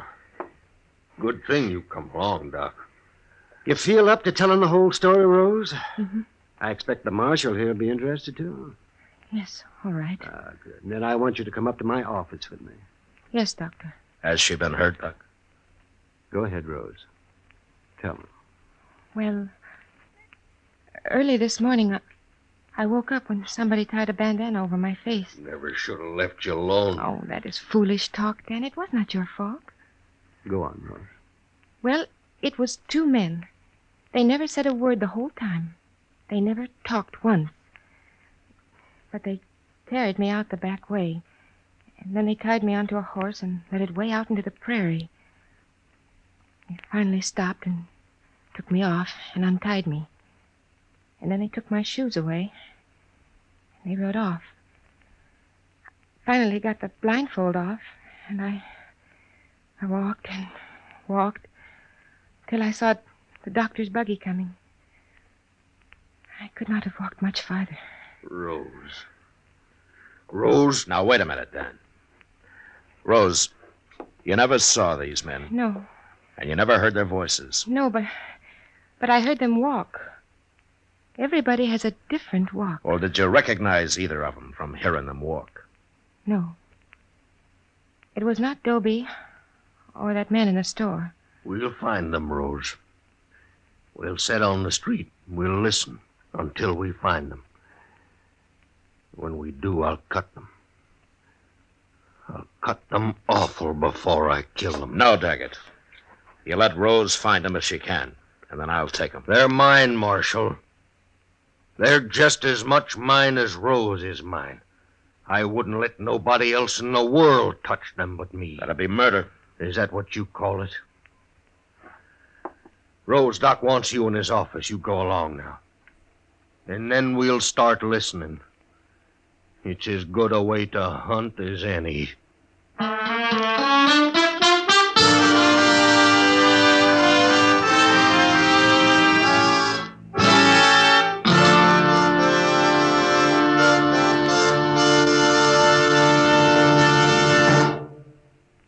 L&M is best. Stands out from all the rest. L&M's got everything. Everything? Everything. Best flavor? L&M stands out for flavor. The miracle tip draws easy. Lets you enjoy all the taste. Best filter? L&M stands out for effective filtration. No filter compares with L&M's pure white miracle tip for quality or effectiveness. Best tobaccos? Highest quality tobaccos. Low nicotine tobaccos. L&M tobaccos. Light and mild. Every way, L&M is best. Stands out from all the rest. They've got everything. King size or regular, L&M is America's best filter tip cigarette.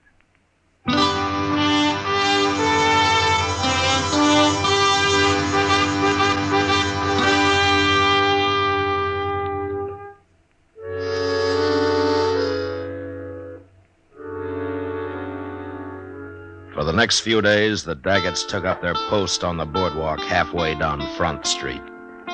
Rose would sit there for hours, her head down, her eyes half closed, listening to the footsteps of hundreds of men as they passed. And Daggett would stand at her side, his bowie knife in his belt, waiting with animal patience for a sign from his wife. But it didn't come. And I began to hope that for his sake the kidnappers had left the country and nothing had happened. And then the morning of the third day, Chester and I were loafing around on the porch of the general store. Oh. Where's the Daggetts this morning, Mr. Dillon? They ain't over there where they usually are. Well, I guess they haven't started yet, Chester. I swear every man in Dodge must have walked past there by now. All but two, maybe.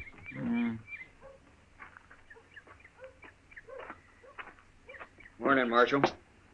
Chester. Hello, Mr. Doby. Doby? I'm looking for the Daggetts, Marshal. You seen them? No, I haven't, Doby. But Dan Daggett isn't taking things as easy as he was. If I were you, I'd stop looking right now. Doc told me what happened, Marshal. Doc did, huh? Well, he knew nobody else would, so he took it on himself. What for? For my own good, the way he put it. Well, did it do you any good? Made me mad. Mad at myself, mostly. Marshal, I've been a fool. Hey, Mr. Dillon, there's Rose now. In the street there. She's got a shotgun. Hey, what's she doing? Looks like she's following those two men. Oh, she sure is. Come on. She stopped them. She's got them turned around, but see, she's going to shoot them. Oh, they ain't making a move. How do you know it was us? What if it was? I guess you ain't learned nothing. Maybe we'll have to do it again. Don't shoot, Rose. I'll take him.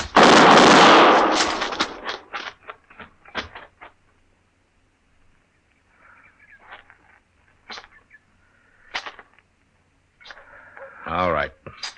Give me the shotgun, Rose. It is empty, Marshal. Why did you do it? I'd have arrested him. Dan would have found a way to kill them, even if you had. They're dead, Mr. Dillon. Both of them. Who are they, Chester? I never saw them before in my life. A couple of strangers, I guess. Rose! I'll go get somebody to give me a hand. Rose! Was that them? Why didn't you tell me? What'd you run away for? Why'd you kill them? They are the ones, Dan. How'd you know? Where did you spot them? They walked past our table while we were eating breakfast.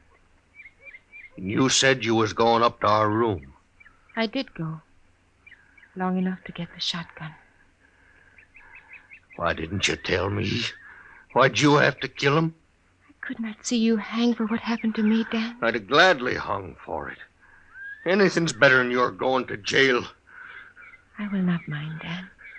It'll kill you. I won't let it happen. It ain't right. Don't try to take her, Marshal. Don't you try. I know how you feel, Daggett. But I've got to arrest her. Rose has got to stand trial. What'll they do to her? Well, I don't think there's a judge in Kansas who'd convict Rose for what she did under the circumstances. Marshal Dillon. Yes, what, Doby? I gotta say something, Marshal. All right, say it. Them two men she killed. I just looked at them, and I don't know who they are. But I've seen them. So? I seen them the other day when I was talking the way I was. They heard me. They was listening. Go ahead. Well, I just had to tell you that. I don't feel very proud. You're the one that ought to go to jail, Doby. That's what I'm trying to tell you, Marshal. It's mostly my fault. What happened to her and this killing and all. Well, you've learned something now, anyway. Only there's nothing I can do about it. It's too late. I feel like hiding. Mr. Doby. Yes, ma'am. Would you walk back to the hotel with me and my husband? Thank you. I'd be proud to.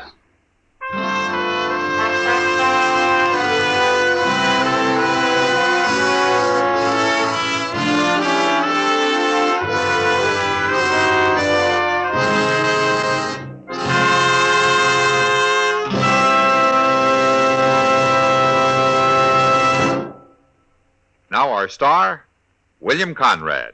Thank you, George. Today, there's one filter cigarette that stands out from all the rest. L&M stands out for flavor, for effective filtration, for highest quality tobacco. L&M's got everything. That's what makes it America's best filter tip cigarette. Try L&M's king size or regular. I know you'll go for 'em.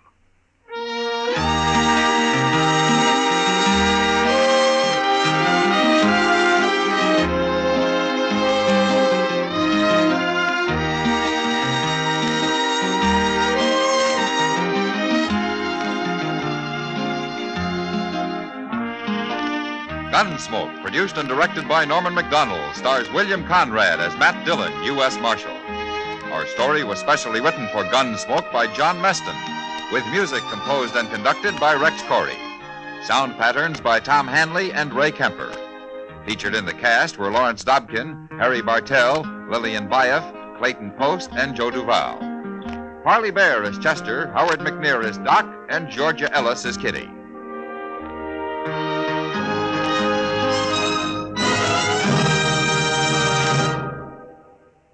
Stop! Start smoking with a smile, with Chesterfield, smiling all the while, with Chesterfield. Put a smile in your smoking, just give 'em a try. Light up a Chesterfield, they satisfy. Put a smile in your smoking. Next time you buy cigarettes, stop. Remember this. In the whole wide world, no cigarette satisfies like Chesterfield.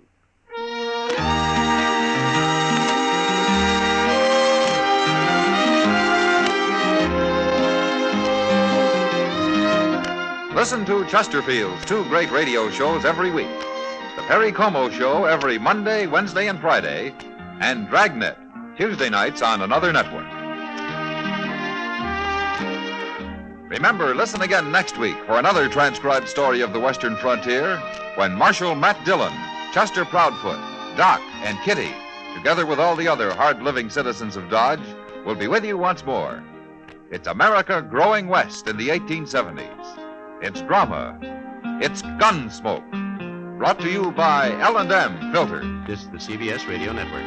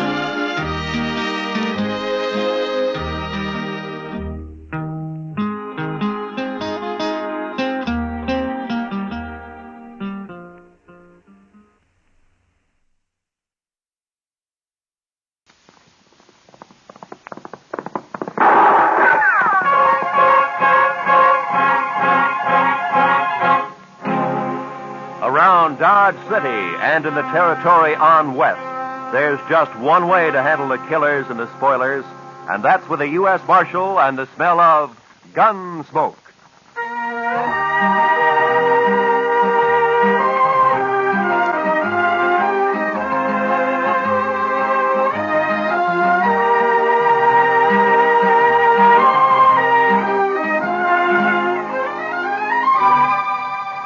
Gunsmoke, starring William Conrad. The story of the violence that moved west with young America. The story of a man who moved with it. Matt Dillon, United States Marshal.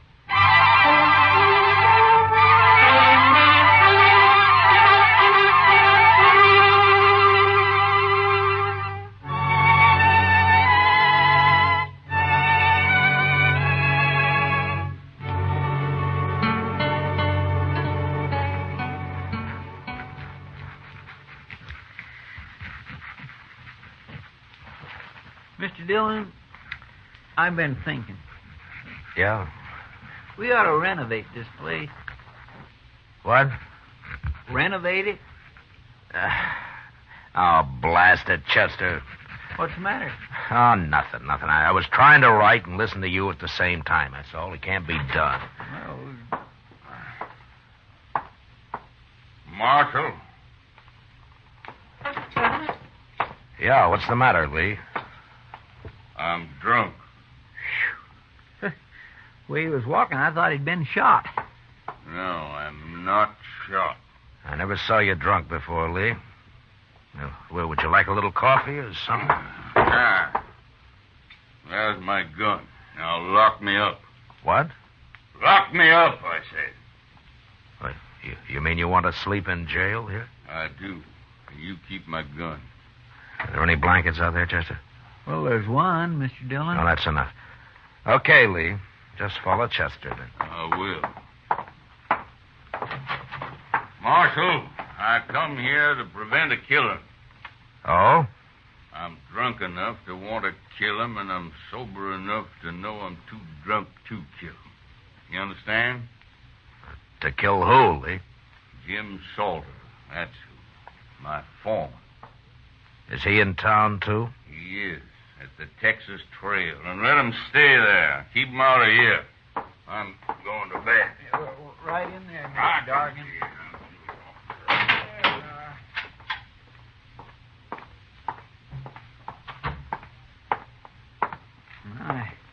I never saw Mr. Dargan like that before, Mr. Dillon. No. I wonder what he was fighting with Salter about. Well, maybe Salter started it. Maybe he's drunk, too.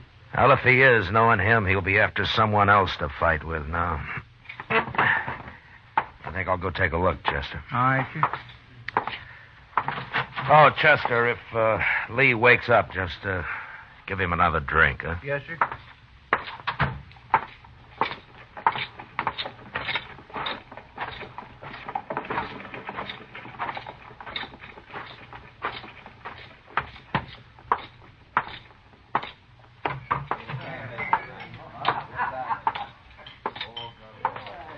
Well, how come you're alone, Kitty? Being alone isn't so bad, Matt, sometimes. Oh? Buy you a drink? No, thanks. I don't see Jim Salter anywhere. I wouldn't complain about that. Well, then he was here, huh? Sitting right where you are. And he'll be back any minute. How drunk is he, Kitty? Well, he isn't very drunk. It might be an improvement. It'd break his heart to hear you talk like that. If he has one. Here he comes now. Let's ask him. You look sober enough.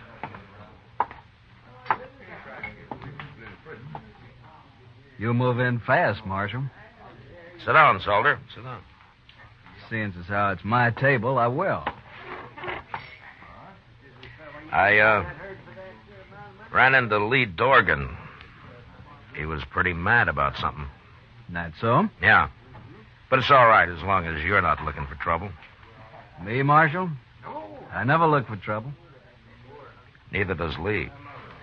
Now, you know those Southerners, Marshal. They're always getting insulted about something. You've been foreman on Lee's ranch for over a year now, Salter. This the first time he's wanted to kill you? Is that what he said? That's what I heard him say. Oh, yeah. Well, Marshal, Lee's had a little bad luck with his cattle, that's all. When he's had a drink or two, he needs someone to blame it on. You know how it is with these greenhorns. No. How is it? If it weren't for me, he wouldn't have as many cows as he's got. Now he's lost a few strays, he's all upset. Well, as long as it doesn't end in gunplay. Oh, me and Lee get along fine when he's sober. Yeah. You have to leave, Matt? I'm afraid so, Kitty. Then I'm going to bed. Hey, wait a minute. You can't do that. Who says I can't, mister? Good night, Matt. Good night, Kitty. Well, I'll be.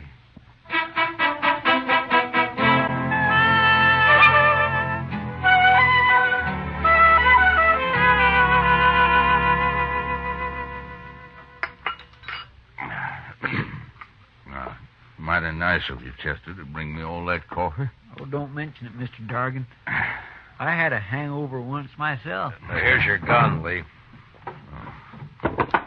Thank you, Marshal. You, still feel like killing Jim Salter? I'll kill any man that cheats me. That's how I was brought up, and that's how I am. So? I guess it's just instinct that tells me I'm being robbed by him, Marshal. I got no proof at all. None whatsoever. What is it, Lee? Don't your cattle tally up right? Look, I came out here from Alabama 18 months ago. I bought a ranch. I'm trying to raise beef. I've learned a little, but I can see it takes years to be a cattleman. Meantime, I'm green and I'm an easy mark, but I'm not so dumb I can't count. Marshal, I branded over 300 calves last spring and fall, and more than half of them are missing right now. Stolen?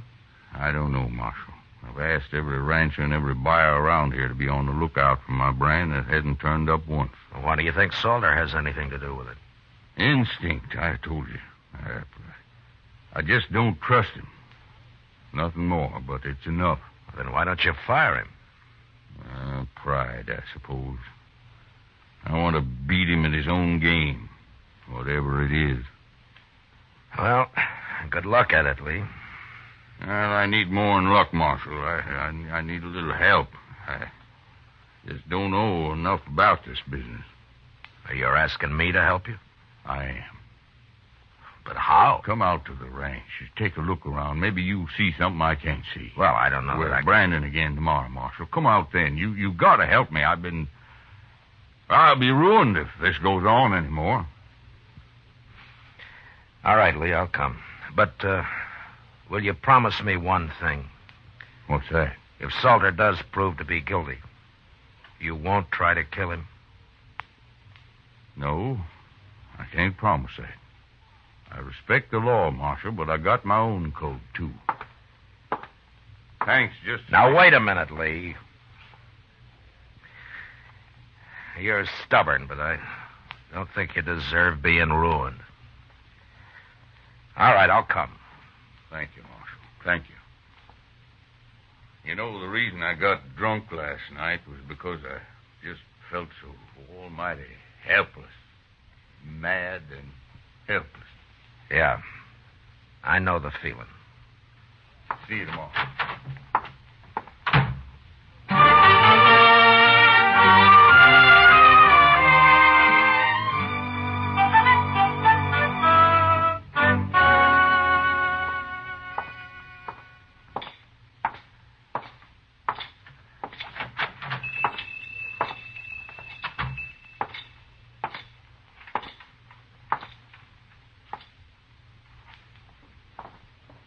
Good morning, Marshal Dillon. Good morning, Mr. Peters. And what can I do for you this morning? Well, I'm interested in some brands that you got registered here.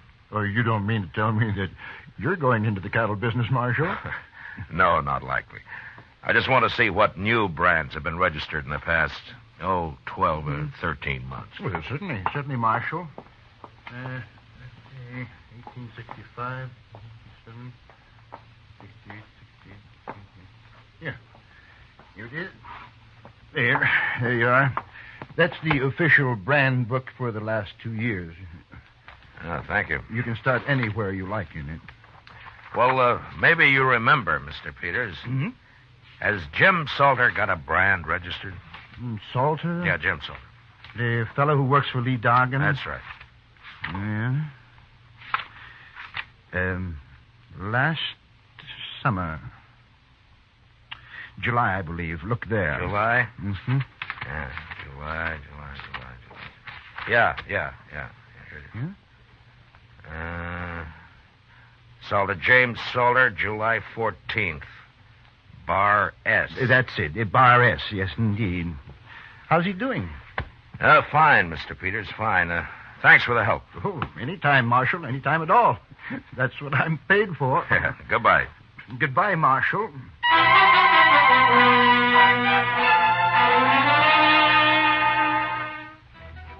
When we weren't working, most of the cattle buyers in town spent their time drinking toddy and telling lies at the Dodge House. And there I learned that a number of Bar S calves had been sold in the fall and some more of them in the spring. They remembered because it wasn't often a man sold only calves, and also because the brands were newly burned on. But they said the brands were clean, and there was no question of any previous marking having been altered. I figured Salter was a whole lot smarter than the ordinary rustler. And the next day I found out just how smart.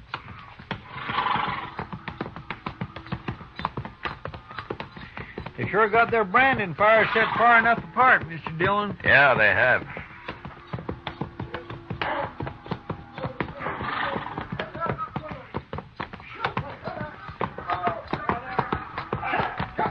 Here's Jim Salter now at this first fire. Oh, we'll stop and say hello, Chester.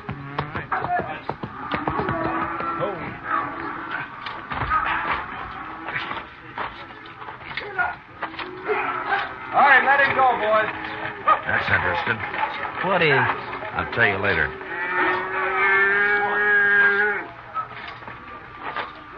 You don't have to stop work just because we're here, Salter. That's all right, Marshal. Yeah, but you didn't brand that one. You just have to cut him out and rope him again. Iron's cold anyway. Oh, you got another iron there in the fire. We'll get him branded, Marshal.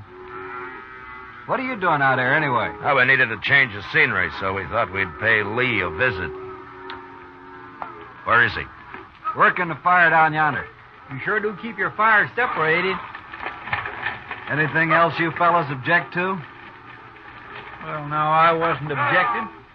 I was just making an entirely impersonal observation, that's all. Well, go do your observing on Lee. You came to see him. Salter, I'd starve plumb to death before I'd ever work around you. You sure would, Chester. On, Jim. Wasting time. See you later, Marshal. Yeah. Okay, Adams, bring another one out. Okay.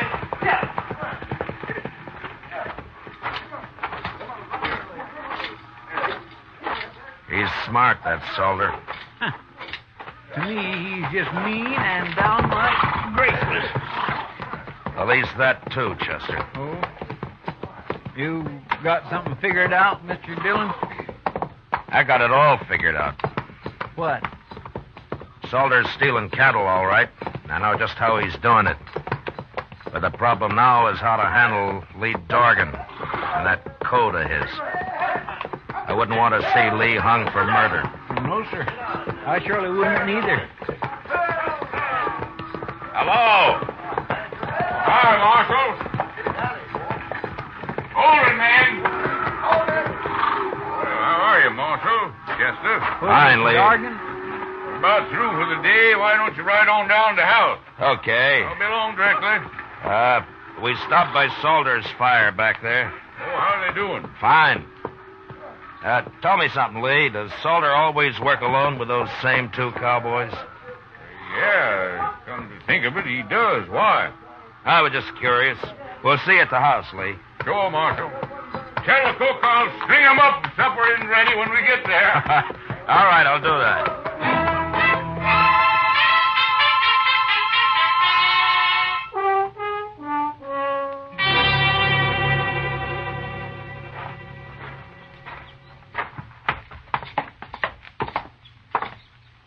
Well, not a bad house Mr. Dorgan's got here, Mr. Dillon. That's fine. Let's sit on the porch here, Chester. They'll be along soon. Yes, sir.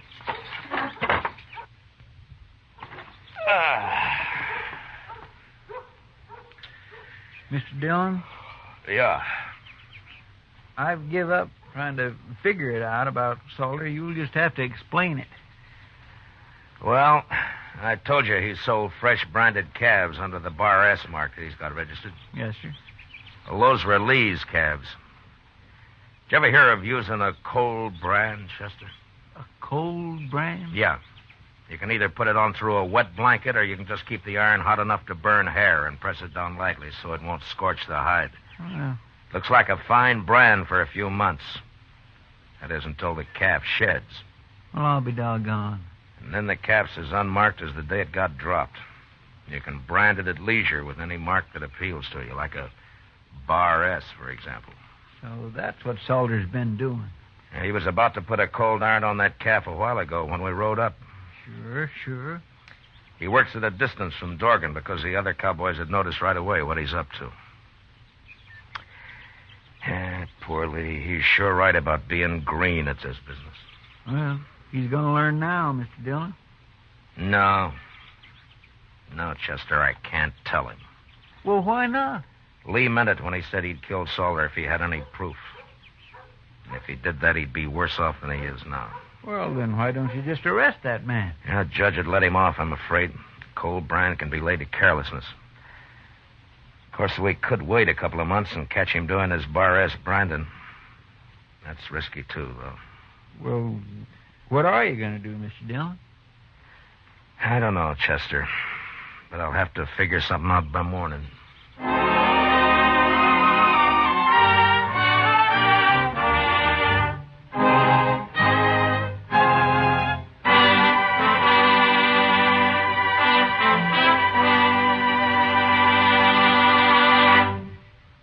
We will return to the second act of Gunsmoke in just a moment. But first, there's a lifeline that stretches from here to Korea. A lifeline that you help sustain for our fighting men when you give blood to the Red Cross Blood Donor Program.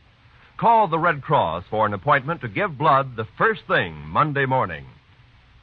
And now, the second act of Gunsmoke.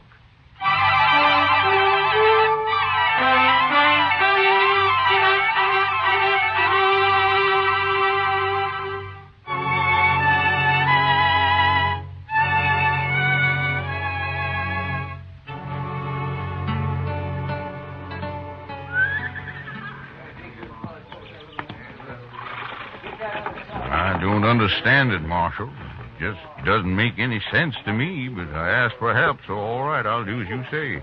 Then call Salter over here and tell him. Okay, Marshal. Salter? Salter! Yeah. Come over here. What do you want, Lee? We're already late this morning.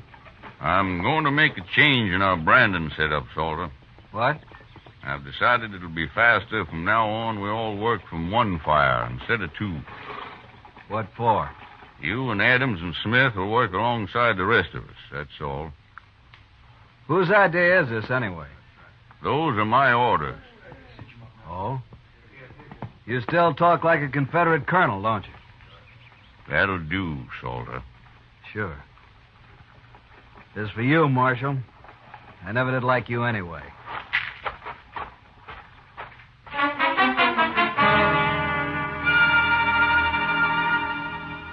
It must have been pretty hard on Salter that day, having to put a permanent brand on Lee Dorgan's calves with a good hot iron.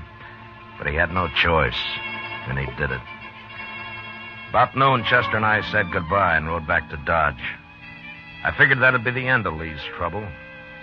But 2 nights later, while Doc and I were taking our ease at the Alafraganza, I found out I was wrong. Yeah, it's like that ignorant cowboy got a letter from his sweet girlfriend in St. Louis, Matt. Well, all right, Doc, what did the letter say? Oh, well, she mentioned that she'd found a nice room with running water. Yeah. Running water. And so this uncivilized son of the prairie wrote her back to get rid of that Indian at once or our engagement is off. He thought that, you understand that now, don't you, Matt? For that, the next drink's on you, Doc. Sure, Matt, sure. And will you get it as the bartender for a couple of good cigars? I will, as soon as I finish. Oh, see, that was a fun. See, I thought you left Lee Dorgan out at his ranch. What? Just came in the door. Must be looking for you. He's coming this way, man. Yeah. What's that under his arm? Oh, looks like a blanket. Hello, Lee. Sit down. Marshal, Doc. Oh, how are you, Lee? What are you doing in town? You all through Brandon? Yeah, we're through. Well, how'd it go? Yeah. Take a look at this blanket, Marshal. Huh? It's all marked up, isn't it? It sure is. And it's burned with my brand all over. Where'd you find this, Lee? One of my men was riding by the place where Salter and his had his branding fire, Marshal. His horse kicked it up. They'd half buried it there. And he showed it to you, is that it? That's it. And he explained all about cold branding to me at the same time. I see. Where's Salter now, Lee? And he got wind I was on to him and left, Marshal. I think he's in Dodge with those two who worked with him, Adams and Smith. And, you're looking for him? And I'm looking for him. But I'm telling you so's you can look, too. That blanket's enough evidence even for the law, I figure. Along with the witnesses that'd convict him. But, I'll find him, Lee. Better hurry, Marshal. I might find him first. Lee, you'll stand trial if you kill him. I'm not worried about that. So long, Marshal.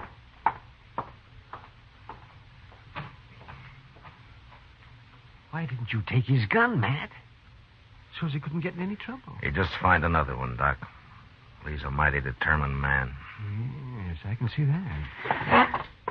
I'll take that drink another time, Doc. I got work to do. Sure, Matt. Oh, do me a favor. Will you drop this blanket off at the office for me? Oh, you bet your life I will. Well, good luck. Yeah, thanks.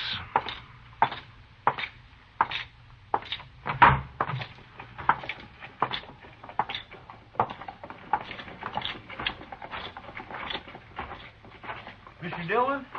Mr. Dillon? Yeah, what is it, Chester? There's something wrong, sir. I just saw Salter and two men walk up behind Lee Dargan over there and grab his gun. What? Well, where are they? They were headed toward Kelly's stable. I thought I'd better find you first. Come on. What are they doing in Dodge, anyway? Lee's on to him, Chester. He knows the whole story now. And they know he knows it.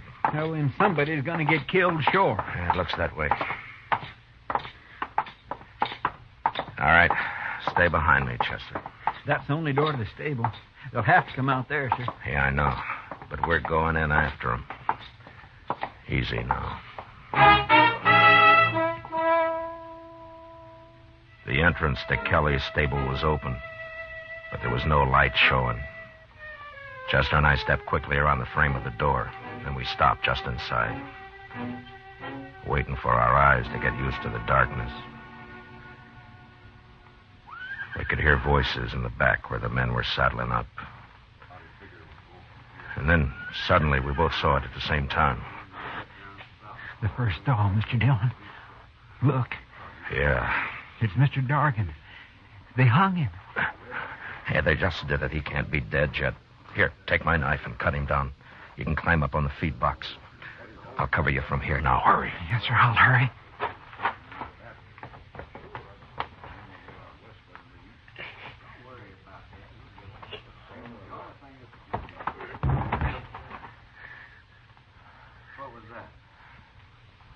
Something fell.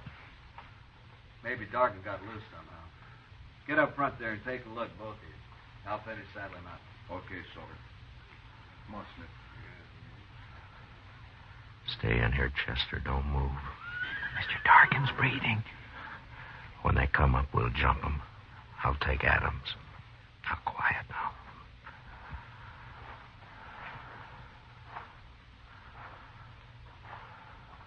I'll see him. Rope must have broke. Yeah. Let's hit him on the head and have done with it. Yeah, might as well. You do it, Smith. I'll wait here. Yeah, okay. I'll see it.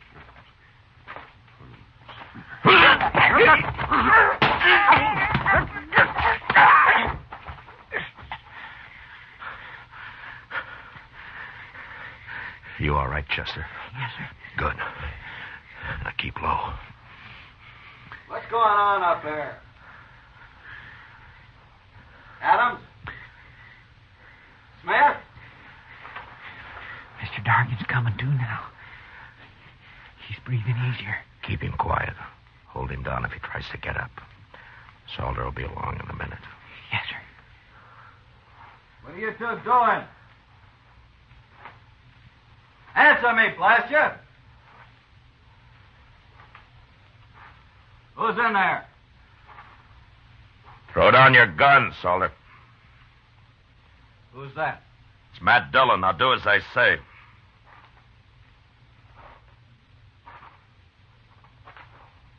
Sure, Marshal. Here it is.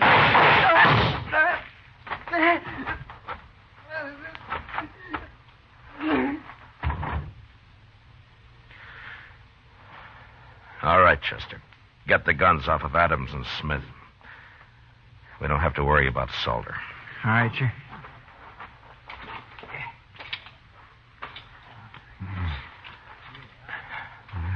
Lee? Lee, how are you?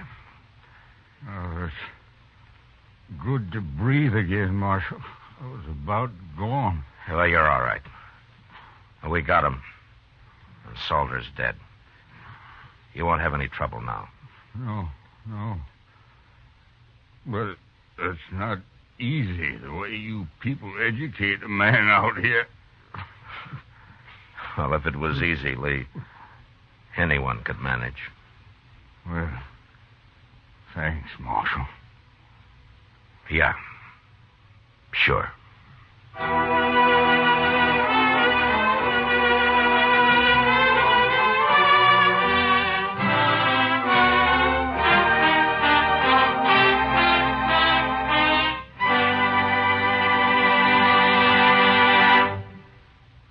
Gunsmoke, under the direction of Norman MacDonald, stars William Conrad as Matt Dillon, U.S. Marshal.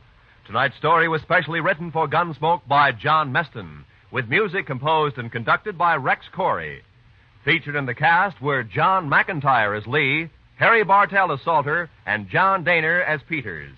Parley Bear as Chester, Georgia Ellis as Kitty, and Howard McNair as Doc. Gunsmoke has been selected by the Armed Forces Radio Service to be heard by our troops overseas. Join us again next week as Matt Dillon, U.S. Marshal, fights to bring law and order out of the wild violence of the West in Gunsmoke.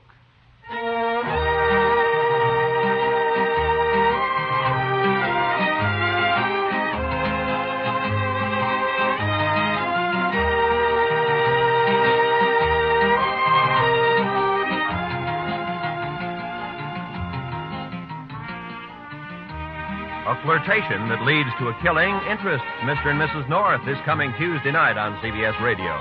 Don't miss Kiss of Death when Pam and Jerry North go into action against a murderer. Also, Tuesday night on most of these same CBS radio stations, John Lund, as yours truly, Johnny Dollar, brings us his latest adventure in probing fraudulent insurance claims. Mr. and Mrs. North and yours truly, Johnny Dollar. They're both thrilling Tuesday nighters at the Star's address. This is Roy Rowan speaking, and this is the CBS Radio Network.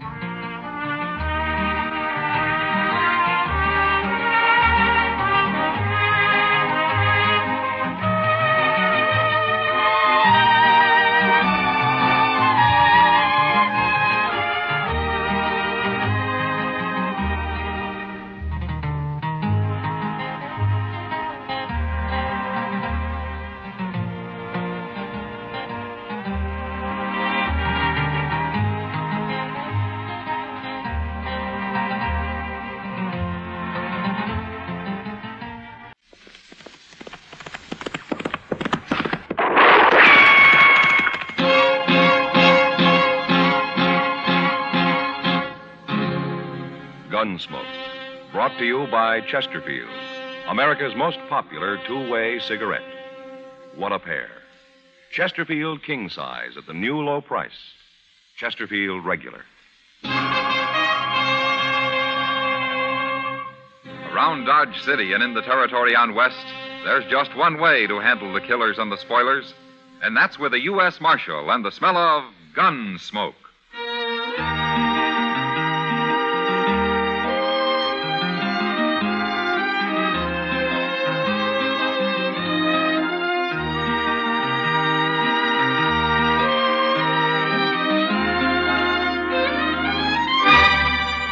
Gunsmoke, starring William Conrad, the transcribed story of the violence that moved west with young America, and the story of a man who moved with it.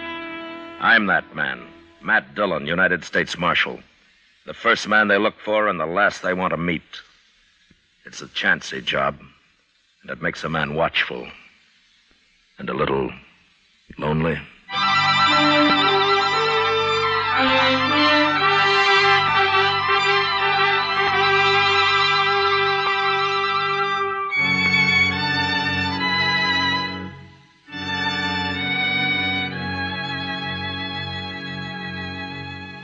It was a hard 2-day ride back from Fort Wallace, or I'd gone on government business.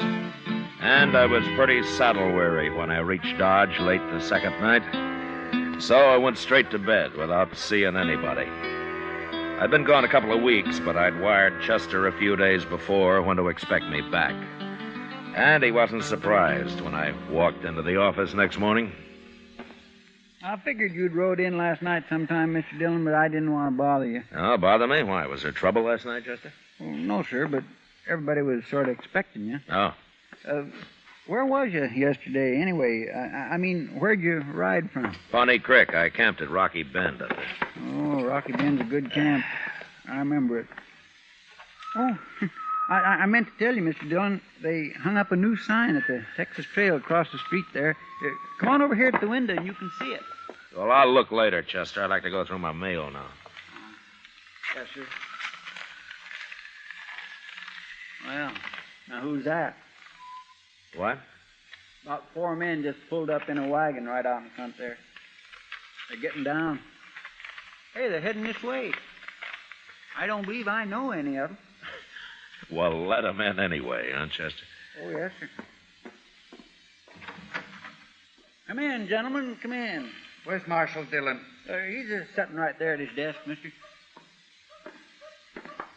Marshal, I'm read samples. Hello? These other men here work for me, except him. Huggins, come up here. This is Jim Huggins, Marshal. Huggins? Hello, Marshal. There's another man laying in the back of the wagon out there, Marshal. He's been shot. Did you say shot? That's what I said. Oh, then I better run upstairs and get Doc Adams. I'll be back, Mr. Dillon. Doc Adams ain't going to do him any good. No? That man's dead, Marshal. He's been dead since yesterday morning. Who is he? Lou Price. Lou Price? That's right. Same man you ran out of town about a month ago. You were pretty mad at him, the way I heard it. Yeah, I was. He tried to put a knife into me. Nobody saw him try. How do you know that? He told me. Lou Price was a sort of partner of mine, Marshal. Oh? Buying up cattle, Marshal, all over Kansas. Buying lots of them. Gonna have me a big ranch when I'm through, up on Pawnee Creek. Well, that's fine. You were camped on Pawnee Creek night before last, weren't you, Marshal? Yeah, I was. At Rocky Bend. That's right. Hear that, men?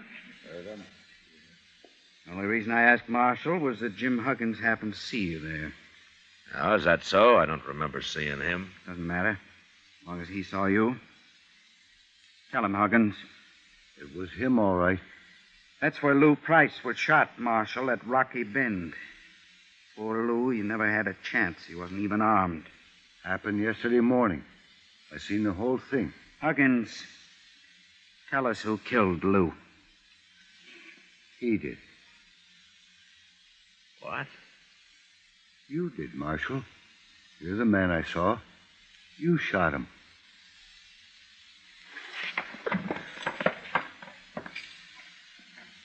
All right, what's your game, Samples? I've got no game. My partner was murdered. You had a grudge against him. You just admitted before witnesses you were at Rocky Bend. Jim Huggins has identified you as the man he saw kill Lou. It's good enough evidence for any court of law. You'll hang for it, Marshal. You got it all figured, haven't you? We're going down right now and swear it out legal on paper. Then I'm going to send it to the governor. Don't you try to get away, Marshal.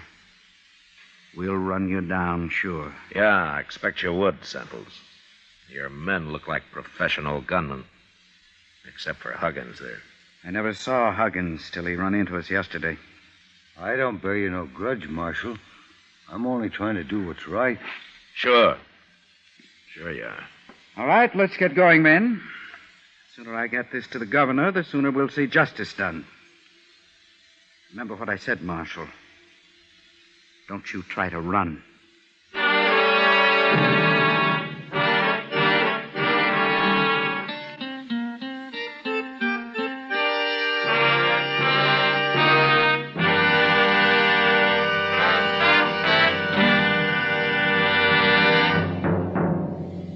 What a pair. What a buy. They're talking about king-size Chesterfield at the new low price. And Chesterfield Regular. They're the quality twins. Either way you like them, you get the same highest quality, the same low nicotine, the same wonderful taste and mildness, a refreshing smoke every time. Yes, the Chesterfield you smoke today is the best cigarette ever made, and it's America's most popular two-way cigarette. So buy a carton today. King-size Chesterfield at the new low price. Or Chesterfield Regular. What a pair they are. They satisfy millions. They're best for you.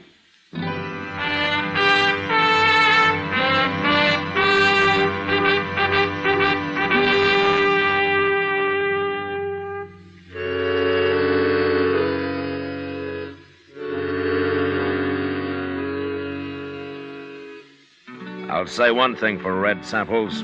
He had about as good a case against me as I'd ever heard of against any man. And there was nothing I could do about it but wait and see what happened next.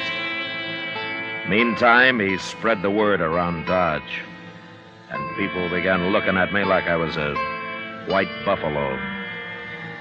I guess it wasn't often they had a U.S. Marshal walking around with a murder charge against him.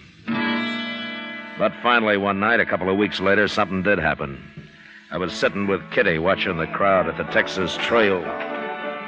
I'll fetch you a drink, Matt. No thanks, Kitty. You're expecting trouble of some kind, aren't you? Seems to me I got enough trouble already. I know. Matt, I hate to say it, but I think half the people in Dodge believe you're guilty. Yeah, sure. And the other half just doesn't care one way or the other. Well, I don't think you are. Don't you? Of course I don't. Then why don't we talk about something else? You're edgy. Sure, I'm edgy. I stay that way to keep from falling asleep all the time. Now, don't get all riled up. I didn't mean anything. I'm sorry, Kitty. I guess this business is getting on my nerves after all. Well, I should think it would.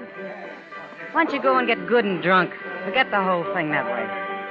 Kitty, if I ever got drunk, I could name you 10 men right here in Dodge who'd cut cards for the honor of shooting me down. Mr. Dillon? Oh, hello, Miss Kitty. Evening, Chester. Sit down. Thank you. I've been down to the telegraph office, Mr. Dillon. Oh, any news? Yes, sir, but you won't like it. Here it is, sir. A telegraph from Washington, D.C. How do you know I won't like it? Well, you see, I was standing there when he was writing it out, and I couldn't help watching him work and all that. I don't want to read it, Chester. You tell me what it says, huh? Well, it's from the War Department, and it says they heard from the governor, and, well, you'd better read it, Mr. Dillon. No, you're doing fine. Go ahead. Well, you're suspended. What? You're suspended from U.S. Marshal, Mr. Dillon. And to make it legal and formal like, they're sending somebody to arrest you and take you up to Hayes City for trial. I don't believe it. Neither do I, Miss Kitty, but that's what it says. It's the only way they see how to clear this up proper. Evening, Dillon. Miss Kitty. Oh, I see Chester beat me back with the news. What? How'd you know about this, Samples? I'm just as interested in this business as you are, Chester, so I sort of talked the clerk into giving me a copy of that telegram after you'd left. Well, you got no doubt It's on that. okay, Chester. It doesn't matter.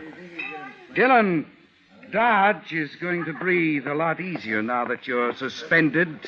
You won't be around as Marshal. I'm still around, Samples.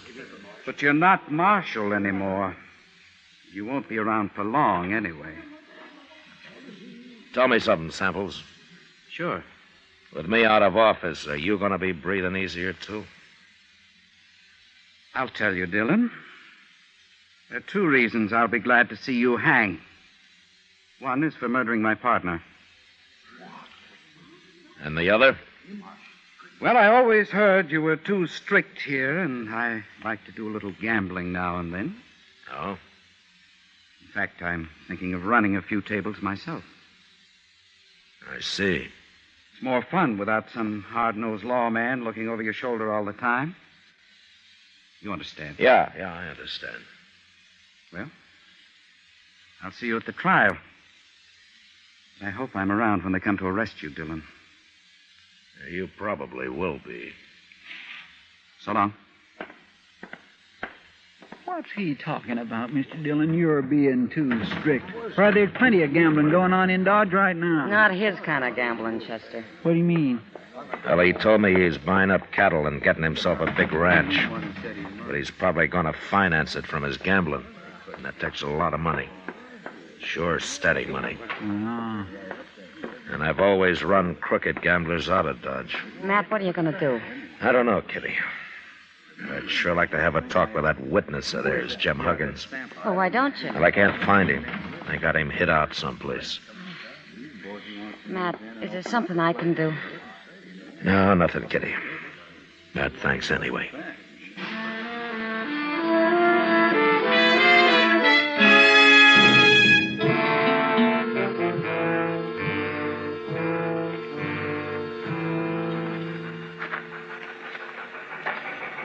Well, there she comes, Mr. Dillon, right on time. There are not many people at the depot this morning, are there? No, sir, but anyway, I'm glad I talked you into walking down here with me. There is just nothing pleasures me more than watching a train come in. Well, at least it doesn't cost anything.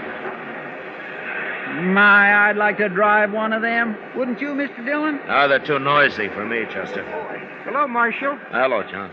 Maybe if I talked to the Santa Fe people, they'd let me try it sometime, you think?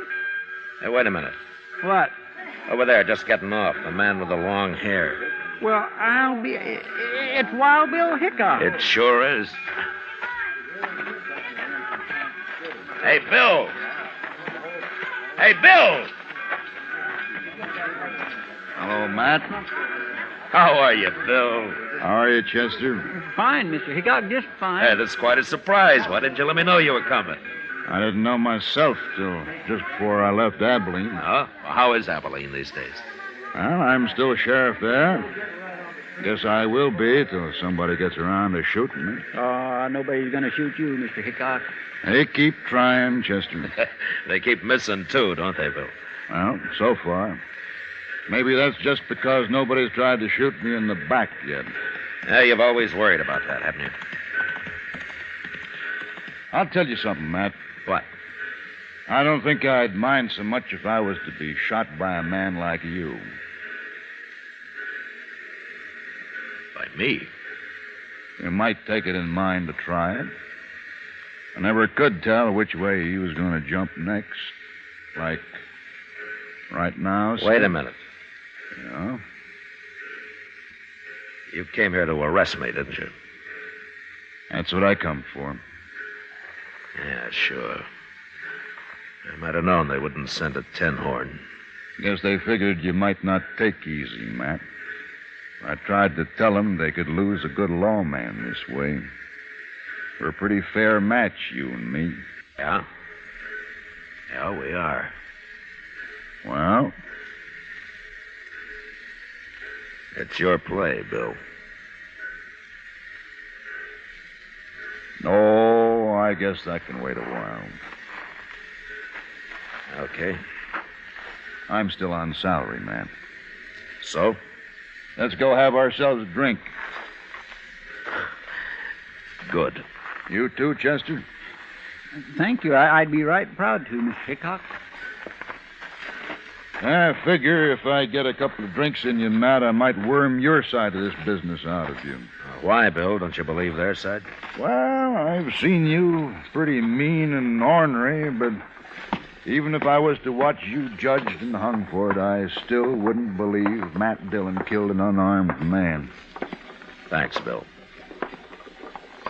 Yeah, that girl headed this way. Ain't that Kitty? Yes, sir, it sure is. Matt, I've been looking everywhere for you. Well, it's Bill Hickok. Hello, Kitty. How are you? Oh, I'm fine. What are you doing in Dodge? Well, I sort of come on business. You said you were looking for me, Kitty? Matt, I know where he is. Where who is? The witness they've been hiding, Jim Huggins. Huh? Well, where is he? Red Samples was in the Texas Trail drinking last night, and the bartender heard him tell one of his gunmen to take some food out to the loft at the OK stable. Bill. Yeah? While you're buying me a drink, I think I'd kind of like to buy Kitty one.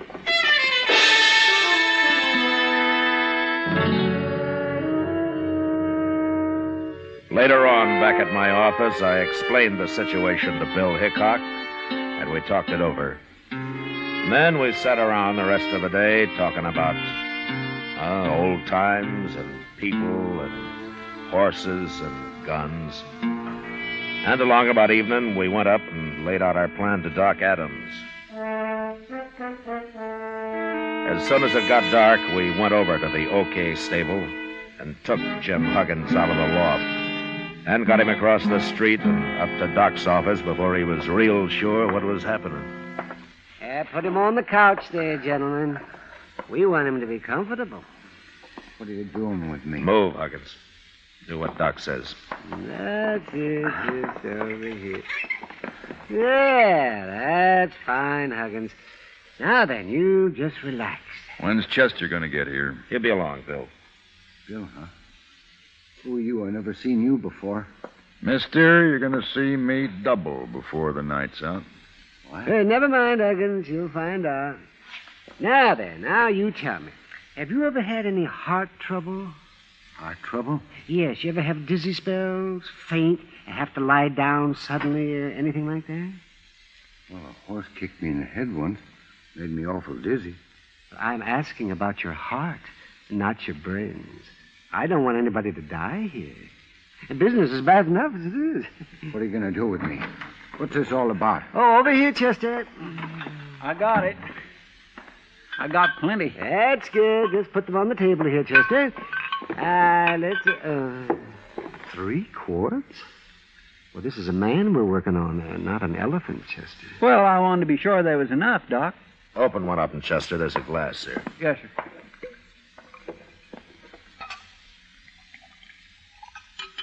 Here you are, Mr. Dillon. Yeah. What is that? What are you doing? It's nothing but good whiskey, Huggins. And for once in your life, you're going to drink all of it you want. Maybe a little more. Here. Oh, no, I don't want to drink all that whiskey, Marshal. I couldn't hold all that. Oh, you can drink it slow, Huggins. But you're going to drink it. Now, go on. Go on, get started.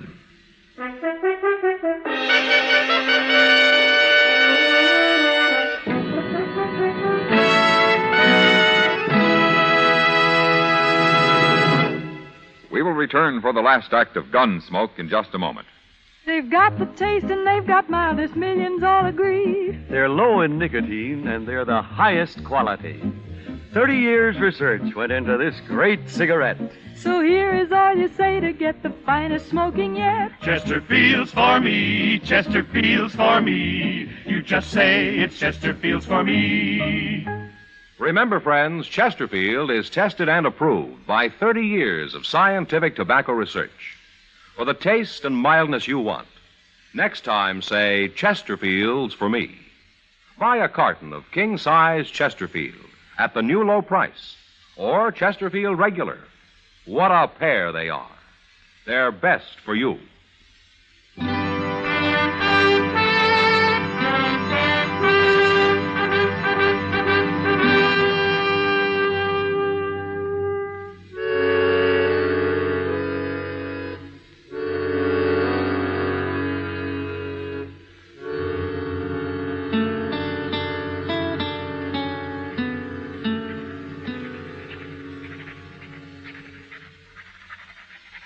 You sure you got it all, Bill? Just about, Matt.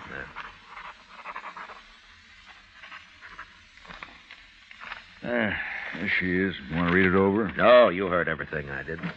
Well, gentlemen, your friend Huggins has got one of the biggest hangovers coming up any man will have to endure. Is he still out, Doc? Yes. It won't hurt him any, though. I sent Chester out for some coffee. I could use a little coffee myself, Doc. There'll be enough. Oh, say, wasn't it something how that Huggins talked once he got started? I told you, you get enough whiskey in the man and he'd start bragging. Well, you were sure right, Doc. He's not going to feel so big and smart when he wakes up. I don't know. The man was awful drunk. He may not even remember what he said. He'll remember when we tell him we even know where he hid the money Red Samples paid him. Yeah, that's samples. Imagine him shooting his own partner. Well, he's smart, Doc. You shoot your partner, you get his half, don't you? That's a fine way for a lawman to be talking. You mean an ex-lawman, don't you? You know, Bill, I'm just starting to get mad about all this. Come on, let's get going. Oh, Matt, you calm down a spell. We got to get Huggins to sign all I got wrote down here first. Doc, how long it'll be before he'll know what he's doing? Oh, maybe 5, 6 hours. Look, Bill, you do what you like, but I'm going after Samples before he finds out his witness is missing. It don't seem quite legal till we get Huggins' signature. Maybe not, but my arresting Samples isn't going to be quite legal anyway. I'll arrest him. No, you won't, Bill. He's mine. All right, Matt. But I'm coming along. Okay. But just stay out of it. Matt, once you get your tail up and your stinger out, you're the hardest man to stop I ever saw.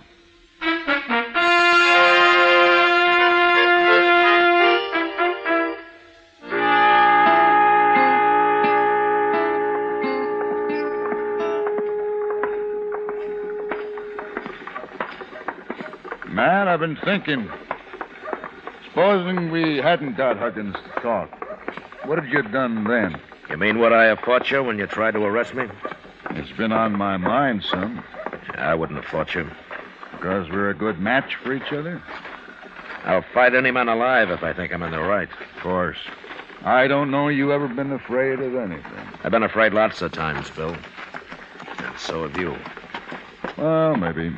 I guess I've worked on the side of the law too long to go against it just because I'm the one that's caught. Well, here's the Olafraganza. They'll be in here.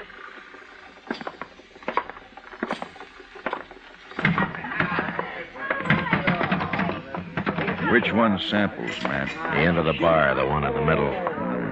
The other two are his gunmen. Come on.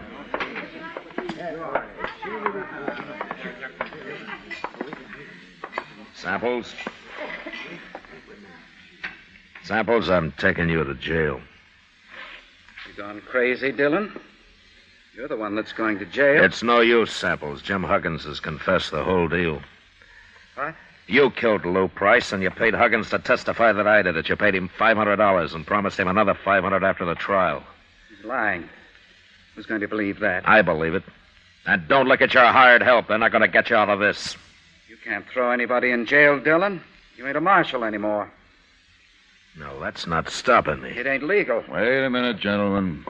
It's true Matt Dillon ain't a marshal right now, but I'm making this arrest, and I'm deputizing him to help me. Who are you? Sheriff, up at Abilene.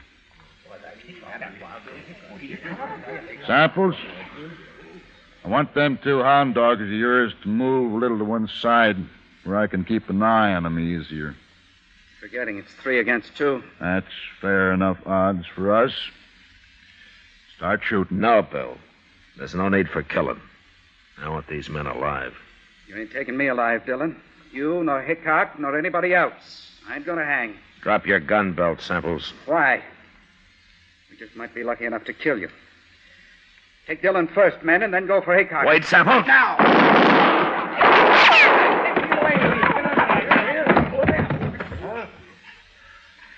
All right. What about you two? They never moved a finger, Matt. They're too scared. All right, you gunmen. Pick up Samples and carry him out of here. Ain't you going to take their guns first, Matt? You don't hobble a horse with a busted leg, Bill. Let them keep their guns.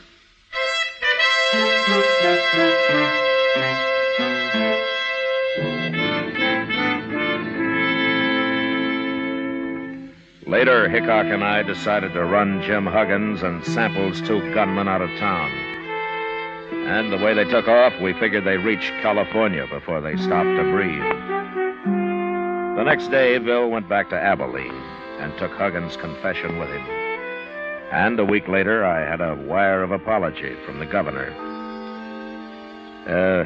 Washington took a little longer.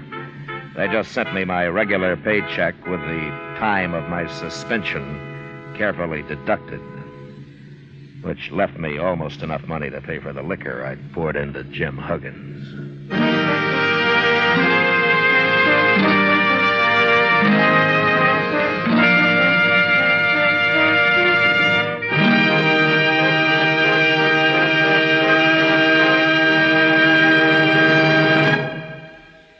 our star, William Conrad. I'd just like to repeat what George Fenneman told you earlier.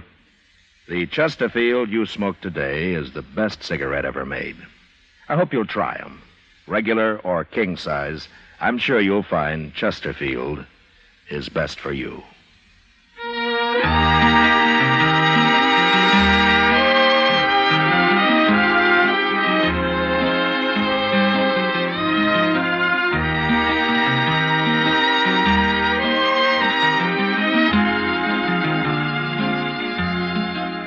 Gunsmoke, produced and directed by Norman Macdonald, stars William Conrad as Matt Dillon, U.S. Marshal. Tonight's story was specially written for Gunsmoke by John Meston, with music composed and conducted by Rex Corey.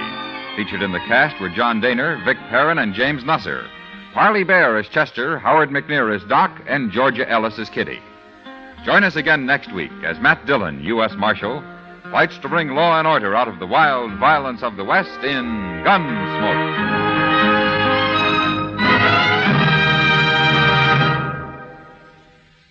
Filter tip smokers, this is it. L&M Filters. At last, a filter tip cigarette with much more flavor, much less nicotine. L&M's Miracle Tip contains alpha cellulose for effective filtration. It's the filter that counts, and L&M has the best. Yes, this is it. As Patricia Morrison puts it, L&M filters are just what the doctor ordered. Buy L&M Filters. The light and mild smoke.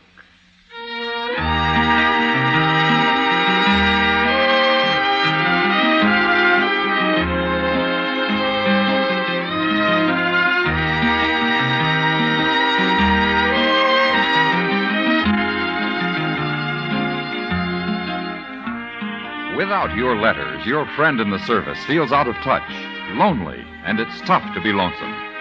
The USO knows a letter always makes a fellow feel better. Mail from you brings the warmth of home and friends to him wherever he is. So, write today. Remember, it's tough to be left out at mail call. Next week at the same time, Chesterfield will bring you another transcribed story of the Western frontier on Gunsmoke. This is the CBS Radio Network.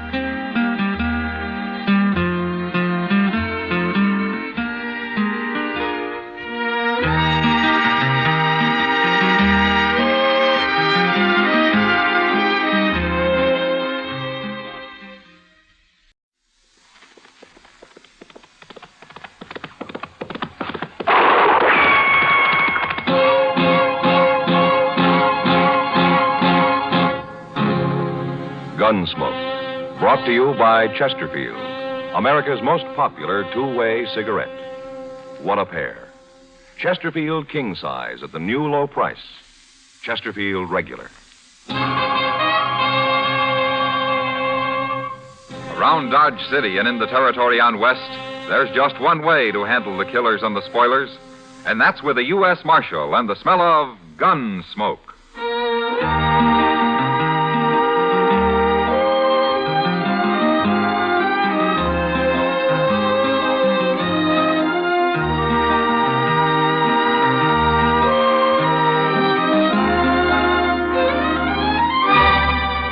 Gunsmoke, starring William Conrad, the transcribed story of the violence that moved west with young America, and the story of a man who moved with it. I'm that man, Matt Dillon, United States Marshal. The first man they look for and the last they want to meet. It's a chancy job, and it makes a man watchful and a little lonely.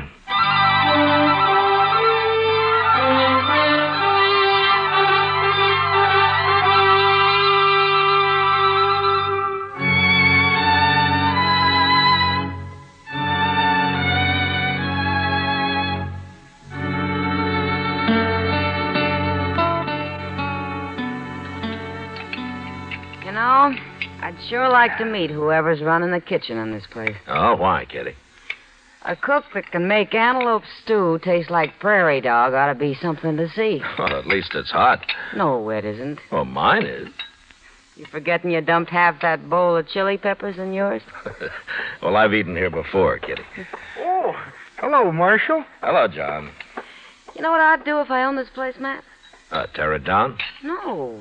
Look, it's got tables and chairs and knives and forks and spoons. And out back, they got a kitchen all set up with a stove and everything. So? Well, it's all here. I'd open a restaurant. You're spoiled, Kitty. Dodge isn't St. Louis, you know. St. Louis? I was there 6 months, 4 years ago. Hello, Matt. Kitty. How are you, Doc? Oh, I'm fine. I'm fine. Well, sit down, Doc. Sit down. Oh, thank you. Thank you. Oh, well, what are you eating? Stew? That's what they call it, Doc. Oh. Well, I'll try a little anyway. Then I'm going to bed. At noon? I was up all night, Kitty, out at the Brandt place. Mrs. Brandt have her baby? Uh-huh, a boy. That's 5 I've delivered out there. You know, it seems to me it's about time they gave you one. Oh, no, gave me one. I've got enough trouble all by myself. But seriously, I'll tell you something, Matt. It's got so I'm afraid to be driving onto the prairie at all. More Indians, Doc? I ran into Sam Butler outside. He just drove in with his whole family and all his belongings loaded onto his wagon. Says he's quitting. Well, why? Pawnees wiped out another family up near his place on the Smoky Hill River a couple of days ago. That's the second raid in the last 2 weeks.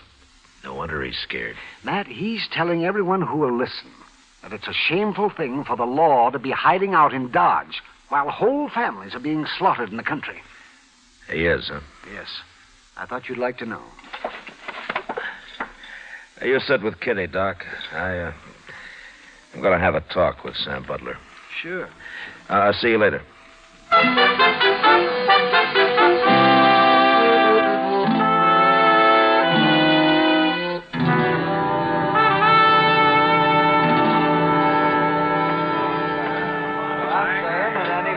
Stays out there and exposes his family to them murdering savages is plumb crazy. You can't fight a Pawnee war party all by yourself. And we sure ain't getting no help from the law around here. We can die and rot for all the law cares. Hello, Sam. Well, where you been hiding, Marshal? I hear the Pawnees made another raid up near you. If you call shooting and scalping a man and his wife and their 2 boys a raid, those men never had a chance to fight, far as I see. Men? Well, boys, but they were coming on 14 or 15, old enough to handle a rifle. But they got caught outside and never even made the house.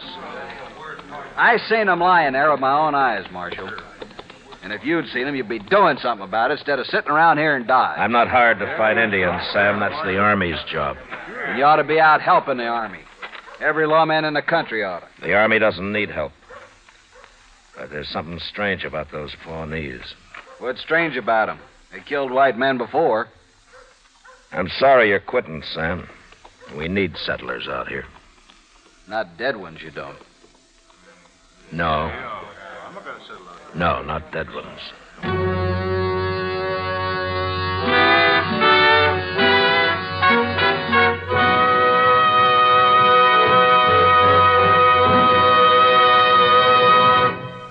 What a pair. What a buy. They're talking about king-size Chesterfield at the new low price. And Chesterfield regular. They're the quality twins. Either way you like them, you get the same highest quality, the same low nicotine, the same wonderful taste and mildness, a refreshing smoke every time. Yes, the Chesterfield you smoke today is the best cigarette ever made, and it's America's most popular two-way cigarette. So buy a carton today. King-size Chesterfield at the new low price, or Chesterfield regular. What a pair they are. They satisfy millions.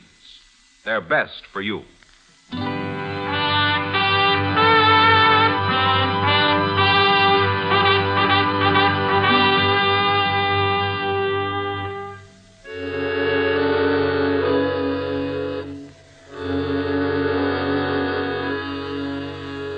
Chester and I left Dodge that afternoon. And toward evening the next day, we ran across a troop of cavalry camped on the Smoky Hill River.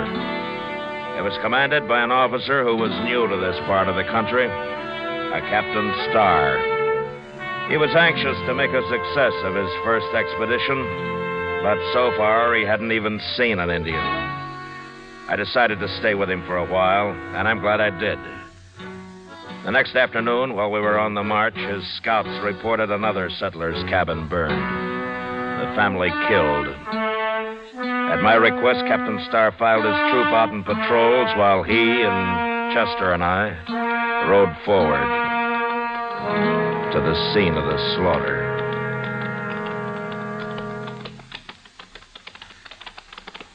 My scouts say these people haven't been dead very long, Marshal. This morning, probably. At dawn, Captain. Well, then those Indians can't be too far off. No, but Indians have a way of disappearing. There it is, Mr. Dillon. Burned right into the ground. It's just like that last cabin. Their bodies scattered around out front. Well, let's get up there. Come on, then. Oh.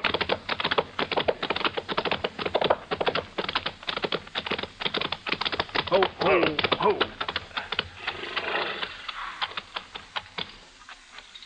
The whole family. Man and his wife and their boy. Look over there. Against the water barrel. Oh, my. It's a little girl. It's a little girl.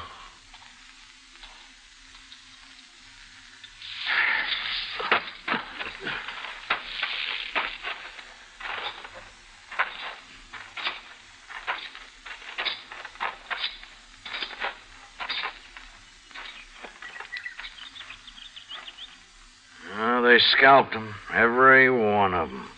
Even that little girl. They even scalped her. At least they didn't torture them. Did they torture the other families, Captain? No, they didn't, Marshal. They shot them just like this and scalped them. Where are you going, Marshal? What is it?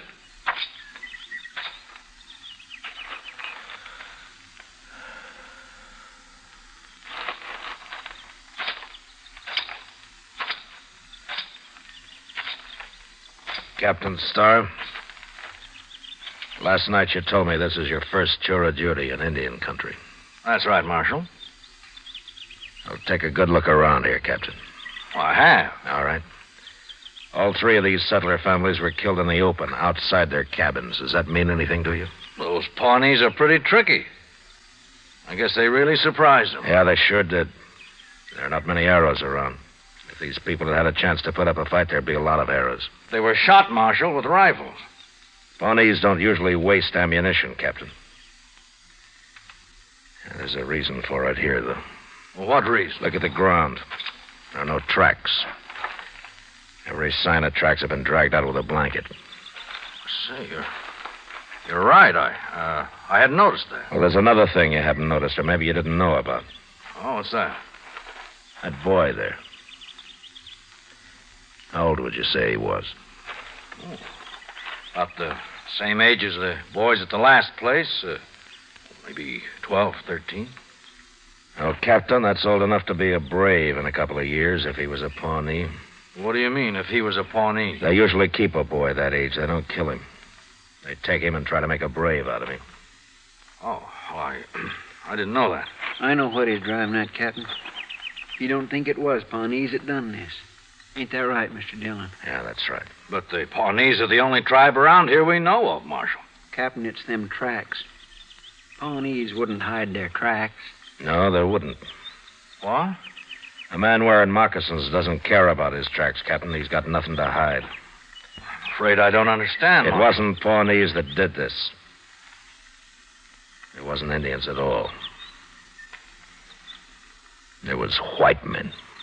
Marshal Dillon, it's impossible for me to believe white men could have done this. Is it, Captain? No white man would shoot that little girl over there and then scalp her. Did you ever hear what Chivington did to the Cheyennes at Sand Creek? Kill and scalp them all, he said, big and little. Nits make lights. Congress has repudiated that whole affair, Marshal. Well, it still happened. And it was still white men that did it.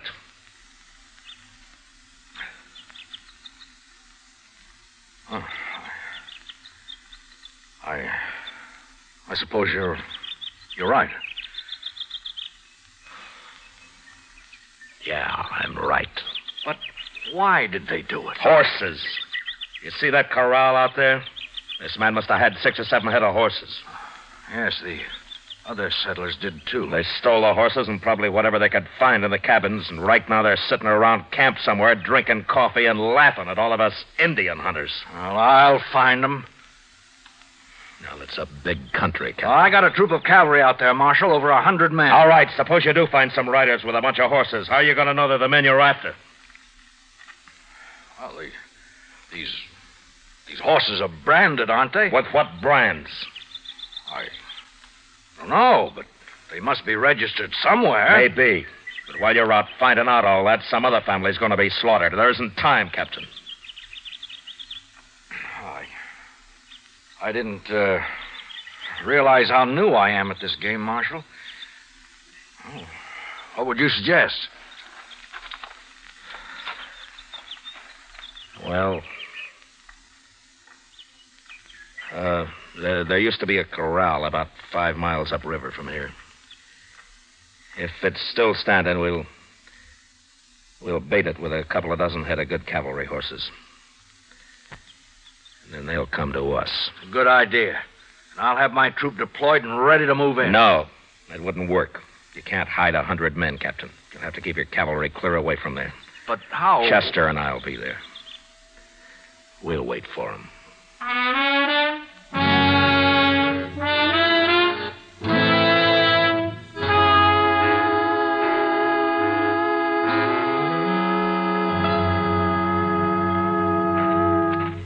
Here's another load of green branches, Mr. Dillon. I'll throw them on the fire, Chester. Let's have some more smoke, huh? Yes, sir.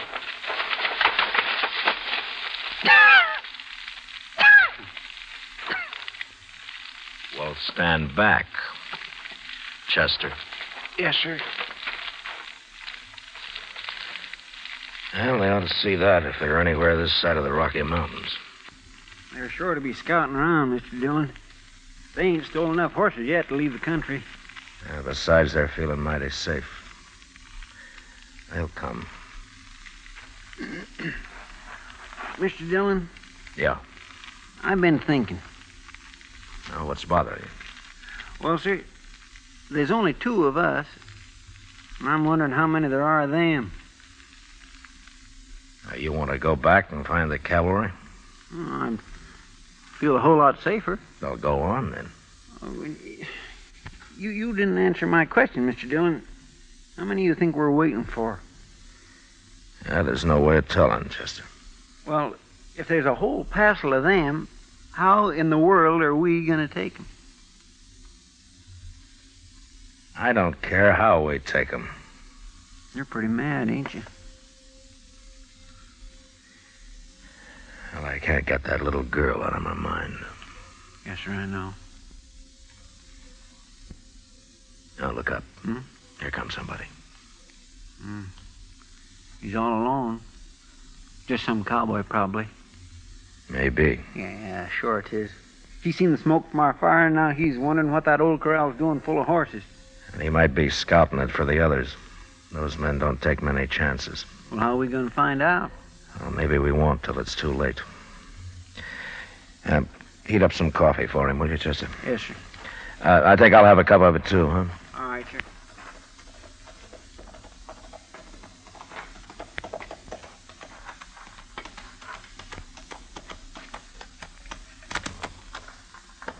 Morning. Oh, get on, stranger. We'll have some hot coffee up in a minute. Let's tie my horse here. Ooh. Sure used some coffee. Had to make dry camp last night. Oh? Well, you couldn't have been very far away. Why didn't you ride on down to the river here? Tell you why, mister, I was lost. I rode till after dark, and I got lost. Well, your horse could have found it for you. Maybe my horse ain't smart as yours. No offense. Sit down. Chester's bringing the coffee now. I've been sipping all morning. Here you are, mister. Oh. We ain't got no sugar. You men are traveling pretty light, ain't you? What do you mean? Here's your coffee. Oh, thanks, Chester. I mean all them horses. Mighty big remote and no wagon. Not much grub I can see. We're driving those horses to Cheyenne. There's only 2 of us. We couldn't handle a wagon and the herd both. Only 2 of you. Yeah, that's right. Well, mister, look, I'm drifting. Maybe you could use another hand. There may be. Where you from? Dakota Territory. Name of Lee Stapp. I sure would like to see Cheyenne. I ain't never been there. Or why don't you ride up there alone? It'd be chasing a herd of horses all the way. Well, I'm broke, mister. Wouldn't have much of a party in Cheyenne broke, would I? No, I don't guess you would. I'm a good hand. I work cheap. How about it? You're a good hand, huh? Of course I am. Did you take a look at those horses we got? Yeah, I sure did. I ain't never seen none better. Well, they're good horses, and we take good care of them. Well, okay. What's that got to do with hiring me? Mister, I wouldn't hire you to herd sheep. What? You said you made dry camp last night. How come you tie your horse up without watering him while you stand here slopping up coffee? Well, it's my horse, ain't it? Sure. How's the coffee? Coffee? Is it any good? Well, yeah, sure it is. Well, then have some more of it. Hey, what's that?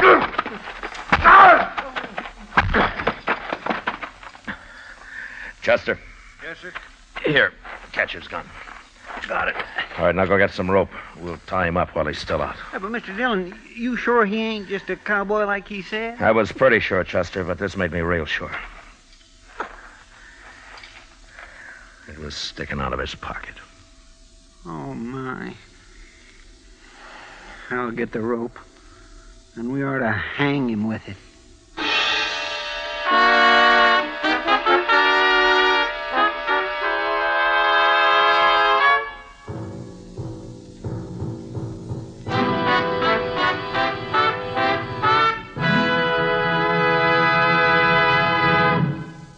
We will return for the last act of Gunsmoke in just a moment. In regular or king size, you can get 'em either way. The best smoke ever made's the Chesterfield you buy today. Smokers coast to coast are changing, it's a cinch to do. Here's all you have to say to get the one that's best for you. Chesterfield's for me, Chesterfield's for me. You just say it's Chesterfield's for me. Friends, for your vacation, take along plenty of Chesterfield. Buy 'em by the carton. Chesterfield king size at the new low price. Chesterfield regular. What a pair. They're the quality twins. The same highest quality. The same low nicotine. Either way you like them, they're best for you. Smoke Chesterfield. It's America's most popular two-way cigarette.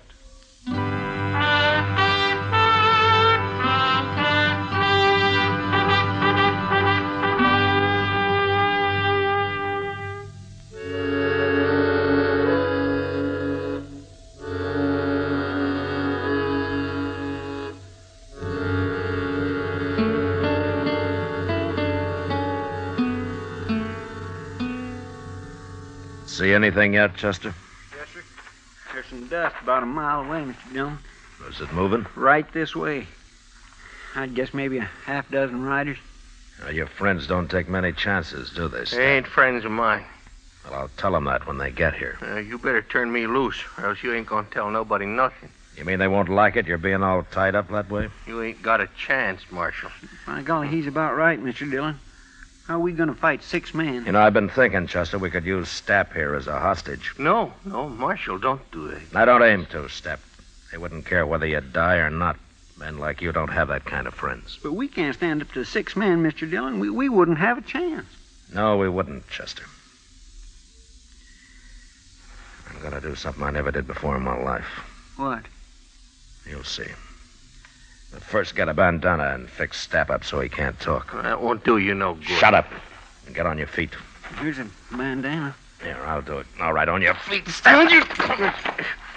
Now, turn around.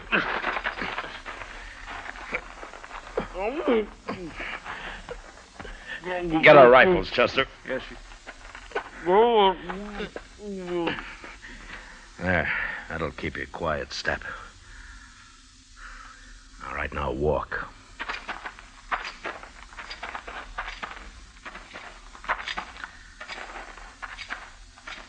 Here's yours, Mr. Dillon. Oh, thanks.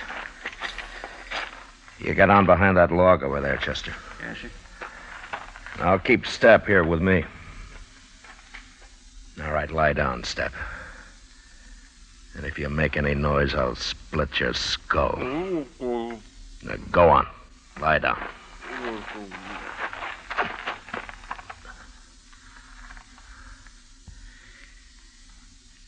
You okay, Chester? Yes, sir, fine. Keep the sun off your rifle. They're getting pretty close. Now, quiet. Mr. Dillon? What? What are we going to do now? Fight it out from here? Chester, I'd hate for either of us to get killed by men like them. When I start shooting, you start. Take whoever's on your side first and then work in. Yes, sir. Surprise them, huh? So they'll never know it. Shut up now. Here they come.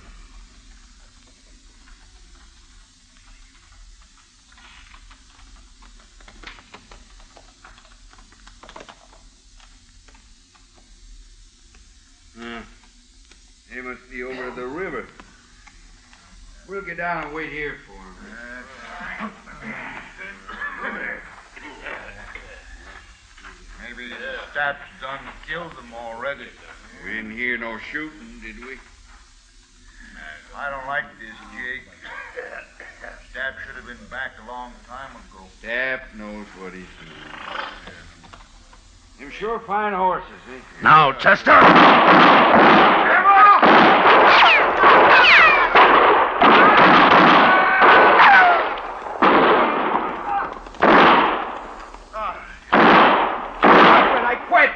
I give up. Don't shoot no more. All right, throw away your guns.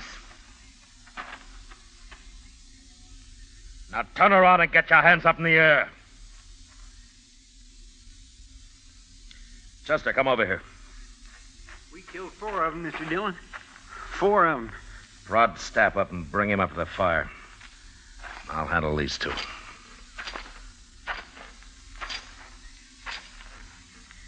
Well, you 2 stopped just in time. You can turn around now. Who are you? What'd you ambush us for? Well, you went and killed 4 men. I'm a U.S. Marshal, mister. You're lying. Am I? What kind of marshal would ambush a bunch of men like that? My kind. I untied his bandana, Mr. Dillon. No reason he shouldn't talk now. That was murder. That's what that was. That was plain murder. Sure was. Even if he is a marshal, he'll hang for this. He never give us a chance. You're right, mister. I didn't give you a chance. There were too many of you. Besides, I never knew any man that deserved a chance less than you. What are you talking about? We ain't done nothing. You haven't, huh? Well, I found this on your friend Stapp, mister. Here. Take a good look at it. Well, what's this? This ain't nothing, just a little yellow ribbon. I burned the rest of it. You blasted fool, Stapp. I didn't get nothing else. It was just kind of a souvenir. I told you to get rid of everything. Stapp, I'm sorry you came in alone. I wish you'd been with the others. But I'll see you hanged. All 3 of you. And it's that little girl's yellow hair ribbon that's gonna hang you.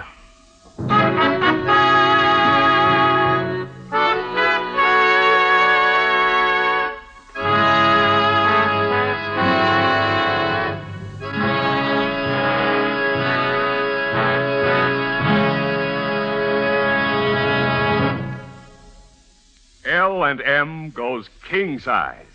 Yes, L&M goes king size. Now, L&M is king size as well as regular. Both have the same low price. Both have the miracle tip for the effective filtration you need. Yes, it's the filter that counts. And L&M has the best. You get much more flavor, much less nicotine, a light and mild smoke. Yes, this is it. L&M filters, just what the doctor ordered. Buy a carton, king size or regular, both at the same low price. L&M filters, America's highest quality and best filter tip cigarette.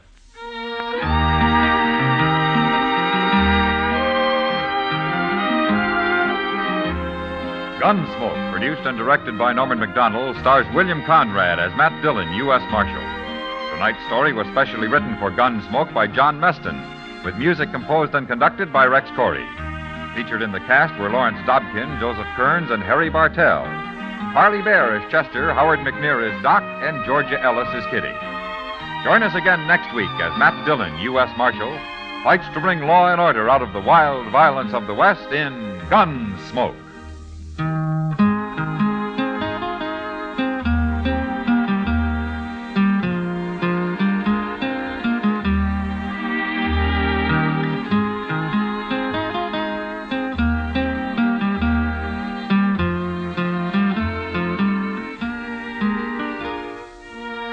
Although the physical danger of war is over for your friend in the service, his morale is threatened now more than ever.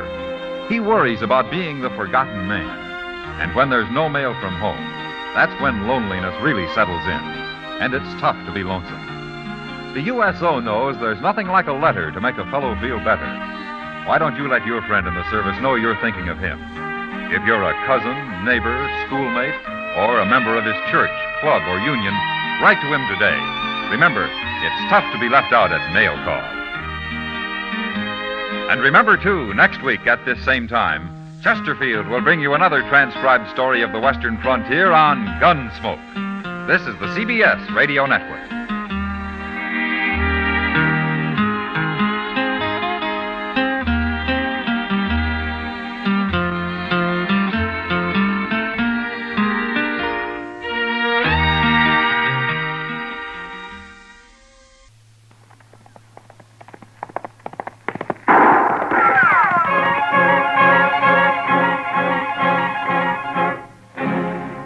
Around Dodge City and in the territory on West, there's just one way to handle the killers and the spoilers, and that's with a U.S. Marshal and the smell of Gunsmoke.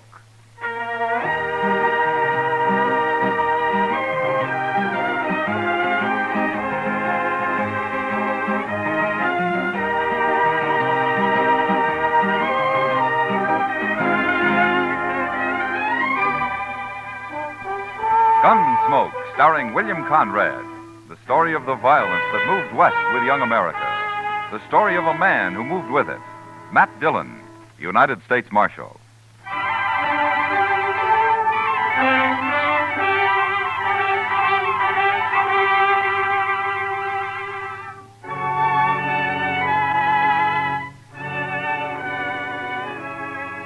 Trouble could start any time in Dodge, but usually it was at night that the men made their play along Front Street. And so ordinarily, I was up a good part of the night and did my sleeping in the morning. It was a rare thing for me to be out in the early day, and for some reason it worried Chester. I just don't understand why you couldn't sleep, Mr. Dillon. Unless you had the colic or something. I feel fine, Chester. Just got a few things to take care of at the bank, that's all. Yes, I know, but the bank's open all day. You know what they always say, Chester. It's the early bird that catches the worm. Yeah. My ma used to tell us that one about being healthy, wealthy, and wise. She used to root us out of bed every morning at daylight on account of it. It's a good saying. Yeah. I don't know whatever become of my brothers, but I'm sure not living in a very big house. Well, maybe you ought to come in here more often. I got no business with the bank, Mr. Dillon. Well, morning, Mr. Fogg. Morning, Chester. Morning, Mr. Dillon. Morning, Fogg. I'll be over there in a minute as soon as I straighten this stuff out.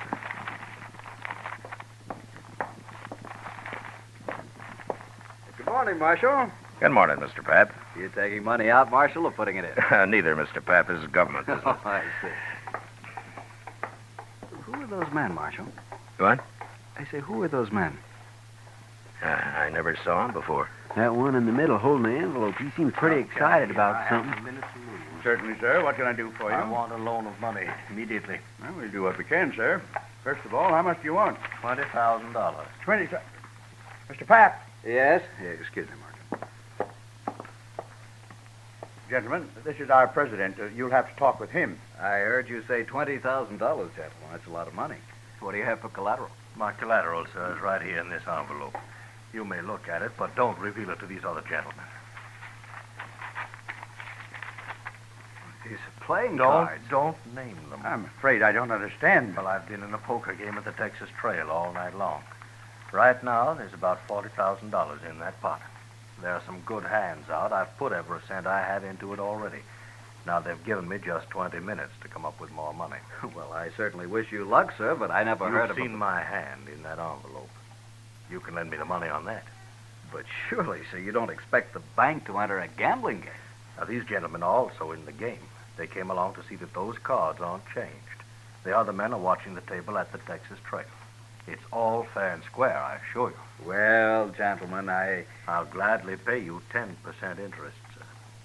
You've only got 5 minutes left, Hook. Come along, gentlemen. We'll step in the back office.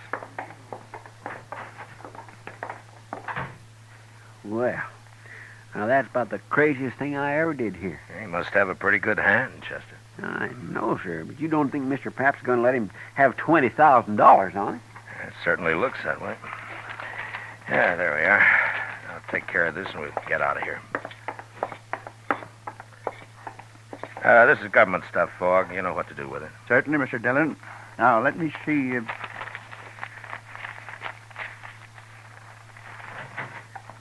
Marshal, I want you to come with me. What? These gentlemen, there's a poker game, and I've got the money here. I think you'd better come along just to be safe. You mean you gave him his $20,000, Mr. Pap? Yes, of course. Now, come over here, Marshal, I'll tell you. All right. Marshal, that man Hook there has 4 aces and a 10 in his hand. It's a sure thing. Why, the bank stands to make $2,000 on this loan, and it won't take but a few minutes. Well, you run the bank, Mr. Pap, but are you sure you ought to take a gamble with other people's money this way? I can't lose. There's not a chance in a million. But I want you to protect this money till I get it back here. Well, all right. I'll see nobody takes it at the point of a gun if you think that'll help. Good. Now, you come along, then. Hook's only got a few minutes to get back in the game.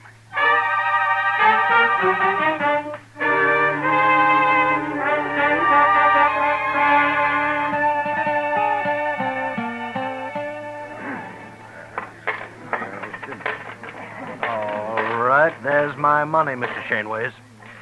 I'm calling you, sir. You must have a pretty good hand, Hook. All the trouble you've been to. You will see it. What have you got? 5 little hearts, all blue. I win, sir. 4 aces. But look at my hearts. They read 2, 3, 4, 5, and 6. Straight flush. Your aces lose, Hook. Aces? Aces? How could he have a straight flush? Got it dealt right out of the deck, Hook. Right out of the deck. Nice pot. Had enough? But he won. Mr. Pap, sir, I don't know what to say. $20,000. Just like that, $20,000. It's not even my money. Now, Mr. Pap, don't you worry, sir. I only borrowed that money. You'll have it back. You have my word as a Confederate gentleman on that. Hook, please. Hook, I've got to have it back. It's not my money. I have to put it back in the bank. I'll be ruined if people find out You about only this. loaned the money, sir. I lost it. Now, I'll send for it today, sir. I'll wire my agents. They'll have it on the next Santa Fe that leaves St. Louis. No, Hook. No, I don't think that'll happen. My word as a gentleman, sir. But you must be patient. I shouldn't have done it. I had no right to do it.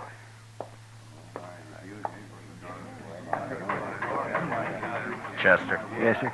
Go tell Doc I want to see him. Yes, Mr. Dillon. All right. Everybody. Now listen to me. All of you. Now, I don't want a word said about this to anyone.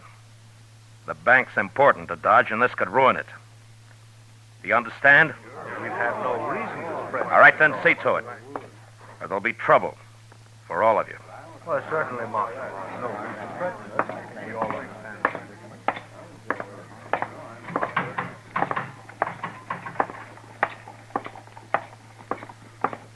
Mr. Pap, hold up a minute, will you? Mr. Pap? Marshal, I should have listened to you. I'm ruined now. Now, look, Mr. Pap, maybe Hook's got money, I don't know, but if not, we'll figure something out. People will give you time. No. No, they won't. As soon as they hear about this, there won't be any bank. They won't trust it anymore. But they have to. It's the only bank there is. What'll Joanne think? My kids. I can't face it, Marshal. I just can't face it. Now, look, you just go back to the bank and tell the cashier to keep his mouth shut about this.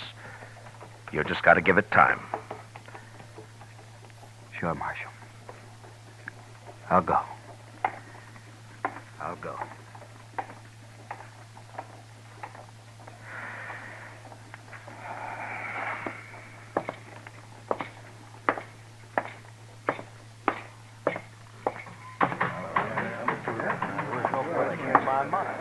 Oh, Marshal.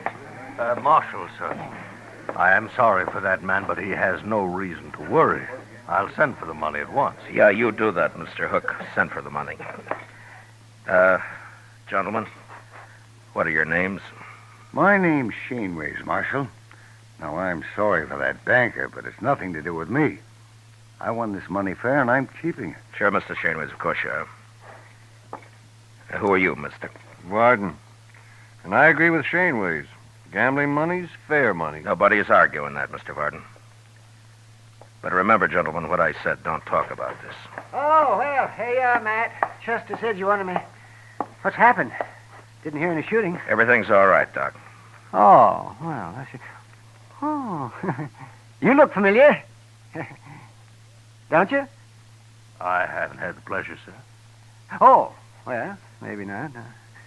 No, I guess not. My mistake. Never mind, Doc. Come on. Yeah.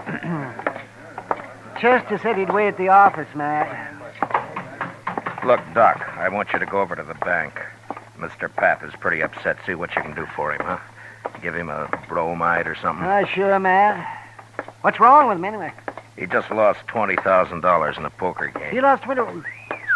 And he wasn't playing.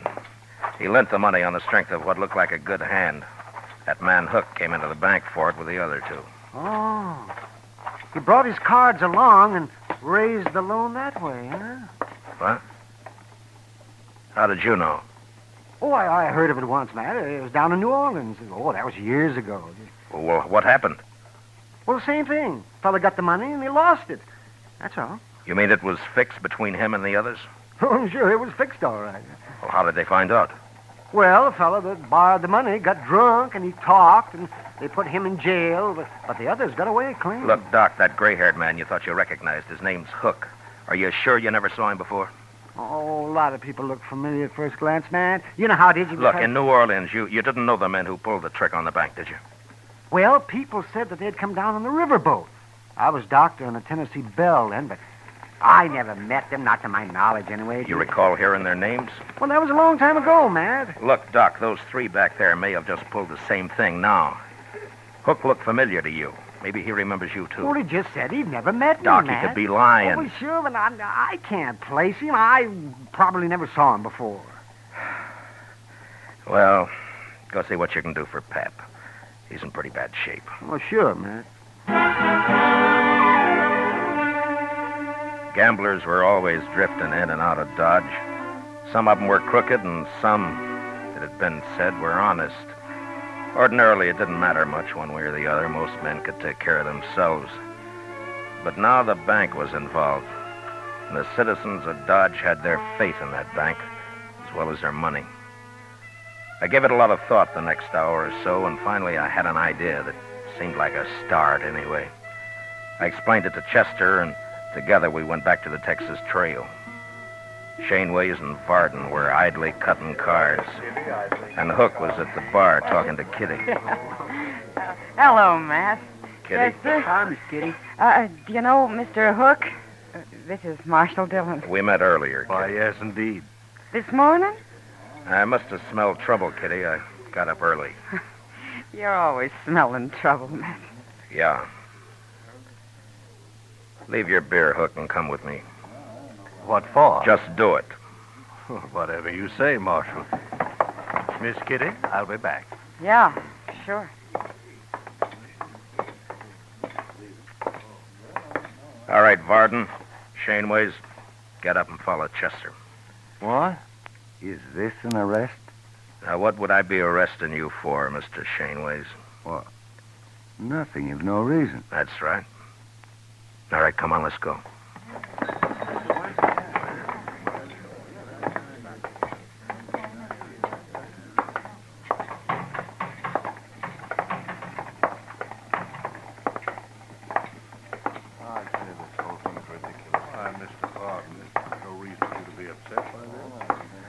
Just follow her along, please.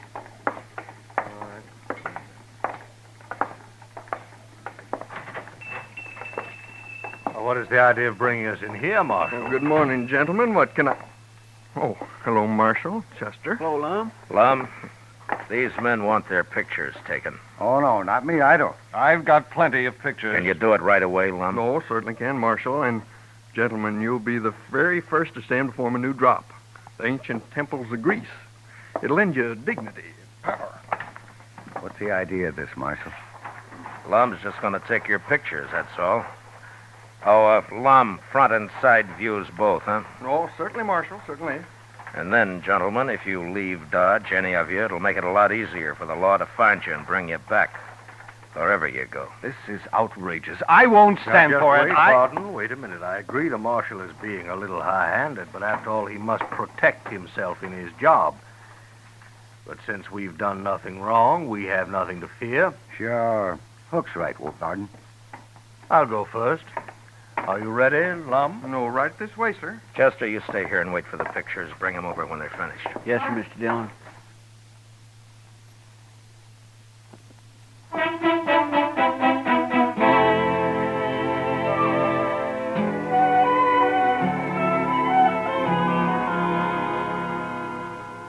Well, I'm a pretty good photographer, Mr. Dillon. Yeah, these aren't bad.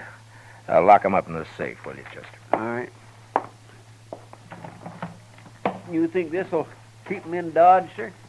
No, not if they really get scared. They're guilty, all right, aren't they, Mr. Dillon? And I can't prove a thing, Chester, one way or the other. Matt. Oh, Matt. Bad news. What, Doc? Well, this is Pap. Sent for me a little while ago. I just come from there. Oh? Matt, he killed himself. Suicide. Pap? About an hour ago. Why, that poor man. How's Mrs. Pap taking it? Not a tear so far, but I suppose she'll break down later. Neighbor woman's there with her. Yeah. Does she know why he did it, Doc? Well, it seems he told her all about it, and then he went out and he shot himself. There's no stopping it now. The story will be all over town in no time. Well, what are you going to do now, Matt? I don't know, Doc. I just don't know.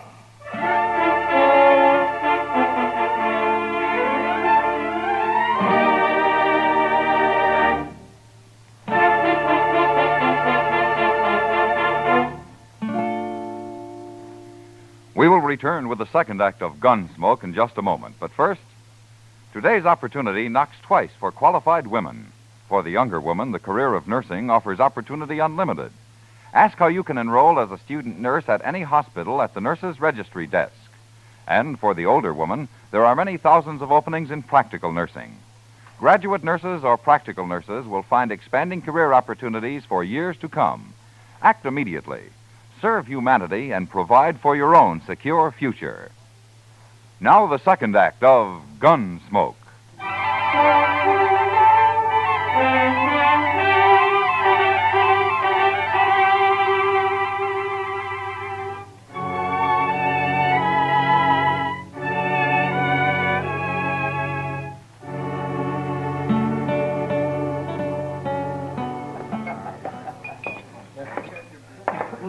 I'll buy you a drink, Kitty. Gosh, I'd like it, Matt, but I just said I'd join Hook over at his table. Well, I'd like to talk to him, too. I'll just sit with you for a few minutes. That's fine with me. I don't know about him, though. Oh, I don't think he'll object. I just have time for a smoke, Mr. Hook. I didn't think you'd mind. Why, no, of course not. You're quite welcome, Marshal. May I buy you a drink? No, thank you. Marshal, I want you to know I sent for that money today, just as I promised. Oh? You're a little late. Late? Mr. Papp shot himself. He did? You mean Mr. Papp, the banker? Yeah. But why, Matt? He would always seem so quiet-like. Maybe Mr. Hook will explain it, Kitty. Well, now, Marshal, you can't hold me responsible in any way at all. I didn't say I could, Hook. But you seem kind of nervous about it. Well, naturally, I'm upset. After all, that man did me a great favor. Yeah, sure. But I don't think the people in Dodge are going to like it much when they find out. Tell me something, Mr. Hook. When were you in New Orleans last? New Orleans? Mm-hmm. Well, why do you ask that, Marshal? Just curious. Well, sir, I've never been in New Orleans. Does that answer your question? Yeah, it's good enough. For now. Goodbye, Kitty. I'll drop by later. Sure, Matt. And, Mr. Hook, it still goes about not leaving town. I like it here, Marshal. Yeah. Yeah, you should.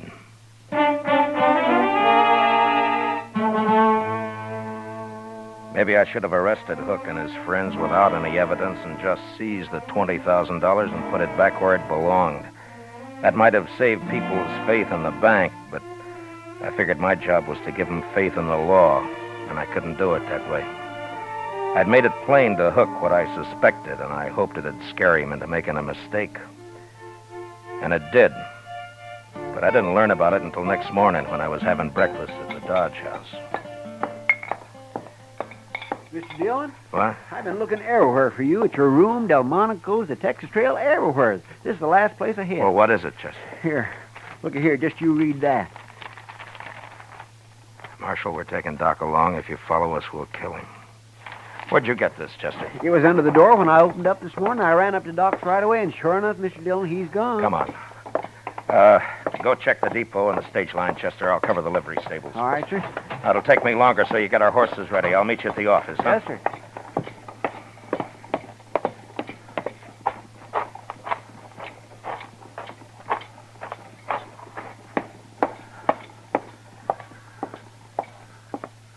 Well, it's the Marshal. You're out early today. Not early enough, Andy. Yeah? What can I do for you? I want to know if you rented out any horses last night. Well, sure, a few. Why? Did you rent 4 to anybody, 4 in a bunch?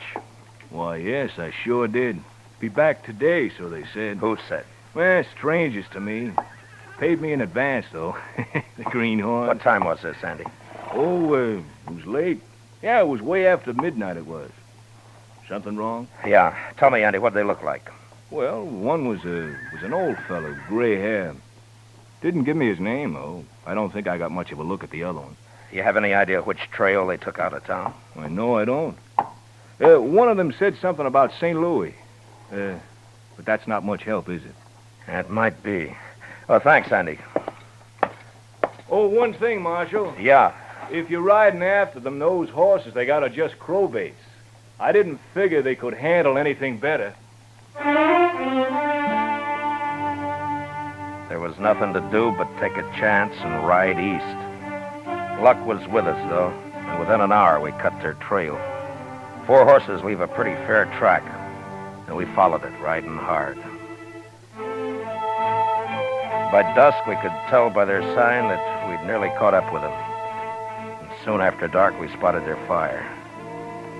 These were gentlemen, maybe, but they were mighty poor hands on the prairie. We left our horses and went ahead on foot.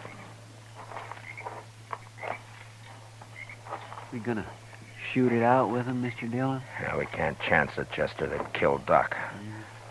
Now, hold up a minute. That's their horses just ahead. They sure staked them a good piece from camp. Yeah. Lie down, Chester. What'll we do, Mr. Dillon? Or just wait. Those men are mighty green at this game. I think we can steal their horses without any trouble at all. Just leave them afoot, huh? Yeah. Now look, Chester, when we get those horses, I want you to pick up ours and take the whole bunch out of sight. I'm going to crawl into that tall grass just to the left of the fire there and hide until morning. Mr. Dillon, why can't I go with you? Every time we get in trouble, you always send me off alone somewheres. You always do everything alone. Do as I tell you, Chester. Yes, sir. You just wait till you hear gunfire, and then ride in fast and bring all the horses. All right. Good luck.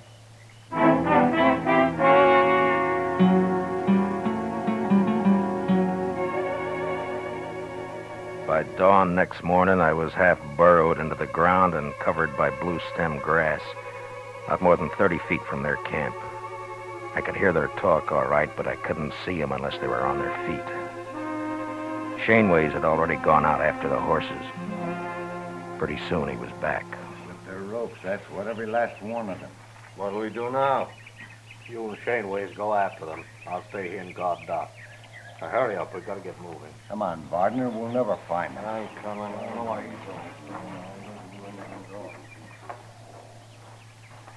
you can have this country, Doc. I don't know why you ever left that soft berth you had on the Tennessee Belle. Well, I didn't have to leave it.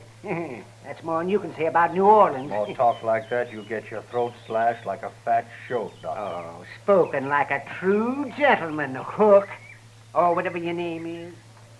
Now, if you hadn't talked so much in the first place, you wouldn't be where you are now. Oh, you're a fool, Hook. I might have seen you somewhere, but I sure couldn't connect you with that New Orleans business. Anyway, you're giving yourself away now.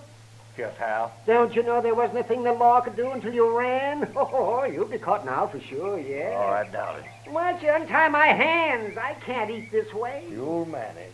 I let Hook and Doc wrangle on till I figured the other two men had walked about a half a mile from camp. Then I waited till Hook had his back to me, and I stood up slowly and moved quietly forward. Doc saw me and almost spoiled the game, but he caught himself in time and then started another argument with Hook. I was about 15 feet away when Doc suddenly kicked the coffee pot off the fire and all over Hook's legs. And then I moved. Oh! Hit him again, Matt. He can stand it. No, that's enough. All right, get up, Hook. Oh, Marshal, easy now. Don't shoot. Get Doc untied and be quick about it. Yes, get me untied and think about it there. Yes. Oh, that feels better. Oh, Hook, if I weren't a professional man, I'd punch you right in the eye. Never mind, Doc. Here, put his gun in your belt. All right, I'm just mad enough. I'd like to have an excuse to use this. Matt, what are you doing? You'll see. Matt! Why, you'll have them back here in no time. I got a surprise for Hook, but he's not going to like it much. Huh? Oh, Where they got the money, Doc? He in that saddlebag, right over there. The yellow. All right, get it, will you, quick? Hurry up. Them two didn't get very far away. All right, Doc, if you got the money, get up on the horse. You too, Hook. Come on, quick now. Come on. Yonder they come. You see him, Mr. Dillon? Yeah, I see him. They're shooting at us. Well, I'll fix that. All right, hold it, Chester. They can't hit us from there. Come on, let's ride. You just gonna ride off and leave them, Matt? Well, we got you, Doc, and we got Hook, and we got the money. Oh, but they'll die out here, Marshal. There's none of us know how to live out in this prairie. Well, maybe they'll learn. It's a good way. You're murdering those men. Oh, they'll be all right for a few days, Hook. You'll all meet in prison. All right, ease up. Hold. We've left. Well, what do you plan to do about this? They're full of fight right now, that's all. I don't want to have to kill them to take them. But in a few days, they'll be so hungry and scared we can walk right up to them. Nobody will get hurt that way, neither them or us. Mr. Dillon? Yeah, what is it, Chester? Mr. Dillon, later, in a couple of days, let me come back and bring them in. What? Just me this time, alone. Well, now, Chester, Please, Mr. Dillon. Okay, Chester. You can do it. Alone. Thank you, sir. All right, Hook. Ride a little faster there. We ain't got all day.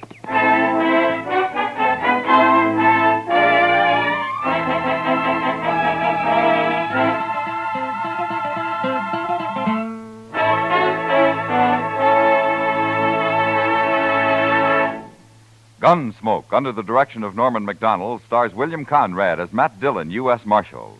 Tonight's story was especially written for Gunsmoke by John Meston, with music composed and conducted by Rex Corey. Featured in the cast were Lawrence Dobkin, Harry Bartell, Ralph Moody, James Nusser, Joe Cranston, Paul Dubov, and Peter Leeds. Parley Bear is Chester, Howard McNear is Doc, and Georgia Ellis is Kitty. Gunsmoke is heard by our troops overseas through the facilities of the Armed Forces Radio Service.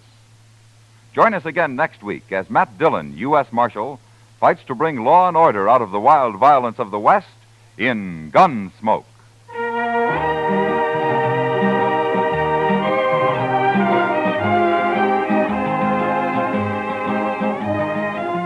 This Monday night on the Lux Radio Theater, June Allison recreates her original screen role and appears as the Girl in White. Don't miss the Lux Radio Theater this Monday night on most of these same CBS radio stations. George Walsh speaking. America now wakes up to 3 million clock radios and listens most to the CBS Radio Network.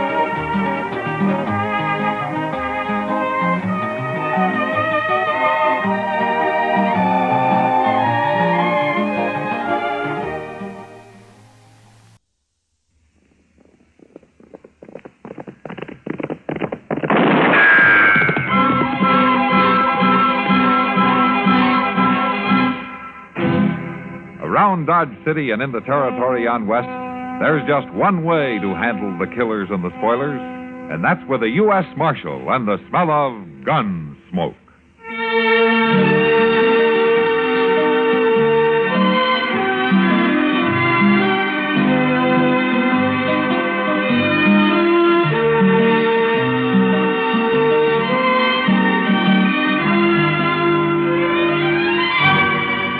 Gunsmoke, starring William Conrad, the story of the violence that moved west with young America, and the story of a man who moved with it.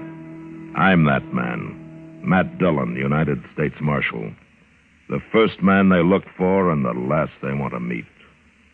It's a chancy job, and it makes a man watchful and a little lonely.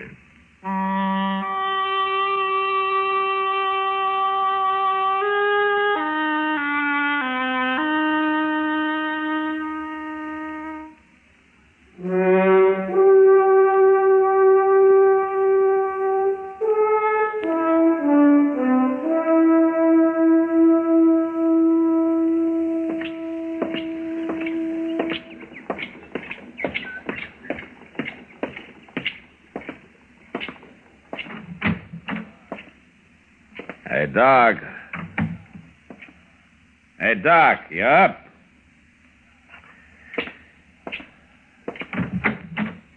Hey, Doc. What? Yeah. You gonna sleep your life away, Doc? Yeah, what's the matter? What's the matter, man?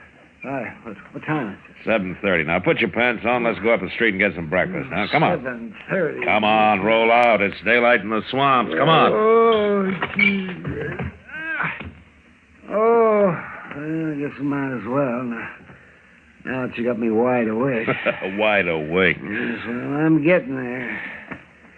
You sure don't see the sense in starting the day so all fired earlier. You're putting them on backwards, Doc. I am not putting them on. I'm just about to turn him around. Oh, sure you were. I've been putting my pants on for a long time without being told how by the village policeman. Yeah. Now, do you care which foot I put in which leg first? No, I think you can decide that for yourself. Yes. Say, where's Chester, anyway? Why aren't you hounding him instead of me? Chester ran into an old friend of his last night. Huh? Who's that? I've forgotten his name, but Chester went out to visit him for a couple of days. Yeah, well, out where? Out Fort Dodge. Fort Dodge? Uh-huh. You mean he's in the Army? Yeah, he's got a pretty interesting job, too. Oh? He's a mess sergeant. Mess sergeant? Yeah. Oh, in a couple of days of that, you'll have to go after Chester with a wagon. Well, he seemed pretty excited about the whole thing. Yeah, I can imagine. Well, the quartermaster's going to be excited, too, when he starts checking his groceries. Yeah. Oh, come on, Doc. You take more time than a woman. Come on. Well, I want to look my best. It isn't often somebody buys my breakfast. Buys it? Now, wait a minute, Doc. I'm ready. Let's go. Well, no wonder you're so rich. Oh, sure, I'm rich, all right, yeah, and I owe you. Well, at least you got something to dream about. Ah, well, say it's a nice day. Yeah. It'll get hot, though. Who's that woman driving the wagon? That looks like Hank Rutger's wife, huh? Yeah, it is. Rutger, you mean? Was he that runny little sodbuster out by Cottonwood Springs? Yeah, that's the one. I wonder what she's doing in time this early in the morning. Marshal? Oh, well, she's beckoning to you. Well, let's go see what she wants. Morning, Miss Rucker. Morning, Marshal. Doc. Yeah, good morning, Lynn. You're up early. Yeah. Been quite some time since I've seen you in town. Always work to do when you're homesteading. You break your heart and you break your back and you end up with nothing. Even worse than nothing. 'Cause the years are gone finally and you can't get 'em back. How's Hank? Hank, Yes, ma'am. Your husband, Hank. 8 years slaving for 'em, working my fingers to the bone, and you end up with nothing. Miss Rucker, is there something wrong? Miss Rucker, I said, is there something wrong? I heard you. Hank's in the back of the wagon there, under that tarp. What? Here, Doc, I'll pull the canvas back. All right. Well, he's dead, Matt. Yeah. Shot in the back.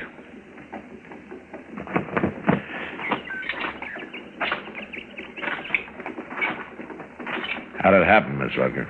I don't know about things like this. What you're supposed to do, I mean. So I loaded him into the wagon and come into town. I figured you'd be the one to see. You figured right, but what happened? It wasn't me, Marshal. I didn't shoot him. Who did? I don't know. You don't know? I mean, I don't know his name or nothing. He was a stranger. Stopped by the place yesterday evening just before sundown. Wanted to water his horse. Hank wasn't there. This fella kept looking at me and talking kind of funny. Then he saw Hank coming and he rode on. Maybe then he's the one that Late last night, Hank woke up, heard something outside. Thought it was an animal bothering the stock. Went out, and pretty soon there was a shot. How do you know it was the same man? Because they come by the house after. But I run him off. Ah. What does this fellow look like? I don't know.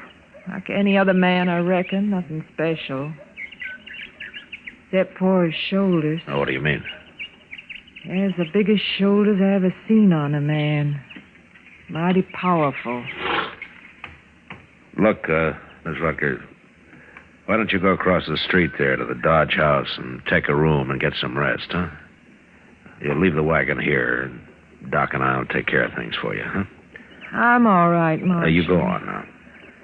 Feels strange being alone.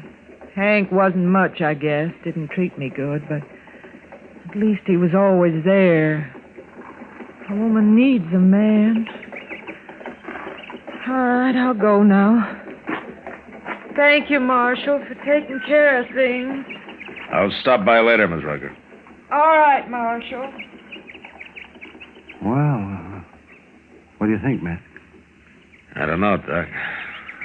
That woman's got something in mind she isn't telling us about.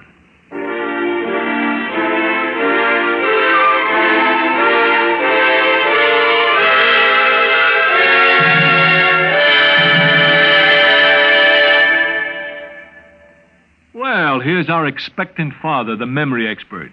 And how do you feel, sir? Lousy. Oh? Why? You ever take care of 8 kids while your wife is in the hospital having number 9? No. Take my advice. Don't. I haven't had a good night's sleep in days. I think my kids are part sponge. Oh, really? Why? Well, they drink enough water to irrigate a desert, and mostly in the middle of the night. Well, at least you don't have to worry about your wife. She and the baby are getting good treatment at the hospital, and thanks to Medicare, there won't be any expensive bills for you to pay. That's what bugs me, man. Why? It's such a bargain. You know no woman can resist a bargain. If your wife is bargain-minded, better get the pamphlet on Dependents Medical Care Program fast.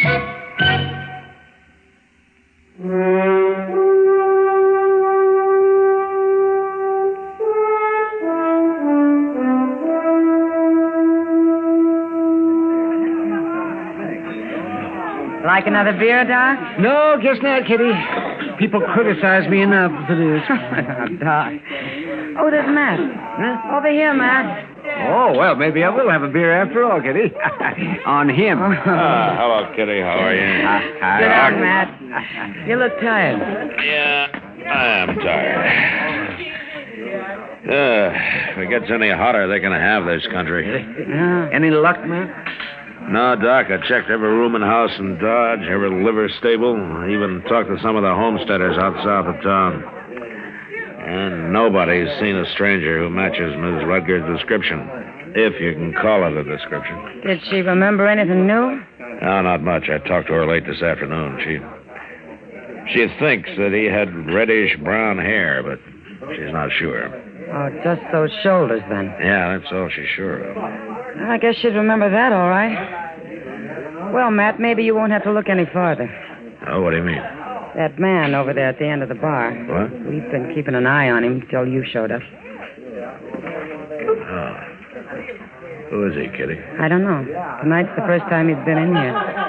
Been staying to himself pretty much, just drinking and not talking. But he's got the shoulders, all right. Yeah. I think I'll go have a word with him.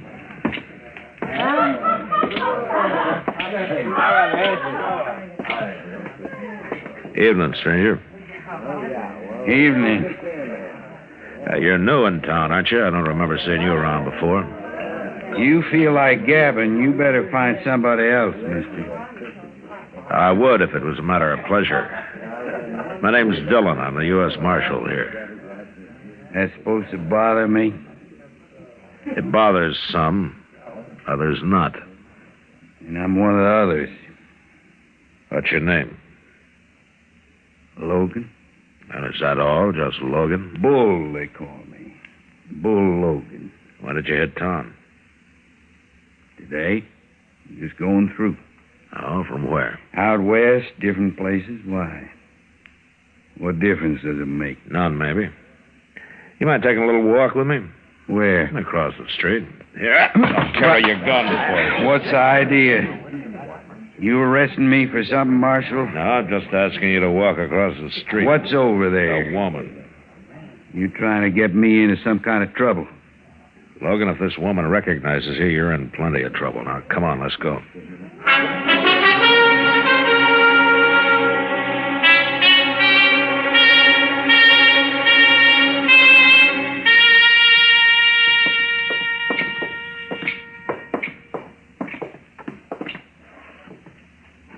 All right, you stand right there, Logan. I don't know what you're trying to pull, Marshal. But you're all wrong. That's possible. Oh, Marshal, I couldn't... Is this the man, Miss Rucker? What are you talking about? I never seen her before in my life. I thought you better take a look at him, ma'am. I don't know this woman. Now, what is this? What are you trying to set up here? Shut up, Logan. The man that shot Hank was real big. I reckon it stuck in my mind because Hank was such a little man. There's such a difference between them. All right, I'm big. What about it? You claiming you seen me before? Stay where you are, Logan. He's not going to hurt you, Miss Wicker. Now take a good look at him. Is this the man who stopped by your place yesterday afternoon, who came back later and shot your husband? Well? No, Marshal.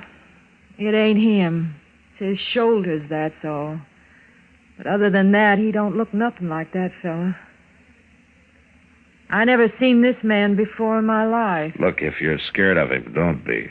I ain't scared of him. Why should I be? He ain't the same one. Yeah. You satisfied, Marshal? All right, Miss Wicker. Thanks anyway. I'm sorry to have bothered you. I'm going back out to the place in the morning, Marshal. There's things to do.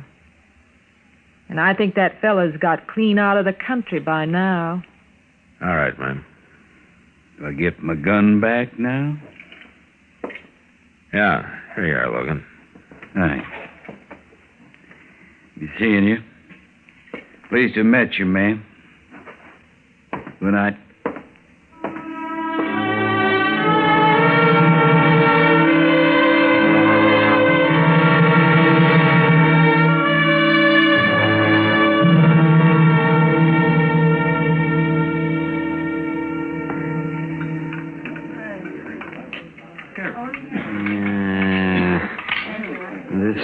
I'll tell you something, Matt. The mark of any civilization is its food. Oh, is that right, Doc? Dang tootin' it's right. Now, you take France, for instance. Paris. Paris, France, you know. Their food is cooked just right. It's seasoned right and it's served right. And by golly, they're civilized. It goes together. Doc, you've been eating this same grub ever since you came to Dodge. Now, what's wrong with it all of a sudden? Well, look at the stuff. What's wrong? A plate full of greasy spuds and a few chunks of boiled leather. I tell you, man, it's enough to turn a man's stomach. It's no worse than usual. Now, go on, finish your supper. I wouldn't touch another bite of that with a 10-foot pole. No, sir, I'm telling you, Matt, this town will never be civilized until it starts eating decent food. Well, the way I heard it, the mark of a civilization is how it treats its women folk. Oh, Howard. You think Dodge City rates any higher on that score? No, I guess not. No, they're fancy women. They plague till they drink themselves to death. And their farm wives, they work to death. Why, a woman hasn't got a chance out here. Yeah, so I've been told. By a woman, of course. She was right.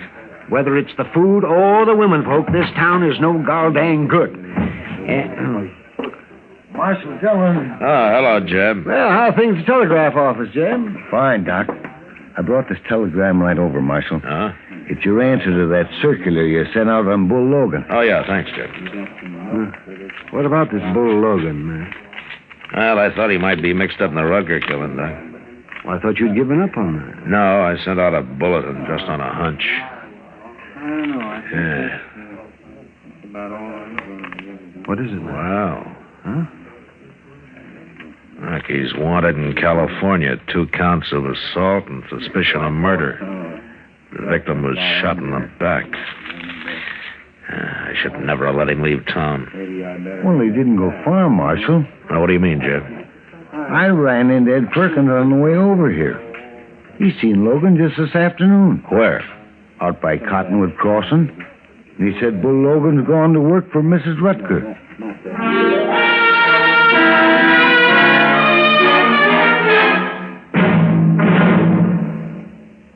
Another visit with Joe and Daphne Forsythe. Joe, what are you doing? Oh, hi, Daphne. Just eating a midnight snack. What is that mess? That mess is a liverwurst, salami, lettuce, and peanut butter delight. Nightmare is more like it. What woke you up?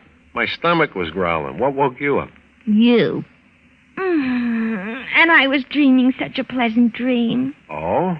What? I dreamed all of our savings bonds had matured and we were cashing them in. That kind of a dream I can appreciate. We were planning a trip around the world, and you bought me a fur coat, and I bought you that fishing tackle you want. Oh, it was gorgeous. Well, it doesn't have to be just a dream. Some of our savings bonds are ready to mature now. Joe, maybe we shouldn't cash them in. They can go on earning interest, you know, and it adds up fast. I know. That's why we started buying savings bonds, remember? With a bond a month on the payroll savings plan, our money is saved automatically. Stop waving that sandwich under my nose. You're making me hungry.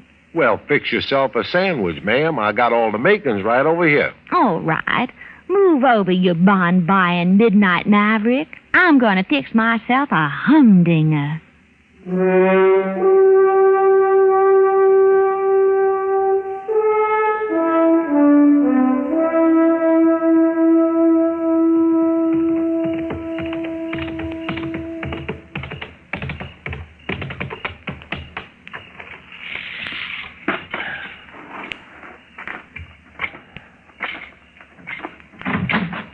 Who is it? Who's there? It's Marshal Dillon, Miss Rucker. I'm sorry if I scared you. No, you didn't. I just couldn't figure who it was. Nobody comes here at night. It must be kind of lonesome since Hank was killed, huh? Well, yeah. Yeah, it is. You managing all right by yourself? Well, I've had some help this week. Oh? Some of the neighbors, huh? No. I took on a hired hand to help out. Well, you're lucky to find one. The boys can usually make more work in cattle this time of year. Well, I offered shares on the crop. A woman can't run a place like this by herself. No, man, I guess not. Yeah, a local man, is he? Somebody from town? No. Just a stranger riding through. That's kind of risky, isn't it?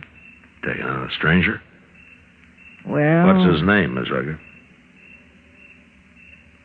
I reckon you already know, Marshal. Yes, ma'am, I already know. And did he tell you that he's wanted in California, maybe other places, too? No. 2 counts of assault, suspicion of murder. Your husband wasn't the first man he shot in the back. What do you mean? It is the same man, isn't it, Miss Rucker? No. When you said you'd never seen him before, you lied, didn't you? Didn't you, Miss Rucker? Yes, I lied. All right, now where is he? He's out in the barn. You stay here, and don't you try to warn him.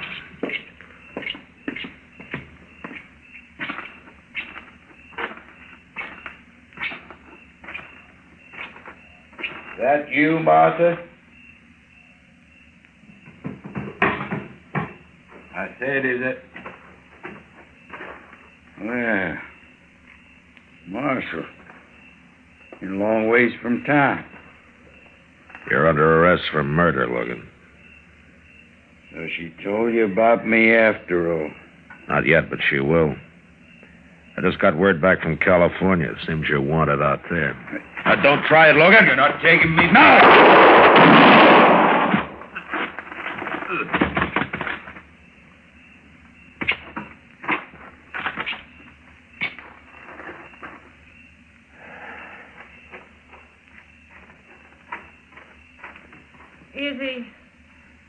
Is he dead, Marshal? Yeah, he's dead. I don't know why I said it wasn't him. I reckon I must have been crazy or something. Just seems such a shame, though. A shame? What was done was done. There wasn't nothing going to bring Hank back. I was left by myself. The bull here was big and strong. Seemed such a waste. Him dead, too. I see. I got ground that needs plowing, Marshal. Seed to be planted. Life ain't easy for a woman alone. I don't know, man. Seems pretty easy the way you go at it. You go on back to the house now.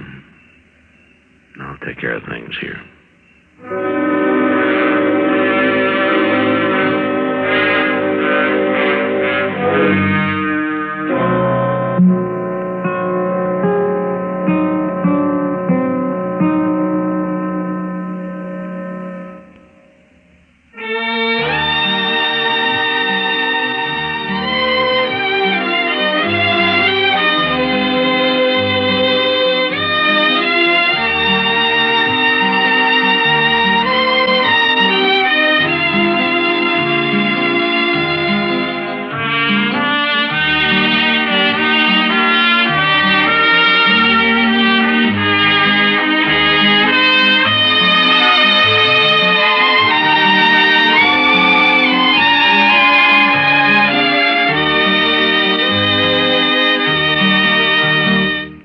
Gunsmoke, produced and directed by Norman McDonald, stars William Conrad as Matt Dillon, U.S. Marshal. Featured in the cast were Parley Bear as Chester, Howard McNear as Doc, and Georgia Ellis as Kitty. George Walsh speaking.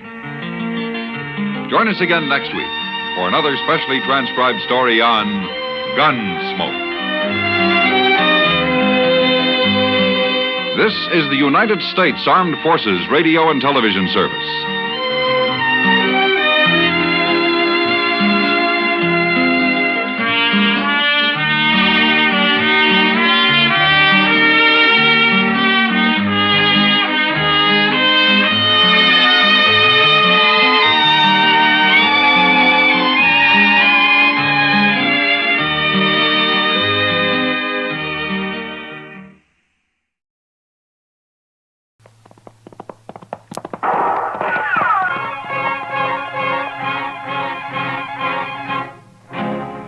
Around Dodge City and in the territory on West, there's just one way to handle the killers and the spoilers, and that's with a U.S. Marshal and the smell of Gunsmoke.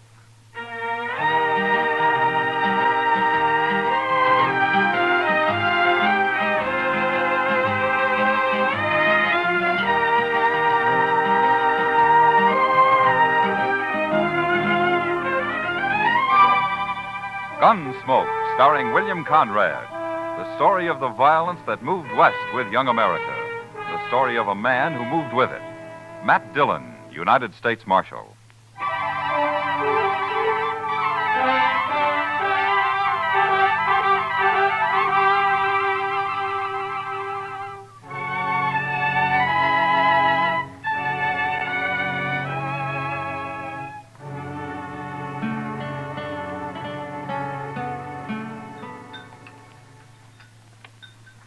Cigar, Miss Kitty? You know I don't smoke in public, Chester. Oh, excuse me. Mr. Dillon? Thanks, Chester. Yeah, I believe I will. You know, for a Cowtown restaurant, this place serves the toughest steak I ever ate. Oh, you should have had the calf fries, Kitty. Oh, next time, I certainly will. Say, that reminds me. When are we going fishing, Mr. Dillon? You said last week we might take a day off soon. All right. How about now, this afternoon? You mean it? Well, sure. You want to go, Kitty? Oh, thanks, Matt, but there's a new girl at the Texas Trail. I told her I'd help her make a dress today. I'm late now. Oh? Well, I'll have to drop by the office first, Chester. All right. If you want any help eating those fish, let me know. You know how to cook catfish? You bet I do. We'll be around then. Hey, Mr. Dillon, look at those men down there by the jail. Yeah? Now, what's so curious about a wagon load of buffalo hides, I wonder? Maybe they got a white one. If they have, I want it. See you later, Matt. Chester? So long, Miss Kitty. Kitty.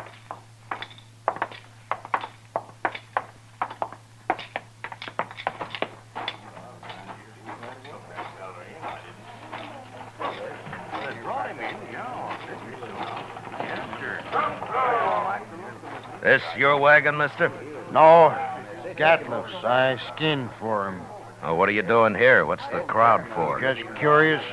The other Skinner got hurt, and we brought him into the dock. Oh? What happens? He hurt bad? Bad enough. Gatliff didn't see any sense in bringing him into town at all. Me and the cook, we made him, though. Oh? Here's Gatliff now. Chester, go up to Doc's. Maybe you can help, huh? All right, sir. How is he? Doc will take care of everything, Toby. Never mind that. How is he? dead. Now, let's drive these hides on down the shed. I want to get them sold and pick up our supplies. Come on. Just a minute, Gatliff. Some other time, Marshal. I'm busy. So am I. But you come into my office anyway. I want to talk to you. Call this busy, bothering people? That's my office right over there. You and the cook go get them hides unloaded, Toby. I'll be right along. Yeah.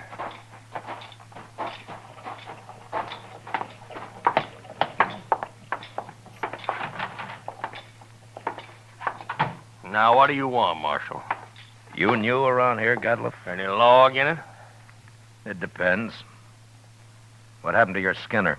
Billy? He hurt himself, that's all. He's dead, isn't he? Yeah, he's dead.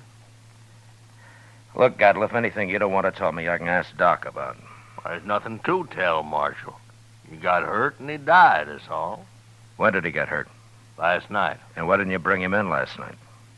Why, them other fellas, the cook and Toby, they figured he was done for anyway and didn't want to bother, I guess. Is that so? You're the boss, aren't you? Sure I am. But you know how men are when they get out in camp, Marshal. You don't want to push them too far. They get touchy, kind of. What happened to him, Gatliff? How'd he get hurt? I don't rightly know, Marshal. He was alone in camp, and when we got there, he'd gone and burnt himself. Burned? Burned with what? Hot lead, Marshal. Spilt it all over him. Oh, you mean lead for bullets, huh? That's it. Cooking up lead in a fry pan. That was one of Billy's chores, to make my bullets. He always was a mite clumsy. He sure messed himself up this time. There must have been a lot of lead. 50, 60 pound, I reckon. Oh, there you are, Mr. Gatliff. Doc Adams is looking for you. What does he want? Well, see, that man of yours, Doc's all through with him. He says you can bury him now. Oh, no. I ain't paying for no burial. He's just a Skinner I hired. Don't even know his last name. You're his boss, aren't you? You brought him in. And that's all I'm going to do for him. I ain't paying you $1. Not $1. Nobody's asking you to pay me. But you can't just leave the man in Doc's office. Somebody's got to bury him. He's just a bum who worked for me. He's not my father. Well, all the stingy Hold it, things Chester. All right, Gatliff. We'll take care of him. You can go now. He's caused me trouble enough. I don't want to hear any more about him ever. Well, that's about the most unfeeling man I ever did come across. What about that Skinner, Chester? Tell me. Oh, I swear it was terrible, Mr. Dillon. He was burned all over his head and his face and across his chest. Doc said he don't know how that fellow lived as long as he did. Could he talk? Oh, Doc told me he couldn't say a word. Well, how do you suppose it happened? Why, hot lead. Had a whole pan full of it, from what I hear. Yeah, 50 or 60 pounds of it. That much? Well, I can believe it. I can't. What man's going to pick up 60 pounds of molten lead and spill it in his own face? That's the most stupid story I ever heard. Well, say now, I hadn't thought of that. Mr. Dillon, you're right. Of course, there's another way it could have happened. What's that? Somebody could have pushed his face down into it. Oh, my goodness. Who? I don't know. Gatliff, or maybe Toby. You know where Toby went? Well, no, I don't. But him and the cook probably went over to the Oliver Ganza to drink up their wages. All right. Go do something about burying that man, Chester, will you? I'll be back later. All right, sir. I'll tend to it.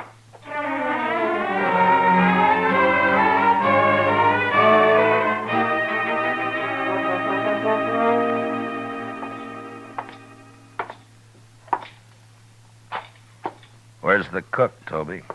Oh, hello, Marshal. Cook, he went to get him some boots while he still had the money. Come on over to a table. I'll buy you a drink. You will?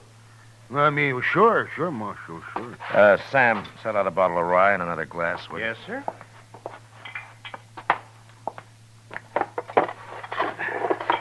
Come on. Yeah.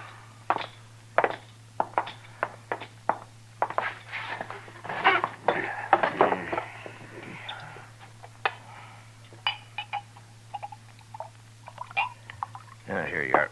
Thank you. Well, here's to your friend, Billy. He's no friend of mine, but he died a bad death. I'll drink to him.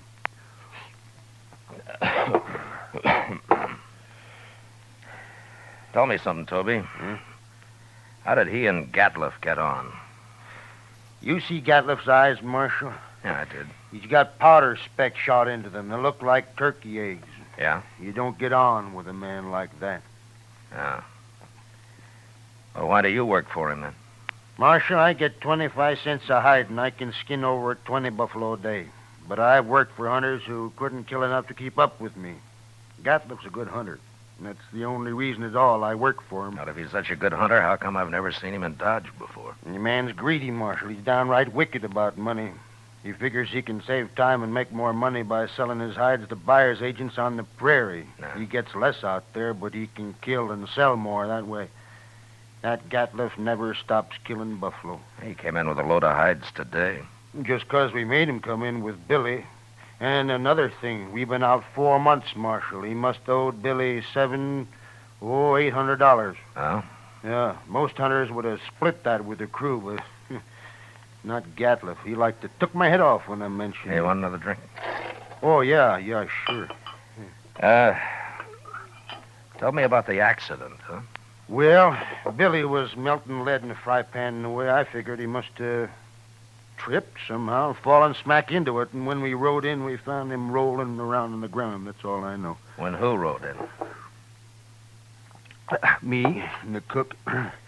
The cook skins on days Billy's making bullets. Where was Gatliff? Oh, he went in just ahead of us. How long ahead of you?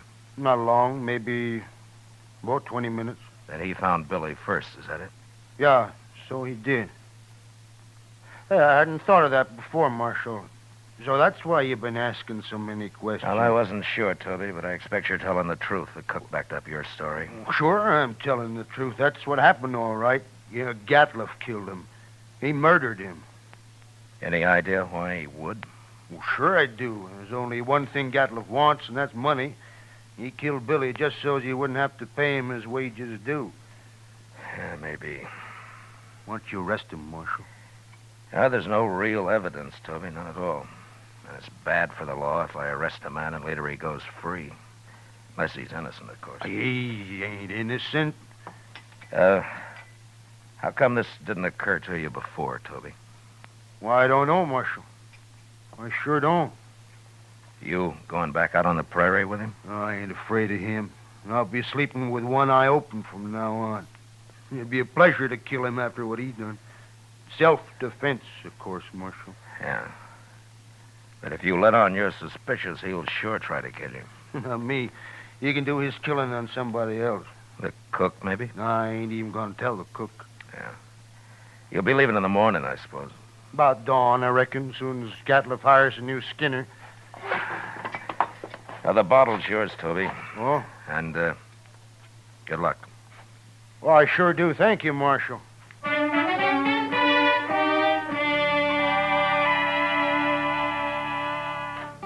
Later in the day, Chester and a couple of other men buried Billy out on the hill.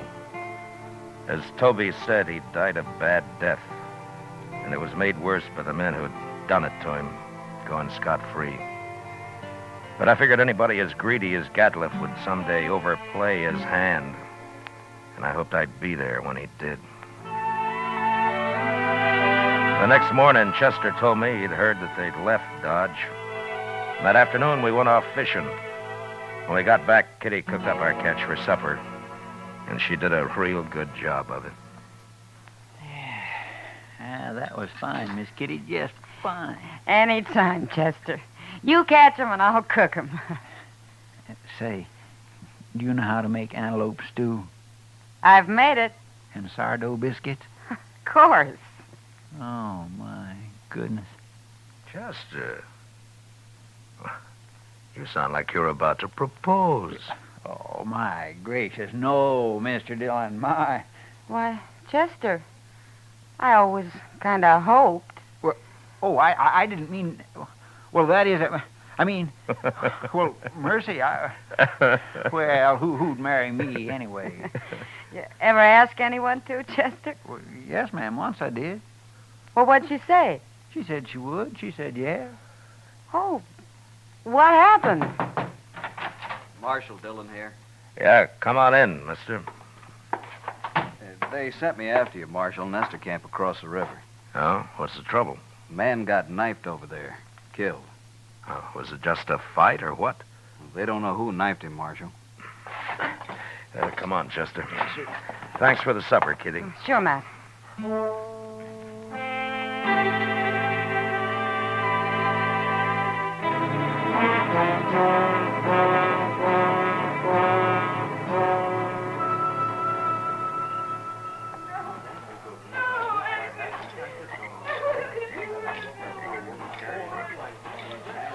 He was knifed in the back, Mr. Dillon. Yeah, but nobody saw it happen. No, sir. Looks like somebody got clean away with murder. Well, hello there. Marshal Dillon? That's right. What can I do for you, son? That man that's dead. Huh? What about him? Well, go ahead. You can tell me. I saw him get stabbed, Marshal. You did? Well, where were you? I was looking for berries over there, and I heard them arguing, and I sneaked up just after he'd done it. They were all alone. Who was the man, son? Did you know him? No, sir, but he was big and kind of dirty looking. He had a buckskin shirt. Anything else you remember? He had funny eyes, Marshal. They had spots in them. That's Gatlip, Chester. And I declare it sounds like him, sure enough. Son, how come you didn't tell anybody about what you saw? I was afraid to, till you came, Marshal. Why, it's all right. But in case I want to find you later sometime, what's your name? Yorkie Kelly. All right, I won't forget that, Yorkie. And thanks for telling me about this. Oh, sure, Marshal, anytime. Well, I hope there won't be a next time, Yorkie. Goodbye. So long, Marshal. Goodbye.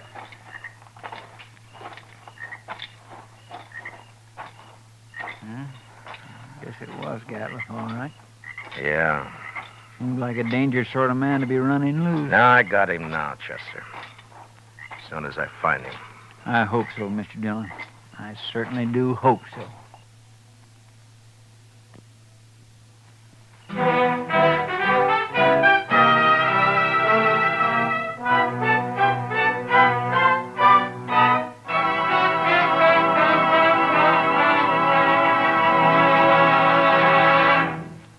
We will return with the second act of Gunsmoke in just a moment. But first, tomorrow night, Frank Lovejoy stars in the remarkable talent of Egbert Haw on CBS Radio's Theater of Stars. Also tomorrow night, hear Lionel Barrymore on your Hall of Fame Playhouse. Now the second act of Gunsmoke.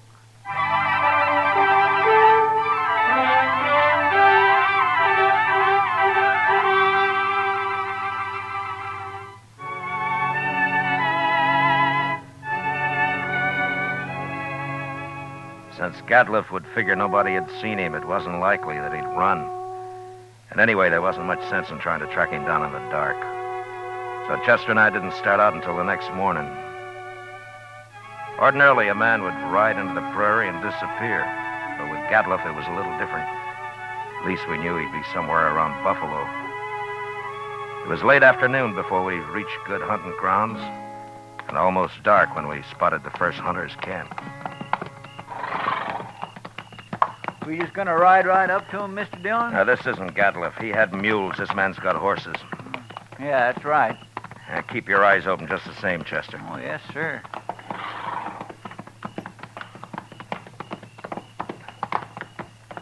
Get down, stranger. Thank you. Supper will be ready. Cook, throw some more tongue in that stew pot. Don't like buffalo tongue. You'll go mighty hungry in this camp. Oh, thanks, mister. Hey, you're a lawman. Matt Dillon. I'm a U.S. Marshal. My name's Tom Mercer. How are you? This is Chester Proudfoot. How'd you do? Mr. Mercer? Come over by the wagon, sit down. Supper'll take a little longer now. Anyway, my skinners won't be in for a while yet.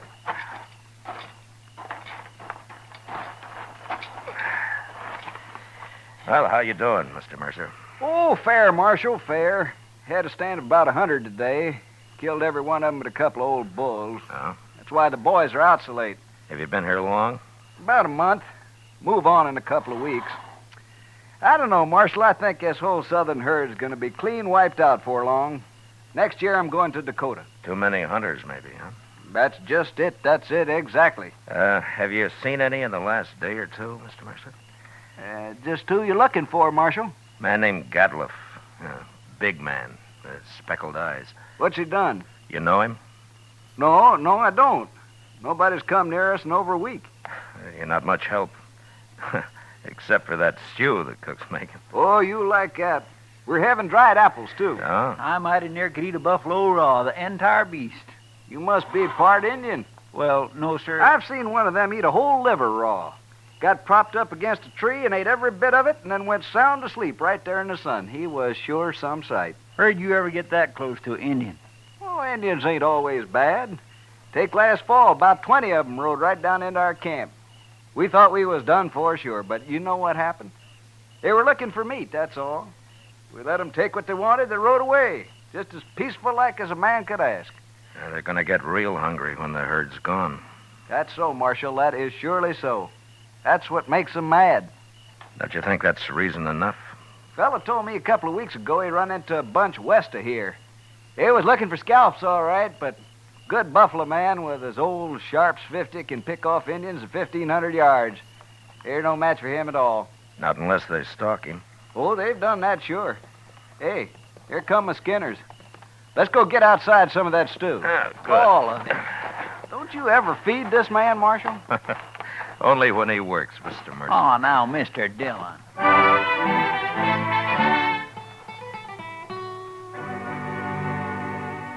We spent the night in Tom Mercer's camp.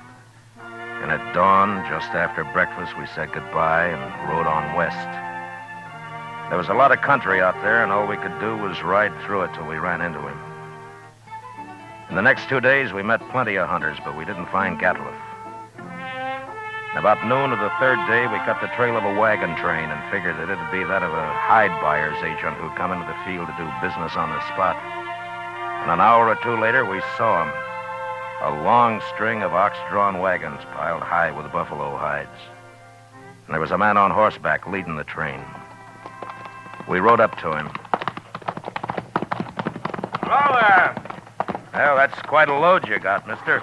10,000 so far. But what are you doing way out here, Marshal?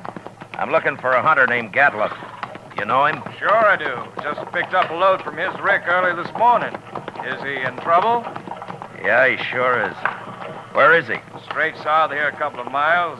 Can't tell you exactly. He moves around a lot. Well, that's close enough for us. Thanks a lot, mister. Sure, Marshal.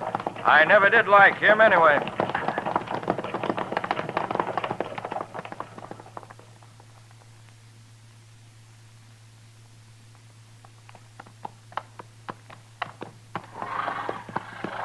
There's an empty rick over yonder. That must be it.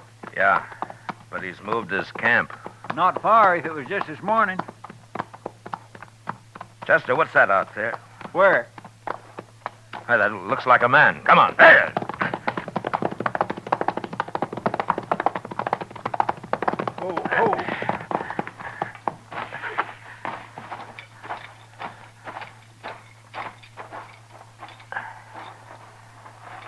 Well, Mr. Dillon, it's that Skinner of his.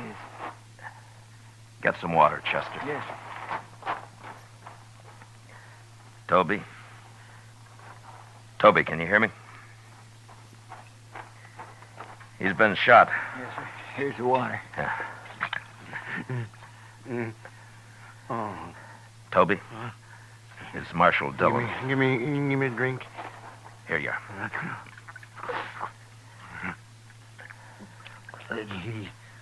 He shot me, Marshal. Oh, what happened? Where's the rest of the crew? They run off. He took his wagon and the horses. He went kind of crazy when he found out. That's why he shot me. You know where he is now? No, I don't know, Marshal. He shot me, and then he said he was going hunting. He's going loco. Going loco. Now, take it easy, Toby. Take it easy. You'll be all right. I could hear him shooting at Sharps a long time. And then he stopped. Well, where was he? Which way? Off. Behind me there. I could hear him. Chester, you stay with him. I'm going after Gatliff. All right, sir.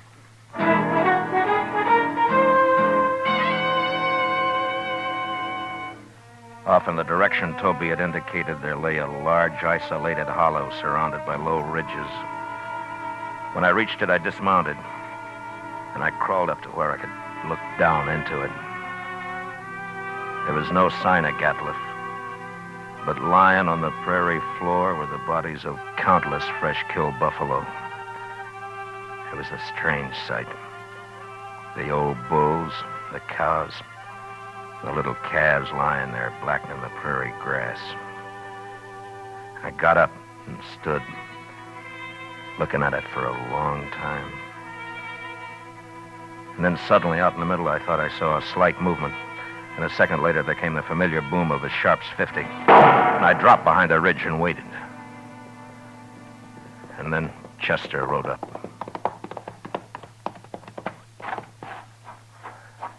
Have you found him, Mr. Dillon? Yeah. I thought I'd better come along. You see... Toby's dead, is that it? Yes, sir. All right. Gatliff's down there in the middle of the hollow.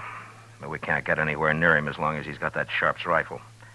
He's killed a small herd of buffalo in there, and now he's lying out in the center of them. Well, that's the darndest thing I ever heard of, Mr. Dillon. He must have gone crazy, just like Toby said. Yeah. What's he shooting at now?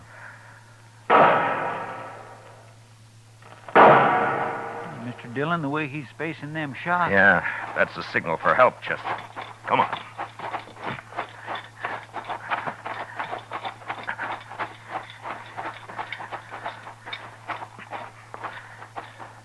Say, maybe this is a trap. Be ready to take cover behind one of these animals. It might be.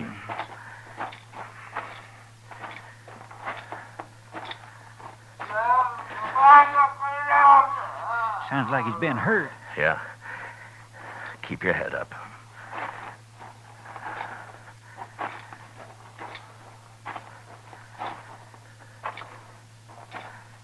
There he is, behind that big bull. Yeah, I see him. Why, Mr. Dillon, he's all... There have been horses in here. Indians. My goodness. Come on.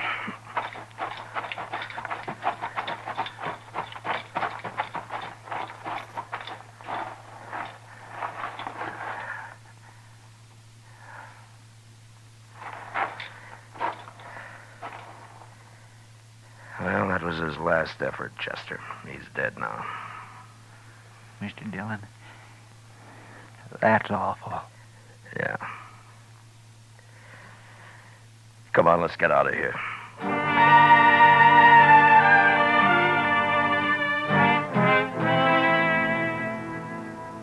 I don't know how the Indians caught Gatliff. He'd gone a little mad, and maybe that made it easy for him. But they finally got themselves a buffalo hunter. And into their unbelievably savage torture of him had gone all the hatred and desperation of a race being slowly starved and driven from their homeland. And then they'd put him there surrounded by his own bloody slaughter. And they'd gone off with a gesture of contempt, leaving his rifle and his ammunition by his side. And having seen what they did to him, I'll never know how he managed to fire even one of those shots. For all of his evil, Gatliff had died harder than any man I'd ever seen. Chester and I rode back to Dodge. And it was never mentioned between us again.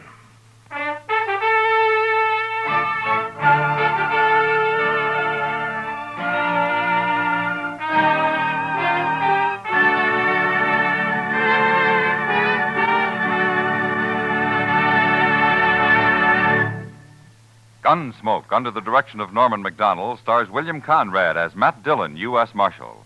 Tonight's story was especially written for Gunsmoke by John Meston, with music composed and conducted by Rex Corey. Featured in the cast were Lawrence Dobkin, John Daner, Harry Bartell, Richard Beals, and William Euler. Parley Bear is Chester, and Georgia Ellis is Kitty. Gunsmoke is heard by our troops overseas through the facilities of the Armed Forces Radio Service. Join us again next week as Matt Dillon, U.S. Marshal, fights to bring law and order out of the wild violence of the West in Gunsmoke.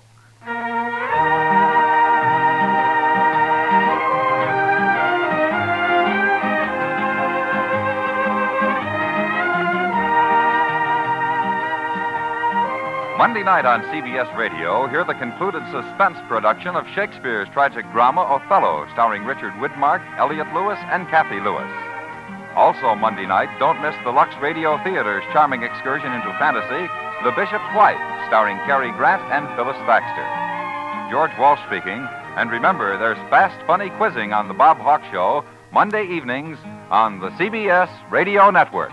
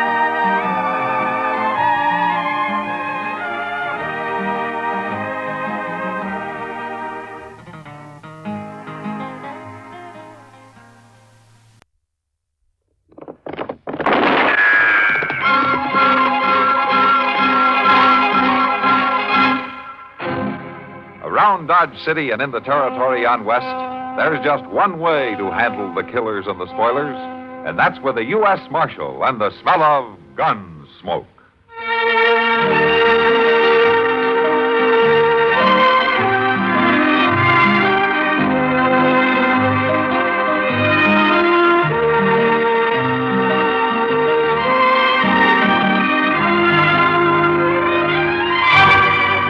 Gunsmoke, starring William Conrad, the story of the violence that moved west with young America, and the story of a man who moved with it.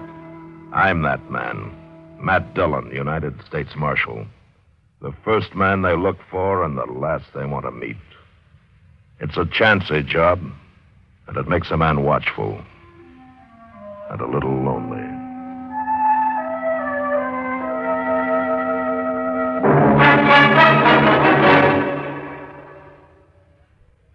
This is Frank Knight speaking for the world's most honored watch, Longines. When the West was being won, Longines was there. Old records show sales of Longines watches in the silver mining towns of Colorado and Nevada, the gold mining areas of California. A fine gold watch, preferably a Longines, was one of the first luxuries purchased by a lucky prospector. For then, as now, the name Longines identified the world's most honored watch. Longines watches won their first World's Fair grand prize in 1878, won grand prizes in Paris, Brussels, Philadelphia, and at many other places. Right now, Longines watches are winning comparable successes in the accuracy competitions in European national observatories. Today, you needn't make a gold strike to own a Longines. Many beautiful models for ladies and gentlemen are priced as low as $75. Visit your authorized Longines Whitney jeweler. He will be honored to serve you. There's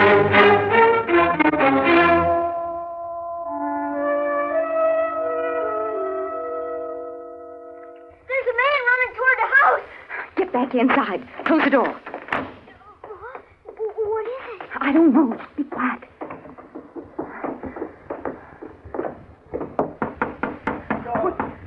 Don't shut me out, please. Please don't shut me out. Open the door. Let him inside. Open the door.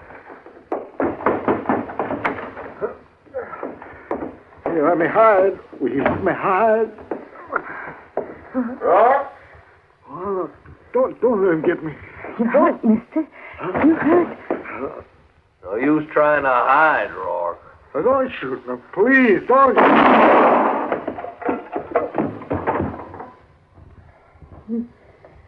You shot a dying man. Yeah, he wasn't dying long. You shot him in the back. He was still dead. You're a right smart boy, ain't you? Where's your daddy? Dad, Let the boy talk. Where's your daddy, I said? He's dead. You two living here all alone? We ain't scared. Of course you ain't. Yeah, too bad it had to happen right in your kitchen, ma'am. Rourke has had that coming a long time. what are you going to do, mister? Well, just nothing, ma'am. Nothing at all, if you'll let me. What do you mean? You just remember this was my affair, mine and Rourke's. And now walk right on out of here. Forget about it. As long as you two forget about it. Marshal's gonna come after you. Sure enough. Dad. Yeah, like I said, he's a real smart boy, ain't he, ma'am? I guess you're right, though. I guess he does talk a mite too much. No, he don't talk. Don't. I'm mighty glad to hear that. Because it'd be a shame for a bright boy like that to get his throat cut because he didn't know when to keep his mouth shut, now wouldn't it? Wouldn't it? He won't talk. I promise. That's good. Real good. And both of you just stand quiet till I get away from here. Won't be no trouble. What about him? No, plumb forgot my manners. Well, I guess I better get him out of here.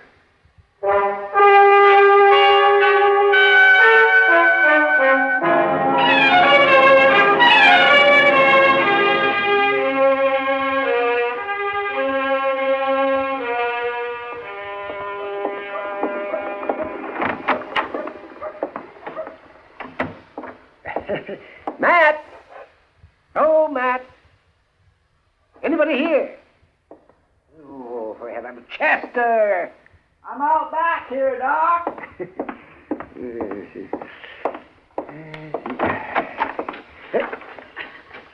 What in the world are you doing? Well, hello, Doc. What are you digging there? A set of graves? Graves? My goodness, Doc, don't talk like that. This here's a garden. A what? A garden. Well, it looks more like a buffalo wallow. Does Matt know that you're doing this right outside of his back door? Well, no, we don't. I'm kindly surprising him. Besides, I ain't hurting nothing, Doc. Just spading up the dirt, son. Well, I can see that. Look, let me show you how my garden's going to be. Now, see, right here is where the beans is going. And here is the carrot. And yonder's the peas. I don't see anything. Well, they ain't planted yet, but I got everything ready. All I need now is the seed. Now, where did this garden idea come from? You. Yeah. What do you... Me? Well, sure. Don't you remember that time you was talking to Mr. Dillon about how people eat out here on the frontier and how they might get scullery? Scullery? Yeah, from not eating enough greens and sour Oh, stuff. yeah. Oh, that's scurvy, Chester, not scullery. No. Well, whatever it is, I got to thinking on it and decided to do something about it. So I don't get that disease, I mean. Oh, well, that's fine, yes. But as I remember it, that talk we had was months ago. That's right, it was. And I've been worrying about it ever since. Oh, you're a man of action. And the trouble is, I'm broke. Plumb. I can't buy no seed. Well, let me...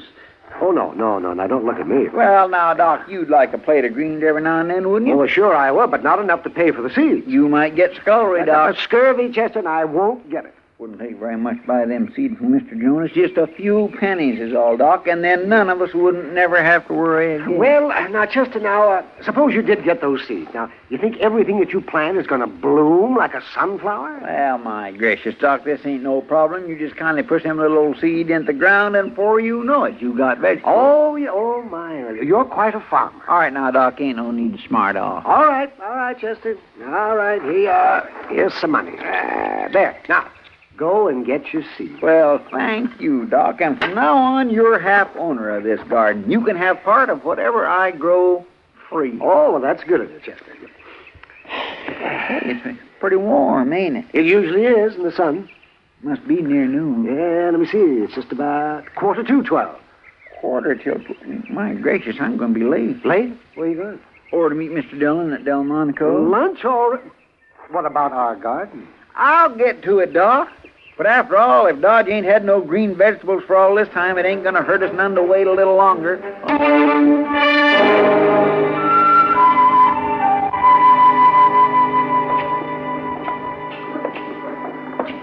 I don't mind a man making money, Mr. Dillon, but by jing, I don't think he should be making it all off of me. Oh, what do you mean, Chester? Why, that Zach Holden charging 15 cents for a meal like that.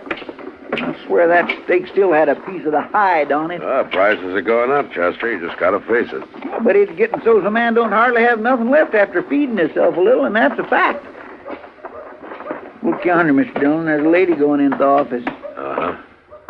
Reckon what she wants. And if she's like most women, we won't be long in finding out.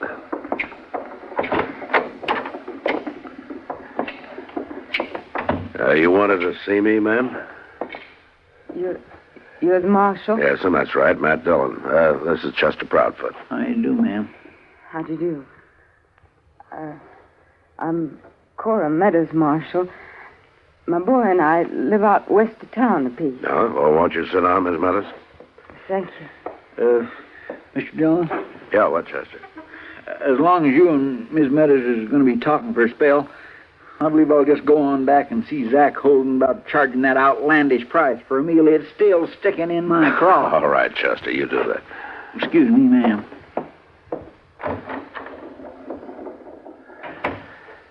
Now, Miss Meadows. Marshal, I don't rightly know what to do. Well, suppose you just tell me what's the matter. Well, that's just it, Marshal. I'm afraid of what'll happen if I tell you, and I'm afraid of what'll happen if I don't. You need help? Yes, Marshal, I need help, all right. Just speak right out. Well, it's my boy. My boy, Tad. He's missing. Oh? I think he's taken out after that man, and he'll kill the boy if he sees him, and he'll kill me if he knows I've been here. Wait a minute. What man are you talking about? The one that shot that fellow out to my place yesterday. He shot him down just like he was an animal. Now, you're telling me there was a killing there yesterday and that your son may have gone after the murderer? Yes, Marshal, I am. Well, I think you better go back to the beginning and tell me the whole story.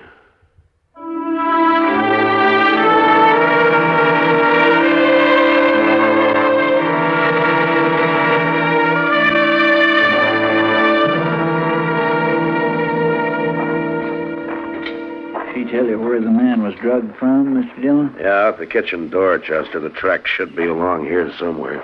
Yes, sir. Over here, Chester. See there? Looks like heel marks. Yeah. Leading over them bushes. Yeah, they sure do. Come on.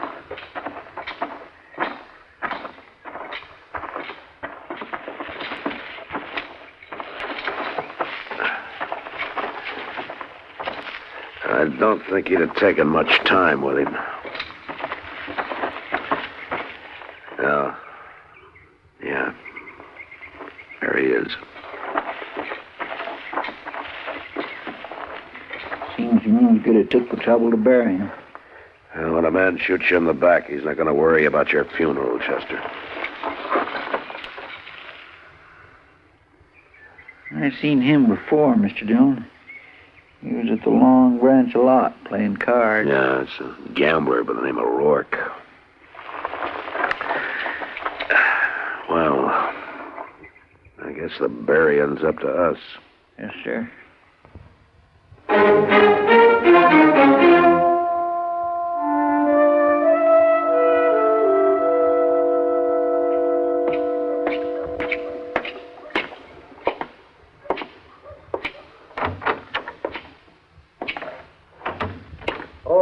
It's you, Matt. I'm glad you're here. Well, I came as soon as I got your message, Doc. Is there something wrong? Yes, Matt, there is. Come to the other room. Oh?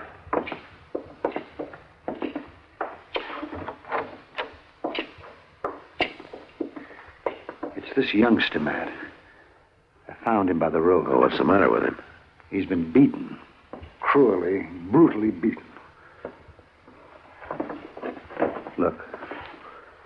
Yeah. I didn't even know if I could bring him out of it for a while there. Did he say who he is? No, and that's a funny thing, Matt. He hasn't talked at all. He's been conscious most of the day, but he won't say a word. Yeah, I guess you can blame him. Whoever did this was trying to scare him to death, even if it didn't quite kill him. Is it okay if I try to talk to him? Oh, yes, it won't hurt him, if he'll talk. Do you know who he is? Yeah, I think so.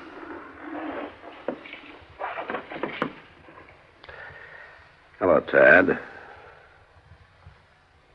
Tad? Tad, I'm Marshal Dillon. Now, you don't have to turn your head away, Tad. I want to help you. I want to help you and help your mother. Now, you want me to catch the man who did this, don't you? I can do it if you'll help me. Look, Tad, I promise you won't get hurt anymore, and I promise that your mother won't get hurt either. Tad, look, the only way to be sure that you're safe is to bring this man in. He's not going to answer, Matt. No, I guess not. All right, Doc, let's leave him alone.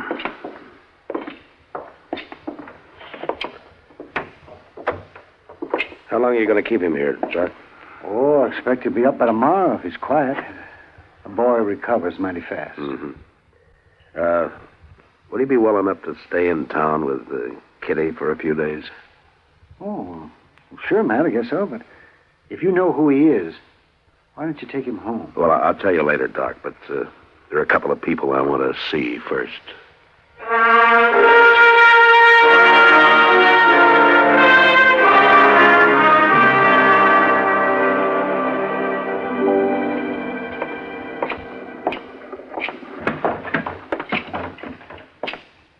Hello, Sam. Oh, Marshal. Get you a drink? No, thanks, Sam. Is Kitty around? Yeah, she's upstairs, Marshal. Ought to be down in a minute or two. Oh, well, I'll go on up. Thanks. Sure. Oh, Matt? You looking for me? Ah, yeah, I'd like to talk to you, Kitty. I'm coming down. All right.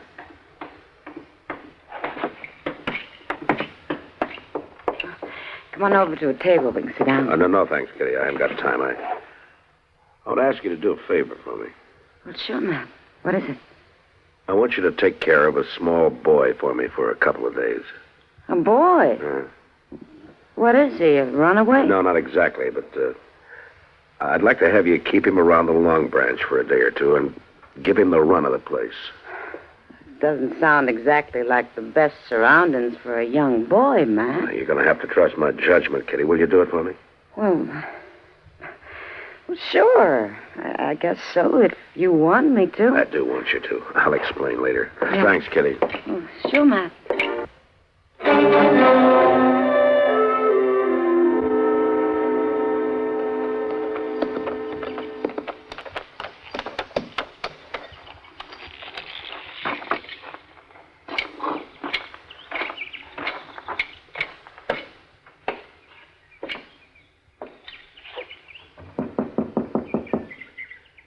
Who is it? It's Matt Dillon. I'd like to talk to you, Miss Meadows.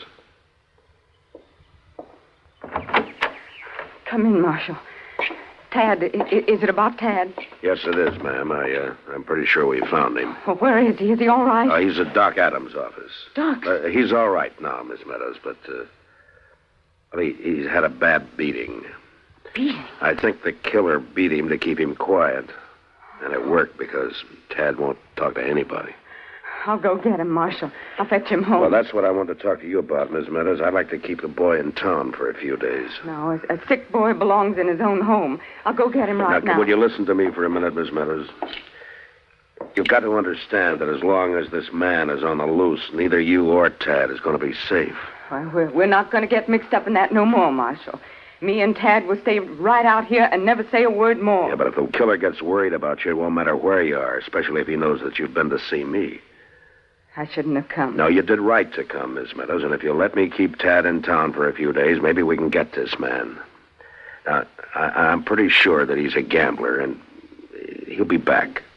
You mean you want Tad to help you? Well, he won't know anything about it, ma'am. He'll be perfectly safe, I promise Oh, you. no, Marshal. You got no right I'm to not take talking about rights, ma'am. I'm talking about maybe saving your life and your boy's life, too. I want him here at home. Now, you just let him recognize that gunman for us, and he'll be home, safe and for good. He's been hurt bad enough He won't already. be hurt, ma'am. Now, Chester or I'll be watching him every minute, and as soon as it's over, I'll bring him right home. Tad's a good boy. He never had a beating before. And I want to see that he doesn't ever have another one.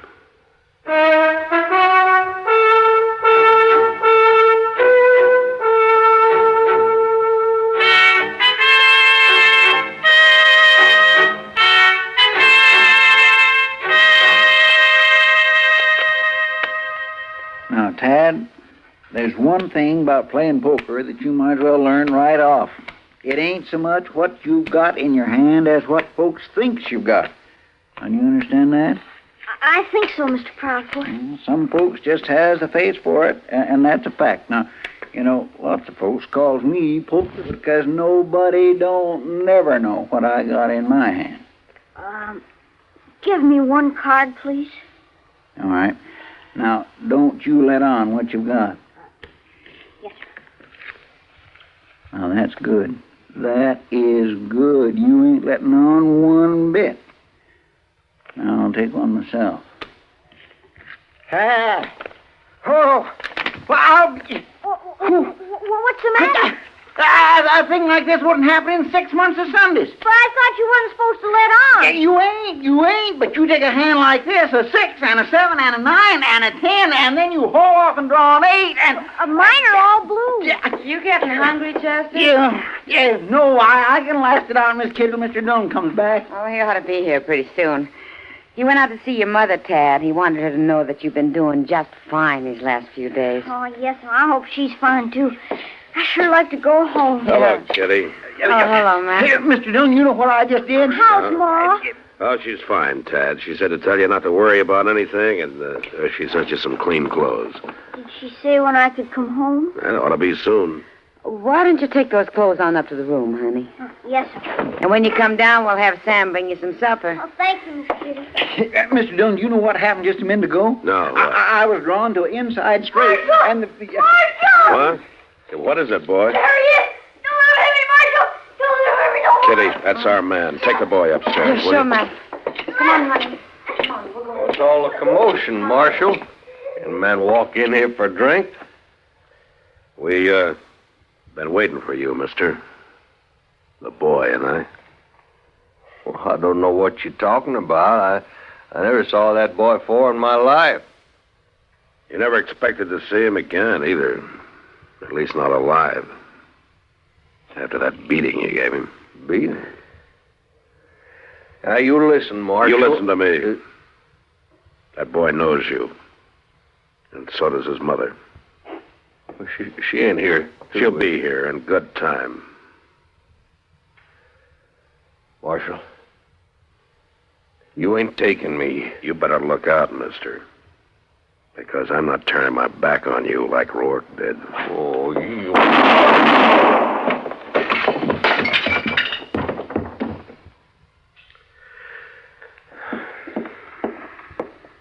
You got him, Mr. Dillon. Yeah. Well, anybody can shoot a man, Chester. It's that boy's mother, what she did, that took real courage. Well, come on, let's take Tad home. I think his mother's waited long enough.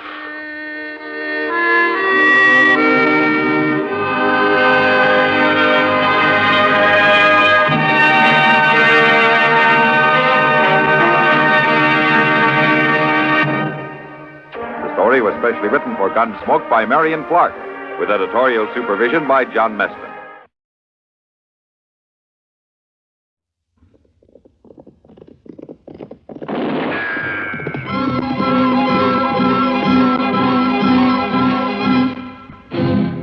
Around Dodge City and in the territory on West, there's just one way to handle the killers and the spoilers. And that's with a U.S. Marshal and the smell of Gunsmoke.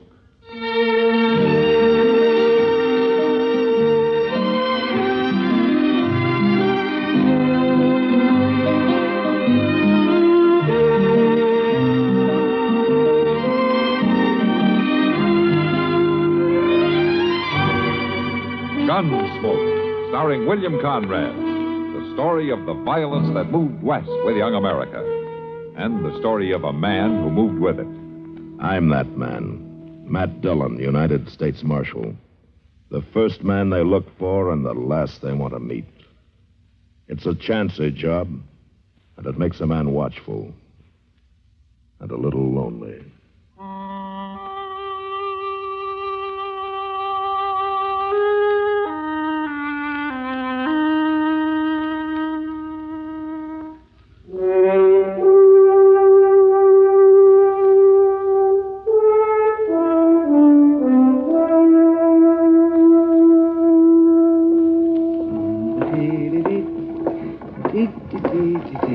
That's a nice day.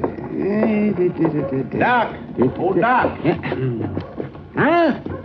Oh, hello, McClooney. Can you spare a minute, Doc? Well, Oh, Nellie, now. Now, you stand right there. McClooney, if you've got another one of those ore samples you want me to test for you, I'll tell you right now I haven't... It wouldn't take you no time at all, Doc. And I got some real high-grade pennants this time. Oh, but then take it up the street to the assay office. Oh, no, I don't trust them. Not on wet assays. Oh, no, and besides, they'll charge you. Is that it? Well, you... McClooney, I'm running a doctor's office, not a metallurgical laboratory. Oh, shucks, you got the scales there and acid and everything. But I haven't got the time, and the answer is no. It's against the law for a doctor to refuse medical help when it's asked of him. Oh, hello there, Matt, Marshal. it's got nothing to do with medical help. McClooney here wants me to test another one of those sacks of pyrites he drags in out of the hills. It ain't pyrites. It's gold. I've run a half a dozen of them, boy, in the last 3 years, and every one of them was pyrites. Well, you might have used some bad acid or something. Oh, bad acid. Why don't you take the stuff over to the assay office? Because they'll charge him for it, that's why. And he figures I'll do it for nothing. Well, I'd pay him for it, Marshal, if I had any money. When did you ever have any money, you mangy old fool? Mamie. Marshal? Miss Doc, Duggs? Well, I so don't know. you finally come sneaking in out of the Rockies, did you? Why don't you go to Denver instead of coming clear back here all the time? No, Mamie, I like it here. Marshal, you know what this scrawny old goat done to me? Old McClooney here. It just slipped my mind at the time. So help me, it did. Last time he was in town, better than 6 months ago, I washed up all his dirty duds for him. Done him up nice and clean, and then, by golly, he took off for Colorado in the middle of the night and didn't pay me a cent. Well, I just forgot's all. But I got me a job now, loading hides over to railroad. I'll pay you at the end of the week. Honest, I will. And I suppose you've got every stitch you own dirty again now, and you probably think I'm going to wash 'em for you. Well, it's mighty kind of you to offer, Mamie. Oh, for the love of... All right. Where are they? I got a bundle right there on my horse. You got any shirts that need washing this week, Marshal? As a matter of fact, I do, Miss Duggs. If you stop over to the jail, Chester will give them to you. Here you are. And I sure am obliged to you, Mamie. Now say you are. For 2 washings now, and you ain't getting this one back till you pay me for both of them. Oh, I'll pay you. Now, don't you worry now. In money. Money, too. Now, that fool's gold you keep lugging back from Colorado territory. Why, it's real gold, Mamie. I keep telling you that. Oh, sure you do. Well, I'll pick up your things, Marshal. Get 'em back to you tomorrow. Thanks, Miss Duggs. Oh, Doc, let me leave one of these sample sacks with you, just in case you find some time. I won't find time. Well, I'm much obliged to you, Doc. Wait a minute. Come back here. So long, Marshal. Wait So a long, minute. McWillie. Come on, boy. Confounded lunatic. I don't know, Doc. He's pretty good at getting people to do things for him. Oh, he's loony, Matt. This here's nothing but fool's gold. And he's got that shack of his down the river bottom stacked full of it. Well, as long as you're sure of that, why don't you bother testing it? And who said I was going to test it? I did. Oh, Matt, you're out of your mind. I wouldn't waste 5 minutes on this. Yeah? You want to bet?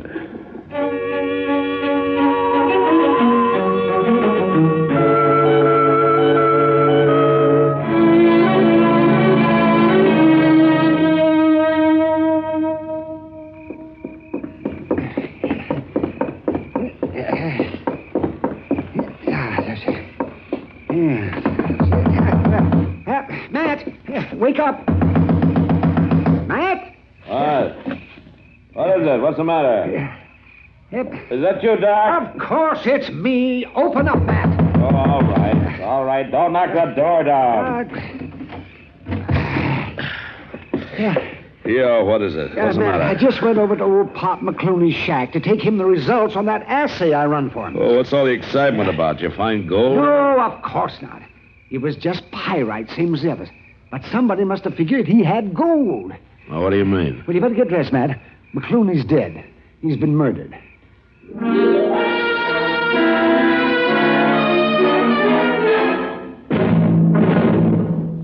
Another visit with Joe and Daphne Forsythe. Joe, Yeah, Daphne. look at this story about savings bonds in the paper. Yeah? What about it? Do you think that's the best way to tell people about savings bonds? Why not? Look, see, it says here that savings bonds are a guaranteed investment. Right now, they pay off at the rate of $4 at maturity for every $3 invested. You're not convinced? Mm-mm. Why not? No salesmanship. No salesmanship? What more do you need to know? Why, right now, more than 8 million Americans are buying saving bonds regularly through the payroll savings plan. So? So what? That's what I say. So what? Now, look, Daphne, if millions of Americans are convinced that saving bonds are their best investment, not only financially, but for the future of their country, what the heck is bothering you? Well, I think they could sell a lot more with salesmanship. You know, slogans and jingles. Listen, if you're spending more and saving less, try a savings bond. Oh, boy. Or maybe savings bond pay good, like an investment should. Daphne. You get a lot to like in a savings bond. Interest, earnings guaranteed. Wow. Well, did I sell you? Yeah, but I forgot what it was you were selling. Savings bond. I'll take 100. Oh, Joe.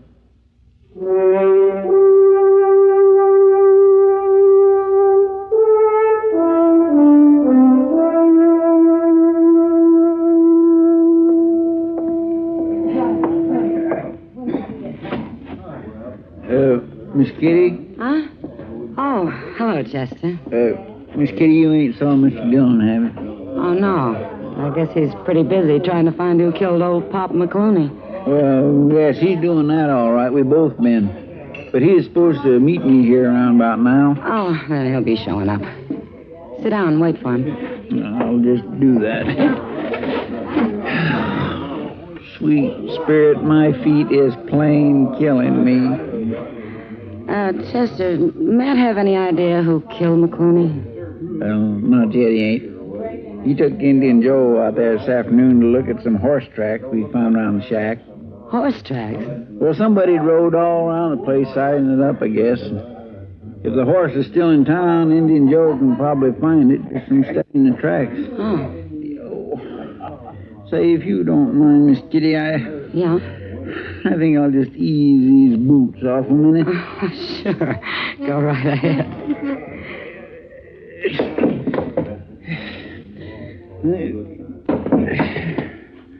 Oh, my, that feels good. You know, it's a shame, Chester. Old Pop was nice, even if he was a little crazy. Always thinking he'd found gold. Well, he must have convinced somebody he had. They took up a couple of floorboards and dug around underneath his shack. How was he killed, Chester? Somebody hit him over the head with a chunk of stove wood. Oh. Died right away, according to Doc. That's too bad. Poor old fella.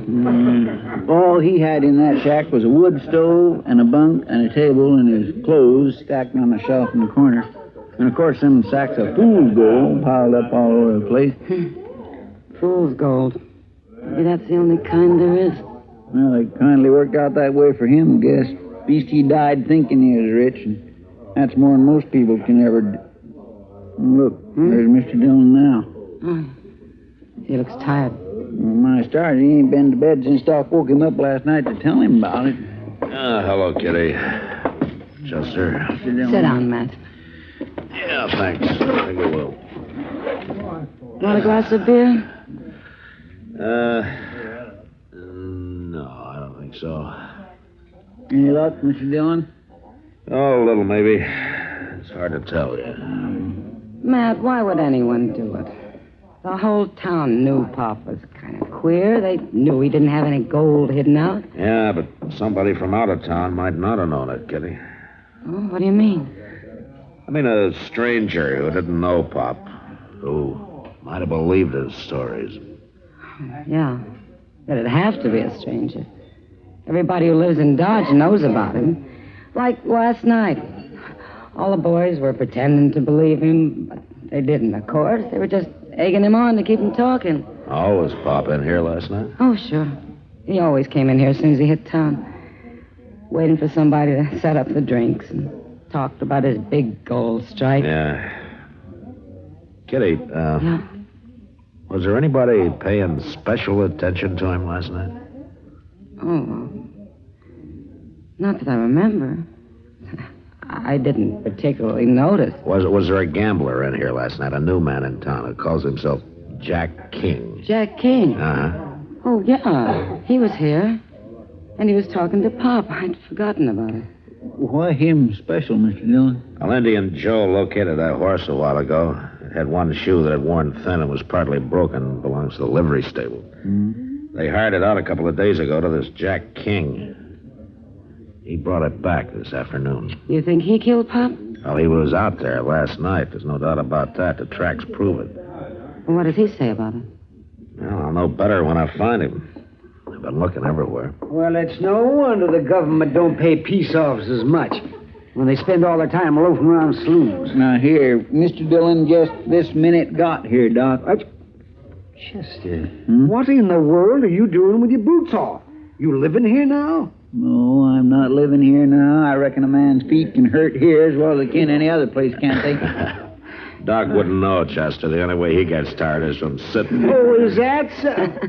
Well, how are you, kiddy? I'm fine, Doc.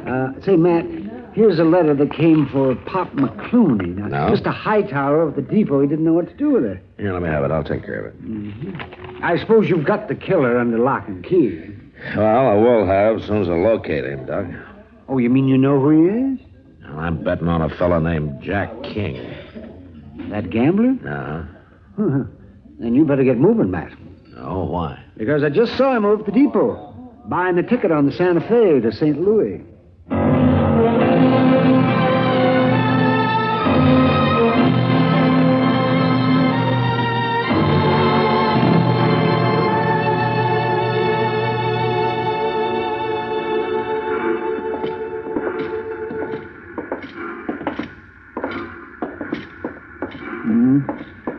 He must have got scared and decided to make a run for it, Mr. Dillon. Yeah, it kind of looks that way. I sure don't see no sign of him there on the platform. Well, he might be on the train. Mr. Hightower said that he was still here a few minutes ago. He couldn't. Wait a minute. What is it, Mr. Dillon? What's the matter? Over there. To the baggage truck there. Back's turned. I guess he hasn't saw us. Oh, he's seen us, all right.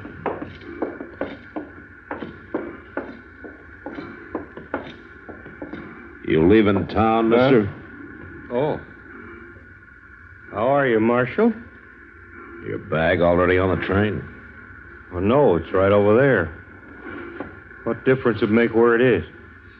I'm afraid you're going to have to postpone your trip. I didn't do it, Marshal. Oh, you didn't do what? I know why you come looking for me, but you're wrong, Marshal, because I didn't do it.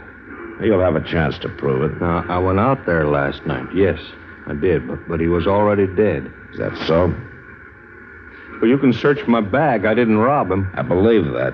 McClooney didn't have anything to steal. He kept talking about his gold all the time. That gold of his was a pipe dream, and everybody in town knew it. But you'd only been here a couple of days, so you wouldn't have known it. Get his bag, Chester. Yes, sir. I know what you're up to, you lawmen out here. You're all alike. We are, huh? Anything that happens, try to hang it on to some stranger in town. You don't care who killed him. All you want to do is string up somebody. I've already told you if you're innocent, you'll get a chance to prove it. What will I do with these, Mr. Dillon? Now we'll take him over to the jail. All right, King, you're under arrest. No. No, you're not taking me in. Oh, yes, I am. I'm not going to hang for somebody else's killing. Look out! You crazy fool! All right, Chester, pick up his gun. Mr.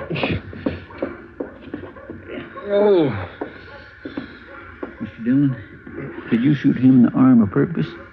Matter of fact, Chester, I was aiming for his other arm. Come on, mister, start walking.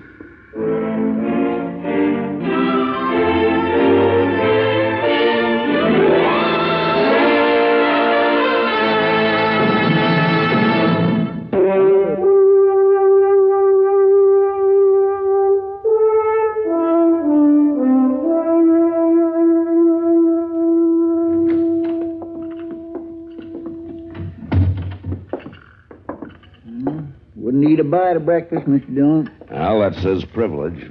Just sits there in his cell staring at the floor. Acts like we're fixing to hang him or something. Yeah. Now he's got his mind made up about that, all right. I told him he was all wrong. We don't go around hanging people here without a trial. Not usually, no. Guess by now he's mighty sorry he went and killed old man McClooney. Chester, people aren't usually sorry for what they've done. They're just sorry that they got caught, that's all. Well, he'll be sorry enough after he's convicted. And I doubt he'll be convicted. What do you mean? We just haven't got much of a case against him when you come right down to it. By jing, I sure would hate to see him go free. Crazy or not, old Pop McClooney was a real nice old fellow. Yes, he was. Oh, did I show you this letter to McClooney? Letter? No. Came the day after he was killed. Doc picked it up at the depot last night. My dear Mr. McClooney, this is to... But Mr. Dillon... Yeah, there have been a dozen more like it over the last 2 years. I telegraphed Denver last night, and I got an answer this morning. Well, my gracious sakes, I just can't believe this. Yeah, come in. Come in, Marshal. Mr. Chester. Oh, come on in, Miss Doug. Oh, thank you kindly. I brung your washing back. Oh, thanks. You can just leave it there on the table if you will. Yes, sir. That feller confessed yet, the one that killed old man McClooney? No, not yet. Well, hanging's too good for him. I was always joshing Pop, but I had a fondness for him. Yeah, I guess everybody in town liked him. Person just never knows. Why, who'd ever thought that afternoon I run into all of you there in the street would be the last time I'd ever see him alive? That was the day before he was killed. You, took some clothes of his to wash, as I recall, didn't you? He'd always come back out of Colorado with every stitch he owned needing washing. That's funny. You wouldn't expect him to live like that, a man as rich as he was. Rich? Him? A letter came for him yesterday from an assay office in Denver. It's a report on a sample of concentrates that Pop sent him. It shows 60% free gold. 60. And that's only the last of a dozen samples Pop sent in the last few years, all of them just as rich. He was smart, Miss Duggs. That act with the fool's gold was just a blind so that nobody tried to rob him. But I guess he outsmarted himself in the end. And so did you, Miss Duggs. Me? What did you do with it? You might as well tell me. We're going to search your cabin and we'll find it. I don't know what you're talking about. I'd have probably guessed sooner if I'd known he was rich, but I was looking for a stranger in town. You just said you hadn't seen him since that afternoon on the street. But I saw his clean laundry stacked on a shelf in the corner of his shack. Well, I guess it was the sight of all that gold that done it. I walked in on him that night and caught him counting it. I've worked hard, Marshal, my whole life, and it just didn't seem fair. Dirty old codger like him having all that gold hid out. So you killed him and took it, huh? Forgetting to take that laundry back with me. That's where I made my mistake. You really believe that was your only mistake? Well, of course. If you hadn't have seen that laundry, you never would have guessed. That wasn't exactly what I meant. What else did I do wrong, Marshal? You killed a man. But I guess that doesn't mean much to you.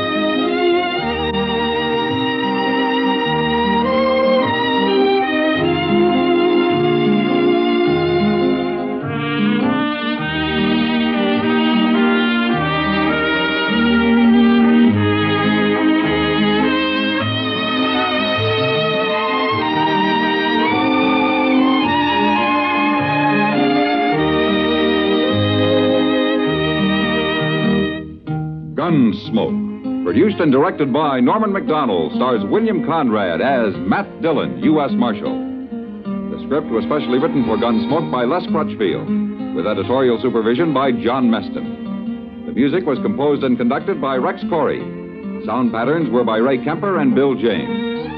Featured in the cast were Parley Bear as Chester, Howard McNear as Doc, and Georgia Ellis as Kitty. George Walsh speaking. Join us again next week for another specially transcribed story on Gunsmoke. This is the United States Armed Forces Radio and Television Service.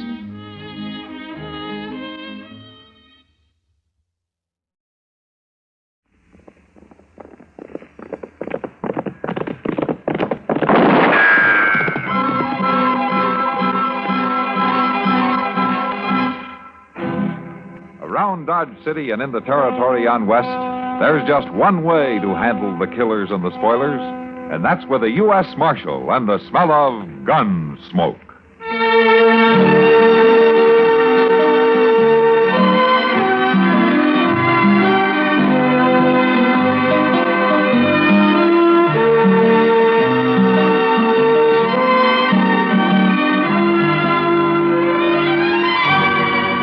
Gunsmoke, starring William Conrad, the story of the violence that moved west with young America, and the story of a man who moved with it.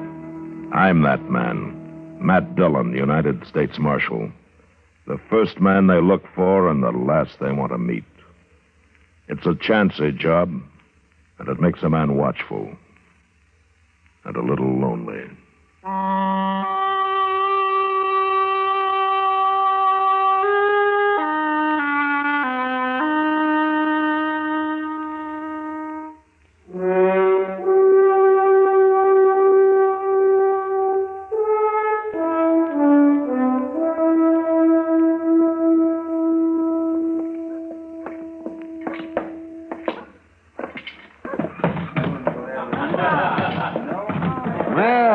Look who's in town tonight, Matt.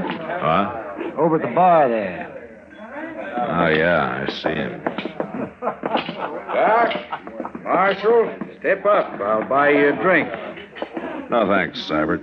Something wrong with my money? Seibert, the only thing wrong with your money is it belongs to you. Oh, now, Doc, that's no way to be when I'm celebrating my new contract. Oh, what contract? The cavalry. I deliver the first consignment of horses next week. And what's the cavalry going to do with those stringy, wild renegades of yours? Renegades? Now, you don't figure on breaking those horses, do you? You're not good enough to do it yourself, and no rider in this territory will work for you. I'll find somebody. I'll do it fast, Seibert, and then get out of town. All right, Marshal. Sure. Yeah. You know, Matt, it makes me ashamed of myself the way I feel about that man. But I just can't help it. Yeah, I feel the same way, Doc. Matt? Yeah, Kitty. Come on over here to the window. No? Yeah, I want you to see something. What is it? Look out there. The two boys? Yeah, what about them? Did you ever see them before? No, I don't think so. Well, I've been watching them. They act real lost. Maybe we better go see. Yeah. Come on.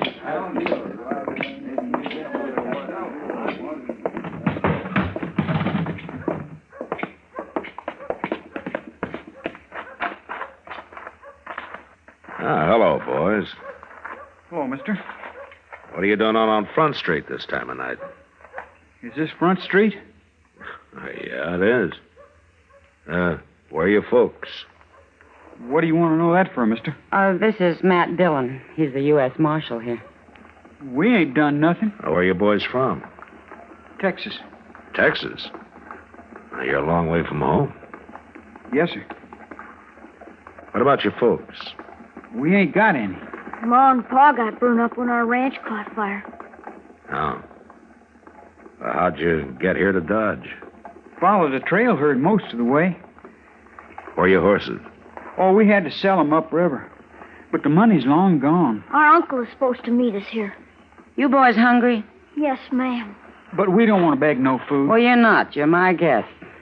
Well, thank you, ma'am. Say, Matt. Yeah. Why not have Chester take him down to the livery stable later?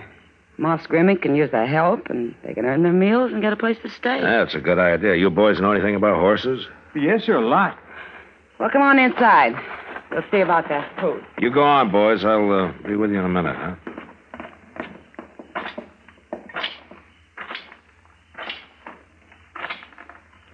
You still here, Severed? I'm leaving, Marshal. Last thing I want is trouble.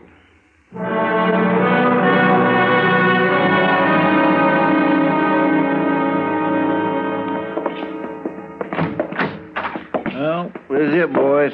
Moss Grimmick says you can sleep up there in the loft. He'll tell you what to do in the morning. Okay. Oh, Mr. Dillon says to come see him tomorrow, and he'll try to get in touch with your uncle. Well, thanks, Mr. Proudfoot. You might as well call me Chester. Everybody else does. We're sure lucky for this, ain't we, boss? Yeah.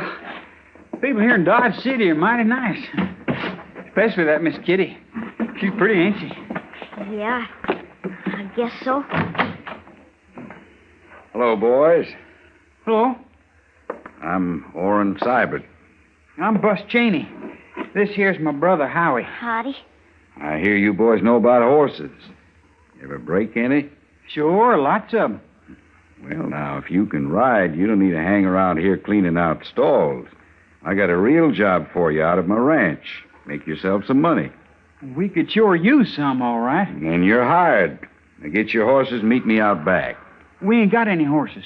No? Well, say, I'll tell you what I'll do. I got 10 head need breaking by next week. You boys break them 10 for me. After that, you can take your pick. You mean it? Both of us? That's what I said, didn't I? Come on out and get in the wagon.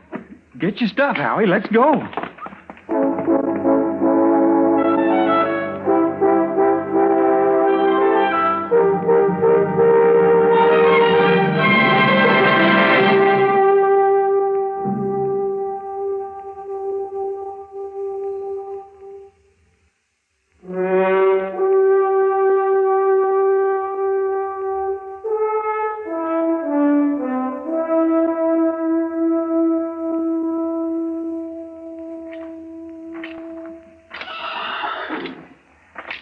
Morning, Moss.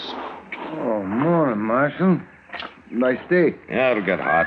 Well, how are your new helpers working out? What helpers? The Cheney brothers, those two boys that Chester brought down here last night. I ain't seen hide nor hair of them. Well, what happened to them? I guess they just pulled out and left in the middle of the night. That doesn't seem right. They talk like good, straight boys, Moss. Anything turn up missing? No. I got that telegraph thing off, Mr. Dillon. Oh, thanks, Chester. But the way things look, we won't need it. The boys pulled out during the night. They did? Well, that's funny. When I left them here, they was so dog tired they was near asleep on their feet. They seemed mighty grateful for everything, too. You can never tell about footloose youngsters like that, Chester. Well, they're gone. There's nothing we can do about it. Let's get back to the office, Chester. We'll see you, Moss. Good.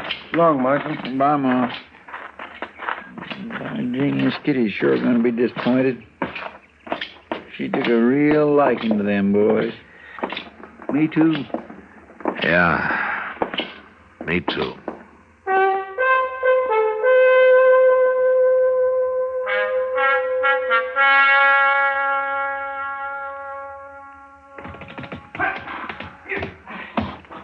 Ride him, boss! Stick with him, boss! Attaboy! He's running!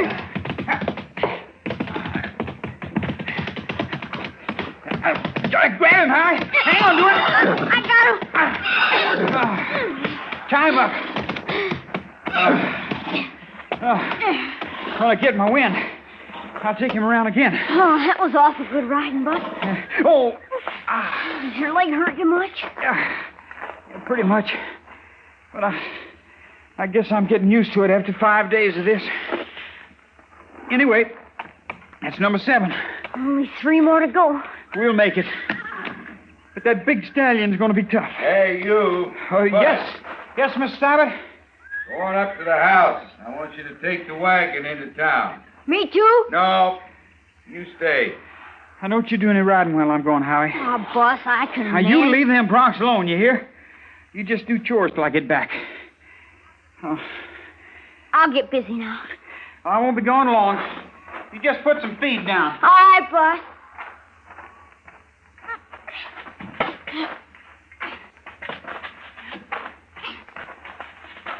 What are you fixing to do there, boy? Oh, put down some feed, Mr. Seibert. Now, I didn't hire you to do chores. I hired you to break horses. Boss told me not to ride while he was gone. He won't be back till supper time. You going to waste the whole afternoon? Well, no, sir, but... Then what are you waiting for? Well, I wouldn't mind riding, but Boss told me... He don't trust you.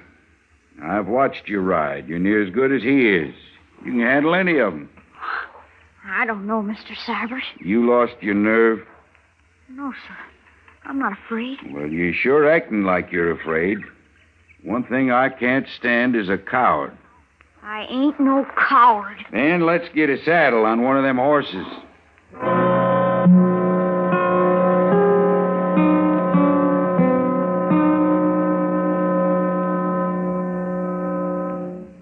Another visit with Joe and Daphne Forsythe.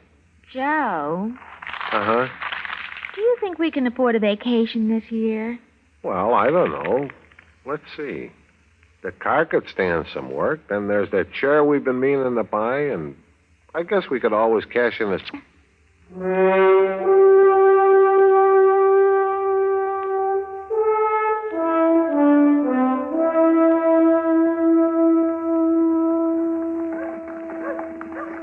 Kitty, if things stay this quiet, maybe you'd like to have supper with me tonight, huh? Well, thank you, Matt. I was afraid I'd have to sit and watch Sam Noonan polish the bar all night. Hey, Matt, look. What? Isn't that Bus Cheney? Sure is. Hey, Bus. Oh, there. Hello, Marshal Dillon, Miss Kitty. Well, we didn't think we'd ever see you again. Where have you been? We've been working. You're all crippled up. We're breaking horses for Mr. Seibert. Seibert? You know him, Marshal? Yeah. Say, did he come to the livery stable that night and hire you boys? Yes, sir. I should have figured that. Now, what kind of a bad deal did he give you? Oh, he gave us a real good deal, Marshal Dillon. We break 10 head for him, and he's going to give me and my brother each a horse. We can take our pick. How near finished are you? Only got 3 more to go. And how long's your leg been like that? 5 days. You have Doc take a look at that, young man. Well, I got to send a telegram for Mr. Seibert and pick up some things at the store. Then maybe I will. Boss, I'm not going to stop you from going back to your job, but Orrin Seibert's no good. He'll try to weasel out of your deal some way. Mr. Dillon, we better get... Oh, my. Hello, Chester. What is it, Chester? We got to find Doc right away. A fellow just rode in and told me. Told you what? Well, he was passing Seibert's place, and there's somebody hurt real bad out there. Who? Oh, Bus, it's your brother.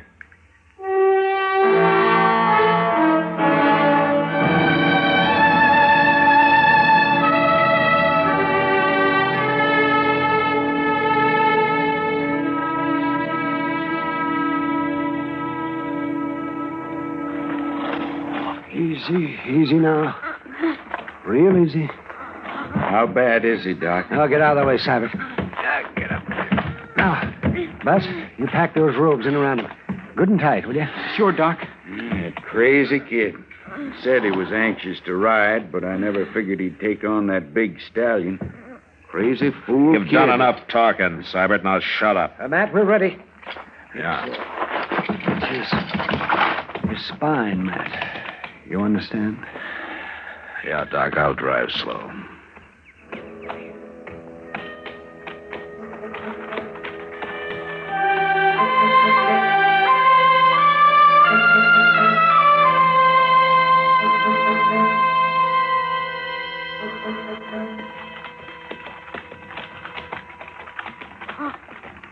Bus. I'm here, Howie. It's getting cold since the sun went down. Yeah, it is. I ain't no coward. Am I, Bus? Coward? Of course you ain't. Who says so? Mr. Seibert said. Bus. I ain't no coward. Doc, come back here. Keep driving, Matt. Here, let me. Oh, dear. Matt, no need to hold him in now. Give them their head.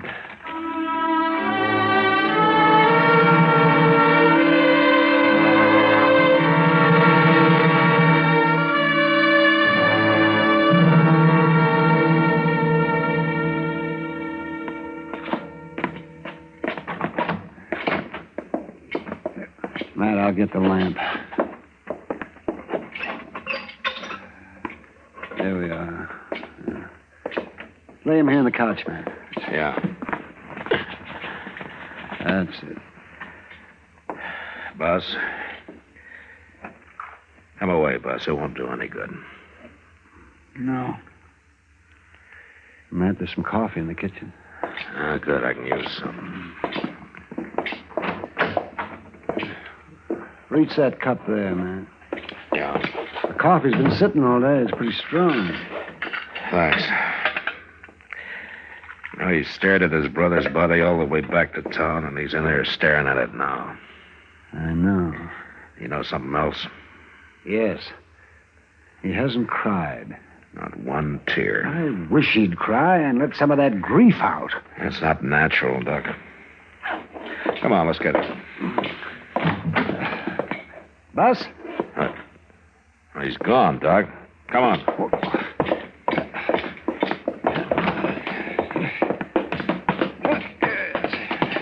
That boy's in no condition to be by himself. Well, he couldn't have gotten very far, Doc. I don't see him. No, it didn't. What was that? Sounded like it came from back of the livery stable.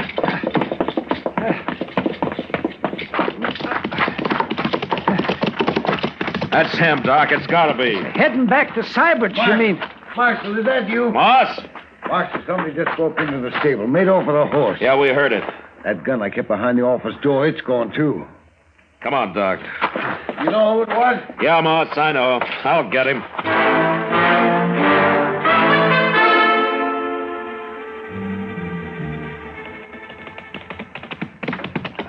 There's no light showing in the house. That could be a good sign, Doc. Come on. See him? No. What? It's the stallion. Yeah. Something in that corral's got him spooked. Hold it, Doc. Yeah, there he is, just inside the fence there. It's Seibert. He looks dead, but I'll see what I can do. All right. Kid's probably holed up in the barn. I'm going to see if I can find him. But you watch that stallion now. I will.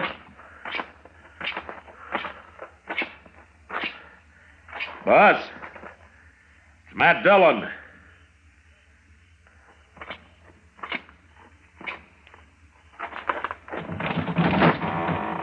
Stay out of this barn, Marshal. You young fool. He killed my brother. You should have left him to me. You never could have proved it on him. Now, don't come no closer. You did what you had to. I'm going to do what I have to. I'm going to take you, Bus. No. Now put the gun down. Stay back. Put it down. Don't make me kill you. I said put it down.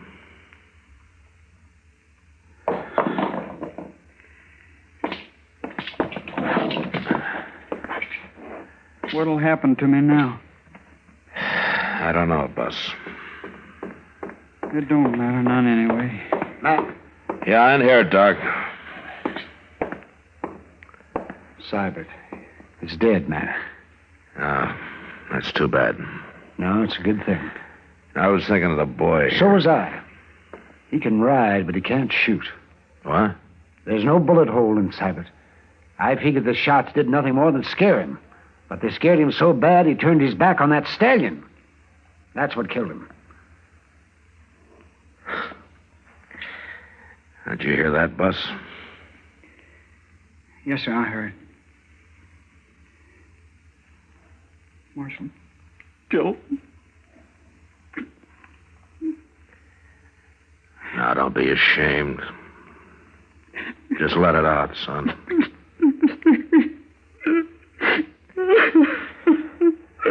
Come on, Doc.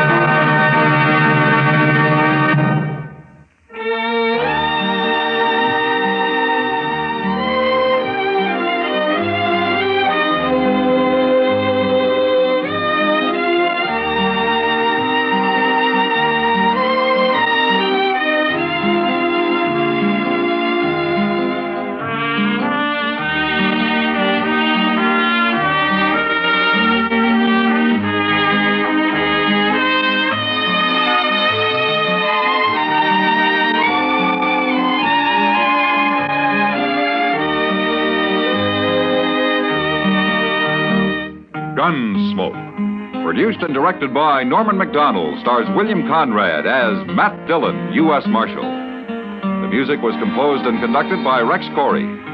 Sound patterns were composed by Ray Kemper and Bill James. Featured in the cast were Parley Bear as Chester, Howard McNear as Doc, and Georgia Ellis as Kitty. George Walsh speaking. Join us again next week for another story of the western frontier of America in the 1870s on Gunsmoke.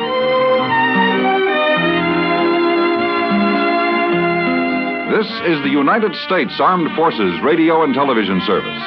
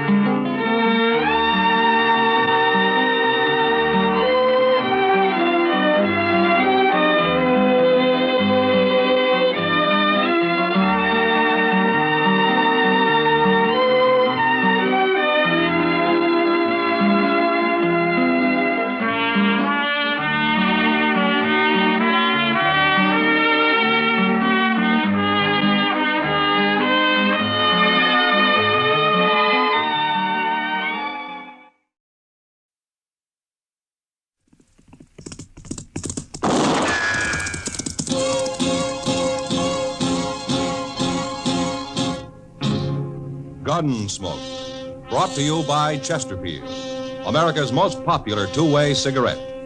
What a pair. Chesterfield King Size at the new low price.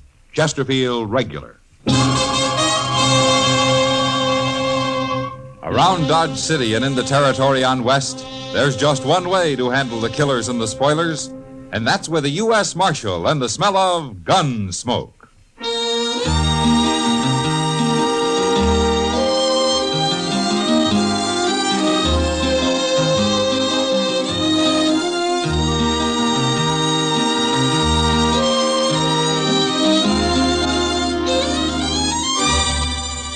Gunsmoke, starring William Conrad. The transcribed story of the violence that moved west with young America.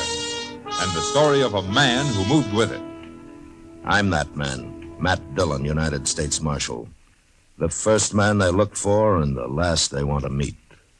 It's a chancy job, and it makes a man watchful. And a little lonely.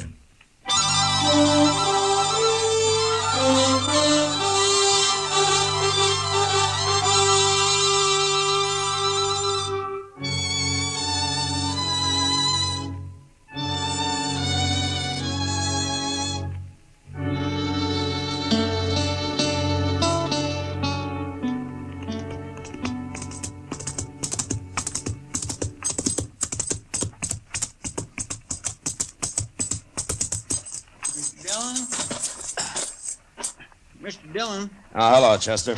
I sure am glad you're back. I've only been gone a couple of hours. Well, that's all it takes, a couple of hours. Onie Becker's been shot. Huh? Onie Becker? You know him, that little sodbuster lives out near Clear Spring. Oh, yeah. He's up at Doc's. You want to see him? Yeah. Well, tell me about it, Chester. Well, sir, all I know is he was gambling this morning over at the Texas Trail. He left there a little after noon, and then some fellas found him laying in an alley with a bullet in him. Well, can he talk? No, sir. He's been unconscious the whole time. But Doc's working on him in here. Oh, hello, Matt. How is he, Doc? He's dead, Matt. About 10 minutes ago. Oh. Onie Becker. Now, who'd have shot a harmless little man like that? Harmless is right. He didn't even have a pocket knife on him. And besides, he was shot in the back. Maybe it was an accident of some kind. Accident? Chester, I once tried to save a man who'd pulled a scythe across the back of his neck by accident. Yes, and I remember a boy who fell between the slats of a fence and got hung. But I never heard of a man shooting himself in the back by accident. Well, I meant maybe somebody else done it. Of course somebody else did it. I know that. I meant by mistake. Oh, Chester. Chester, are you sure you've been keeping your hat on when you're walking around in the sun? Oh, you're just mad because Onie Becker died on you, There was Doc. nothing I could do to save him. He bled to death. Inside. Oh, you did what you could, Doc. Yes, well, I think I did. Did, Onie say anything? Anything at all? No, Matt, he never even opened his eyes. Well, he was shot in the back, so it wasn't anybody he was fighting with. Well, I don't know, Mr. Dillon.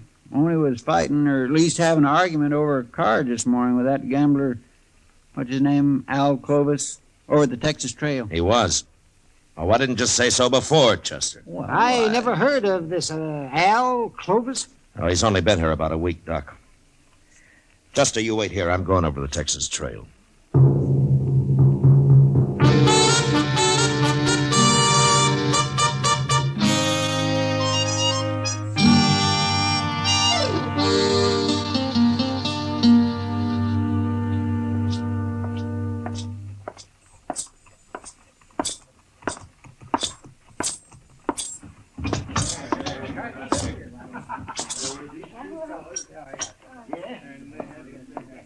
Oh, is that you? Oh, hello, Marshal. Hello, John. Looking for somebody, Matt? Oh, hiya, Kitty. Is Al Clovis here? I was wondering when you'd get around to him.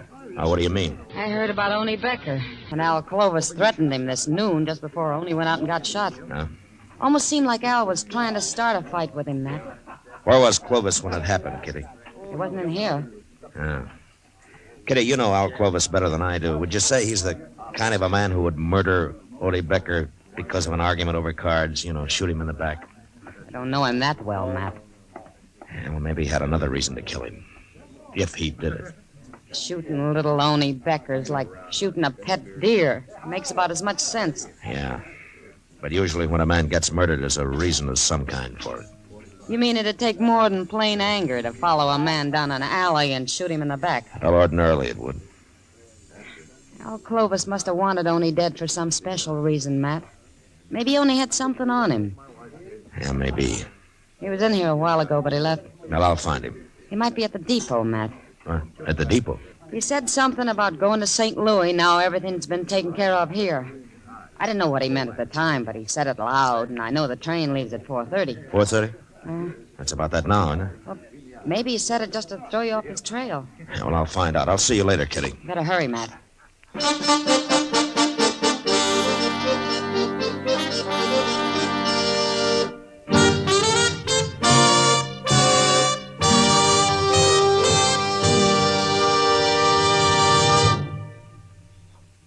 This is George Fenneman. In choosing your cigarette, be sure to remember this. You will like Chesterfield best because only Chesterfield has the right combination of the world's best tobaccos.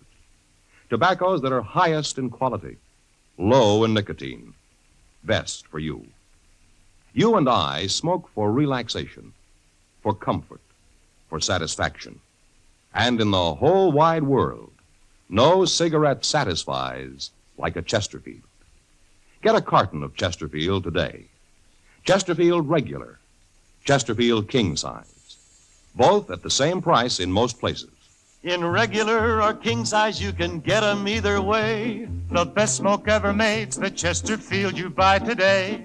Smokers coast to coast are changing, it's a cinch to do. Here's all you have to say to get the one that's best for you. Chesterfield's for me, Chesterfield's for me. You just say it's Chesterfield's for me.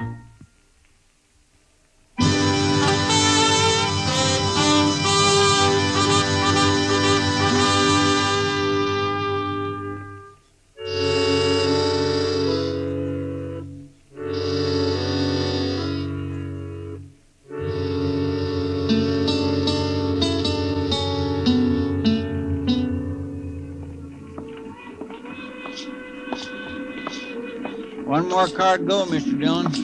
If Al Clovis ain't in there, he ain't on this train. Well, he might have fooled us after all, Chester. Yes, sir. He could be riding west while we're heading east. We'll never find him if he is. Well, let's take a look into this car before we walk in, huh? Yes, sir. Well, I sure don't see him. Not in there, I don't. Yeah. Yeah, unless that's him down there, lying back with his hat pulled over his face. It could be. Well, it better be. Now, come on. Okay, sir.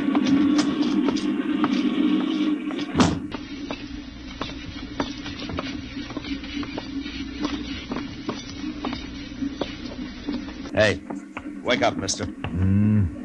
Come on, wake up. Quit bothering me. What do you want here? Marshal Dillon. Huh. What are you doing here? Keep your hands on your knees, Clovis. Tight.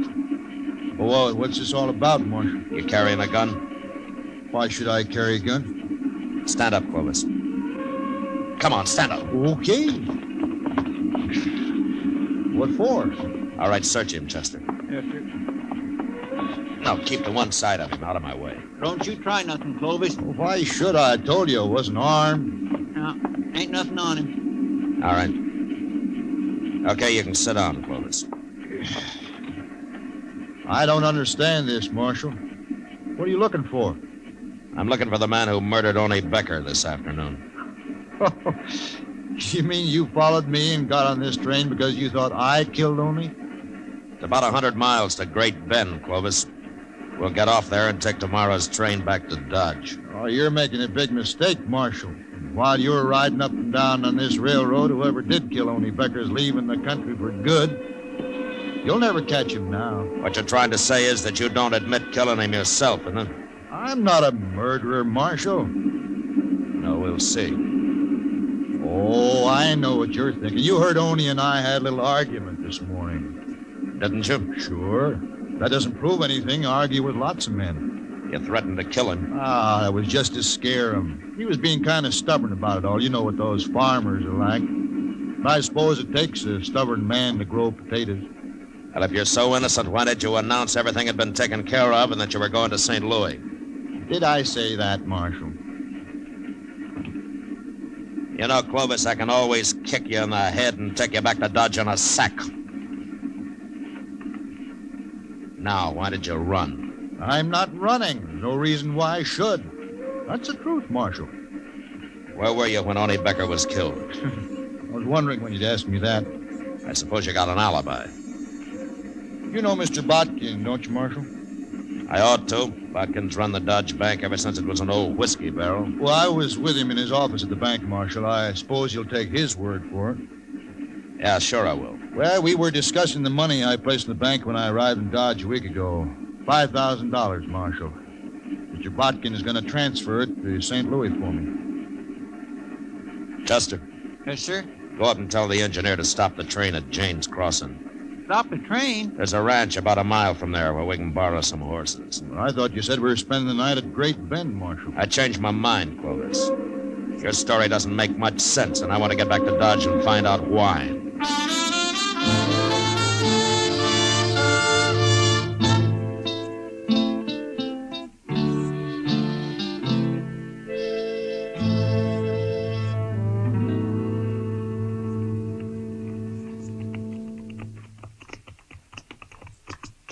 It must be about midnight. Sure is, and I'm tired. Haven't been on a horse in years. Oh, well, why didn't you say so, Clovis? We'd have borrowed a wagon for you. Never mind, Chester. You take him on down to the jail and lock him up, huh? I'm going to stop here at Mr. Botkin's house. His light's still on. Want me to go in with you, Marshal? I'll let you know what he has to say, Clovis. I'll be along a little while, Chester. All right, sir.